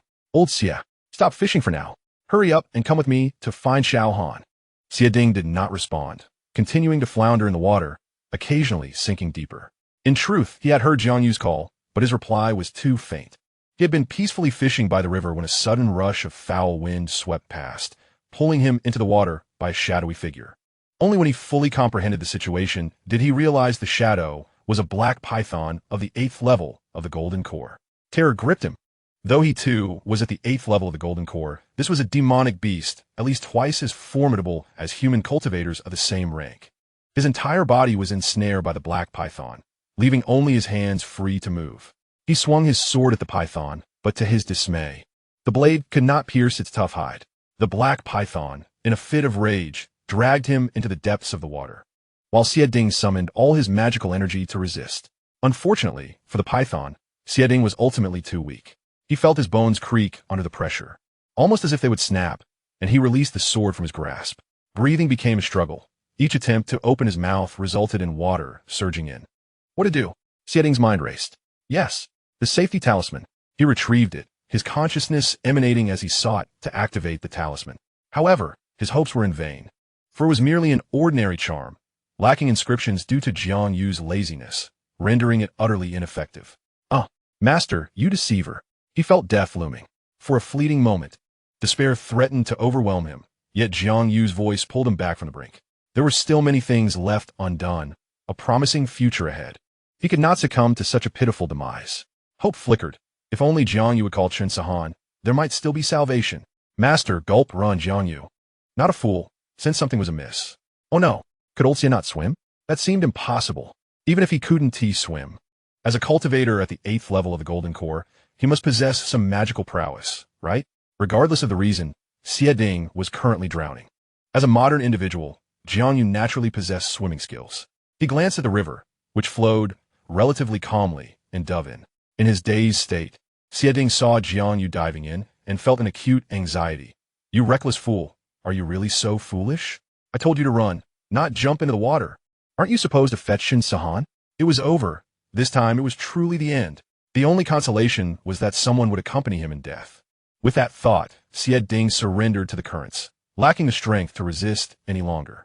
His eyelids grew heavy, and he lost consciousness. Meanwhile, Jiang Yu reached the spot where Xie Ding had just submerged, but the water had turned murky, obscuring his vision. He had no choice but to dive deeper, his hands searching blindly. He felt something. It was hard, cold, and somewhat soft, definitely not a hand or foot.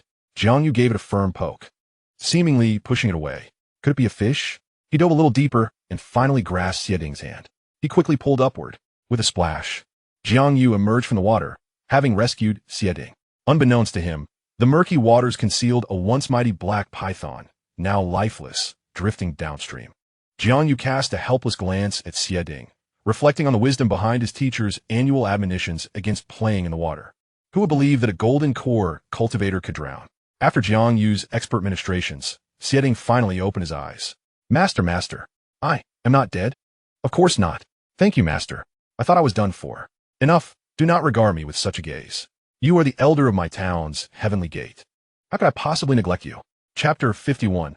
This thing is profoundly nourishing. At this moment, Xie Ding's thoughts were a tempest of myriad emotions. He felt a mixture of gratitude and resentment towards Jiang Yu. Why did you choose this place to rest? Not only did you lose a mid-grade magical artifact, but you nearly forfeited your life as well. And what was that pitiful talisman you provided? It served no purpose, despite my unwavering trust in you. Nonetheless, he was deeply moved by Jiang Yu's selfless act of bravery in coming to his rescue. It is worth noting that Jiang Yu possessed no cultivation and, in the face of an 8th-layer golden core black python, recklessly plunged into the water to save him. Such loyalty is indeed rare. However, what puzzled Xie Ding was the whereabouts of that black python. Had Jiang Yu driven away? The very thought made him shake his head. Wasn't that the height of absurdity? Confounded, he resolved to inquire whether Jiang Yu had any extraordinary treasures at his disposal. Jiang Yu interrupted his train of thought. Old Xie, are you all right? If so, rise and accompany me to find Xiaohan. Xie Ding stared blankly at Jiang Yu, suddenly apprehensive that he had misplaced the girl as well. You are far too careless, Master, to have put 2 people in jeopardy, while you remain unscathed here. Old Xie? Old Xie? Jiang Yu waved his hand in front of Xie Ding's eyes, wondering if the old fellow had become dazed with fright. Master, I am fine. Let's proceed, Xie Ding replied, somewhat at a loss for words. The two entered the forest, with Jiang Yu specifically advising Xie Ding to stay close, lest they become separated again. Xie Ding smiled, thinking how the master still harbored the thoughts of a mortal. As a cultivator, did he truly need to rely on sight? He merely needed to extend his spiritual sense to discern the circumstances nearby. Master, it is unnecessary to go through such trouble. Allow me to search, Xie Ding volunteered. You? Jiang Yu suddenly realized he was overthinking the situation, neglecting to utilize his living radar, opting instead for the most rudimentary method. If Xiaohan were to fall into danger due to his delay, he would never forgive himself. Without further ado, Xie Ding unleashed his spiritual sense, enveloping the surrounding area within a radius of several miles. I found her. Indeed, about 8 or 9 miles to the west, Xianxia stood in a small valley. However, her situation was far from favorable. She stood her ground, the Qingyan sword protecting her, while a dark green snake, over 10 feet long and at the 2nd layer of golden core cultivation, flicked its tongue, poised to deliver a fatal strike. At that moment, Xie Ding's eyes sparkled with excitement, for behind the snake, he discovered numerous ruby fruits, nearly ripe. These were century-old ruby fruits, which, when consumed by cultivators, not only strengthened the body, but also extended one's arduous cultivation by a decade. Such treasures of heaven and earth were truly rare finds. What an unexpected delight. Recalling the formidable black python in the river, Xie Ding had reason to believe that these 2 serpents were indeed the guardians of the crimson fruit.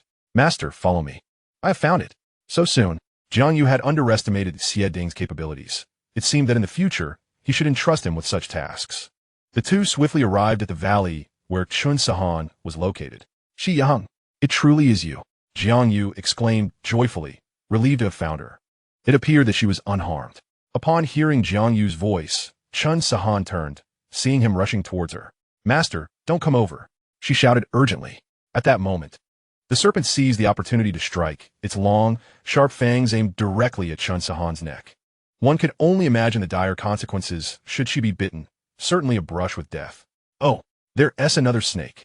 Just as Xianxia prepared to employ her talisman for protection, she was astonished to discover that the dark green serpent had been firmly pinned down by Jiang branch. Reduced to less than 3 feet in size, the creature coiled around the branch, unable to escape, and could only hiss at Jiang in terror. It was on the verge of panic. The presence of the young girl was already a significant threat, and now there was an enigmatic youth whose abilities were inscrutable. Was this a fateful encounter? Hey Z, where have you gone? If you don't return soon, my life is in peril, and those crimson fruits will be left for others. It remained oblivious to the fact that its companion, the gigantic python from the river, had already met its demise. Master, be careful, Xianxia exclaimed, startled. This master was truly ignorant of the danger. That was a second-tier golden core snake demon, capable of swallowing him whole. Jiang shot Xianxia an incredulous glance, as if he had never seen a snake before. During his days as a chef, he often procured serpents of such size for culinary delights. Enough with the theatrics. Your master is no mere novice. I am capable of vanquishing tigers in the mountains and capturing dragons in the sea. Jiang chuckled, signaling that all was well. With a firm grip, he seized the snake and, with a swift motion, dispatched it effortlessly. Xianxia shrieked in fright. All is well now, he reassured her. Old Xia, I must say, your courage leaves much to be desired. And you, a cultivator, Jiang teased while comforting Xianxia. After all, it was natural for a girl to fear snakes, but for a golden core practitioner to react so dramatically was indeed perplexing. Master, you killed a snake? Xianxia stammered, pointing at the subdued, dark green serpent. If this snake demon had unleashed its full power, even he would have struggled to defeat it. Yet, Jiang had managed to subdue it with nothing but a branch and had killed it barehanded. This completely shattered Xianxia's worldview. It defied all logic. If a mere mortal possessed such strength, what did that render him? An 8th-tier golden core cultivator. However, Xianxia did not share Xianxia's astonishment. She gazed at Jiang with wide, starry eyes. Adoration knows no bounds. As for how Jiang managed to vanquish the serpent demon, she remains indifferent. All that matters to her is that her master is an extraordinary individual, omnipotent in her heart. Jiang shook his head, suspecting that old Xia's age had rendered him susceptible to even the slightest disturbances. He picked up the serpent and hung it on a tree branch. This creature is a tremendous source of nourishment, weighing in at approximately 10 pounds. I shall prepare a snake soup for you all. We can forego the fish, as this will suffice. Are there any fruits left here? Haha, what splendid fortune. Jiang cheerfully gathered all the jus fruits, totaling 30. Let's be on our way. He patted Xianxia's shoulder, pulling him back from his stupor. Gazing at Jiang retreating figure, Xianxia fell into contemplation. Is the sect master truly just a mortal? He does not appear to be a body cultivator, for if he were, an invisible pressure would surely emanate from him, which he would not fail to perceive. The Jiang before him is but an ordinary mortal. What an enigmatic individual. By the riverside, Xianxia savored the soup, which possessed a uniquely delightful flavor. Thanks to Jiang culinary skills, the essence of the serpent demon was entirely preserved. Xianxia vaguely sensed that he was on the brink of a breakthrough. If so, he would ascend to the 9th layer of the golden core stage, drawing ever closer to the nascent soul realm. And all of this was brought forth by Jiang. Xianxia finished a jus fruit and extended her bowl toward Jiang, saying, Sect Master, I would like another. Jiang expression turned awkward. This girl had certainly been led astray by Xianxia. Chapter 52, The Blissful Young Master. The trio had eaten their fill, leaving a considerable amount of fruit peels strewn across the ground. Out of 30 jus fruits, 27 had been consumed, leaving only 3. The peels littering the ground were all Jiang's doing, as he had only feasted upon the flesh. Xianxia exclaimed in dismay at the wastefulness. Though he could hardly bring himself to scavenge the peels, he would lose face in doing so. After resting for an hour, they resumed their journey, as there remained a considerable distance to Bliss City. 3 days after the departure of Jiang and his companions, several formidable auras descended from the heavens, landing precisely in a small valley. A long whistle resonated through the valley, followed by a furious roar. Who dares? Who has stolen my jus fruits? A brilliantly dressed young man, exuding elegance, contorted his features into a fierce grimace. His cultivation at the 8th layer of the golden core was unmistakable. 2 elderly men clad in gray knelt before him, too fearful to utter a word. Remarkably, both gray-clad elders possess cultivation at the 2nd layer of the nascent soul stage. These two nascent soul masters appeared to be the young man's subordinates, indicating that he was a figure of considerable significance. This young man, known as Marulong, was also referred to as the blissful young master. The Ma family is one of the two foremost families in Bliss City, jointly managing it alongside the Lu family. During his travels, Marulong had discovered the Zhu fruits in this valley and had stationed two serpent demons to guard them, even setting up a maze outside the forest. However, he did not anticipate that the maze would be unraveled by Jiang, resulting in the loss of the Zhu fruits and the demise of the two serpent demons. How could he refrain from fury? Tifti Crimson Fui. They could enable him to transcend the nascent soul stage. After venting his frustration, Marulong coldly remarked, "Old Gu, shouldn't you provide me with an explanation? Those two serpent demons are your spirit pets." The two men were referred to as Old Gu and Old Song. Old Gu bowed his head and replied, "Young master, I inspected them just 5 days ago and found nothing amiss. Who could have anticipated this turn of events today? Moreover, my connection with those two serpent demons has been completely severed. So, this is not your concern, is it?" Marulong's eyes narrowed slightly. "It was my oversight. I implore the young master to impose a severe punishment. I shall certainly retrieve those two beasts." "Humph." Marulong scoffed lightly. He could not genuinely punish Old Gu. There were only 4 subordinates at the nascent soul stage within the Ma family. Although he was the young master, the respect he commanded was merely due to the family's generous rewards and his father's formidable reputation. "You may rise. I will clarify matters with my father. A month's deduction from your salary should suffice, don't you think?" "As you wish, young master." At that moment, Old Song, another nascent soul expert, remarked, "Young master, I just noticed that the maze in this forest has been tampered with, leaving numerous footprints." "Oh, let us investigate." "Yes." After circling the woods, Marulong felt a surge of shock. He had invested a significant sum to acquire this maze, specifically designed to ensnare human cultivators. It was said that human cultivators below the nascent soul stage, without the incantation, would become hopelessly lost upon entering, unable to damage the core of the formation, doomed to await their demise. As for demon beasts, the Zhentian stage beasts within 100 miles had long been cleared by Old Gu. Others posed no threat to the serpent demons. Yet now, with several core points trampled, the maze lay in ruins, rendered utterly ineffective. It appeared unlikely that the serpent demons were responsible.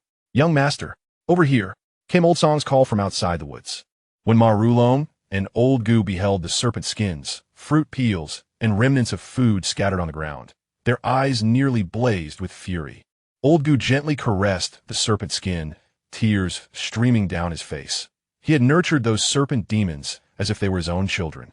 And now one had been devoured, with the fate of the other unknown.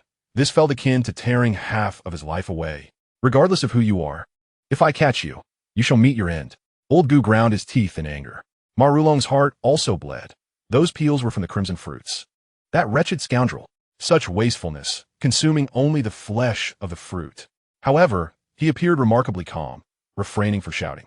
"Old Gu, Old Song, you are tasked with investigating this matter. Convey the results to me upon your return to Jiang City. I must return to Jiang City first." "Understood," Old Song replied. Marulong took to the skies, leaving behind a parting remark. "Old Gu's punishment is hereby rescinded."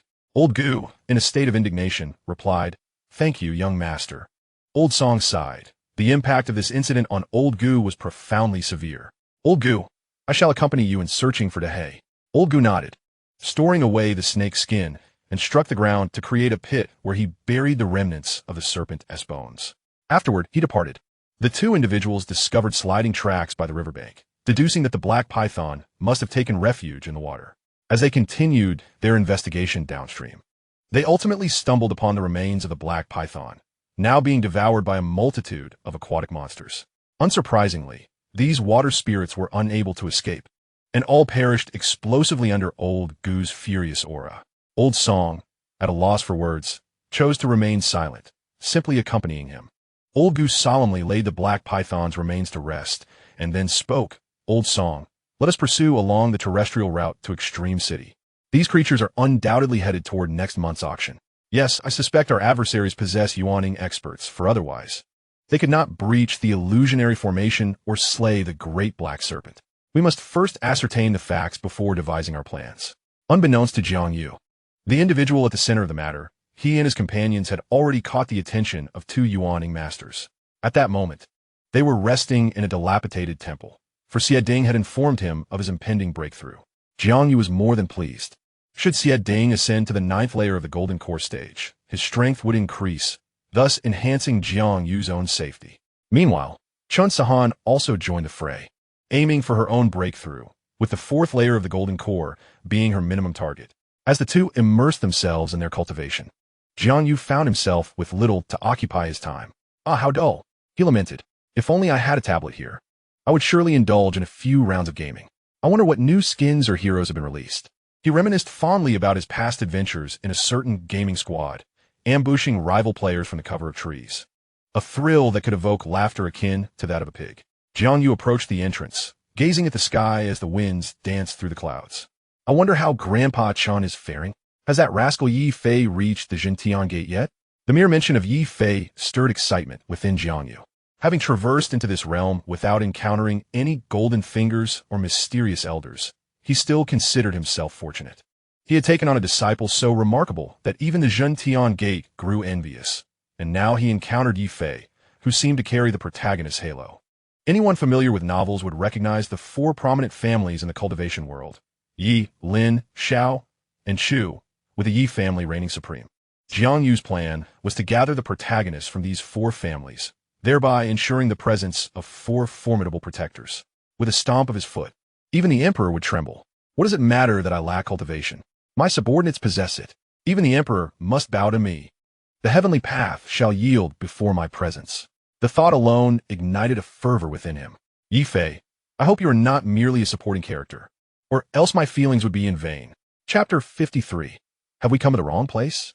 At the Zhentian Gate, 5 shadowy figures lurked among the trees at the entrance, their eyes fixed intently on the elderly caretaker, Old Chun, who was sweeping the ground.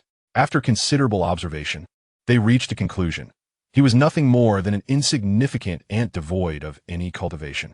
Had Xieding been present, he would have undoubtedly exclaimed in astonishment that these 5 individuals were all formidable figures at the 8th level of the nascent soul stage.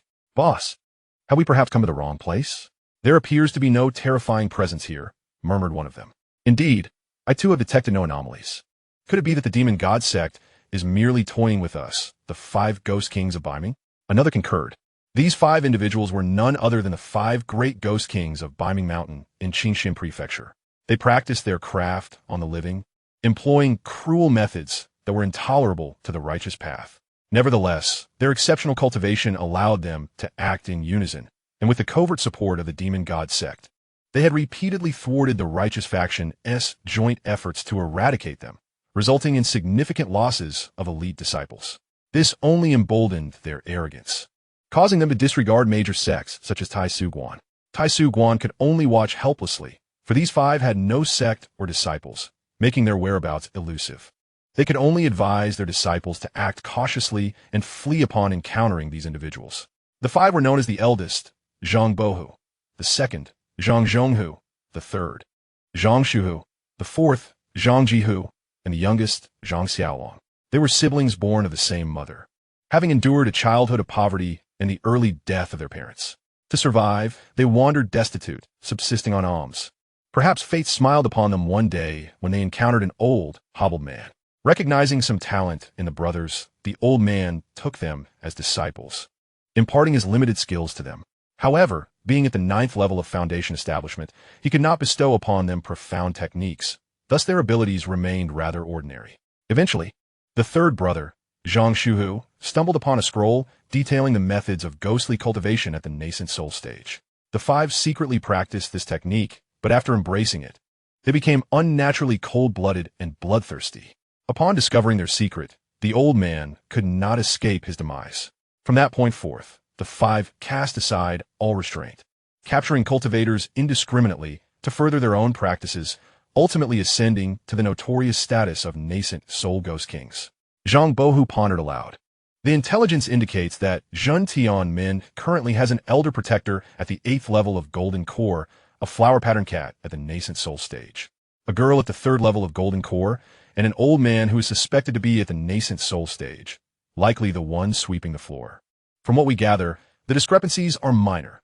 One old man, one flower pattern cat, and a mere foundation level insect. Next, let's not alarm them. We shall infiltrate Zhentian men and ascertain if there are any other hidden entities. Remember, our ultimate goal is to uncover that secret for the Demon God Sect. At the mention of the Demon God Sect, a shiver ran down Zhang Bohu's spine. While his brothers were unaware of the terror that the sect instilled, he had experienced it firsthand. Despite his status as a formidable figure at the 8th level of nascent soul, facing the sect's leader, Fei Changqing, left him unable to lift his gaze. The mere aura emanating from Fei, as he sat casually, made Zhang feel utterly powerless, even with their combined might. The 5 brothers would only meet their demise. This is precisely why Fei Changqing summoned them to investigate the Zhentian men. He had no inclination to refuse. He wished to avoid death for himself and his brothers, and that was the sole motivation. They split into groups. The second brother ventured to the medicinal garden, the 5th to the lakeside at the rear mountain, the 4th to the few courtyards, the 3rd remained vigilant in the square, while I proceeded to the main hall. Should anything seem amiss, we would reconvene in the central square. Understood? The 5 shadowy figures swiftly infiltrated the Zhentian men. These 5 believed themselves to be impeccably concealed, unaware that they had already been marked by Xiaohua. Mosquito, keep an eye on the main hall. I will inform the others. Xiaohua instructed the colorful mosquito. Fear not, you mere buffoons. The colorful mosquito retorted disdainfully. Old Chun felt a chill creep down his spine, though it dissipated almost instantly. He glanced up at the sky, where the sun shone brightly. He couldn't help but murmur, "How peculiar. The sun is quite warm." The 5 ghost kings scoffed, dismissing the notion of any advanced cultivation, for they could not even detect their presence. They were merely mortals. It appeared that the other intelligence was not as reliable as they had presumed. The 5 ghost kings inadvertently relaxed their vigilance. After the 5 entered the gates, Xiaohua appeared beside Old Chun, determined to ensure his safety. As for those intruders, they were left to be dealt with by Lao Nichio and his companions. Oh, and how could I forget about Yi Fei? However, there was no cause for excessive concern. That lad was currently sequestered in the training room, protected by the master's talisman of safety, so he would be fine. Yet, he overlooked the fact that Yi Fei's talisman lacked Jiang Yu's inscription, rendering it ineffective. The actions of these individuals puzzled Xiaohua. What could they possibly want at Zhentian men? What secrets might it conceal that he was unaware of? Zhang Zhonghu arrived at the medicinal garden, utterly astounded by the sight before him, completely oblivious to the garden gate slowly closing behind him. Inside, various rare herbs flourished vibrantly, many of which Zhang Zhonghu had never encountered before. This is the netherfire lotus. This is the ascension herb. This is the soul-reviving grass. This is the tranquil heart tea tree. This is the bodhi seed. This is the jianmu. And what is this, a peach tree? Zhang Zhonghu had never felt such astonishment in his life. If I possessed such an array of rare herbs, I might have already attained the out-of-body stage. He was shocked at the wealth of Zhentian men. No wonder the Demon God Sect had their eyes set on it. Who wouldn't? He excitedly examined the medicinal garden, fearful of overlooking any suspicious detail. During this time, he became thoroughly numb. I can't endure this any longer. I must inform the boss immediately. Zhang Zhonghu turned to exit. Wait, why is the door to the medicinal garden closed? He thought little of it, assuming it was merely the wind. However, just as he reached for the door, countless vines suddenly sprang forth from the side, ensnaring him tightly. Oh no, what is this? Zhang Zhonghu was filled with dread, desperately trying to break free, only to discover that his entire cultivation had been sealed. Countless needle-like tendrils pierced his skin without restraint, siphoning away his vital energy. No, leave me be. At this moment, his formidable skills were rendered utterly useless. Boss, save me, he screamed in sheer terror and desperation. Yet, what plunged him into despair was the realization that his cries seemed to go unheard, perhaps never even reaching the confines of the medicinal garden. Before long, Zhang Zhonghu transformed into a pile of dust, truly becoming a ghostly king. Perhaps he would never believe that what had slain him was merely a tendril from a vine within the Zhentian men medicinal garden. He could hardly fathom that the dilapidated Zhentian men harbored such a grave threat. If he could turn back time, he would undoubtedly choose not to return. Alas, there are no second chances. Chapter 54. Your name irritates me. In the back mountains of Zhentian men, a small estate had been established by Jiang. Zhang Xiaolong, consumed by jealousy, thought to himself how these people certainly knew how to revel in life. However, it appeared that these treasures concealed no secrets, prompting him to direct his gaze towards the lake. Based on his experience, it was highly probable that something the demon god sect sought was hidden within its depths. With a splash, Zhang Xiaolong plunged into the water, swimming deeper. The further he went, the more awestruck he became. Numerous legendary fish from the realm of cultivation swam freely in this lake, including the 9-patterned dragon carp. It seemed the world had been deceived by the facade of Zhentian, for beneath the lake lay the true treasure. Zhang Xiaolong was beside himself with joy. All of this will become my private bounty. Unbeknownst to him, Zhang Xiaolong had already reached the heart of the lake. There, he beheld a dazzling array of rare gemstones, each worth a fortune. His breath quickened. Innate gung essence, sheep fat jade, black obsidian. These treasures could easily forge a force to rival the demon god sect. Overwhelmed, he couldn't resist scooping up a handful. Remove your filthy paws. A chilling voice echoed in Zhang Xiaolong's ear. Startled, he stumbled back several paces. Who was it? At that moment, a water vortex materialized, revealing a majestic, long-whiskered mudfish, gazing down at Zhang Xiaolong with an air of authority. Are you Zhang Xiaolong? What was this? Could it be the fabled dragon eel? Wasn't it said to be extinct? How could one possibly exist here? Zhang Xiaolong was left speechless. This was beyond his imagination.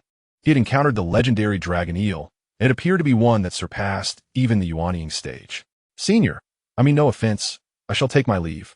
Zhang Xiaolong, overwhelmed by the majestic presence of the dragon eel, knelt trembling on the ground. Leave? It is impossible. Your name irks me greatly, so you may as well accompany your comrades. Long Qiu stated indifferently. What? Zhang Xiaolong exclaimed, his actions betrayed. His leader and the others are in danger. He struggled to rise and flee, but it was futile. Long Qiu's imposing presence bound him tightly, rendering any movement a mere fantasy. No, do not kill me. Zhang Xiaolong shrieked. Long Qiu paid him no heed, suddenly opening his mouth wide and swallowing Zhang Xiaolong whole. Long Qiu smacked his lips. The taste is rather unimpressive. Barely acceptable. My task is accomplished. The rest is for you to handle. With that, he swam back into the pile of gemstones. Upon entering the Grand Hall, Zhang Bohu felt as if a pair of eyes were fixated upon him, sending shivers down his spine. Yet, despite scanning every corner with his senses, he discerned nothing amiss. Could it be an illusion? Zhang Bohu gazed up at the holy statue, the only suspicious element within the hall. However, he was disappointed to find it was merely an utterly ordinary statue. He self-deprecatingly mused, as I age, my courage diminishes. How absurd.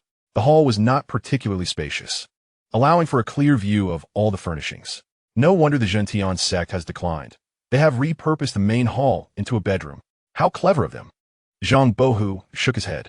Though he held disdain for Jiang, the furniture within the hall successfully captured his attention. These items appeared to possess a certain rhythm woven into them. I shall take them all and study them later.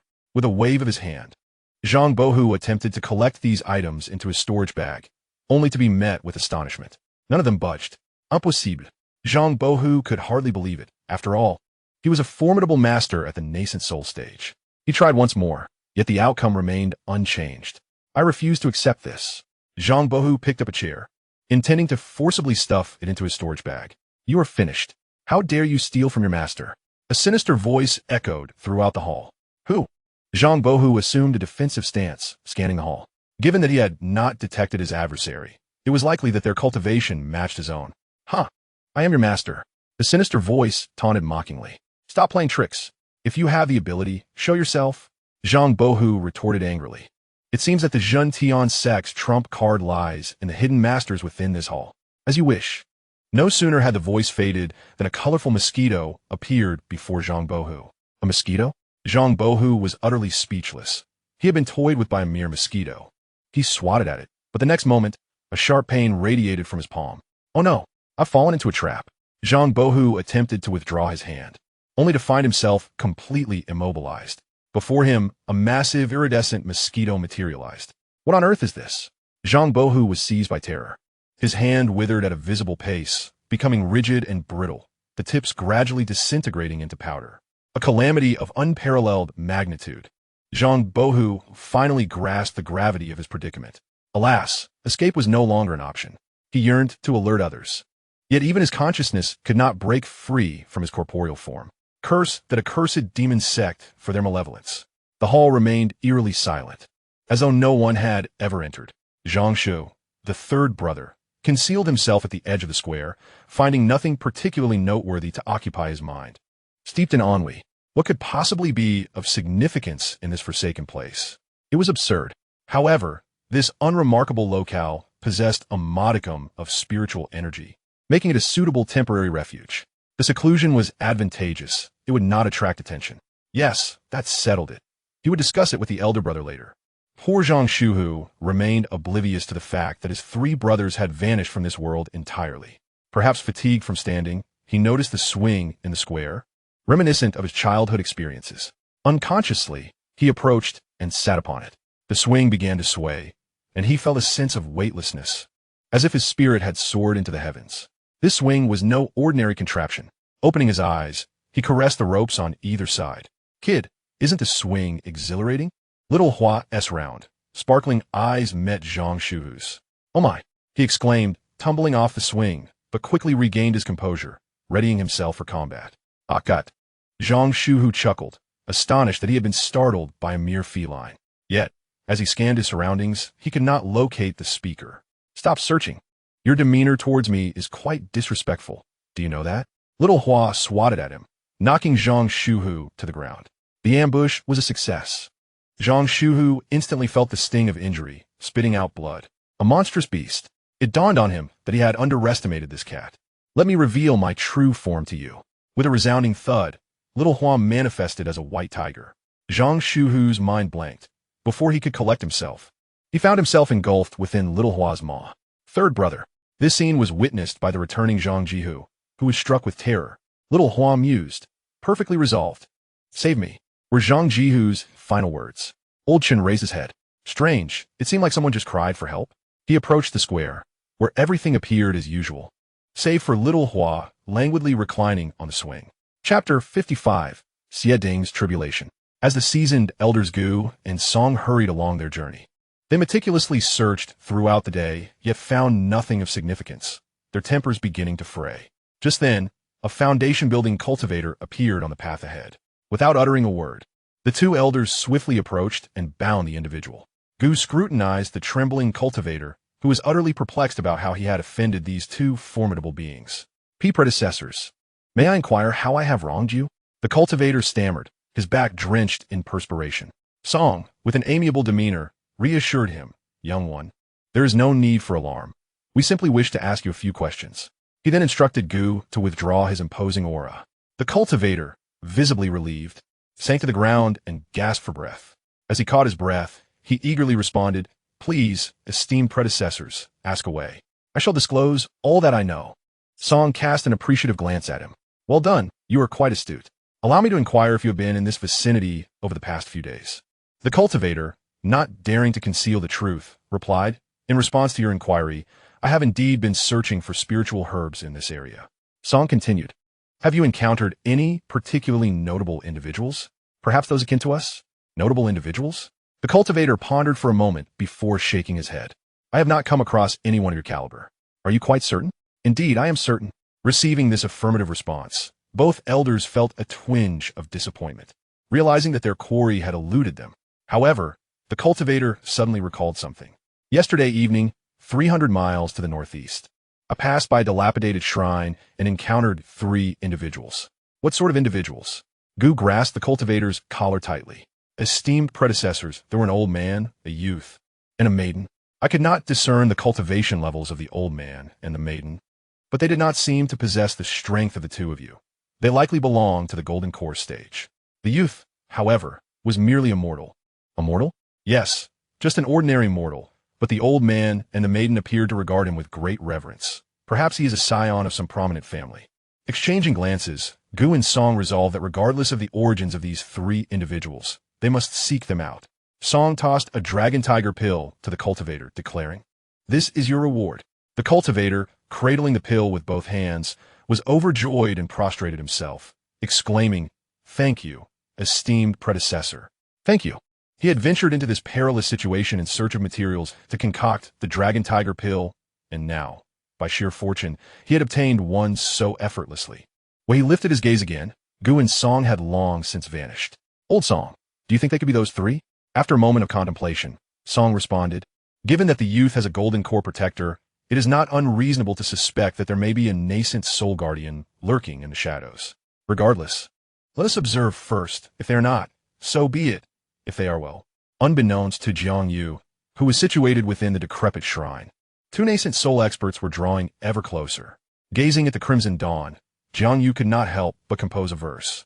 As the sun rose, its radiant light illuminated the vast mountains, setting them ablaze in a fiery glow. In an instant, the sun ascended to the heavens, banishing the stars and the waning moon. What a splendid poem! Jiang applauded himself. He was reciting casually, unaware that Xie, who was meditating in the temple, had overheard him. Since yesterday, Jiang had been unable to grasp the breakthrough he sought, his inner power surging like a mighty river, all thanks to those crimson fruits. As the saying goes, everything was in place, but for the arrival of the east wind, Xie was in such a state.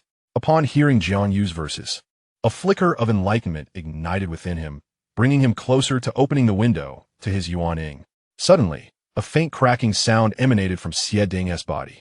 A breakthrough was imminent. Overjoyed, he wished to seize the moment, but then he recalled that Chun Sahan and Jiang were still present. If he were to break through, the impending heavenly tribulation would engulf them both, undoubtedly increasing its ferocity. Additionally, he remembered with despair that he lacked any defensive artifacts to withstand the tribulation. He did not wish to break through, yet he could no longer suppress it. After a moment of inner turmoil, he finally shouted, "Sect Master, young Sect Master. You must leave this dilapidated temple immediately. I am about to undergo the Yuan-ing tribulation. I can hardly contain it." Outside, Jiang was startled and rushed inside. "Old Xia, you can't be serious. Are you confident in this?" Xie forced a smile. "Sect Master, if I were confident, would I ask you to leave? While I can still hold it back for a moment, you must depart quickly." At that moment, Chun Sahan was also awakened, and upon seeing Xie contorted expression, she understood he had reached a critical juncture. Without hesitation, she grasped Jiang's hand, ascending into the air and flying away. "Xiaoan, wouldn't it be quicker to let old Xie leave?" Jiang questioned in confusion. "Master, Elder Xie is on the brink of losing control. If he moves, his momentum will immediately burst forth, and the heavenly tribulation will manifest. We won't have the chance to escape, and we'll be caught in ourselves. So terrifying." Jiang's heart sank as he looked towards the dilapidated temple. Above the temple, the tribulation clouds thickened, shrouding the area in an eternal twilight. Someone was undergoing a tribulation. Elder Gu and Elder Song, traveling nearby, noticed the unusual phenomenon in the sky. They were well acquainted with such signs. Someone was attempting to break through to Yuan. As they approached, the site of the dilapidated temple came into view. They halted, for the power of the heavenly tribulation was no jest, even with their current cultivation. They were reluctant to experience that near-desperate feeling again. Elder Song observed Xie, whose power was fully unleashed, and could not help but commend, "This man possesses great spirit, not even utilizing a defensive artifact." Xie, "Brother, it's not that I don't want to. It's that I have none to use." Boom! After gathering for so long, the tribulation clouds unleashed a bolt of heavenly lightning, hurtling towards the dilapidated temple. Xie despaired inwardly. The intensity of this lightning was comparable to a casual strike from an ordinary Yuan-ing master. Did he still have a chance for survival? Xie had no path of retreat left. He let out a thunderous roar, channeling all his magical energy to collide with the heavenly lightning. Boom! A tremor reverberated through the earth, dust swirling into the air. The disheveled figure of Xie emerged before the onlookers, blood oozing from his mouth. He was gravely injured. Merely the first strike of heavenly lightning had nearly incapacitated him. Old Gu and Old Song sighed in resignation. It was evident that he would not survive this tribulation. The heavenly tribulation was not a trifling matter. When they themselves had faced the tribulation of the nascent soul, they had expended copious amounts of defensive artifacts, barely surviving through sheer will and fortune. This individual was far too reckless. Within the tribulation clouds, the Thunder Envoy was exhilarated. It had been a long time since he had achieved a successful outcome, and he was determined to execute this task splendidly. He flipped his palm, conjuring a surge of terrifying lightning energy that crackled ominously. Just as he was about to unleash it, a voice interrupted his action. "Old Xie, keep fighting. I will always support you. If you perish, I shall erect a monument in your honor." Jiang Yu shouted fervently.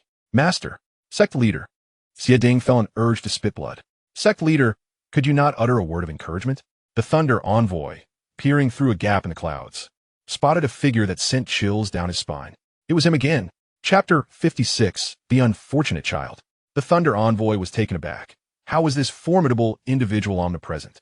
Had he inadvertently crossed paths with him in the past? After 2 previous task failures, he had already received warnings from above. Was he destined to return empty-handed once more? Just then, Jiang Yu's voice rang out again. Old Xia, the lightning tribulation has paused. Make haste to recover. Xiao Han and I are counting on your protection. Old Gu, observing nearby, scoffed in disdain. Was this person a fool? The pause of the lightning tribulation only indicated that the next strike would be even more ferocious. Given that old man's current state, he would be rendered useless if he survived. However, the thunder envoy had caught on to this unusual development. The young man undergoing the tribulation was aligned with that terrifying youth, while the 2 sneaky figures on the other side were not. After some deliberation, the thunder envoy made a decisive choice. He stealthily enveloped Old Gu and Old Song within the range of the lightning tribulation. Not good. Old Gu and Old Song immediately sensed something amiss. They'd been targeted by the heavenly tribulation. Their hearts raced, panic surging within them. Damn it. We clearly weren't within the range of the tribulation. Old Gu exclaimed helplessly. They did not wish to flee, but being singled out by the tribulation rendered escape impossible. The thunder envoy remained expressionless as 2 bolts of lightning, as thick as barrels, descended upon the 2 men. Since the Temple's target could not be struck, his wrath would be unleashed upon Old Gu and Old Song instead. Moreover, the thunder envoy had escalated the lightning tribulation to a higher level. Crackle. Old Gu and Old Song as defensive artifacts crumbled under the onslaught of the heavenly lightning in mere moments. In contrast, Xiading fared significantly better. Only a fine current of electricity coursed through his body, leaving him with a mild, tingling sensation, devoid of any substantial impact. What was happening? Xiading was bewildered. Was he not the one facing the tribulation? What was the significance of those 2 individuals? Jiang Yu also discovered the peculiar circumstances. When did those 2 individuals appear? It was truly unfortunate for them to be struck directly by heavenly lightning. Old Gu cursed vehemently. Damn, the tribulation. Why strike us when the main target is elsewhere? Upon hearing this, the Thunder Master seethed with rage. How dare these insignificant ants insult a celestial being? Today, I shall strike you down. Boom, boom, boom. A relentless barrage of tribulation lightning descended from the heavens, leaving no respite for the 2. Nearby cultivators were left astounded, having never witnessed such ferocious tribulation. Its intensity rivaled that of a breakthrough into the out-of-body stage. Could it be that some nascent soul expert was undergoing a breakthrough? For their safety, these cultivators retreated to a considerable distance. Old Gu, have you lost your mind? Why curse the tribulation? Look at the mess you've created. Old Song admonished. Old Gu pointed at the tribulation, snarling, it's its doing. Clearly, that old fool is undergoing tribulation. Why strike us instead? Does he think he is above us? The Thunder Master narrowed his eyes. Such audacity to curse me. If I don't teach you a lesson today, then I am not the Thunder Master. The sky darkened ominously, and the tribulation clouds swelled ominously, the sheer pressure capable of terrifying golden core cultivators to death. My goodness! Old Gu and Old Song felt their souls leave their bodies. This was a matter of life and death. No, please. Heaven, we were wrong. As they beheld the torrential downpour of tribulation lightning, the 2 immediately knelt, bowing their heads in supplication to the heavens. It was no joke. Such lightning could severely injure even an out-of-body stage expert. However, the heavenly lightning paid no heed to their pleas. In an instant, it left those who were struck utterly disfigured. Yet the ordeal was not over. The entire tribulation raged for a full quarter of an hour, pouring down upon the 2. Jiang Yu and Xianxia watched in astonishment. What grudge or enmity could warrant such a fate? Surely, there would be nothing left of them. Once the Thunder Master had vented his fury, he felt considerably more at ease. All right, task accomplished. In the future, I shall handle any terrifying youth in this manner. As the tribulation clouds dispersed, the heavenly light descended, casting 2 beams upon Xianxia and Jiang Yu. Naturally, as the main subject of the tribulation, most of the energy was absorbed by Xiading. Awakening from his astonishment, Xiading felt an overwhelming surge of magical power. A mini version of himself seated solemnly within the mud pill palace, radiating an aura of grandeur. Huh. I have broken through to the nascent soul stage. I have broken through to the nascent soul stage. Xia Ding, with disheveled hair, danced about joyfully, as though escaping from confinement. Meanwhile, Xianxia felt her entire being purer and more resilient after absorbing the heavenly light, her magical energy becoming more refined. It was a delightful surprise. She had not expected such benefits from witnessing the tribulation. However, Jiang seemed unchanged, merely feeling the golden light enveloping him warmly. He muttered, "This mysterious light doesn't seem to have any real use. If the Thunder Master were to hear this, he would likely be driven to madness. Come on, old chap. At least be mindful of your status. The celestial light of this day is solely directed at the practitioners of the immortal realm, proving futile against those who have transcended to the ranks of immortals. I offer you a sliver of this light, merely to alleviate your embarrassment and deter you from seeking trouble with me." Jiang Yu, unaware of the complexities at play, understood that he must halt Xia Ding's antics, lest he become a laughingstock. "Old Xia, have you finished laughing?" Xia Ding ceased his laughter, casting a glance at Jiang Yu, his gaze imbued with intricate emotions. He recognized that much of what he possessed now was greatly aided by Jiang Yu, having attained the first level of the nascent soul stage. Did he still need to remain at the Zhentian Gate? Even if he returned to his original family, he would be a figure of great stature. "Elder Xia, congratulations on your ascension to the nascent soul stage," Xianxia remarked with a smile. However, she communicated secretly with Xia Ding. "Elder Xia, now that you are a nascent soul master, the Zhentian Gate may no longer accommodate you. You are free to depart at any time, but do not harbor ill intentions towards the master. Otherwise, even as a nascent soul expert, I shall not hesitate to eliminate you." Xia Ding felt a chill run through him at her words. This girl had silently reached the 5th level of the Golden Core stage. He sensed the concealed murderous intent in Xianxia's words. Should he show even a hint of dissent, he would undoubtedly face her tempestuous wrath. He felt a peculiar premonition that he might indeed perish at the hands of this young girl of the Golden Core stage. It was a profound sensation, not easily conveyed to outsiders. He smiled at Xianxia and nodded, then knelt before Jiang Yu. "I pay my respects to the sect master." Jiang Yu was taken aback. "Old Xia, what are you doing? Quickly rise." "Ah, a master of the nascent soul stage. Our Zhentian Gate has truly struck gold. Ha ha, master." From the moment Xia Ding entered the Zhentian Gate, he became one of us in life and in death. "I will dutifully fulfill any command you give, regardless of the cost." Jiang Yu felt a wave of gratitude wash over him. This old man was truly loyal. "Haha, old Xia, you flatter me. Such words need not be spoken aloud. Let them reside in your heart. Your well-being is my well-being. The prosperity of the Zhentian Gate is paramount." As Xia Ding rose from the ground, he gazed into the vast pit carved by the heavenly thunder, filled with trepidation. All of this, he surmised, was significantly tied to this seemingly unremarkable sect master. Yet, he could not perceive it clearly, which was one of the reasons he resolved to wholeheartedly commit to the Zhentian Gate. Perhaps to outsiders, this master appeared to be a mere failure, a lowly insect. However, Xia Ding had a premonition that following this seemingly inept sect master might lead him to greater heights in the future. "Master, where shall we go next?" Chapter 57, The Beggar. At the peak of the Demon God Sect, Fei Changqing paced back and forth in a secret chamber after receiving a report from his subordinates. He had not anticipated that the 5 nascent soul masters he had bribed would vanish into the Zhentian Gate, akin to stones sinking into the ocean, leaving not a trace of news behind. Thankfully, he had not sent his own men in. Otherwise, the losses would have been unbearable. "Shen Tianggota, just how many hidden cards do you possess?" Fei Changqing sighed deeply, having made a decision that contradicted the principles of his ancestors. Meanwhile, Jiang Yu and his companions, after several days of travel, finally arrived near the bustling city of Jiao City. This city could be considered one of the more prosperous locations in Qingxin Prefecture, largely due to its proximity to the Jiang Temple, which ensured a peaceful atmosphere devoid of disturbances. Suddenly, Jiang Yu inquired, "Old Xia, is it possible for you to conceal or suppress your cultivation?" Xia Ding, perplexed, asked, "What do you mean, sect master?" "It's nothing significant," Jiang Yu replied.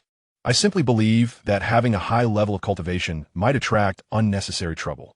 Xia Ding exclaimed in exasperation, while he wished for fewer complications. Jiang Yu seemed to desire more. Jiang Yu continued, "It's not entirely that. I hope you can keep a low profile.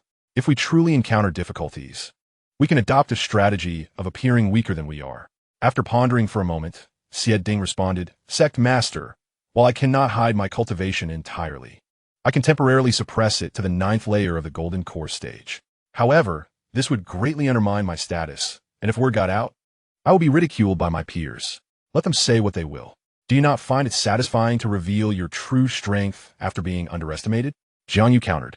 Moreover, we are simply practicing humility. Do you understand the concept of being low-key? Reluctantly acquiescing to Jiang Yu's insistence, Ding suppressed his cultivation to the 9th layer of the golden core, altering his appearance to that of an unassuming middle-aged man. As the group ambled along the official road, engaging in light-hearted conversation, they finally caught sight of the city gates around midday. A considerable number of cultivators, primarily at the Foundation establishment stage, were already traversing the path. Jiang Yu tilted his head and remarked, Is there even a beggar in this Giles city? This was prompted by a ragged beggar blocking their path, clutching a filthy bowl. Ding subtly positioned himself beside Jiang Yu, ready to intervene if the beggar became aggressive. The beggar, pushing back his greasy hair, revealed a set of large, yellowed teeth. 3 kind souls, could you spare some food? I have not eaten in 2 days. Jiang Yu, feeling sympathy for the man, said, Xiaoan, give him 10 low-grade spirit stones. Xianxia retrieved the stones and placed them in the beggar's bowl. The beggar's eyes lit up as he hurriedly tucked the spirit stones into his clothing, bowing deeply in gratitude. Thank you, my lord. Thank you, my lady. Xianxia's cheeks flushed as she scolded, You beggar, what nonsense are you speaking? The beggar, taken aback, quickly realized his mistake and apologized. Soda. I truly did not know. Please do not be angry, Mississippi. He then slapped his own face a few times. At that moment, Jiang Yu said, You were merely careless. I have some questions for you. How much do you know about the situation in Giles City? Upon hearing this, the beggar glanced at Xianxia and grinned at Jiang Yu. You've come to the right person. There is nothing about Giles City that I do not know.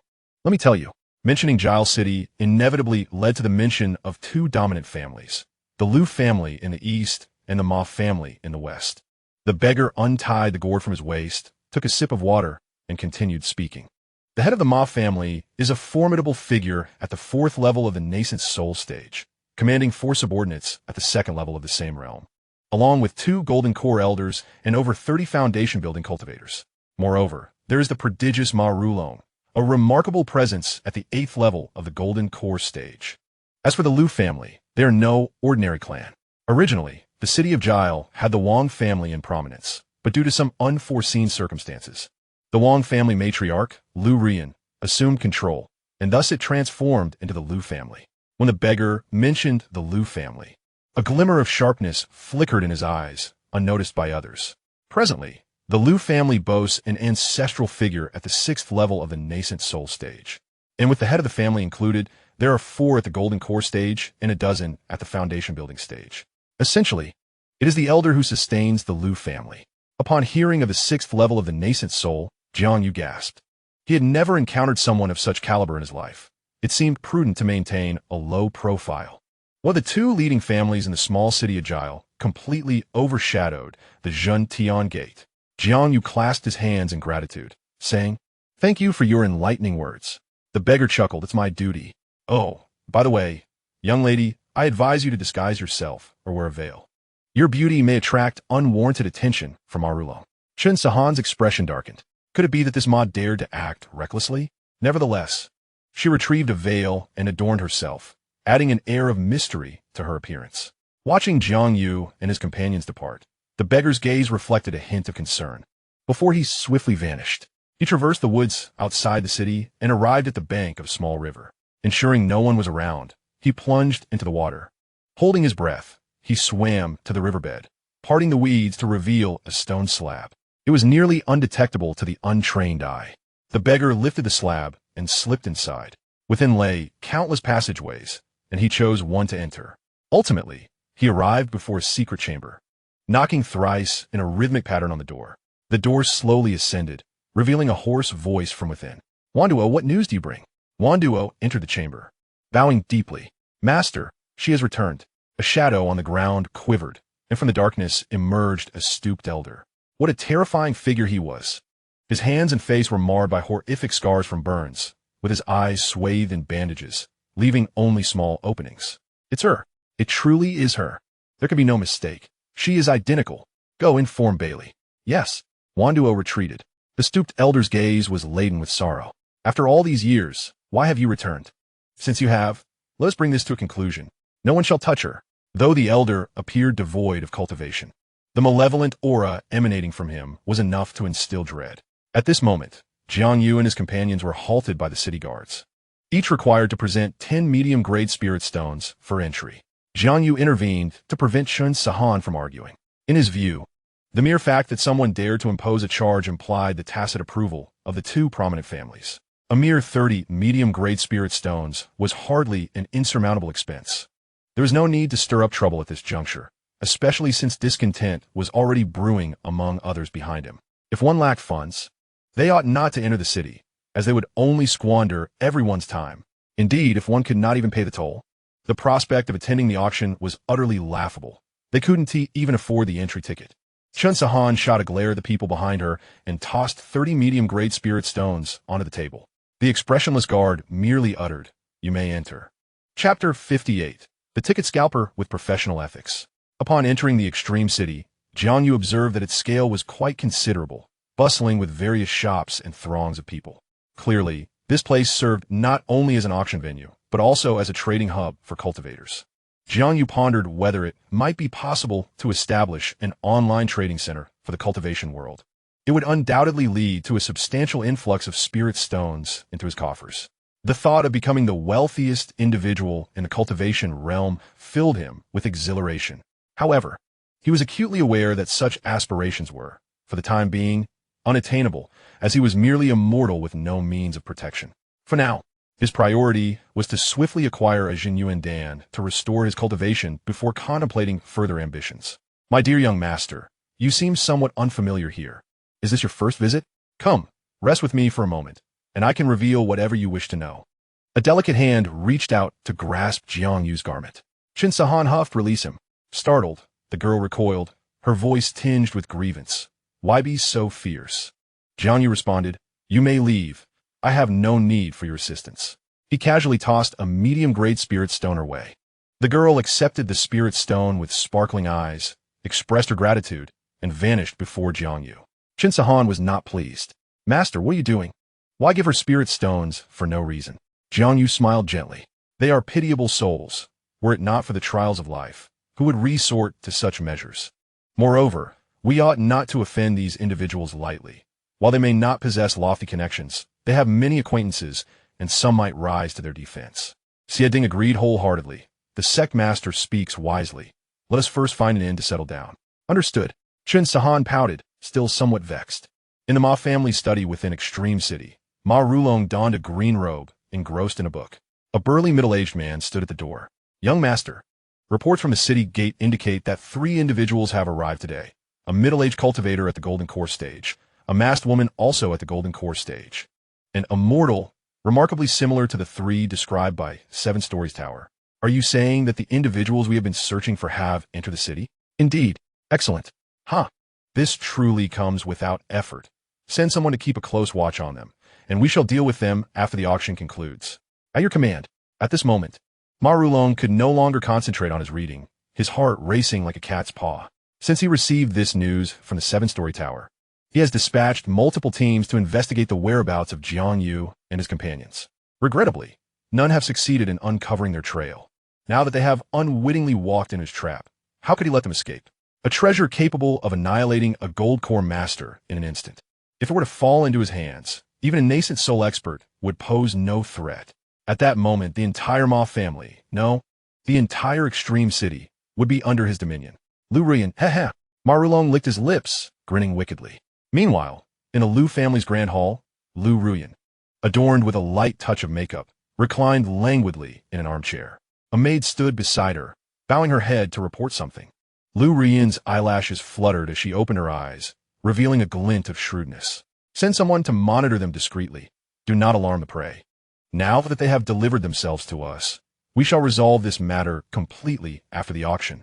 The chilling undertone in her words sent a shiver down the maid's spine. "Moreover, inform the Ma family that the auction will commence the day after tomorrow." "Yes." After the maid departed, Lu Ruyan seized a teacup and hurled it forcefully to the ground. "Wretched scoundrels! Not a single one of the Wangs is worth a dime. They all deserve to perish. Unbeknownst to Jiang, since their arrival at the inn, countless pairs of eyes have been covertly observing them. Xiading stood by the window, keenly aware of every move these individuals made. Extreme City has returned, though he never anticipated it would be in such a guise. At some point, Xianxia had entered Xiading's room. Elder Xia, it is time for dinner. Oh, so is the young sect master. Very well. Xiading closed the window and walked out. Elder Xia, Xianxia called from behind. Xiading furrowed his brow. Young sect master, please speak plainly. Elder Xia, if master were to encounter conflict with another, which side would you choose? Rest assured, young sect master, this will be the last time. From now on, my life belongs to the sect master. Should I betray this vow, may the heavens strike me down. Xiading felt a jolt in his heart. This girl possesses a keen mind and a terrifyingly astute perception. Xianxia cast a glance. All right, master is waiting for us. Xiading followed silently, musing. The last time, upon opening Jiang door, Xianxia and Xiading were surprised to find an additional person present. Just in time. I have something to discuss with you. Jiang beckoned him to sit. The newcomer, possessing a handsome countenance marred only by a black mole on his face, stood and introduced himself. Greetings, fellow Taoists. I am Hulai. Hulai? What a uniquely charming name. Xianxia remarked, suppressing a laugh. Hulai, undeterred by any embarrassment, continued, I just overheard young Master Jiang expressing a desire to attend the auction. Fortunately, you encountered me. Otherwise, your trip would have been in vain. Xiading, skeptical, followed his lead with a probing question. And why is that? Hulai smiled mysteriously. What you may not know is that the auction has just announced the cessation of ticket sales. In other words, even those with wealth cannot gain entry. Cessation of ticket sales? Why would they do such a thing? Is that not cutting off their own financial lifeline? The truth remains elusive. Jiang felt a pang of disappointment. He had traveled such a distance solely to attend the auction, and now it seemed his effort was in vain. Do not be anxious, young master. As I mentioned earlier, had you not encountered me, your journey would have indeed been fruitless, Hulai reassured him. Subsequently, he produced 3 silver tickets and placed them on the table. These are 3 VIP tickets, each priced at 10,000 mid-grade spirit stones. I trust that none of you would look down upon such an offering. 10,000 mid-grade spirit stones. Why don't you just steal them? Xianxia retorted, clutching her storage pouch tightly. Hulai, adopting a serious demeanor, replied, I am a ticket vendor of integrity, always transparent with my pricing and treating all customers equally. I am regarded as a benchmark in this industry. Feel free to inquire. At this moment, I'm the only one with surplus tickets. Xiading narrowed his eyes, a smirk playing on his lips. Who doubt you? Are you not afraid of us seizing them by force? To this, Hulai scoffed. If you entertain such thoughts, my friend, you have truly lived in vain. These tickets bear special markings. Without the owner's unsealing, they're nothing more than worthless scraps of paper. Otherwise, counterfeiting would have long been rampant. Xiading's smile faltered. He had not anticipated that the auction organizers would be so astute. Enough of this bickering. Can we not negotiate a lower price? 10,000 mid-grade spirit stones is rather exorbitant. Jiang attempted to haggle, but Hulai remained unfazed. 10,000 is the price. I will not sell for less. Xiaoan, pay him. Xianxia bit her lip, casting an unwilling glare at Hulai, and reluctantly produced 30,000 mid-grade spirit stones from her pouch. Hulai's eyes sparkled with delight as he clasped his hands together, exclaiming, You truly are a person of promptness. A fair exchange. Farewell. Having obtained what he desired, Hulai wasted no time in leaving, unsealing his mark as he departed. Jiang picked up a ticket and examined it closely. It was crafted with a fair degree of finesse. Following Hulai's instructions, he dripped a drop of blood upon it. Instantly, the information contained within the ticket unfolded in his mind. The auction begins the day after tomorrow. Chapter 59. The Auction. Master, I can't shake the feeling that this Hulai is suspicious. What if this ticket is? Xianxia expressed her concerns. Jiang glanced at her, noting her vivid imagination. As long as the ticket is genuine, that is all that matters. The rest is inconsequential. Oh, Xianxia responded, as if struck by a revelation. What the sect leader said holds some merit. They traveled all this way for the auction, after all. In truth, Xianxia's suspicions were not entirely unfounded. At that very moment, Hulai was kneeling before Lu Ruyan, afraid to breathe. It turned out that after leaving the inn, he had made a beeline for the Lu family. In reality, he was merely a spy placed by the Lu family. For with his mere foundation establishment at the 5th level, How could he thrive in the bustling market of Extreme City, becoming a prominent figure among ticket scalpers? Lu Ruyan parted her crimson lips. So, they have come for the Jinyu and Dan. Hu Lai excitedly declared. Indeed, it was that young man who uttered it himself. It seems he intends to utilize it. With that, he proceeded to the account's office, leaving behind 1,000 mid-grade spirit stones as a reward. Master Xia. Hu Lai fervently bowed 3 times before retreating. Lu Ruyan, fanning herself with a delicate hand fan, appeared lost in thought. Her brows furrowed momentarily before she broke into a mysterious smile. The following day, Jiang arose early, eager to explore the market for any treasures that might be uncovered before the auction. Chun Sahan, brimming with enthusiasm at the prospect of shopping, seemed to have neglected her appearance entirely. Jiang could only shake his head in bemusement. It was evident that the allure of shopping was an irresistible temptation for women, regardless of their origins. Xia Ding, still bleary-eyed from the previous night's indulgence in rice wine, was struggling to recover, having thought it akin to ordinary liquor. After downing 2 cups, he found himself quite intoxicated. Regrettably, Jiang soon lamented his decision to venture out, as he found nothing that suited him. Instead, merely accompanying Chun Sahan. Within the span of an hour, his legs felt as though they were laden with lead. Meanwhile, Chun Sahan remained blissfully unperturbed, her steps as lively as ever. Upon returning to the inn that evening, Jiang had no desire to move. He simply collapsed onto his bed. Xia Ding, too, was not much better off, finally understanding the meaning behind the sect leader's words.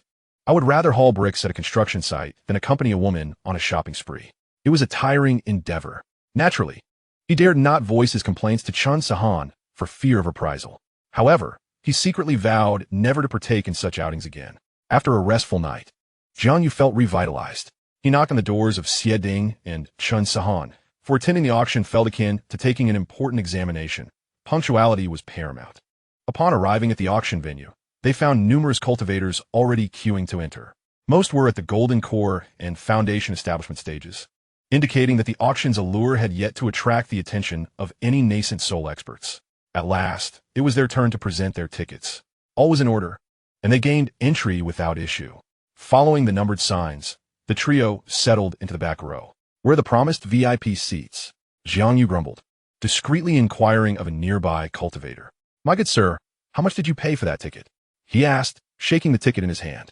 The cultivator, pleasantly surprised to be addressed as sir, responded with enthusiasm. This ticket cost merely 100 mid-grade spirit stones. Those in the front rows are indeed VIPs. Each ticket costing 1,000. And have you noticed those private boxes above? They're 10,000 each. What? Jiang was taken aback, as was Chun Sahan, while Xia Ding slapped his forehead in disbelief. Jiang gritted his teeth. Hu Lai, I shall have your head. Where is your professional integrity? An item worth 100 is being sold for 10,000. It is several times more expensive than the VIP tickets. I could have secured a private box instead of this general seating. Defeated, Jiang slumped into his seat, his mood plummeting after being swindled out of 30,000 spirit stones. It was hard to feel good amid such a loss. Chun Sahan was also concerned whether the remaining funds would suffice. Jiang had once remarked that even a single penny could thwart a hero, let alone 30,000. She had already blacklisted Hu Lai and resolved to ensure he returned every last coin with interest upon their next encounter. There were still a dozen or so vacant seats in the front rows, presumably reserved for individuals of high status. As anticipated, shortly thereafter, a group of cultivators at the 8th and 9th levels of the Golden Core stage entered through the side door and took their seats under the scrutinizing gazes of the crowd. It seemed that the private boxes were already occupied, as no one had been seen entering. A female auctioneer, adorned with heavy makeup, approached the stage, cleared her throat, and announced, "Esteemed friends, I am Fian, the host of this auction. Now, please welcome Master Jingle." A smattering of applause erupted in the auction hall. A rotund monk clad in a crimson robe ascended the stage, beaming as he nodded to the audience. "Why has a monk been invited to the auction?" Jiang muttered. The cultivator beside him eagerly took on the role of an informant. "Brother, this monk is no ordinary figure. Despite his 9th level Golden Core cultivation, both the Ma and Lu families hold him in high regard. Why is that? Do the Ma and Lu families practice Buddhism? It has nothing to do with belief. Master Jingle is here on behalf of the Diamond Temple to collect offerings. Just think, they rely on the temple for sustenance. How could they not show respect?" Jiang nodded in understanding. The auction featured 4 private boxes, The two in the middle were reserved for the Ma and Lu families, while the remaining two were allocated for those capable of offering substantial bids or possessing superior cultivation. Xianxia lifted her gaze toward the boxes, having sensed a fleeting gaze upon her moments ago, emanating from one of the 4 compartments. Lu Ruyan retracted her consciousness. This girl possesses considerable alertness. Oomph. In the adjacent box sat Ma Feng, the head of the Ma family, along with his heir, Ma Rulong, and 2 attendants. Ma Rulong had also scrutinized Jiang, concluding there was nothing remarkable about him, and thus felt relieved. With his father present, he dared not act too conspicuously. Yet, Xie Ding, with his formidable cultivation, perceived Ma Rulong's thoughts, detecting him despite the fleeting moment of concealment. Xie Ding furrowed his brows. Are these individuals even targeting the sect leader? I hope they do not overestimate themselves. Host Fian tapped the table. I hereby declare the auction officially commenced. Applause erupted from the audience, each individual radiating an aura of determination. This auction differed from previous ones, as we shall incorporate a lucky draw during the bidding process. The prizes are rather unique. A lucky draw? What does that entail? Is it that whatever one draws can be taken home? Oh, if that is the case, is friend Fian among the prizes? Ha ha ha. The crowd erupted into merriment. Fian maintained her cheerful demeanor, unperturbed. She gestured for silence, saying, the fellow Taoist truly possesses a knack for humor. If your temper rises, you may well find solace at the Misty Rain Pavilion. This time, we shall randomly select a fortunate individual from the audience, and as for the prize, we shall reveal it in due course. Oomph. The crowd gasped in astonishment. Fian continued, now, let us commence the first auction. Chapter 60, The Fortunate One. Jiang, you couldn't help but admire the organizers of this auction. They had even thought to incorporate a lottery. This not only heightened the participants' anticipation, but also fostered a sense of engagement, which proved immensely beneficial to the auction's outcome. From the very first item, the participants exhibited great enthusiasm, eagerly placing bids. Jiang Yu refrained from participating. Even Xianxia found these items unworthy of her attention, and his goal was singular, the Jinyuan pill. Other artifacts and techniques held no value for him. Moreover, these items could easily be requested from the Tai Su temple, of which they would surely be amenable to providing. After all, a simple talisman could resolve such matters. Reflecting on the talisman, Jiang Yu even contemplated putting it up for auction, but then reconsidered. It seemed to lack significant renown, so he abandoned the idea. Unbeknownst to him, amidst the fervent bidding, the auction had progressed considerably. Yet the Jinyuan pill remained elusive. Was it truly absent? Jiang Yu felt a surge of anxiety. Xie Ding observed him closely and advised him to remain calm. Such rare elixirs were typically reserved for the latter part of the auction. Jiang Yu, thus, bided his time, continuing to watch the fierce price battles unfold. In the private box, Lu Ruyan, who had been observing, slightly curled her lips as Fian paused the auction. Esteemed Taoist, the most exhilarating moment has arrived. We shall now commence the lottery segment. A cheer erupted from the crowd, as many could not contain their excitement. Who would not wish to be the fortunate one? After all, who would refuse a gift? Fian gestured for silence and continued, each of you holds a ticket with a number. When I draw a number, that individual shall be the winner.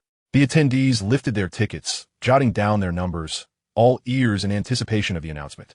Jiang Yu was somewhat taken aback. His number was particularly unique, clearly marked as 250. Wasn't that akin to saying 250? All right, I shall now begin the draw, Fian declared, producing a box from beneath the table, which had only a circular opening, large enough for a single hand to enter. Seizing the moment, Jiang Yu exchanged tickets with Xianxia, suggesting that this might improve his luck. Unaware of the underlying implications, Xianxia readily acquiesced. Thus, Jiang Yu's number transformed from 250 to 249, though this exchange had not gone unnoticed by a keen observer. Fian on stage retrieved a numbered plaque, surveying the audience with a mysterious smile. The lucky number this time is 2. Before she could finish, a middle-aged man leaped up, ticket in hand, pointing to his chest. Wow, 2. I'm the one. It's me. Fian rapped the table, her expression betraying her dissatisfaction. Dear fellow cultivator, I have yet to finish speaking, so please do not interrupt. Upon hearing this, the middle-aged man blushed furiously, embarrassed in front of so many people. He could only sit down in frustration. I shall repeat it once more. The lucky numbers are 2, 5, and 0. Let's extend our congratulations to this fortunate individual. Xianxia could hardly believe that she was the lucky winner. Staring at her ticket for a considerable time, She finally leaped up in joy. "Oh yeah, I am 250. I am 250. Jiang Yu covered his eyes, exclaiming, "Why are you shouting so loudly?" Fian sent a golden plaque to Chun Sahan, serving as the certificate for claiming her prize after the auction. A well-meaning bystander called out, "Fairy Fian, will you not announce the lucky prize?" "Indeed. Although we do not share in it, it does not hinder our desire to know, does it? Please announce it. Please announce it." Many joined in the clamor. Fian had anticipated this response. The prize this time was a Jingyuan pill. What? A Jingyuan pill? Many were stirred, for since the last auction where one was sold, people had researched its significance and were aware of its benefits.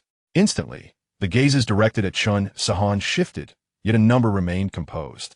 Especially upon realizing her cultivation level was at the 5th tier of the golden core stage, which quelled their ambitions. Xianxia chuckled coldly within. These oblivious fools dared to covet the interests of a young sect master. Jiang Yu's mind was in a state of disbelief. Could it truly be so miraculous? She had genuinely won. If she did not exchange it, he would be the one who was 250, and a Jingyuan pill. Everything had unfolded so suddenly and smoothly. Master, we have obtained the Jingyuan pill." Chun Sahan shook Jiang Yu from his reverie of joy. Ahem. Jiang Yu feigned calmness and said, "Xiao Han, remain composed. It is unwise to let such trivial matters disrupt one's state of mind. Remember, wealth is but refused to me, and riches are as fleeting clouds. You must learn much more." Chun Sahan nodded, recognizing her master's grand perspective. This was merely a minor episode in the auction. The most captivating items were yet to come. A premium-grade magical weapon, the Flame Dragon Spear, fetched 200,000 mid-grade spirit stones. A fragment of a martial arts manual, reportedly left by a body cultivation expert, sold for 150,000 mid-grade spirit stones. There's also a jade key, with no known origin or function, yet was still acquired by someone in a private box for 300,000 mid-grade spirit stones. The final item was a soft armor said to withstand the full force of an infant soul expert strike. This life-saving item became the target of frenzied bidding, ultimately selling for 600,000 mid-grade spirit stones, falling into the hands of a mysterious individual. Jiang Yu's eyes were opened wide this time. It turned out that his disciple's attire was worth almost 1 million mid-grade spirit stones, if not more, a veritable walking treasury. This will not do. I must urge this girl to adopt a more discreet demeanor, lest she be robbed one day, and then it would be too late for tears. As the final hammer fell, the auction came to a close. Many attendees left with their desired treasures, while others departed empty-handed. Yet, a peculiar glimmer sparkled in the eyes of some, a secret not meant for outsiders. Fian approached Jiang Yu and his companions. "Congratulations, young lady. Please follow me to collect your prize." Jiang Yu interjected, "Might I inquire if you could deliver it instead? It would spare us another trip." Fian regarded Jiang Yu with curiosity. "And you are?" "I am her master." Fian's expression shifted, realizing he was indeed the girl's mentor, yet his lack of cultivation was striking. Could it be that he sought the Jingyuan Dan? "Ah, I see. However, sir, it seems there has been a misunderstanding. I'm only inviting this lady to accompany me. As for you, you may either wait outside, or I can arrange for you to be taken to another location." Jiang Yu clearly harbored concerns about Chun Sahan being alone. "Master, do not worry. I shall be safe. There are so many eyes watching. Besides, the masters from Jingang Temple are also aware." Chun Sahan assuaged Jiang Yu's worries. In truth, she was not afraid of any trickery. She had her talisman for peace. Jiang Yu nodded, understanding that excessive concern could lead to chaos. "Elder Xia," Chun Sahan addressed, "I entrust the safety of our sect leader to you. I hope you will not disappoint me." Xia Ding replied earnestly, "Rest assured, I will not allow any harm to come to the sect leader." Despite this, Chun Sahan chose to follow Fian, while Xia Ding watched her depart. His gaze filled with complexity. Chapter 61. All enemies are paper tigers. As the crowd within the auction hall gradually dispersed, only Jiang Yu and Xia Ding remained, slowly making their way towards the exit. Upon reaching the door, an elder clad in auction attire approached them. "Excuse me, gentlemen, may I have a moment?" Jiang Yu, feeling obstructed, expressed his displeasure. "Is there something you need?" The elder, noting Xia Ding's readiness to act, chuckled. "Please do not misunderstand. I am here on the orders of President Fian to escort you to a separate residence for rest. Once the young lady has collected her prize, you will reunite there." Realization dawned on Jiang Yu, and he relaxed, surprised to learn that Fian held such a prestigious position. "Lead the way," he instructed. The elder obliged, guiding Jiang Yu and Xie Ding through a side exit. The path was eerily quiet, devoid of any other presence. Xie Ding quietly advised Jiang Yu to remain cautious, for one must always guard against treachery. Jiang Yu laughed at his excessive caution, remarking that he lacked the composure of a true nascent soul expert. If this elder intended to harm me, he would have acted long before now. Xie Ding considered this perspective and felt considerably more at ease. After navigating several winding forest paths, the elder brought them to a secluded estate within the woods, a spacious area roughly the size of a football field. At the far end stood a pavilion topped with a glazed roof, within which sat a young man, Ma Rulong. Flanking him were two elderly men with piercing gazes. Xie Ding immediately discerned their cultivation levels. Ma Rulong was at the 8th layer of the golden core stage, while the two elders were at the 9th, presumably two elders of the Ma family. Jiang Yu soon realized he had fallen into a trap, prompting him to inquire, "Who are you? What scheme brings me here?" Having learned from Xie Ding that these individuals were a tier below him in cultivation, Jiang Yu felt emboldened by Xie Ding's presence, speaking with confidence. Ma Rulong secretly admired the audacity of this mortal, who remained unfazed in the presence of numerous cultivators, likely due to possessing some extraordinary treasure. Rising, he approached Jiang Yu and his companion, scrutinizing them before stating, "I have heard that you once strangled a golden core 8th layer assassin, and I'm quite intrigued by that treasure of yours. Might you indulge me with a glimpse?" "Treasure? What treasure?" Jiang Yu was utterly bewildered, wondering when he had ever killed anyone. "This fellow is slandering me." Anticipating Jiang Yu's denial, Ma Rulong pressed on, "Lingyang Town, the small grove. Surely you remember?" Jiang Yu then recalled the incident where he had indeed strangled an old man, but he had not committed murder. That had been Xianxia's doing. Realizing the gravity of the situation, Ma Rulong continued, "I do not wish to engage in further pleasantries. Hand it over willingly, and you may leave unscathed. Otherwise, should I take matters into my own hands, I cannot guarantee the survival of either of you." Jiang Yu felt a wave of despair wash over him. "Brother, what treasure are you speaking of? I truly know nothing of it." He weakly implored, "Might you clarify what this treasure is? I genuinely have no knowledge of it." "Oof." Ma Rulong's expression darkened. "Since you fail to recognize the gravity of your situation, do not blame me for being impolite." With that, he prepared to strike. Jiang Yu hastily interjected, "Wait, let's talk this through. There is no need for violence." "I will comply." He produced a storage pouch from his bosom and emptied its contents, a jumble of items scattered before Ma Rulong. The sight left Ma Rulong bewildered. Chairs, wine, spirit rice, pots and pans, various ingredients, seasonings, a cutting board, and a kitchen knife. Was this man a chef? None of the items held any value to him. Fuming, he exclaimed, "Insect, how dare you mock me?" With a clap of his hands, a dozen cultivators, all at the 5th layer of the golden core stage, emerged from the nearby woods, his secret assassins, even unbeknownst to his father. Yet today, for the sake of that coveted treasure, he was willing to risk everything. Even if Jiang Yu possessed some extraordinary artifact, it was impossible for him to fend off so many at once. Facing such a formidable number for the first time, Jiang Yu felt a surge of anxiety, uncertain if Xie Ding could withstand the impending onslaught. "Old Xie, it seems we have nothing left to discuss. Can you withstand this?" Xie Ding proudly lifted his head. If he had not achieved a breakthrough before, he would have fled as far as possible. Now, however, he was merely an ant at the golden core stage. He would slay as many as he could. He nodded, assuring the sect leader, "Rest easy. I shall handle these insignificant fish with ease." With that, he no longer suppressed his cultivation, unleashing his full strength, revealing the formidable aura of the nascent soul stage. The shock was palpable among Ma Rulong and the others. They had not anticipated that this overlooked old fellow had concealed such power. How despicable! Xie Ding, filled with pride, taunted, "Well, foolish boy, do you still think you can deal with me?" Ma Rulong, adjusting his composure, coldly retorted, "Yet you are merely at the 1st layer of the nascent soul. Do you believe yourself invincible? Fortunately, I have made preparations. Lin and Jiang, I request your assistance to subdue this rogue." From the forest emerged two figures, landing before Xie Ding. His pupils constricted. Both were at the 2nd layer of the nascent soul. A bitter smile crept onto his face. "Sect leader, we are in trouble. I cannot handle these two.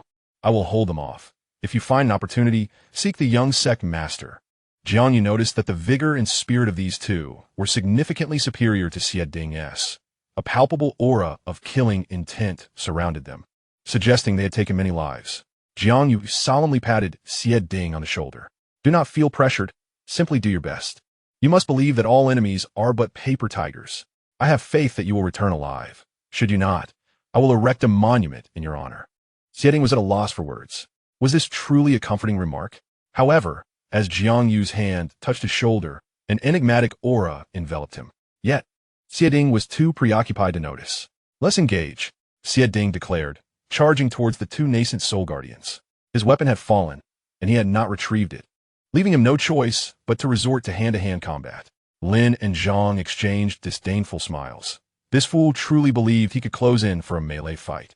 In this grand city renowned for their prowess, who did not know that they were masters of martial arts? To compare fists and feet with them was akin to courting death. The two advanced, one on the left and one on the right, their fists slicing through the air with deadly intent, as if they aimed to obliterate Xieding with a single blow, witnessing their feral onslaught. It was impossible for Xieding to remain unfazed. Yet, oddly, he felt no substantial pressure from their attacks. Could it be that these two were nothing more than a facade, lacking true substance? With this thought, his courage swelled. Employing the Tai Chi techniques he had learned from old Chun, albeit only a few simple moves, he found remarkable effectiveness. He weaved left and right, parrying and deflecting, not only neutralizing their ferocious assault, but also gaining the upper hand. Xieding wore a relaxed and carefree expression, while his opponents were in dismay. Could this man truly be a mere first layer of the nascent soul? How could he be so formidable? Each clash of fists brought them immense pain. Marulong, having observed for a while, sensed something amiss and bellowed, "Guardians, unleash your lethal techniques. Show no mercy." Chapter 62. Let us see the fruits of your labor. Zhang and Lin exchanged a knowing glance, resolved to unleash their ultimate move to decisively eliminate Xieding. Having collaborated for many years, they had developed an innate understanding and crafted a formidable combination technique. It is no exaggeration to say that, with their cultivation at the second level of the nascent soul stage, they could contend with masters at the third or even fourth levels. A mere first-level nascent soul practitioner like Xieding stood no chance against them. Heaven and Earth Cage. The two executed their incantations in unison. Xieding instantly felt the space around him constrict, as though countless mountains bore down upon him, threatening to compress him into a mere pulp. With a thunderous roar, he exclaimed, "Ah!" His robes billowed as he assumed a hoarse stance, arms raised high, his face flushed with exertion. It appeared that the pressure from the Heaven and Earth Cage had surpassed his limits of endurance. Meanwhile, Jiang was fixated upon by a dozen golden core cultivators, his heart racing as he witnessed Xieding on the brink of defeat. He understood that once Xieding fell, he would be next. Lacking any cultivation, even a chi refining practitioner could easily dispatch him. After contemplating, he recalled that it was said that cultivators could not be disturbed while casting spells, and he wondered about the veracity of this claim. Today, he would put it to the test. Jiang drew forth a gleaming kitchen knife.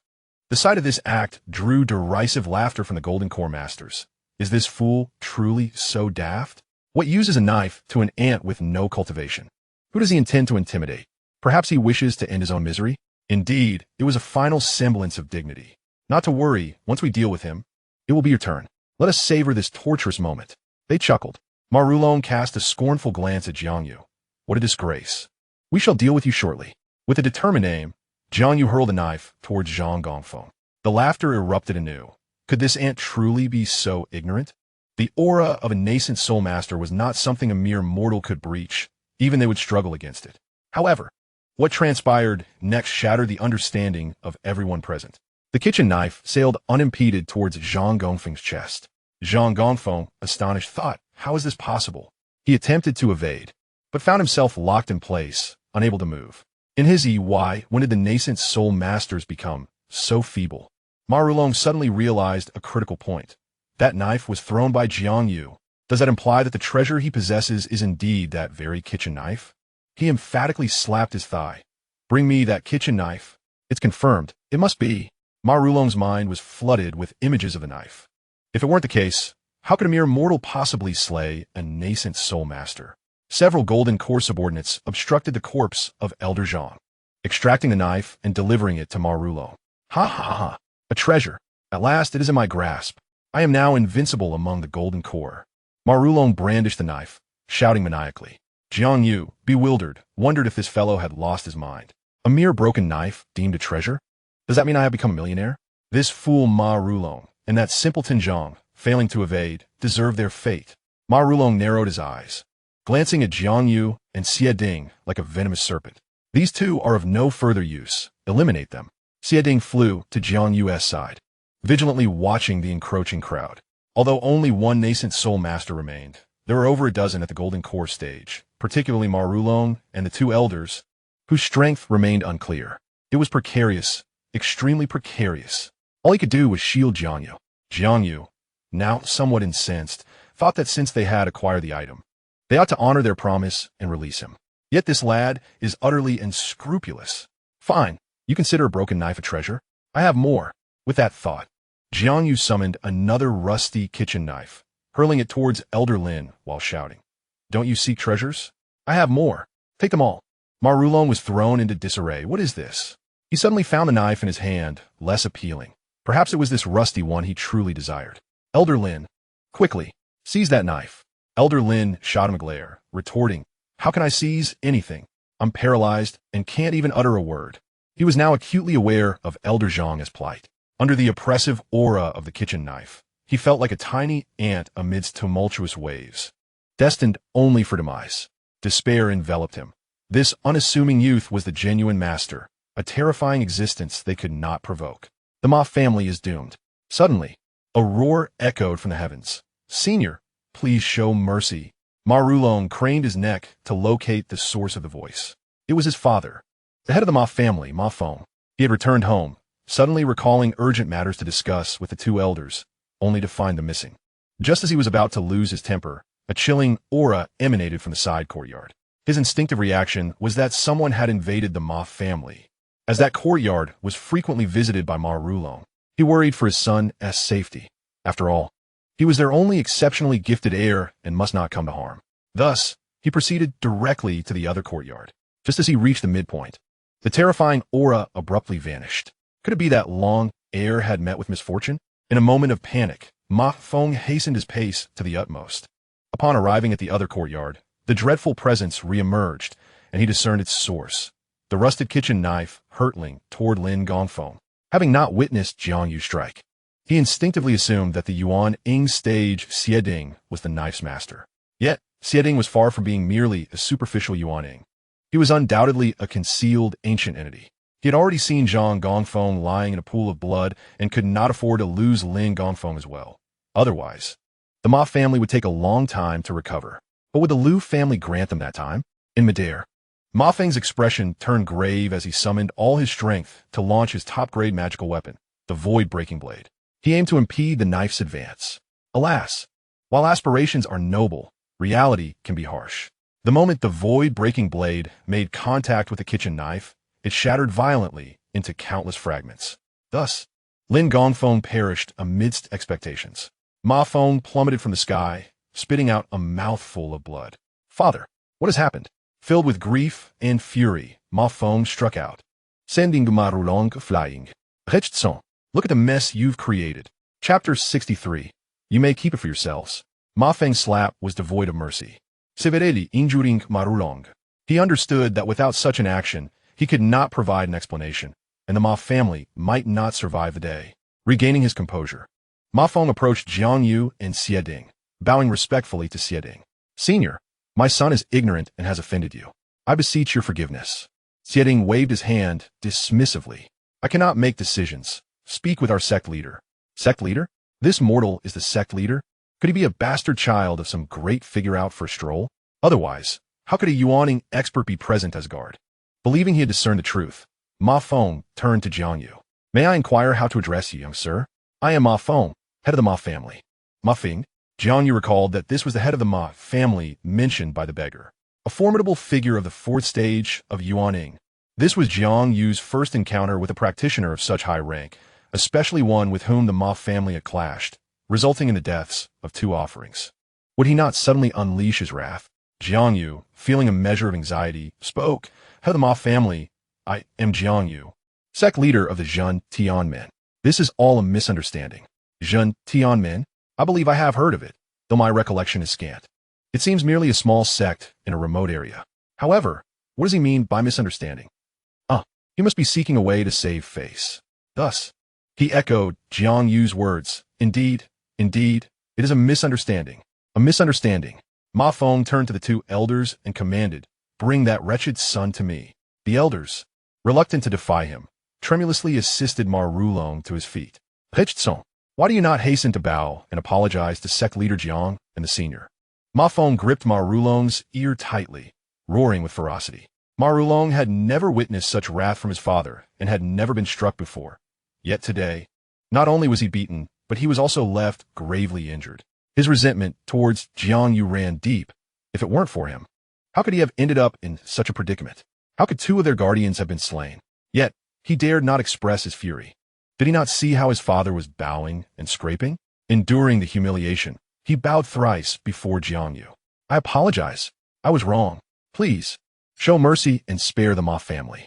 Before Jiang Yu could respond, Xiading stepped forward. Master Ma, although the sect leader claims this is a misunderstanding, it is evident that you were at fault first. You frightened our sect leader. Surely, you should offer some form of recompense?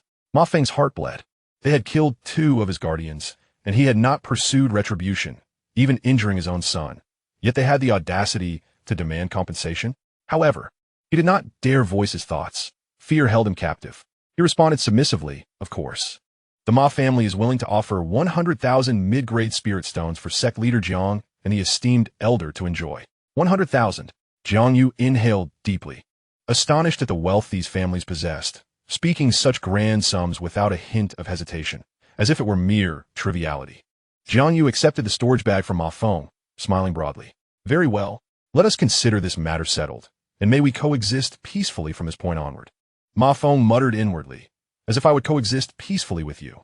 Once I find allies, I shall ensure you all pay dearly. Of course. Someone, bring the elders' swords back to him. Servants promptly presented two polished kitchen knives to Ma Feng. Seizing the opportunity to inspect them, he noted nothing particularly special about them. Yet it was true that his high-grade artifact, the Void Blade, had been shattered by one of these knives. Jiang Yu, however, declined, expressing distaste. These knives have tasted blood. I cannot use them for cooking. You may keep them. What? Both Ma Feng and Ma Rulong were taken aback. This treasured item was being discarded simply due to its contact with blood? Jiang Yu asked, what? Is there a problem? Ma Feng blade. No.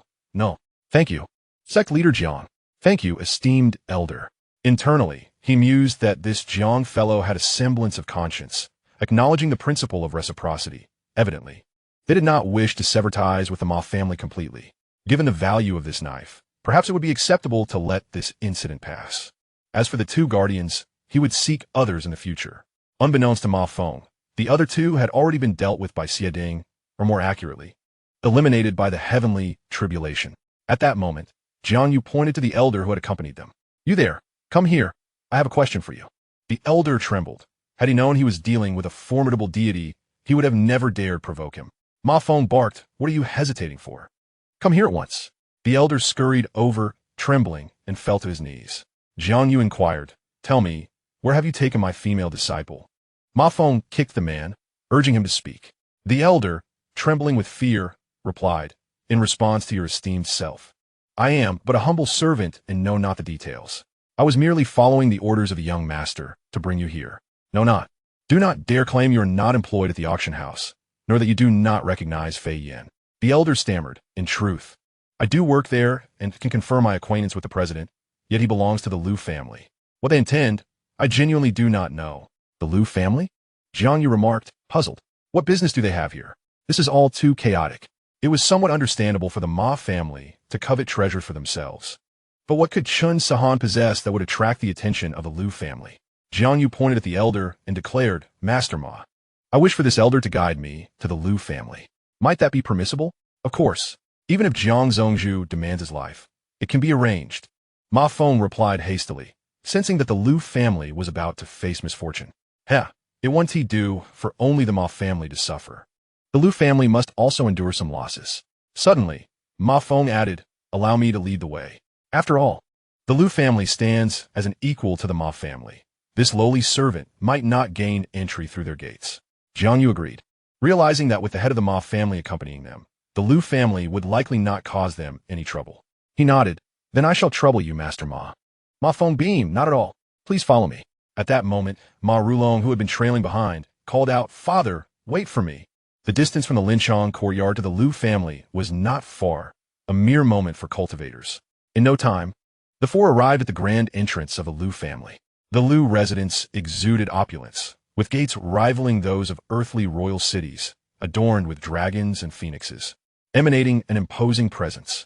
Ma Feng scoffed at this extravagance, thinking it foolish for a cultivator to indulge in worldly pleasures rather than striving for progress. Who dares disturb the Lu family? Step aside. Two guards, both at the 9th level of Foundation establishment, bellowed from a distance, clearly displeased with the intrusion. For no one had ever dared obstruct the gates of the Lu family.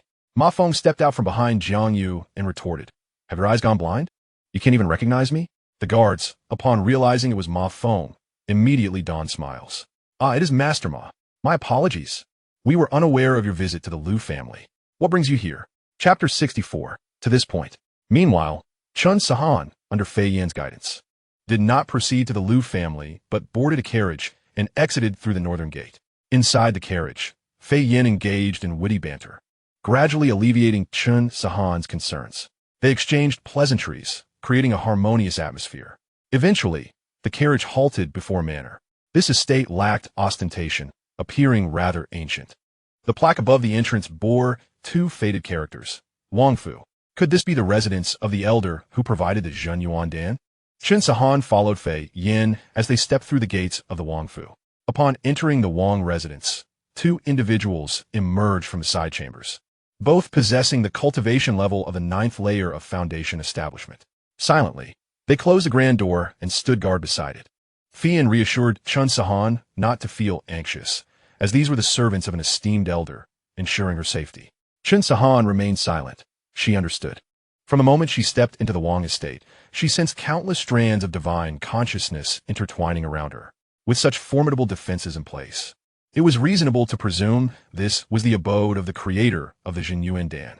Fei Yan seemed more at ease, perhaps due to her frequent visits. The two navigated through a labyrinth of artificial mountains until they finally arrived at a spacious courtyard. Beneath the eaves sat an exquisite woman emanating the aura of the 8th layer of golden core, flanked by two middle-aged men of the 9th layer and a dozen subordinates at the 8th and 9th layers of Foundation establishment. Fei Yan stepped forward with urgency. "Mistress, I have brought the person." The woman waved her hand, and Fei Yan prudently stepped aside. It turned out that this was none other than Lu Ruyan, the head of the Lu family. She rose with a smile, extending her arms. "Welcome home, Wang Sahan." Wang Sahan. Chun Sahan furrowed her brow, puzzled by the unfamiliar name. Why was she being addressed in such a manner? Lu Ruyan chuckled lightly. "Allow me to introduce myself. I am Lu Ruyan, the head of the Lu family, and also your second mother." Second mother? Chun Sahan felt even more bewildered. When had she acquired a second mother? She responded with a hint of irritation. "Mistress Lu, I am not Wang Sahan, nor have I ever had a second mother. My name is simply Chun Sahan. Furthermore, I am here to claim the Zhenyuan Dan, and I kindly ask that you honor your promise." Lu Ruyan raised an eyebrow, holding a golden pill in her hand. "Is this what you seek? Your energy center is unharmed. It's unnecessary. I assent it? Ah, could it be for a beloved?" She smirked, such a romantic. With that, she tossed the golden pill to the ground, crushing it underfoot into a fine powder. Chun Sahan gasped, "What are you doing?" Lu Ruyan, gleeful, replied, "Nothing much. In truth, there was never any Zhenyuan Dan at this auction. Surprising, I assent it." At that moment, realization dawned upon Chun Sahan. She had been played for a fool. Yet, what was the purpose behind this charade? It seemed she had no grievances with the Lu family. "I bear no grudge against the Lu family. Why are you toying with me?" Lu Ruyan suddenly shouted. "Why? Ha! Kneel and beg me, and I shall tell you." Chun Sahan dismissed her as mad, retorting coldly, "If there is nothing I desire, I shall take my leave." Though the feeling of being deceived was unpleasant, Chun Sahan wished to avoid further conflict, especially considering the overwhelming numbers against her. Her only safeguard was a single talisman. However, Lu Ruyan showed no intention of letting Chun Sahan depart. She clapped her hands, summoning 7 masked individuals at the 8th layer of golden core, who, alongside Fei Yan, obstructed Chun Sahan's path. "You wretched girl, I have gone to great lengths to capture you. You shall not leave today." Just as she was about to strike, an unexpected turn of events transpired in the arena. The 3 masked figures suddenly redirected their blades towards the nearby Lu family cultivators. In an instant, they collapsed, lifeless. Fian and the remaining few, bewildered by the sudden shift, hastily leaped aside. Chen Sahan was equally perplexed. Moments ago, they were poised for battle, and now, what was unfolding? Lu Ruyan, gritting her teeth, exclaimed, "What are you three up to? Do you no longer desire the antidote?" A stooped figure among the masked individuals stepped forward. "Ruyan, this is where it ends." In Chapter 65, it was revealed that the traitor was among them. Lu Ruyan's eyes blazed with fury as she glared at the hunched figure, never anticipating that her meticulous plans would unravel due to betrayal from those she held in utmost trust. In her wrath, she declared, "Then you shall perish." Channeling her mystical arts, without any other visible movement, for masked figures on her side fell instantly. The trio opposite remained unfazed. The hunched figure rasped, "Do not waste your efforts. The brain god pill on us has long been neutralized. L'urgence crime, impossible. This antidote is solely in my possession. Who are you?"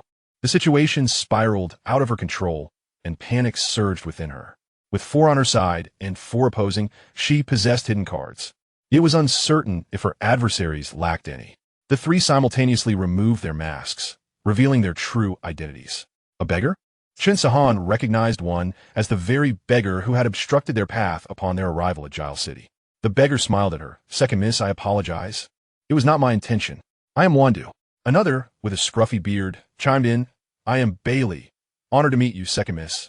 Xianxia. "No, I'm not your second miss. I am Chen Sahan." Bailey and Wanda chuckled. "Indeed, it is you." Chen Sahan felt overwhelmed, questioning her identity, her location, and her purpose. Lu Ruyan's gaze fixated on the stooped elder. His small eyes evoked a sense of familiarity within her. His gaze was laden with tenderness, guilt, and helplessness. An intricate blend of emotions. Lu Ruyan racked her mind for any recollection of this individual, yet his transformed visage repulsed her. "Who are you?" Suppressing her composure, she sensed an extraordinary connection to this person, a sixth sense guiding her intuition. The man offered a sorrowful smile, intensifying the eerie atmosphere. "Linglondice, red beans. Longing to the bone, do you not know? Do you remember?" As he uttered those words, Lu Ruyan trembled uncontrollably, tears cascading from her eyes like pearls strung loose. In that moment, she appeared pitiful, evoking sympathy from anyone who beheld her. However, rage swiftly engulfed Lu Ruyan. "You are not him. You cannot be him. How could you be him? He is dead. He is dead. I am Wang Lianhua. You are not mistaken. I am still alive." Upon hearing the name Wang Lianhua, Lu Ruyan became increasingly hysterical. "Why do you not die? Why must you continue to torment me? You deserve to perish." Wang Lianhua's gaze darkened. "The events of that year were my fault, yet I have borne the consequences. Will you not forgive me? Forgive? Impossible. Even if all of you were to perish, it would not quell the hatred that resides in my heart." Lu Ruyan replied through gritted teeth. "Do you know how I was treated when I was pregnant? All because of you. Had you not turned a blind eye to my suffering, would I have been forced to consume the scraps of others? To endure humiliation and derision? I was like a servant, toiling by day and night, collapsing from exhaustion, with no one to lend me a hand. Were it not for the kitchen matron, I would have perished long ago." Wang Lianhua lowered her head, remaining silent. "After yearning for your return, what did you do? Just as I was about to give birth, you brought home a woman of ill repute, while I was 7 months along. Wang Lianhua, how can you be so cruel? The death of my child is also on your hands." In that moment, I questioned what I had done to deserve such treatment from you all. I vowed silently that I would repay your cruelty tenfold, 100-fold. And I must thank you for those days of recuperation, where I at least had enough to eat to avoid death. I must also express my gratitude to the Wang family elder who coveted my beauty. Without his support, how could you have been driven from your home and pursued to the ends of the earth? Alas, that old fool met his demise by my hand. The faces of Fian and the others changed at her words. The elder was dead? They had not anticipated that the head of the family had concealed this from the entire Jiao city. Wang Lianhua remained calm, speaking softly. "Thus, you seized the opportunity to strike when Sahan was born, first incapacitating us, and then setting the courtyard ablaze. Xiaoyan, Sahan, Butler Liang, and over 30 servants all perished in the flames. Were it not for Wan Duo and Bailey's timely warning, I too would have been reduced to ashes, and Sahan would have followed in her sister's footsteps." After speaking, she cast a loving glance at Chen Sahan. Xiang, who would have thought you would remain so fixated on that wretched girl, even naming your child Sahan? What a tale of guilt, all a ruse. Lu Ruyan had long lost her initial grace, her hair disheveled from fury. Even now, are you lurking beside me for that wretched girl? Ha ha ha. Lu Ruoyan laughed in rage. Wang Lianhua did not deny it. Ruoyan, so many have already paid the price for this. It is time to cease. I promise you, if you allow Sahan to leave, I will comply with your wishes. Leave? Very well.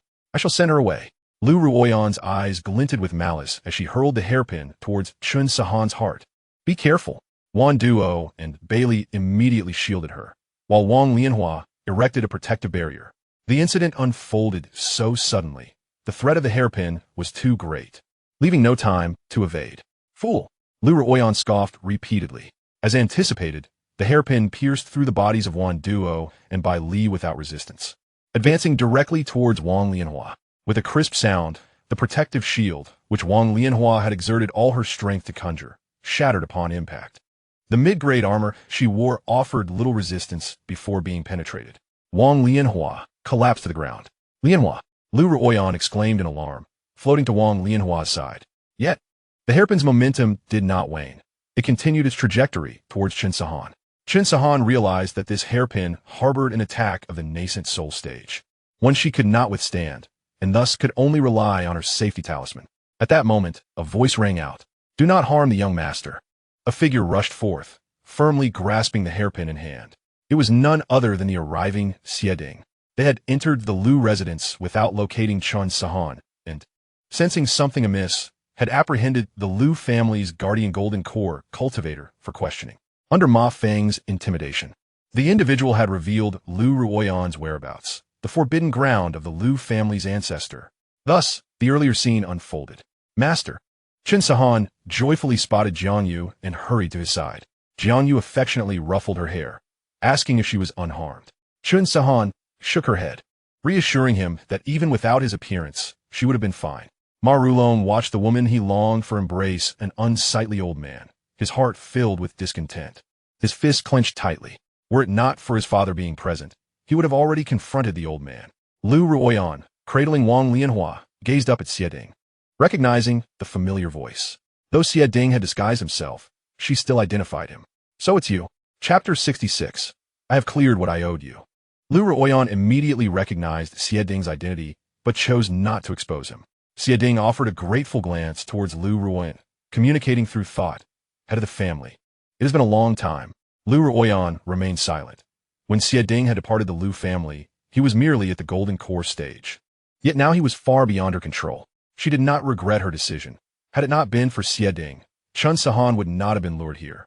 Although the outcome was not as she had desired, Xieding had fulfilled his task. Now, as a nascent soul expert, he was no longer a pawn at her disposal.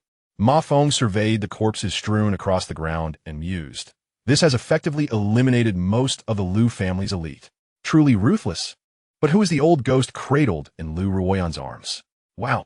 Wang Lianhua spat out a mouthful of blood. Lu Ruoyan hurriedly wiped it clean with her sleeve, crying out, Lianhua, Lianhua, please don't scare me. Don't die. It's all my fault. Lianhua, Wang Lianhua. Ma Feng and his son stared in astonishment at Wang Lianhua, the once flamboyant scion of the Wang family. They were surprised to find him still alive, though in this condition, what difference was there from being dead? Upon learning of Wang Lianhua's identity, Ma Rulong's hatred intensified. How could such a monstrous figure still have people weeping for him? Why? Where had he gone wrong? Wang Lianhua gently caressed Lu Ruoyan's tear-streaked face, his eyes filled with profound sorrow. I am sorry, Ruoyan. If it were not for me, you would not have suffered this fate, and the Wang family would not have reached such a dire state. I am the true sinner. No, I will not allow you to speak of yourself in such a manner. It is all my fault. If I had not been so consumed by jealousy, I would not have brought this upon myself. Lu Ruoyan clung tightly to Wang Lianhua, terrified that he might vanish in the next moment. Ruoyan, promise me you will live well. In this life, I owe you far too much. Only death can atone for my sins, and thus, I shall have repaid my debts to you. Wang Lianhua grasped Lu Ruoyan's hand, drawing a labored breath. His heart had been pierced, and he was beyond salvation. The only thought that troubled him was for the woman before him, and Chun Sahan. He turned to Chun Sahan, his voice faint. Xiaon, may I hear you call me father? What was happening? Jiang and the Ma family were taken aback. Chun Sahan was Wang Lianhua's daughter? Chun Sahan bit her lip. In her world, there had only ever been her grandfather to accompany her as she grew. But now, a father emerged, one who had abandoned Lu Ruoyan during her pregnancy, ultimately leading to the death of their child. This had driven Lu Ruoyan into a frenzy of vengeance, resulting in the tragic deaths of her aunt, mother, sister, and many innocent villagers from Lanjiang village. She found herself engulfed in uncertainty. Was her mother's appearance the catalyst for all this? Lu Ruoyan had killed her own mother. Should she seek retribution? Whose fault was it? Who should bear the responsibility? In the end, Wang Lianhua departed without ever hearing Qin Sihan call him father, leaving behind a sense of regret and guilt. Lu Ruoyan wept bitterly, her body racked with sobs. It is often only in loss that we come to recognize the true value of what we had. No, you cannot leave me like this. I will not allow you to succeed. With those words, she drew a dagger for self-defense and plunged it fiercely into her heart. Linglon dice, crimson beans. Does the depth of longing know no bounds? Lianhua, I am here to accompany you. We shall never be apart again. We will seek our child. Mother is coming. She collapsed in Wang Lianhua's embrace, seeking her beloved, searching for the child who had no home. The onlookers were filled with astonishment. The once prominent head of the Lu family had met such an end. Jiang, witnessing the scene, recalled figures from tales of old. Macho, Yanghua, Guixiang, Mu Nianzi, and could not help but lament, the power of love can lead one to such ends. With Lu Ruoyan's demise, the Lu family was left with only Fian, 2 elders, and a handful of disabled foundational disciples. The losses were indeed significant. More critically, the ancestor had also perished, without a formidable presence to instill fear. The Lu family resembled a flickering candle in the wind, poised to extinguish at any moment. Fian and the 2 elders conferred discreetly, ultimately reaching a consensus. Fian approached Qin Sihan respectfully, stating, I, Fian, steward of the Lu family, humbly request that you preside over the Lu family. From this day forth, the Lu family shall be restored to its original name, the Wang family. Qin Sihan glanced at Jiang and shook her head, stating, I am no scion of the Wang family, nor do I aspire to be the head of the household. I am merely a disciple of the Zhentian men. Your affairs are of no concern to me. Fian remained undeterred, insisting, one must embrace this towering tree. Otherwise, the Lu family, nay, I should say the Wang family, will surely be devoured by the Ma family. In such a case, you may find yourself insignificant. Ma Feng, too, felt a surge of delight, as he had long surmised that Qin Sihan would not inherit the Wang family, given the absence of emotional ties.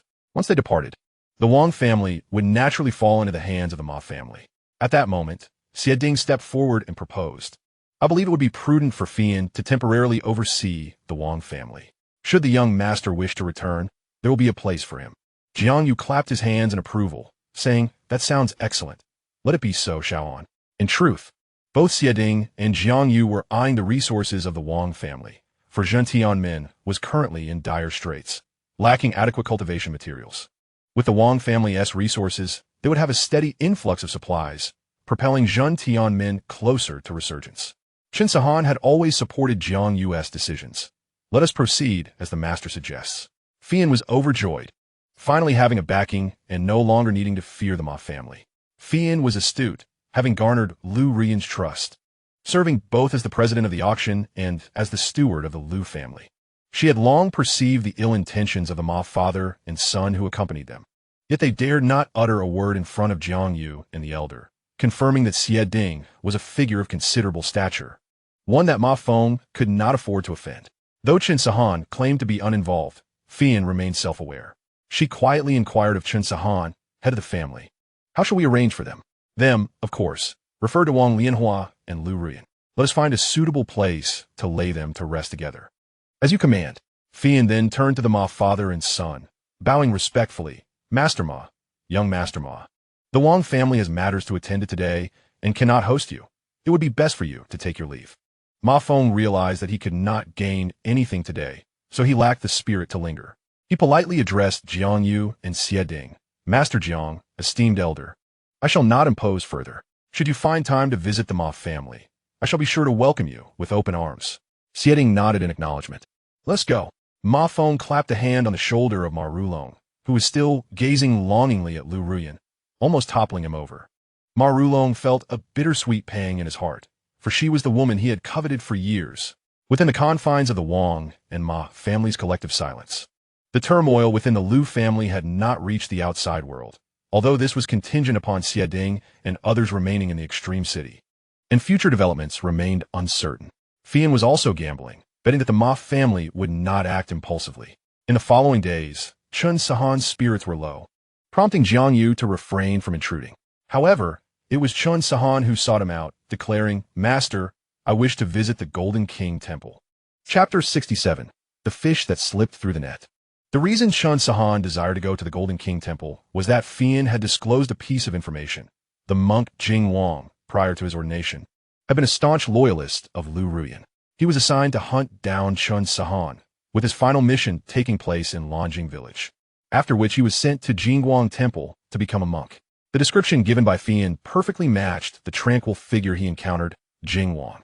This was indeed a remnant of the past, not only for her own sake, but also to seek justice for the souls unjustly lost in Lanjing village. She had compelling reasons to proceed. Before departing, Chun Sahan paid her respects to her mother. Wang Lianhua and Liu Ruyan were buried nearby. Though they could not be together in life, they would be reunited in death, which ultimately portrayed a poignant tale of a sorrowful woman. Fian gifted Chun Sahan a storage pouch containing half of the Wang family savings, a substantial sum of 1 million mid-grade spiritual stones, along with several vials of precious healing elixirs. Xie, lacking a weapon, received a mid-grade magical black iron staff, while Jiang Yu selected a 1-foot-long low-grade magic blade, the soul-severing knife, which he greatly cherished. However, the Zhenyuan Dan was absent. This was entirely a scheme by Liu Ruyan to lure Chun Sahan here, intentionally spreading misinformation. The true origin of the Zhenyuan Dan was known solely to Liu Ruyan, but unfortunately, that secret had been taken to her grave. Jiang Yu felt somewhat helpless regarding this matter. The distance from Jiao City to Jingguang Temple was not particularly far, merely over 1,000 miles. Jiang Yu decided to travel leisurely, citing the desire to experience the Western charm. Chun Sahan did not object, nor was she concerned about Jing Wang the monk learning of their whereabouts. As Jiang Yu remarked, one could escape a monk, but not the temple. And Jingguang Temple bore some responsibility. At the entrance of Jiao City, the Ma father and son watched as Jiang Yu and his companions gradually vanished. Letting out a sigh of relief, Ma Rulong inquired, "Father, they have left. How shall we handle the Wang family?" Ma Feng shot him a glance, saying, "Do not be hasty. The Wang family is not to be touched just yet. I will discreetly send someone to follow them, and should any misfortune befall them, the Wang family will be ripe for the taking." Ma Rulong nodded and then asked, "Father, what insights can we glean from those 2 treasure blades?" He was particularly fixated on the 2 kitchen knives, which were rumored to have the power to instantly slay those at the nascent soul stage, who wouldn't desire such artifacts. However, the mere mention of the kitchen knives ignited Ma Feng's ire. Damn those so-called treasure blades. I had them assessed by a weapon craftsman for an entire night, and the conclusion was that they are merely 2 ordinary kitchen knives. Ordinary kitchen knives? Ma Rulong found this hard to believe. He had witnessed the situation firsthand. And if they were indeed ordinary knives, then his father's void-breaking blade was nothing but trash. This was also a point of confusion for Ma Feng. Eventually, a friend among the weapon craftsmen provided an explanation. The wielder's cultivation was unfathomable, allowing even ordinary kitchen knives to rival high-grade magical artifacts. Ma Feng was left astounded. Did that not imply that Xie Ding had reached the 9th layer of the nascent soul, or even the realm of out-of-body? Regardless of which, it was an existence he could not contend with, which is why he kept a low profile. After Ma Feng enlightened Ma Rulong, the latter fell silent. Yet he was not content. His pride would not permit him to forget the past humiliations, and he thirsted for vengeance, for himself and for Liu Ruyan. But for those individuals, he would still be the spirited young master of the Ma family, and Liu Ruyan would remain that enchanting goddess of his dreams. Fei Yin had previously shared these possibilities with Chun Si-Han. However, Chun Si-Han dismissed them, asserting that with her master by her side, such matters were insignificant. Throughout their journey, Jiang Yu did not encounter scenes of prosperity. Rather, he observed a gradual desolation. As Xie Ding had never visited the Vajra Temple, he possessed only a vague sense of its direction, and few cultivators appeared along the way. Gradually, he became uncertain of their path. One day, the trio arrived at a small village, home to no more than a dozen households. Spotting several individuals seeking shade beneath a tree, Jiang Yu approached them with a warm smile and greeted, "Greetings, fellow villagers." The moment the words left his lips, he felt an oddness in his expression, prompting him to amend his salutation. "Greetings, countrymen." Yet it still felt peculiar. Sighing, he decided to disregard it and seize an elder by the arm. "Elder, could you kindly direct me to the Vajra temple?" To his surprise, upon hearing the name of the temple, the expressions of those seated beneath the tree shifted dramatically, and they swiftly rose to leave, exclaiming, "Close the doors! Close the doors! The western wind is coming." Instantly, the small village reverberated with the sound of doors slamming shut. The elder, whose mobility was hindered, found himself grasped tightly by Jiang. "Elder, what is the meaning of this?" Seeing himself unable to escape, the elder hastily knelt upon the ground, his voice trembling with desperation. "Buddha, I implore your mercy. Spare me. My household truly has nothing left. I have no children, and I must care for my 80-year-old mother. I beseech you to show leniency. The grandson of Old Song at the village's end has just celebrated his first month.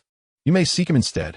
Jiang couldn't help but chuckle at the absurdity. The elder appeared to be in his 70s. Yet he spoke of caring for an 80-year-old mother. Was he attempting to deceive a ghost? And to suggest Jiang seek out an infant? Did he seem like a man-eating monster? Jiang endeavored to maintain a benevolent expression. "Elder, I am neither a Buddha nor a celestial being. Do you not see the dark clouds overshadowing the moon above my head? Fear not. We have come merely to inquire for directions, and of course, to rest a while." Seeing the sincerity in Jiang demeanor, the elder's worries began to dissipate. He then recounted the tale behind their plight. It turned out that several dozen miles away from the village stood a temple known as the Vajra Temple. However, the monks within engaged in nefarious deeds. Several villages had once thrived in the vicinity, yet villagers were regularly seized and taken there under the pretense of work, with none ever returning. Those who sought to find their missing kin vanished, as if into thin air, never to be heard from again. The younger folk had fled, leaving only the elderly, the weak, and women and children behind. More chillingly, even children were not spared. They too yearned to escape, but as mere mortals in a land fraught with countless dangers. Where could they go? They could only cling to life, enduring one day at a time. Xianxia was seething with anger. These monks are lawless. Is there no one to manage them? The old man chuckled bitterly. "My dear young lady, one must be cautious with such words. If they were to overhear, it would bring misfortune upon us. Moreover, who truly cares for the lives of mere mortals?" Jiang had come to understand that this was no sacred temple, but rather a den of malefactors masquerading under its name. It seemed these individuals possessed little to no cultivation. Otherwise, they would not prey upon the innocent. He patted the old man's shoulder and reassured him. "Rest assured, we shall uncover the truth and bring justice to your plight." The old man, incredulous, asked, "Is that truly the case?" "Indeed, more genuine than gold," Jiang replied. "However, I must insist you must not involve yourselves in this matter." Jiang smiled. "Fear not. Even if we were to fall prey to these fiends, we would never implicate you." The old man, heartened by Jiang's promise, beamed with joy and clapped his hands, exclaiming, "There is hope. Our village is saved. Come, everyone, greet our benefactors." Chapter 68. I am but a humble monk from the Eastern Tang. Jiang and his companions were warmly welcomed by the villagers. However, they had little to offer in gratitude, only a meager collection of scattered silver coins and a few coarse flatbreads. Jiang could not possibly accept such paltry gifts. Instead, he generously bestowed upon them a considerable amount of gold and silver left by Fian. The villagers, moved to tears, knelt in reverence, with some enlightened souls even suggesting the establishment of a shrine in honor of Jiang and his companions.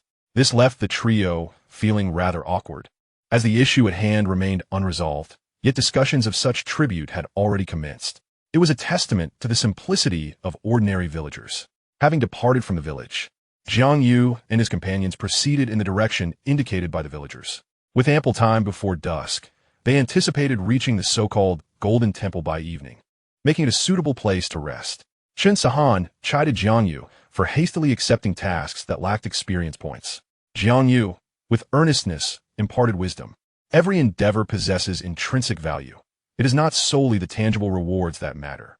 Xianxia, still youthful and inexperienced, would come to understand this truth with time. She muttered, "As if you were an ancient sage." In contrast, Xiading found great resonance in Jiang's words, acknowledging the wisdom of their leader. An hour and a half later, Jiang stood before a temple bearing the sign, Little Golden Temple. Upon seeing the plaque, he couldn't help but chuckle. It was a mere replica of the Little Thunder Sound Temple. He pondered the connection between this establishment and the true Golden Temple. Xianxia bellowed, "Those within, heed my words. You have been reported. Drop your utensils and come forth to surrender." Xianxia had grown fond of the assertive manner Jiang displayed in conversation. Inside the temple, a gray-clad monk peeked out, having been roused from a nap, his displeasure evident. However, he recalled that the master had instructed him to be alert, as an important figure would arrive later in the evening. Could it be these three individuals? He rose and approached Jiang and the others. Yet his gaze was captivated by Xianxia's beauty. She truly resembled a celestial being descended from the heavens. Compared to those village girls, she was leagued beyond. Could this be the significant figure his leader had mentioned? Alas, such a person was beyond his reach. He was not a cultivator, merely an extraordinary martial artist among mortals. Well aware of his limitations, the aura exuded by the three was undeniably formidable. Nevertheless, he felt compelled to inquire further. Suppressing his impure thoughts, he asked, "What brings you three to my golden Vajra temple?" Jiang joined his hands in a gesture of reverence. This humble monk hails from the Eastern Tang dynasty, on a pilgrimage to the Western Thundersound Temple to seek the true scriptures. The monk was left perplexed by the unfamiliar terms. Eastern Tang dynasty? Thundersound Temple? True scriptures? He was filled with questions. Realizing he had misspoken, Jiang chuckled, "My apologies. I seem to have mixed up my lines and failed to notice the setting. Let us start afresh. We have come from Extreme Happy City to meet your esteemed host." Upon hearing the name Extreme Happy City, the monk thought to himself that they were indeed the important figures his leader had mentioned. He quickly donned a welcoming smile. "Ah, so you are guests of our leader. My apologies. I am Chao Dan, and my leader is currently preparing a banquet within the temple. Please follow me." Gao Dan. The leader? Jiang could not suppress a laugh. What a creatively whimsical name. He realized that the monks here were indeed imposters, meaning he would not need to hold back during the forthcoming confrontation. Moreover, this man did not seem like a true cultivator, suggesting that those inside would not be particularly formidable. Xianxia could likely handle them with ease. As they entered the temple, Jiang noted three gates. The first courtyard housed only a few monks who were chatting and laughing, while the adjacent rooms were all closed. The second courtyard contained numerous training apparatuses, indicating that there were likely more mortals than cultivators within this temple. As they passed through the second courtyard, several bare-chested monks emerged from the rooms, casting curious glances at them. Xianxia found their stares quite distasteful. Had Jiang not instructed her to refrain from action, she would have taught these men a lesson long ago. Upon arriving at the third courtyard, they discovered a bustling hall filled with numerous people, busily attending to a table laden with delectable dishes. "Please wait here. I shall inform them," Chao Dan said before striding toward the hall. Unable to contain herself, Xianxia remarked, "Master, when shall we make our move? These individuals are mere mortals and will not pose much of a delay." Xianxia interjected, "Young master, the one in the cassock appears to be a cultivator." Xianxia's consciousness swept over the scene, and indeed, there was a fellow at the second level of Golden Core. Was this person their leader? Jiang shook his head. "Do not act impulsively. Did you not hear Chao Dan's words? He likely perceives us as significant guests. Xia, suppress your cultivation to the lowest level for now. Let us observe this mysterious figure and resolve everything in one fell swoop." Xianxia believed that Jiang spoke wisely and thus began to suppress his cultivation. Xianxia, already at the fifth level of the Golden Core stage, had no need for alteration, while Xianxia had regressed to the third level of the Golden Core stage, which was already the bare minimum. In the hall, the leader of the Golden Core stage was engaged in hushed conversation with Chao Dan, occasionally glancing at Jiang and his companions. When his gaze fell upon Xianxia, it became fixed and unyielding. He quietly instructed Chao Dan to leave, and then laughed heartily as he exited the hall. "A distinguished guest arrives, and I failed to extend a proper welcome. Forgive me, forgive me." Upon approaching Jiang and his companions, he suddenly realized that, apart from Jiang, both the woman and the old man possessed greater cultivation than he. As for Jiang, there was no discernible aura of power emanating from him. He was either a mere mortal or possessed strength that far surpassed his own. A mortal, perhaps. Maybe yes, maybe no. This trio was beyond his capacity to handle. A tightness gripped his heart. What were these three here for? Regardless of their intentions, since he could not overpower them, he would first incapacitate them with medicinal wine and discuss matters further when a master arrived. His mind raced and a plan crystallized. This humble monk, Feikong, is the abbot of this temple. Might the three of you be sent by the esteemed Master Ma of Jiang? Jiang Yu replied, indeed. We are dispatched by Master Ma Feng of Jiang. Feikong laughed heartily. Then it is most fortuitous. I was preparing for a banquet, and did not expect your swift arrival. Cool me. Let us converse inside. Chen Sahan felt puzzled and glanced at Xieding, wondering if they had inadvertently been misidentified by Feikong. Xieding nodded, surmising that the other party had likely never encountered such important figures before, and they were indeed from Jiang, which worked to their advantage. Following Feikong, the three entered the hall, where the monks seemed oblivious to their presence, continuing with their tasks. Feikong seated Jiang Yu and his companions at the head table while he took a place beside them. Noticing that time was advancing, Feikong announced, the esteemed guests have arrived. The banquet shall commence early. All are to prepare to take their seats.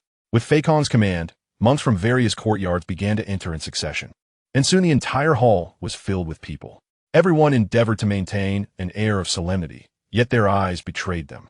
This was a group of irredeemable scoundrels. Chapter 69, I was merely passing through. Just as Xieding intended to caution Jiang Yu about the potential hazards of the wine, he was taken aback to see Jiang Yu downing it in one gulp. Chen Sahan felt a surge of anxiety. Was her master truly so trusting? She too had discerned the wine's issues, recognizing that it was akin to the intoxicating concoction they had previously encountered, specifically designed to incapacitate. Noticing that Chen Sahan and Xieding had not raised their cups, Feikong inquired tentatively, might the two of you find this wine unpalatable? Shall I have it replaced? Xieding declined, saying, no need, we do not drink wine. Some food will suffice, and these dishes appear to be unproblematic. A flicker of disappointment crossed Feikong's eyes. In that case, I have indeed been remiss in my considerations. In Feikong's plan, the primary focus was on Chen Sahan and Xieding, while Jiang Yu was dismissed as an inconsequential mortal, incapable of stirring any significant waves. Yet, it was this very mortal who appeared to be reveling in a state of exuberance. Feikong began to suspect that the wine Jiang Yu was consuming was unadulterated. Otherwise, after just a few cups, even a golden core cultivator would be incapacitated. Yet, Jiang Yu remained unaffected, as if nothing were amiss. Feikong cast a glance at the person pouring wine for Jiang Yu and the others, as if questioning their competence. Had they forgotten to add the necessary ingredients? The monk felt a chill run down his spine, realizing his superior's displeasure, and hurriedly retreated to check the wine Jiang Yu had consumed. He distinctly remembered having added the potion, even doubling the dosage. Why was Jiang Yu completely unscathed? Could it be that the potion had expired? He poured a bowl of wine and gulped it down. Excellent wine, but soon after, he collapsed to the ground. The potion was indeed potent, but alas, he was not Jiang Yu. The attendant, who was responsible for serving the dishes, noticed the situation and quickly returned to the hall to inform Feikong. As Feikong listened, his astonishment grew as he observed Jiang Yu. He pondered whether he had misjudged this seemingly ordinary youth who might possess hidden prowess. If that were the case, the situation would become quite precarious. Feikong felt a rising impatience. Where was the master? He was on the verge of losing control of the gathering. The more composed Jiang Yu and his companions appeared, the more anxious Feikong became. To buy some time, he had to allow his mortal subordinates to take turns toasting Jiang Yu, who, fully aware of their ulterior motives, graciously accepted their offerings. Since his arrival in this realm of cultivation, Jiang Yu had realized a remarkable truth. He could drink as much as he wished without feeling intoxicated or satiated. Hence, Feikong's schemes were destined to fail. As the hall became increasingly chaotic, with many inebriated individuals sprawled about, Feikong could no longer remain seated. The monks, lacking self-control, began to indulge in disgraceful behavior and uttering vulgarities. Chen Sahan, being a lady, had never witnessed such a scene and, in dismay, excused herself to the courtyard. Jiang Yu furrowed his brow, wondering why the monk they awaited had not yet arrived. Had they discovered his true identity? Just as he contemplated taking preemptive action, a figure burst in, Chao Dan, breathless and agitated. Boss, a monk has arrived outside, claiming to be your old friend. Feikong sprang to his feet, exclaiming finally, he has come. I was becoming quite anxious. He bowed slightly, addressing the two. My friends, please excuse me for a moment. An old acquaintance has arrived. Jiang Yu raised his wine cup. Master, please proceed. Feikong hastily strode through the courtyard to the entrance of the temple. There stood a monk clad in a crimson robe, deftly manipulating a string of prayer beads. This monk was the very individual Fa Kong had been eagerly awaiting. He approached. "Brother Jinglu, why have you only just arrived? You have kept me in suspense." The monk before him turned out to be Jinglu. With a smile, Jinglu remarked, "I fear that may not be the case. I can smell the wine on you. You promised to wait for me, yet you have already indulged yourself. Come, let us delve deeper into our libations before discussing other matters." Unexpectedly, Fa Kong seized him, his expression grave. "Brother, hold on. Things have taken a turn for the worse. Trouble is upon us."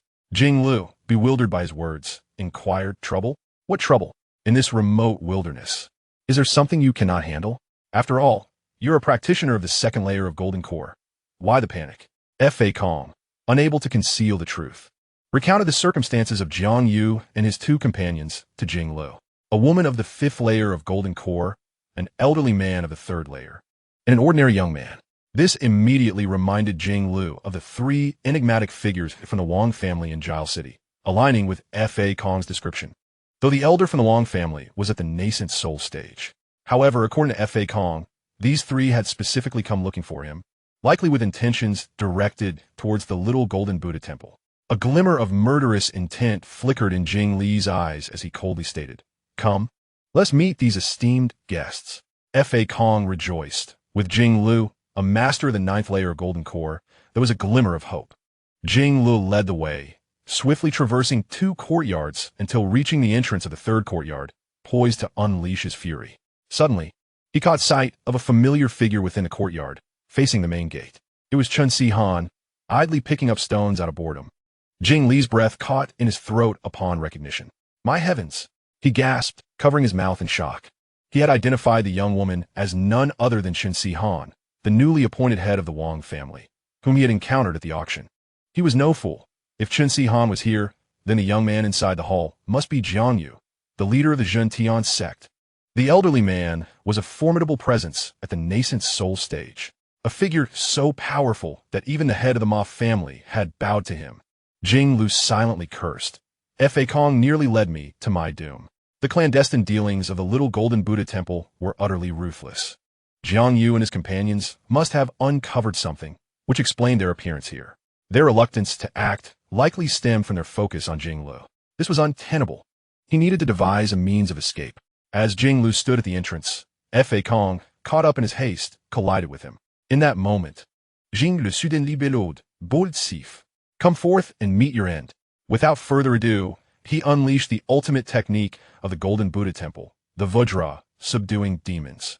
Striking fiercely at Fa Kong's head, Fa Kong was taken aback. What madness had seized Jing Lu, that he would turn against his own? Did he truly wish to forsake those treasures? Fa Kong shouted in disbelief. "Have you lost your mind? You would strike me too." Jing le retorted loudly, indeed. "It is you I aim to strike. Today, this monk shall act as the hand of justice. You, the vile demon, shall face retribution." Fa Kong was far too close to Jing Lu, and given Jing Li's superior cultivation and the suddenness of his attack, Fa Kong had no means to defend himself. After 2 rounds, Fa Kong was left paralyzed, spitting blood, and collapsed on the ground, lifeless. The commotion drew the attention of Chen Si Han, who was startled to discover that Fa Kong had been struck down by another monk, Jingle. She hurried into the hall, pulling Jiang Yu and Xie Ding to the entrance of the courtyard. However, they were too late. Fa Kong had already been charred by a fiery blaze from Jingle, and the air was thick with a repugnant odor. Jiang Yu's eyes widened in disbelief. "Master Jingle, what brings you here?" Jingle, rubbing his bald head with an innocent demeanor, replied, "I was merely passing by." Chapter 70. Shall we buy tickets? Jiang Yu responded, "What a coincidence." Jingle, suppressing his inner turmoil, insisted solemnly, "Indeed. A monk does not speak falsehoods." Jiang Yu thought to himself, "If you were truly a monk, I might believe you, but are you really?" Nevertheless, Jiang Yu refrained from exposing Jingle, lacking direct evidence. Jingle clasped his hands together and said, "I was on my way back to Jingang Temple for a report, but encountered some benefactors along the way who lamented their woes, and I learned that there are deceitful individuals here committing wrongful acts." With that, his gaze turned toward the hall, a trace of murderous intent surfacing. He bellowed, "Universal salvation, Crimson Lotus Inferno." Instantly, a raging fire engulfed the hall, and the occupants screamed in agony, unable to escape, reduced to ashes. The sudden turn of events left Jiang Yu no time to intervene. Qin Sahan felt a pang of sympathy, but remained silent, recalling the misdeeds of those inside. Xiading, however, scoffed, "Master, is this what the Buddhist doctrine of universal salvation entails? Truly an eye-opener for me." Jingle's face twitched slightly as he proclaimed with conviction, "The Buddha embodies compassion. Universal salvation also encompasses the wrath of the Vajra, vanquishing demons and evil spirits. These individuals have committed numerous sins. I merely seek to liberate them from their wicked paths, granting them early salvation, a truly meritorious act." Amipa. Xiading found no desire to argue further. The deed was done, and whatever Jingle said was now irrelevant. Jiang, inwardly cursing this old fox for leaving no survivors, turned to Qin Sahan and Xiading, instructing Shaoan, Lao Xia, "Please check the other rooms to see if anyone else remains." They complied and departed. Jingle, inwardly amused, thought, "Go ahead, search." Before he acted, he had already enveloped the entire little Jiang temple with his divine sense, ensuring that all the bald heads had been liberated. Indeed, aside from discovering a few scantily clad women in the chambers, Qin Sahan and Xiading found nothing else. The women had long lost their sanity, huddling together in fear, their gazes fixated on Jingle. This left Jingle feeling quite awkward, prompting him to chant mantras. Realizing he could no longer rely on Jingle, Jiang assigned Qin Sahan to care for the unfortunate women. As night fell, continuing their journey became impossible, and they had no choice but to make do for the night. Under the cover of night, a shadow stumbled away from the Zhentian temple. If Jiang were present, he would undoubtedly recognize the figure as Chao Dan, the gatekeeper. Chao Dan, being quite astute, realized the gravity of the situation upon witnessing Jing Lu and Fa Kong conversing at the entrance, prompting him to flee to the back mountain, thus escaping a grim fate. With Qin Sahan's soothing presence, the women gradually calmed their tumultuous emotions and managed to enjoy a restful night's sleep. The following day, Jiang returned to the small village with the surviving women. Jing had initially intended to depart, but upon learning from Xiading that Jiang sought a guide to the temple, he reluctantly agreed to stay, knowing he could not contend with Xiading. Upon their return, the village erupted in excitement, with villagers eagerly sharing the news. In that moment, Jiang and his companions were regarded as living Buddhas, and the proposal to erect a memorial once again surfaced. Jiang remarked to Jing Lu, "Master, does it not feel splendid to be a hero? I cannot fathom why some choose the path of villainy." Jing Lu, a flicker of a smile betraying his composure, replied, "As a humble monk, my understanding is limited. Such profound inquiries elude my grasp. What are your thoughts, sect leader Jiang?" Jiang smirked inwardly, noting the man's adeptness at deflecting. Yet he pressed on, "Master, in this western region, does the Golden Temple only concern itself with meditation, oblivious to the suffering of the common folk? How could the Little Thunder Sound Temple, or rather the Zhentian Temple, commit such atrocities without notice? What merit is there in the Golden Temple's claims of saving all beings? I assure you, I shall report these matters to the abbot for proper resolution. You need not worry, sect leader Jiang." Jing longed to express that these mortals inherently held a lowly status, hardly worthy of comparison with the cultivators. If their demise could contribute to the ascension of a practitioner, then perhaps it was their destiny, a blessing in disguise. However, he refrained from voicing such thoughts, recognizing that Jiang, the formidable leader of the Tianmen, was indeed a mere mortal. He had no desire to provoke Qin Sahan and Xiading, lest he find himself in peril. Jiang understood that this matter had reached its conclusion, with the direct perpetrator already dealt with and no further evidence of hidden hands present, even with knowledge of the underlying truths. The absence of witnesses or physical evidence rendered their concerns moot.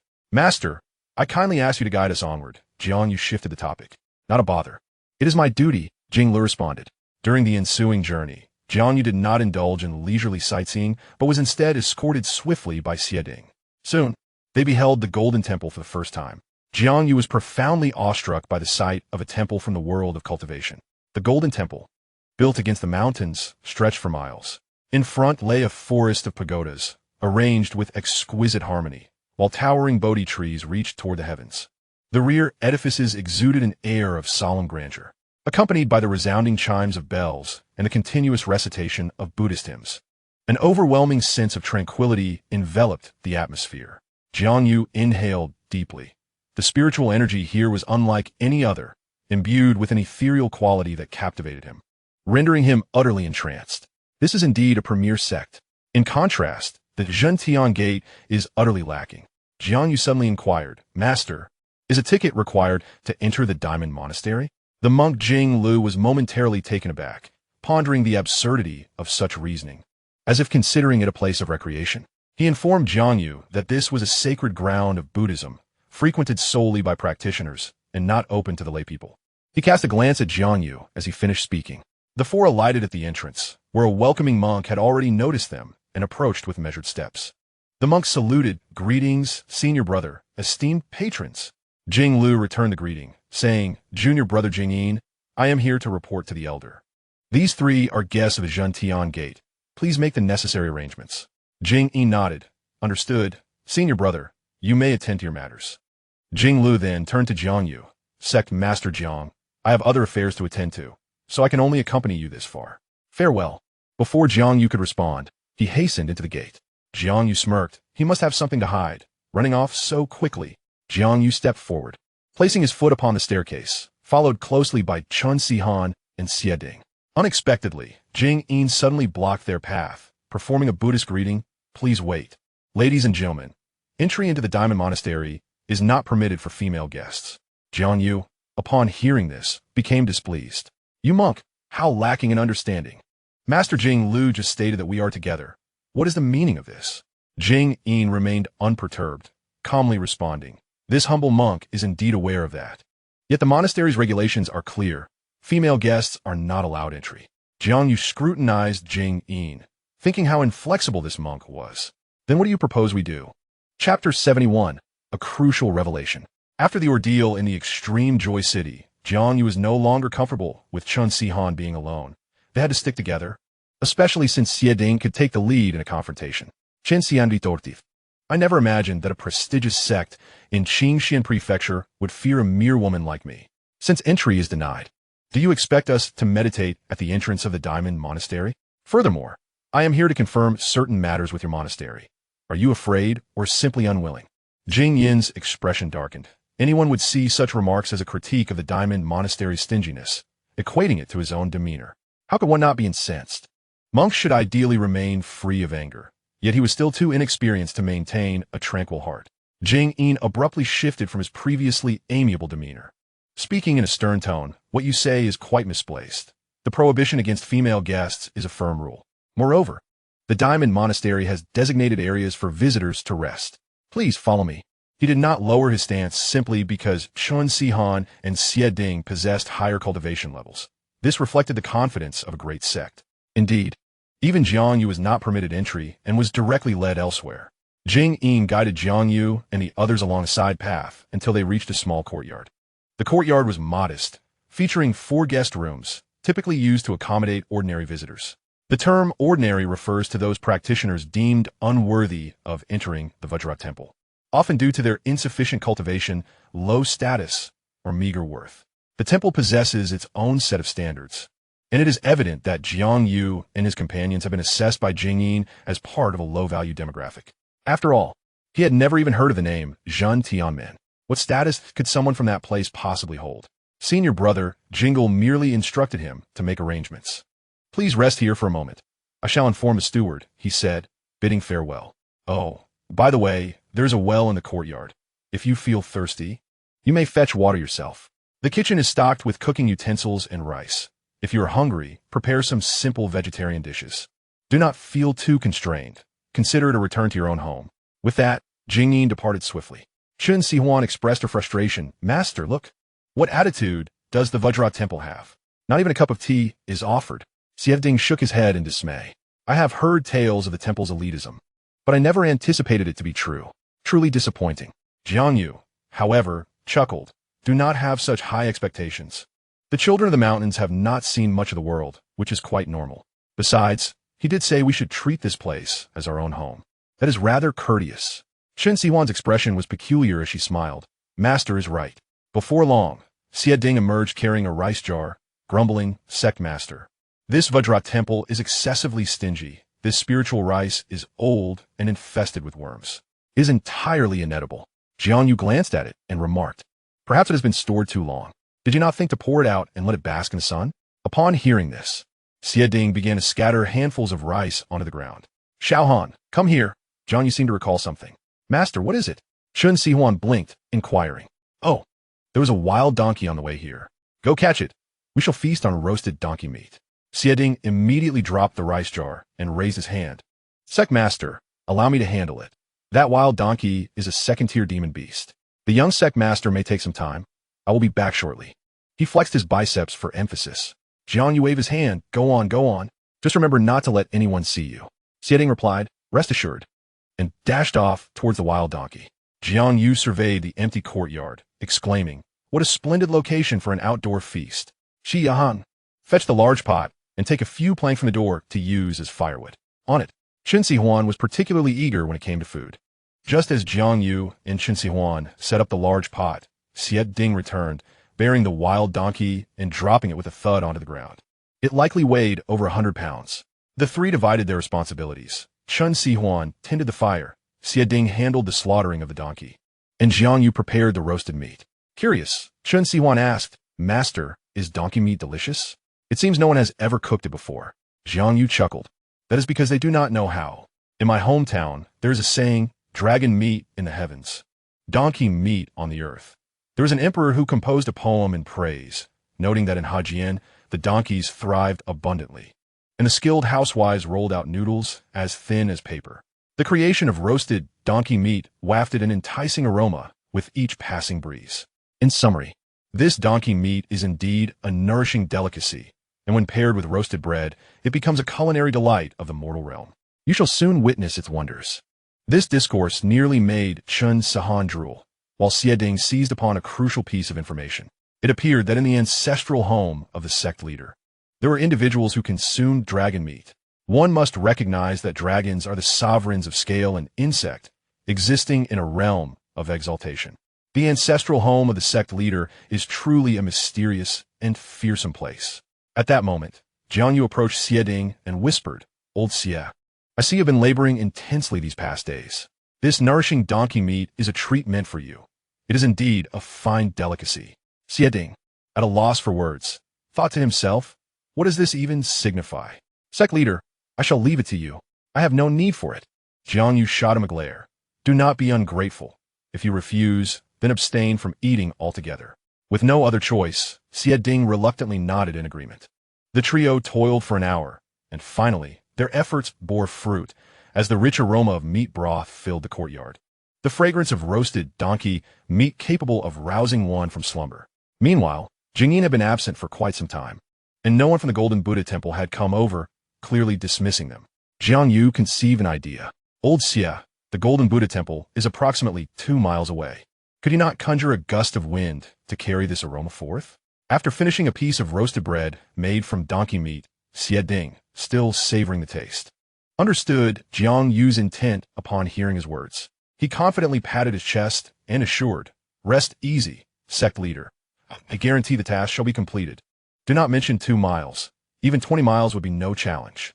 With that, he formed a seal, and a gentle breeze arose, seemingly imbued with life, enveloping the fragrant air of the courtyard and drifting slowly toward the gates of the Golden Buddha Temple. Upon leaving the courtyard, Jiang did not immediately relay the news. He sought to diminish the prestige of Jiang Yu and his companions. The people of the Golden Buddha Temple were not to be trifled with by such insignificant figures, who would grant them an audience without reason. Thus, he remained in the gatehouse, indulging in a nap. Unexpectedly, he fell deeply asleep and dreamed a mixture of excitement and fear. In his dream, he clutched a fragrant donkey leg, savoring it greedily. However, he was a monk. Was this not a violation of his vows? He seemed to envision the elder's fierce countenance. Suddenly, his head drooped, and with a thud, he collided with the table. Awakening abruptly, drool still lingering at the corner of his mouth. Rubbing his eyes with nostalgia, a wave of aroma wafted into his nostrils. What is this? The scent of donkey meat. Oh no! Jiang slapped his forehead and dashed out the door. Chapter 72. Are you referring to that bald donkey? Jiang suddenly recalled that last time Elder Huikong had captured a donkey from outside, taming it to serve as a mount. Fearing it would disturb the tranquility of the Buddhist realm, they had housed it near the small courtyard outside. This aroma was undeniably not a figment of his imagination, but a tangible reality. In the small courtyard, there were no others present, only Jiang Yu and his companions. Jing Yin inwardly cursed, wondering if these gluttons had been reincarnated from starving ghosts. The directive was for them to prepare their own meals, not to devour the donkey. If Elder Huikong were to learn of this, he would surely flay them alive. With a sudden burst of urgency, he dashed out of the door to investigate. Bang! He was momentarily blinded by stars, having collided headlong with an elderly monk who was just about to exit. The old monk admonished him, rebuking his recklessness. Such impulsiveness. You exhibit none of the composure befitting a practitioner of Buddhism. Upon focusing, Jing Yin was struck dumb with fear. Indeed, what he dreaded had come to pass. The old monk was none other than Huikong, one of the elders of the Vajra temple and the owner of the donkey. What was he to do? If the elder inquired about the donkey, how could he respond? He could only pray that Huikong would refrain from mentioning the donkey. With keen insight, Huikong noticed that something was amiss with his disciple. Jing Yin, is there something troubling you? He inquired. Jing Yin's hands trembled slightly as he replied, Elder, there is nothing amiss. I merely wish to visit the restroom. Huikong waved his hand dismissively. Go on then, relieved as if pardoned from a grave offense. Jing Yin was about to leave when Huikong called out to him again. Jing Yin, is my donkey still in the courtyard? Jing Yin's heart sank. It was over. He weakly replied, it should be there. Noticing Jing Yin's distracted demeanor, Huikong chose not to press further and proceeded towards the small courtyard. Jing Yin clasped his hands in prayer, beseeching the Buddha for protection. May there be no trouble. May there be no trouble. As Huikong made his way, he found no trace of his steed, which struck him as odd, for it had always lingered nearby. Soon enough, he arrived at the entrance of the courtyard, where a rich aroma of meat wafted out, enveloping him. Enraged, he wondered which disciple dared to breach the sacred vegetarian vow of the Buddhist sanctuary. Furious, he strode into the courtyard, only to discover Jiang Yu and his companions feasting with abandon. Who are you ruffians, daring to desecrate my sacred ground? He bellowed. The trio, lost in their indulgence, were startled by the sudden outburst and turned to face him, their mouths still full. Chen was the first to recognize Huikong, mumbling indistinctly. It's Master Huikong. Jiang Yu swallowed his food and chuckled. Ah, a familiar face. Come, join us for a bite. At that moment, Huikong also recognized Chen, the very woman who had rescued many from the 6 major sects during the Secret Realm incident. What was she doing here? And who were these 2 gluttons? One of them even appeared to be at the first level of the nascent soul stage. Calming his emotions, Huikong nodded slightly. Ah, it is the female benefactor. It has been some time. I did not expect to see you here. I wonder, have you encountered a black donkey? A black donkey? Jiang Yu stood up to interject. Huikong nodded. Indeed, a demon beast of the 2nd level of the Golden Core stage, my steed. The great monk. Do you refer to that bald donkey? Jiang Yu pointed at the donkey head in the pot. His heart began to race. Could it be that they had consumed someone as steed? Huikong stepped forward, and upon closer inspection, he discovered not only the donkey head, but also a considerable amount of meat. His facial muscles twitched. How dare they act in such a manner? Did they not realize this was my mount? Scattered around were spirit grains, alongside the dismantled door panel of the side room. Noticing Huikong's displeasure, Jiang Yu asked il défendait. Great monk, it's not as you think. In truth, it was Master Jing Yin who told us that upon arriving at the Diamond Temple, we should treat it as our home and prepare some food ourselves. We had agreed to share a meal together, yet he is yet to arrive. At this moment, Huikong felt a surge of anger. Truly, one must guard against the treachery of one's own.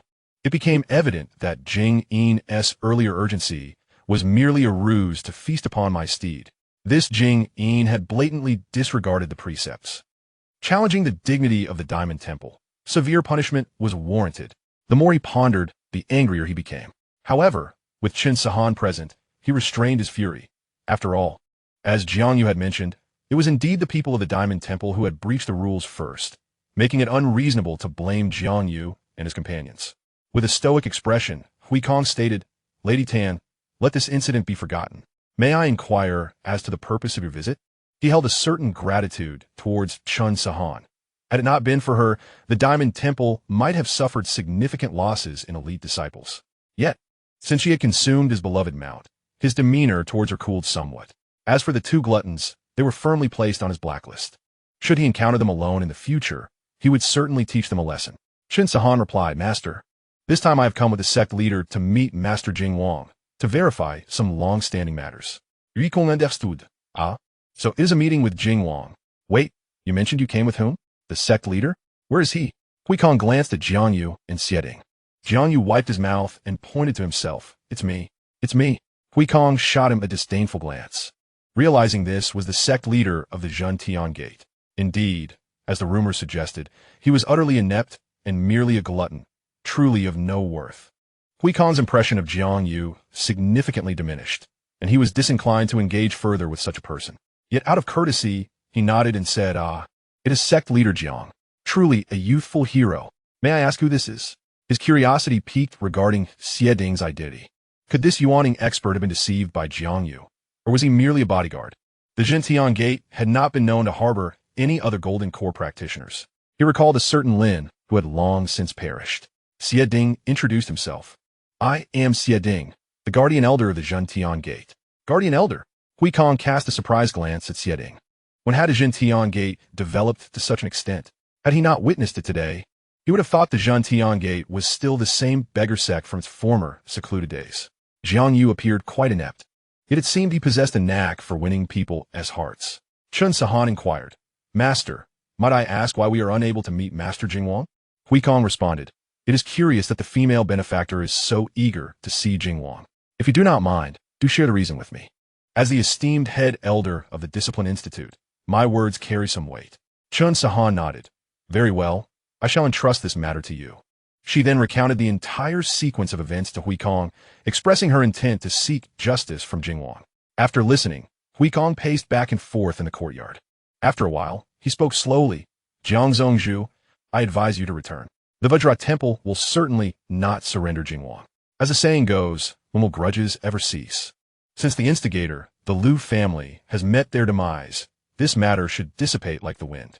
Furthermore, Jingwang has long since laid down his arms and turned over a new leaf. A wayward son returning home is a commendable act, even if there were some misdeeds. The Vajra Temple will handle accordingly, and there is no need for Zhen Tiangmen to intervene. The atmosphere grew tense. Chapter 73. Justice must be protected by power. Qin Sahan clearly found Huikong's reasoning unacceptable. She believed that right is right and wrong is wrong.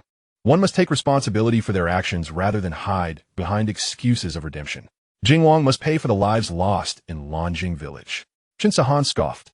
By your logic, Master, if I were to kill someone from your temple today, would I be absolved simply by converting to Buddhism? Have you considered who will seek justice for those innocent victims? Huikong recited, Amitba, dear benefactor, your heart is too heavy with killing intent. Allowing it to fester leads one astray, which is detrimental to one as cultivation. Qin Sahan chuckled. Oh, I merely express a principle. Yet you accuse me of harboring murderous thoughts, while others can commit heinous acts and receive forgiveness. What absurdity! Huikong replied, all things in this world are bound by fate. This life comes, that life goes. The Buddha saves even the most wicked, providing justice for all beings. Therefore, dear benefactor, it would be wise to quell your resentment. Qin Sahan was about to retort when Jiang halted her. He stated, Shaoan, let us discuss this matter another time. Remember my words. Justice must be upheld by power, and truth exists only within the range of cannon fire. When you grow powerful enough to make the world tremble, your words will become the truth. Huikong raised an eyebrow, seemingly surprised that such a seemingly ineffectual person possessed such insight. It is regrettable, had he retained his cultivation. Perhaps Zhen Tiangmen would not be far from reclaiming its former glory. He praised, I did not expect Jiang Zhongzhu to possess such extraordinary perception. I am impressed. It is indeed a great loss for Zhen Tiangmen that you cannot cultivate. Jiang chuckled. To be honest, I share the same sentiment, but alas, the world is ever-changing. Without the Jinyuan pill, I cannot restore my energy C. Huikong thought to himself that this person truly possesses an audacious demeanor. Upon hearing Jiang mention the Jinyuan pill, he recalled something. Jiang Zhongzhu, what is it that you seek regarding the Jinyuan pill? Jiang, noticing Huikong's awareness of the pill, eagerly inquired. Indeed, Master. Do you have any? I am willing to pay. Huikong shook his head and said, Master Jiang, I fear I must disappoint you. There is none at the Diamond Temple. Upon hearing this, Jiang Yu's heart sank. Indeed, even the Diamond Temple had nothing. However, Huikong swiftly changed his tone. Yet, I am aware of an individual who once procured such a thing. Were it not for him, the secret of the Jinyuan pill's capacity to restore one's Qi would remain unknown. Oh, might I inquire as to the identity of this person and his whereabouts? I implore you, Master, please enlighten me, Jiang Yu exclaimed, rekindling his hope with palpable excitement. Huikong pondered for a moment before responding, in my fortunate attendance at that auction. I became acquainted with him. He was a disciple of the Zhentian Sect at the Golden Core stage, who suffered grave injuries during a confrontation with the demon god sect, resulting in the crippling of his cultivation. Shunned by his sect, he wandered in search of miraculous elixirs. Ultimately, he acquired a genuine pill at the Extreme City, reputed to possess the power to mend the Qi Sea. Afterward, he ventured to the Burial Sword Valley in Extreme City, and since then, there has been no word of him. Perhaps you might find fortune there. Burial Sword Valley? Extreme City? Very well, another journey to Extreme City awaits. Thank you for your guidance, Master. I regret that I have nothing of worth to offer you. How about sharing a meal? Jiang Yu offered a donkey meat pie. Huikong quickly replied, Oh, I beg your pardon, yet the swallow of my throat betrayed me. He gazed mournfully at the donkey head in the pot. This donkey has served its purpose. I cannot bear to let it rest uneasily in death. I shall take its head, and the rest is for you, Master Jiang. But please, tidy up the courtyard. Umaba. Jiang Yu nodded. Rest assured, Master, we shall clean up before departing. With no further words, Huikong waved his hand, enveloping the donkey head in an invisible current, departing without a backward glance. He had conveyed all he wished regarding Jing Wang. Hoping Jiang Yu and his companions would recognize the futility of their quest, he intended to return and address the matter. Such disciples required a firm reprimand and could no longer be nurtured as core disciples. Huikong walked westward for over 10 miles until he discovered a pleasant mountain peak. Unable to resist a glance at the donkey head, he set up a barrier and, cradling it, consumed every remnant of flesh. So this donkey meat is truly delectable. Huikong relished, realizing why Jing Yin was so eager. He resolved to properly address him upon his return.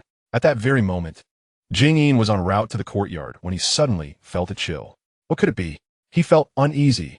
Elder Huikong had been gone for quite some time, compelling him to venture forth. Yet upon his arrival at the courtyard, he found not the elder, but rather Jiang Yu and his companions languidly reclining on rocking chairs, allowing their meals to digest. The courtyard had been thoroughly cleaned, leaving only a large pot containing remnants of meat broth. Jing Yin stood before the dismantled door of the annex, at a loss for words. Were these individuals demons, who behaved in such a manner? Alas, he would surely face punishment again. Jiang Yu caught sight of Jing Yin at the entrance and called out, Ah, Master, you arrive at an opportune moment. There remains some nourishing broth. Come, partake. Silently approaching, he pointed at the large pot and exclaimed, You dare to make meat soup in the presence of the Buddha? It was confirmed that donkey must have been consumed by these individuals, for it was impossible not to find it along the way. Jiang Yu chuckled, Master, there's no need for such alarm. Just moments ago, Master Huikong said nothing and even took a donkey's head for himself. What?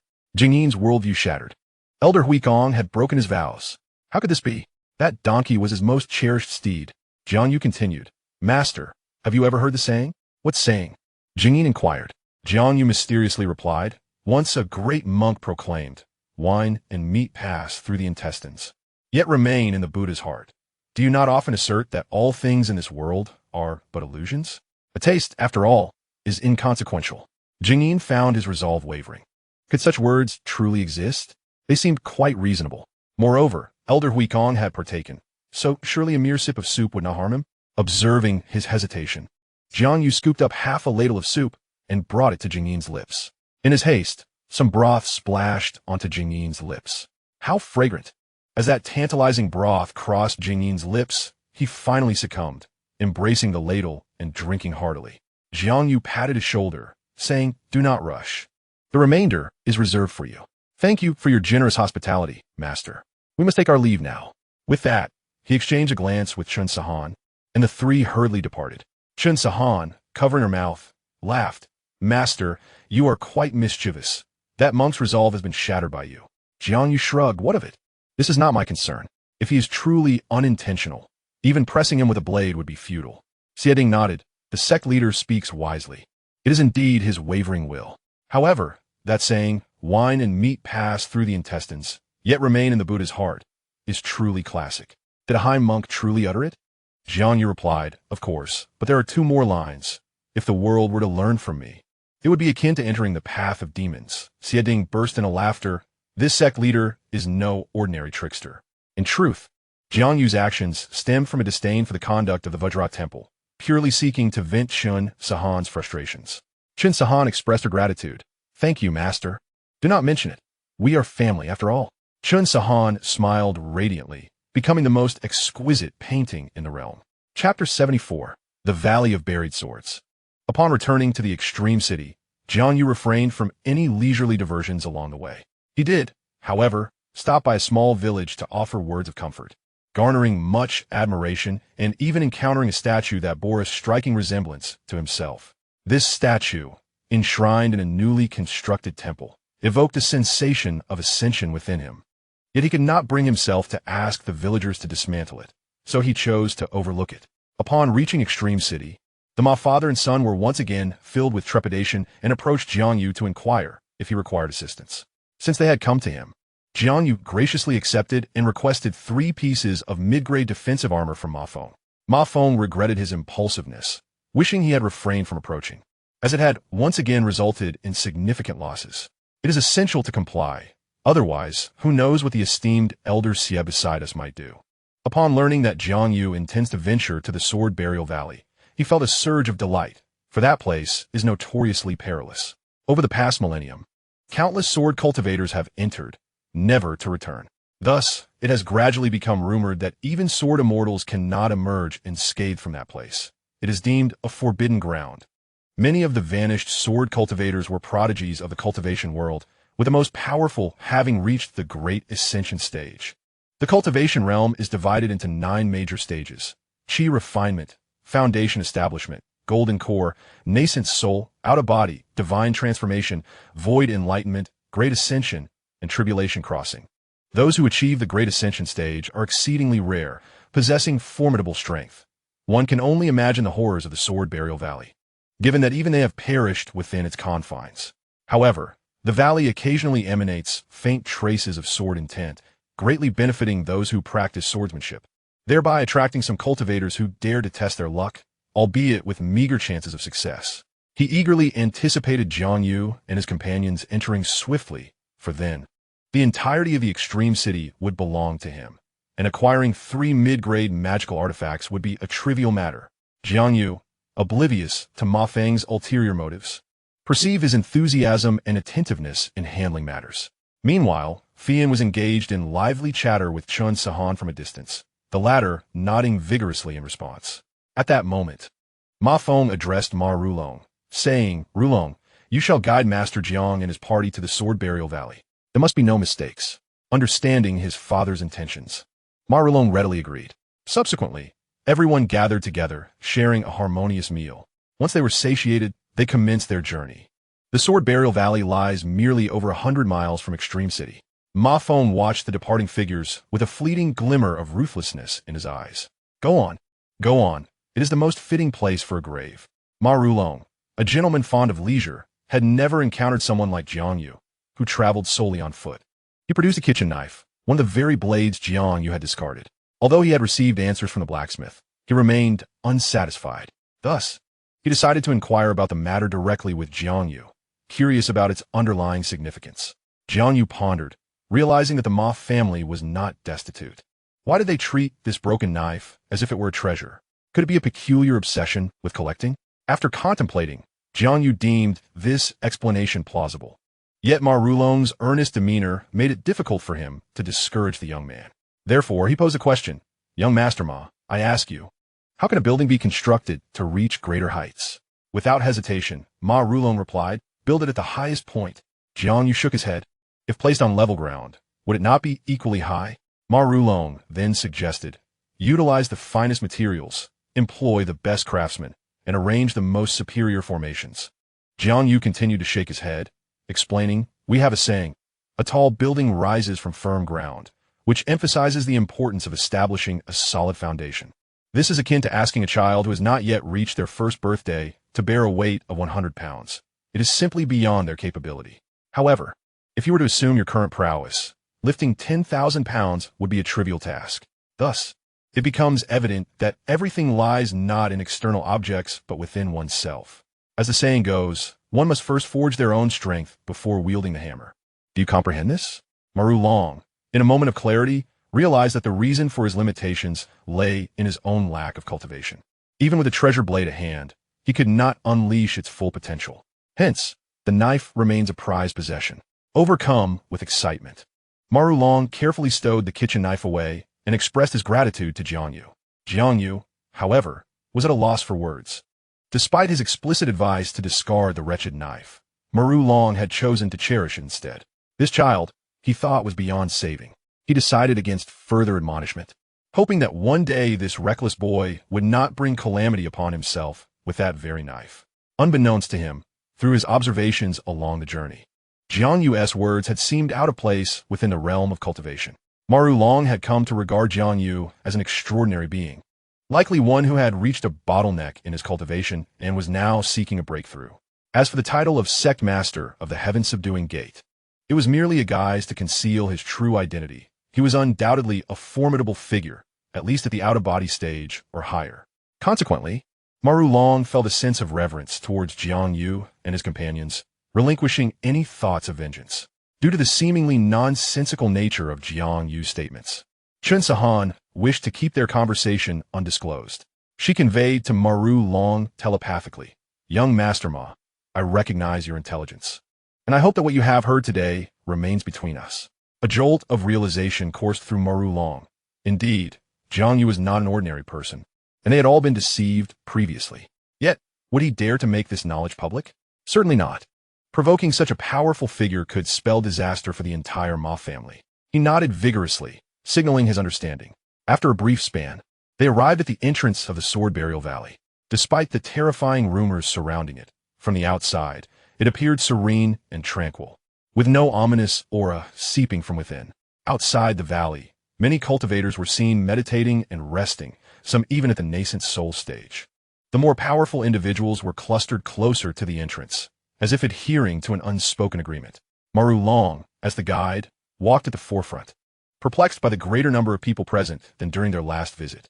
As they approached the entrance, Jiang Yu stood out conspicuously, a mere mortal daring to enter the Sword Burial Valley. Some cultivators jeered, mocking Jiang Yu's audacity.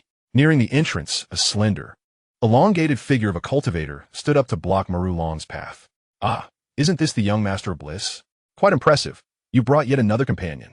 Here, to flaunt your affection, are you?" As Marulong's expression shifted dramatically, he cast a glance at Xianxia, and upon noticing her silence, he felt a sense of relief. He bellowed, "You scruffy thing. If you wish to live, then close that foul mouth of yours." The nickname Scruffy stemmed from the tuft of hair that grew by the nose of the cultivator, which had earned him such a moniker. Scruffy grinned mischievously and taunted, "Ah, I never imagined that young Master Ma could be intimidated by a woman. Do you desire a fight? Others may fear you, but I certainly do not." This Scruffy was the son of the local tyrant from the North Song Mountain region, boasting a formidable cultivation at the 9th level of the Golden Core stage. And today, he had even brought along a 2nd-level nascent soul cultivator as his attendant, thus bolstering his confidence to challenge Marulong. With a forceful shove, Scruffy pushed Marulong, catching him off guard and causing him to stumble backward, nearly losing his balance. "Do you wish for death?" Marulong retorted furiously. Scruffy scoffed disdainfully. "You? What right do you have to be so confident when you Haven't even brought along a capable ally? Where does your bravado stem from?" He beckoned behind him, and a 2nd-level nascent soul cultivator soared over from the entrance. Scruffy addressed him. Someone has dared to threaten my life. What shall we do?" Yu's eyes widened with fury. Whoever dares to harm young Master will face annihilation of their entire family. Scruffy nodded with satisfaction.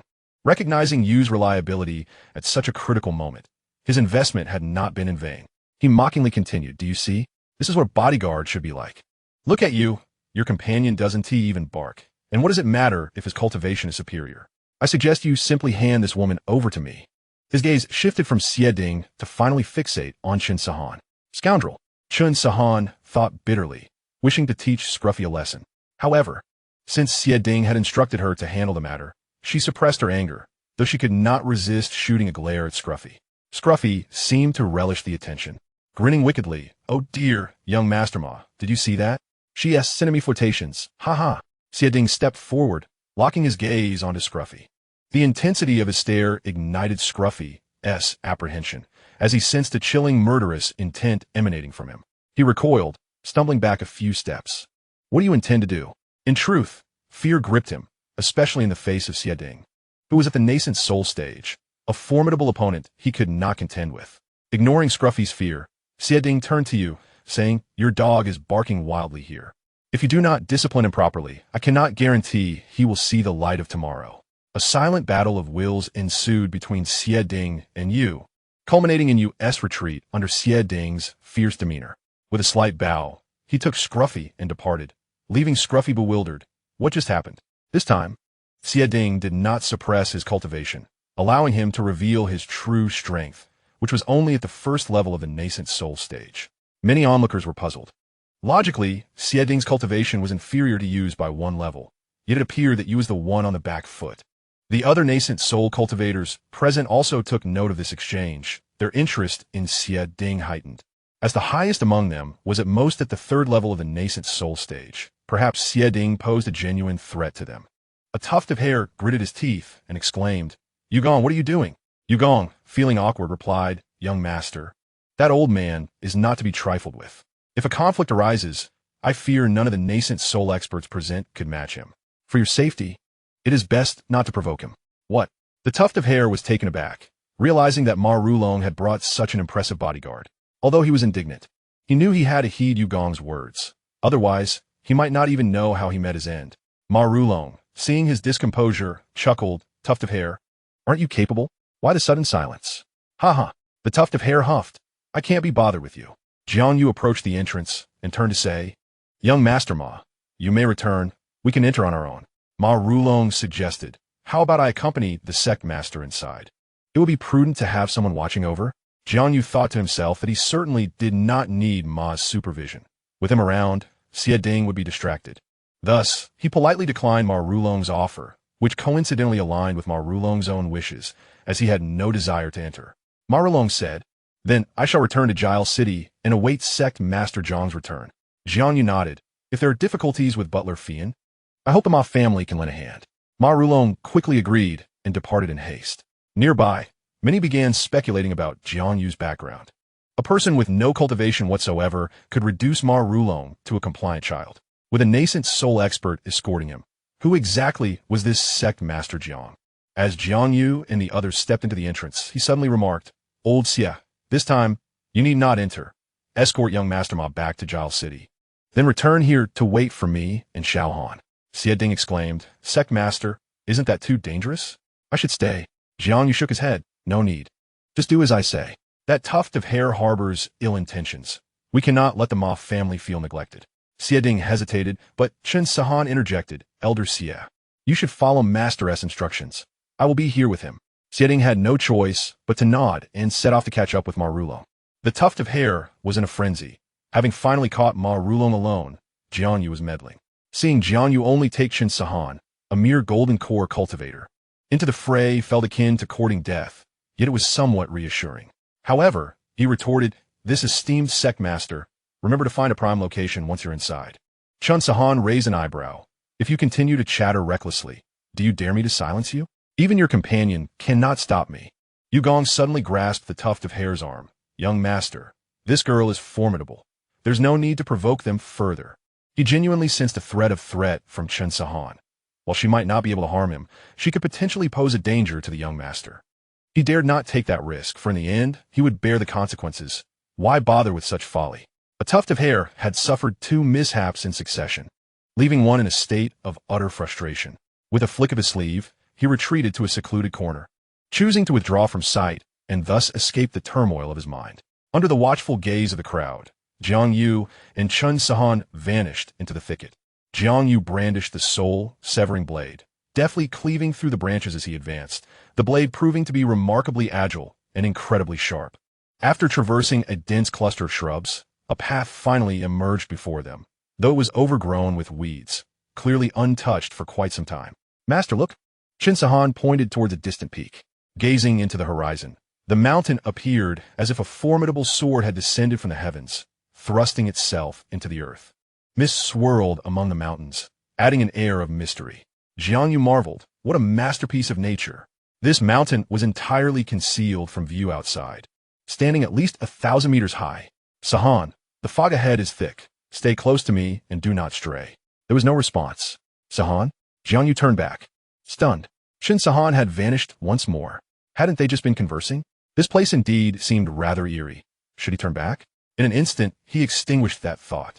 Xia Ding had already escorted Ma Rulong away and would not return anytime soon, while outside lurked those with ill intentions.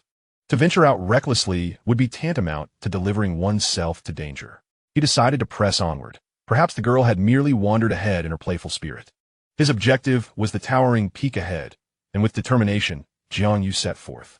Meanwhile, Chun Sahan felt a wave of dizziness, as if an invisible force had entrapped her, leading her into this inexplicable realm. It was a space devoid of any spiritual essence, eerily quiet. After a moment of adjustment, she finally rose to her feet, attempting to use her spiritual senses to survey her surroundings, only to discover that she could not channel her powers. Even her internal magic felt severed. In essence, she had become an ordinary person. Suppressing her shock, she called out, "Is anyone there?" Chapter 76, The Man in Green. Due to the dim lighting, visibility was quite limited. Chun Sahan drew her Qingyan sword, prepared for any unforeseen events. As she navigated her way through the darkness, she noticed what appeared to be a large black door ahead. At that moment, a flash of light erupted beside her. A glimmering sword, comparable in quality to her Qingyan sword, surged towards her throat. In danger.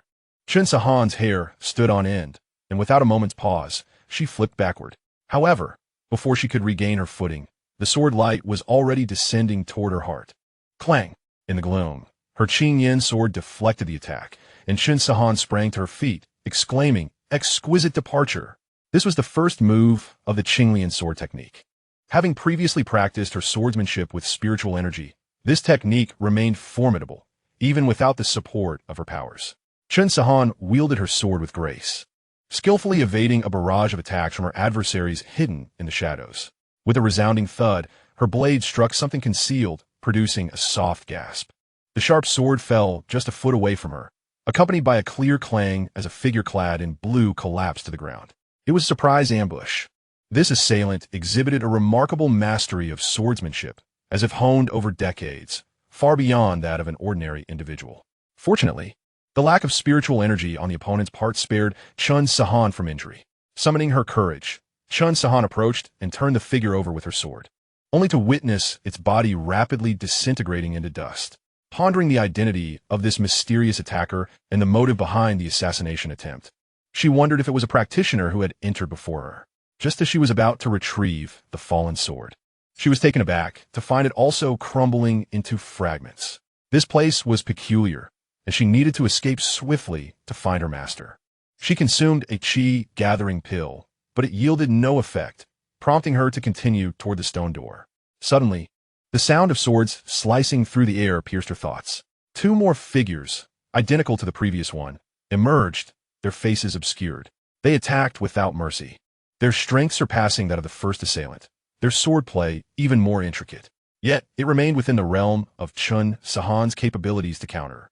Absolute dust, she invoked, executing the second move of the Qinglian sword manual. Three swords intertwined, sparks flying. The three combatants exchanged blows, unknowingly engaging in dozens of strikes. Chun Sahan feigned a vulnerability, enticing one of the attackers to take a reckless chance, resulting in a collision with her other blade, sending him crashing to the ground. However, she too suffered a wound on her arm. The remaining attacker continued his relentless assault, seemingly indifferent to his fallen comrade. Yet, without the support of his ally, he gradually exposed his weaknesses. In a swift motion, she sidestepped and slashed his throat. As anticipated, both he and his sword dissolved into dust. Realizing she had stumbled upon a burial ground of some ancient being, with those figures serving as sentinels, Chun Sahan surmised that the tightly shut door might lead to an exit. She pressed onward, her focus sharpened to its utmost. Suddenly, without having traveled far, an unexpected turn of events unfolded as four more blue-clad swordsmen appeared, encircling her with their blades aimed directly at her. Chun Sahan furrowed her brow. Was this an endless ordeal? She began to discern a pattern. Each time she vanquished these blue figures, they reappeared in greater numbers. This was not a good omen. Uncertain of the total number of assailants, and aware that her current stamina could not withstand such an intensity of attacks for much longer, she resolved to strike decisively and seize a moment to recuperate. floating clouds. In this encounter, Chun Sahan exerted herself with utmost fervor, each strike of her sword heavier than the last, forcing her opponents to retreat step by step. However, the four adversaries exhibited remarkable synergy. Although they were not gaining the upper hand, they were far from being defeated in the short term. Chun Sahan silently lamented that even if she were to vanquish these cloaked figures, she would undoubtedly sustain significant injuries. The prowess of these four had exceeded her expectations. With a sword in each hand, Chun Sahan steadied her resolve and employed a technique she had come to comprehend. This method had been mentioned by her master, who spoke of a terrestrial immortal who had devised a unique style of simultaneous combat, effectively allowing one to fight as if two. Moreover, the power manifested was even greater than that of two individuals. Intrigued, Chun Sahan had clamored to learn it, but Jiang had disclaimed knowledge of the technique while conveying its essence to her. Through persistent endeavor, Chun Sahan finally mastered this extraordinary skill, albeit with minor imperfections. Still, its potency was commendable. Jiang was astounded by her understanding and creativity, encouraging her to persevere, suggesting that one day she might advance further and attain powers akin to a deity with multiple arms. Chun Sahan, akin to an enamored acolyte, was captivated by Jiang Yu's tales of transforming unity into triune clarity, the 36 celestial generals, and the 72 earthly fiends. What had begun as mere curiosity now served as a fortuitous weapon against her foes. The four cloaked figures maintained their original collaborative techniques. Yet Chun Sahan remained composed in her response. Amidst the dimness, flashes of swordplay illuminated the scene. Figures danced in a blur. The efficacy of her dual combat technique surpassed her expectations. After countless exchanges, the ground bore witness to the remains of four cloaked bodies. With her swords planted on the ground, sweat beaded on her forehead as she gasped for breath. It had been a grueling battle. Fortunately, no additional adversaries materialized, granting Chun Sahan a moment of respite. After half an hour, she set forth once more, having regained a substantial portion of her strength. Concerned for Jiang, she resolved to proceed. The imposing black stone door loomed ahead, emanating a palpable aura of malevolence. Those of weak would surely be swayed, succumbing to madness. Although Chun Sahan felt the pressure, the impact was minimal. As she prepared to sheath her swords to push against the heavy door, she was suddenly forced to retreat. Upon landing again, a portion of her skirt had been severed. There were more foes. Surveying her surroundings, she noticed 8 cloaked figures positioned at every angle, wielding 8 sharp blades. Without affording her much time for contemplation, the 8 assailants advanced, their strength evidently heightened. Even with her dual combat technique, Chun Sahan found the struggle exhausting, aware that any misstep could lead to injury. Determined, she gritted her teeth and uttered 2 words: surprising rain. The fourth move of the Azure Lotus Sword Classic. The swords emerged like a downpour. Her hands moved so swiftly that the actions became indistinguishable, as countless sword shadows intertwined around her. A tightly woven protective net formed, capable of both offense and defense. A faint, almost imperceptible sword intent emerged from Chun Sahan's dual swords. Although lacking spiritual energy enhancement, this subtle sword intent wielded an unparalleled power. The 8 figures clad in azure showed no fear, charging forward as one. Chun Sahan, bloodied and battered, leaned against the stone door. Before her lay 8 lifeless bodies, devoid of consciousness. She had emerged victorious, yet her body bore countless wounds, aside from the areas shielded by her soft armor. Every part of her was marked with deep gashes. She could have utilized a talisman for safety, but uncertain of what lay ahead, she refrained. Knowing each use diminished her supply, she dared not linger, pushing against the stone door, which surprisingly yielded with no resistance. Beyond it lay a vast plaza. Rather than surprise, she felt a tinge of despair, for before her stood a full 16 azure-clad figures. Chapter 77. Will you join my ranks? Faced with the neatly arranged, menacing 16, Chun Sahan found herself devoid of any hope of victory. Yet, she was unwilling to forfeit this opportunity for growth. Thus, she brandished her dual swords and charged forth, talisman in hand, prepared to use it should she find herself unable to withstand their onslaught. With her unwavering resolve, her sword intent became increasingly concentrated, nearly coalescing into threads. Suddenly, a voice echoed above the plaza, filled with astonishment. A gentle breeze swept through, and in an instant, the 16 azure figures disintegrated into ash. carried away by the wind. Xianxia's pupils constricted as another figure in azure appeared before her, an elderly man. This time, his features were clear, kind eyes, and an ethereal presence. The elder scrutinized Xianxia, a look of satisfaction dawning upon his face. Xianxia assumed a defensive stance, ready to activate her talisman at any moment. The elder, stroking his beard, seemed increasingly pleased with her. Talented, physically gifted, and quick-witted, she was indeed a rare gem. He chuckled heartily. "Little girl, do not fear. I harbor no ill intentions." Xianxia, wary, inquired, "Who are you? What brings you here?" The elder waved his hand, enveloping her in a mystical aura that healed her wounds at a visible pace. Astonished, Xianxia marveled at his abilities. He exhibited no cultivation, nor had she sensed any spiritual fluctuations. How could he accomplish this? With a chuckle, the elder said, "Ah, little girl, would you care to join my ranks?" "Oh, I almost forgot to introduce myself. I am Qianglian, commonly known as the Sword Immortal, the Sword of the Immortal, as it were." Xianxia gasped. "Qianglian Sword Immortal.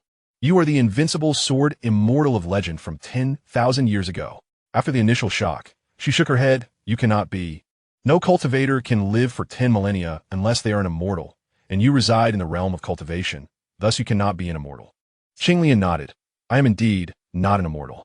To put it in perspective, I currently exist as what you might call a remnant soul. In my prime, I was invincible during the tribulation period. However, I estimate that in another 100 or 80 years, I shall completely vanish." A remnant soul? Xianxia realized, her astonishment at Qianglian's cultivation deepening. A mere remnant soul still possessed the strength of the tribulation phase. Had he been alive, surely even immortals would have trembled before him. "Senior, I believe many prodigies have visited the Sword Burial Valley over the years. Have you not accepted any other disciples?" she inquired. "Moreover, given that your cultivation was once unparalleled, I doubt it has diminished. Why remain hidden here? Would it not be better to venture out and gather disciples?" Qianglian chuckled. "Little girl, you ask many questions. Allow me to explain. When I was sent here to pursue those individuals, I was besieged by them, and my true form was shattered, leaving only this remnant soul to escape here, unable to fight any longer. Those who sent me regarded my state as a collapse, of no further use, and thus I was forgotten. They are likely planning to send a new individual in my stead. Over the years, I have been searching for worthy disciples. The Qianglian sword classic you practice was originally cultivated by someone named Li Bai. However, you have not learned it fully, as much is missing. The Qianglian sword classic belongs to the senior?" Xianxia's head spun with the revelation. The information was overwhelming, and she struggled to process it. Qianglian continued, "I recall having accepted over 300 disciples in total, each a prodigy in their own right. Unfortunately, it is said they all perished at the hands of those individuals. You are fortunate, having only grasped the first half of the teachings. Otherwise, before you could fully mature, they would have come for you, and you too would have met a dire fate." Xianxia asked, "Did each of your disciples master the Qianglian sword classic? What is its extraordinary nature?" Qianglian smiled gently. "Standing while speaking can be tiring. Let us sit." With a wave of his hand, a long chair appeared in the square, enveloped in soft cushioning. Xianxia had never seen anything like it. She seated herself slowly, feeling its comfort and softness, as if it could serve as a bed. Qianglian produced a rocking chair for himself and reclined, letting out a long sigh. "You are merely practicing an incomplete version. Only upon reaching the culmination of your training will its true power manifest, revealing the hidden energies within its techniques. These energies pose a lethal threat to those individuals. They are their nemesis.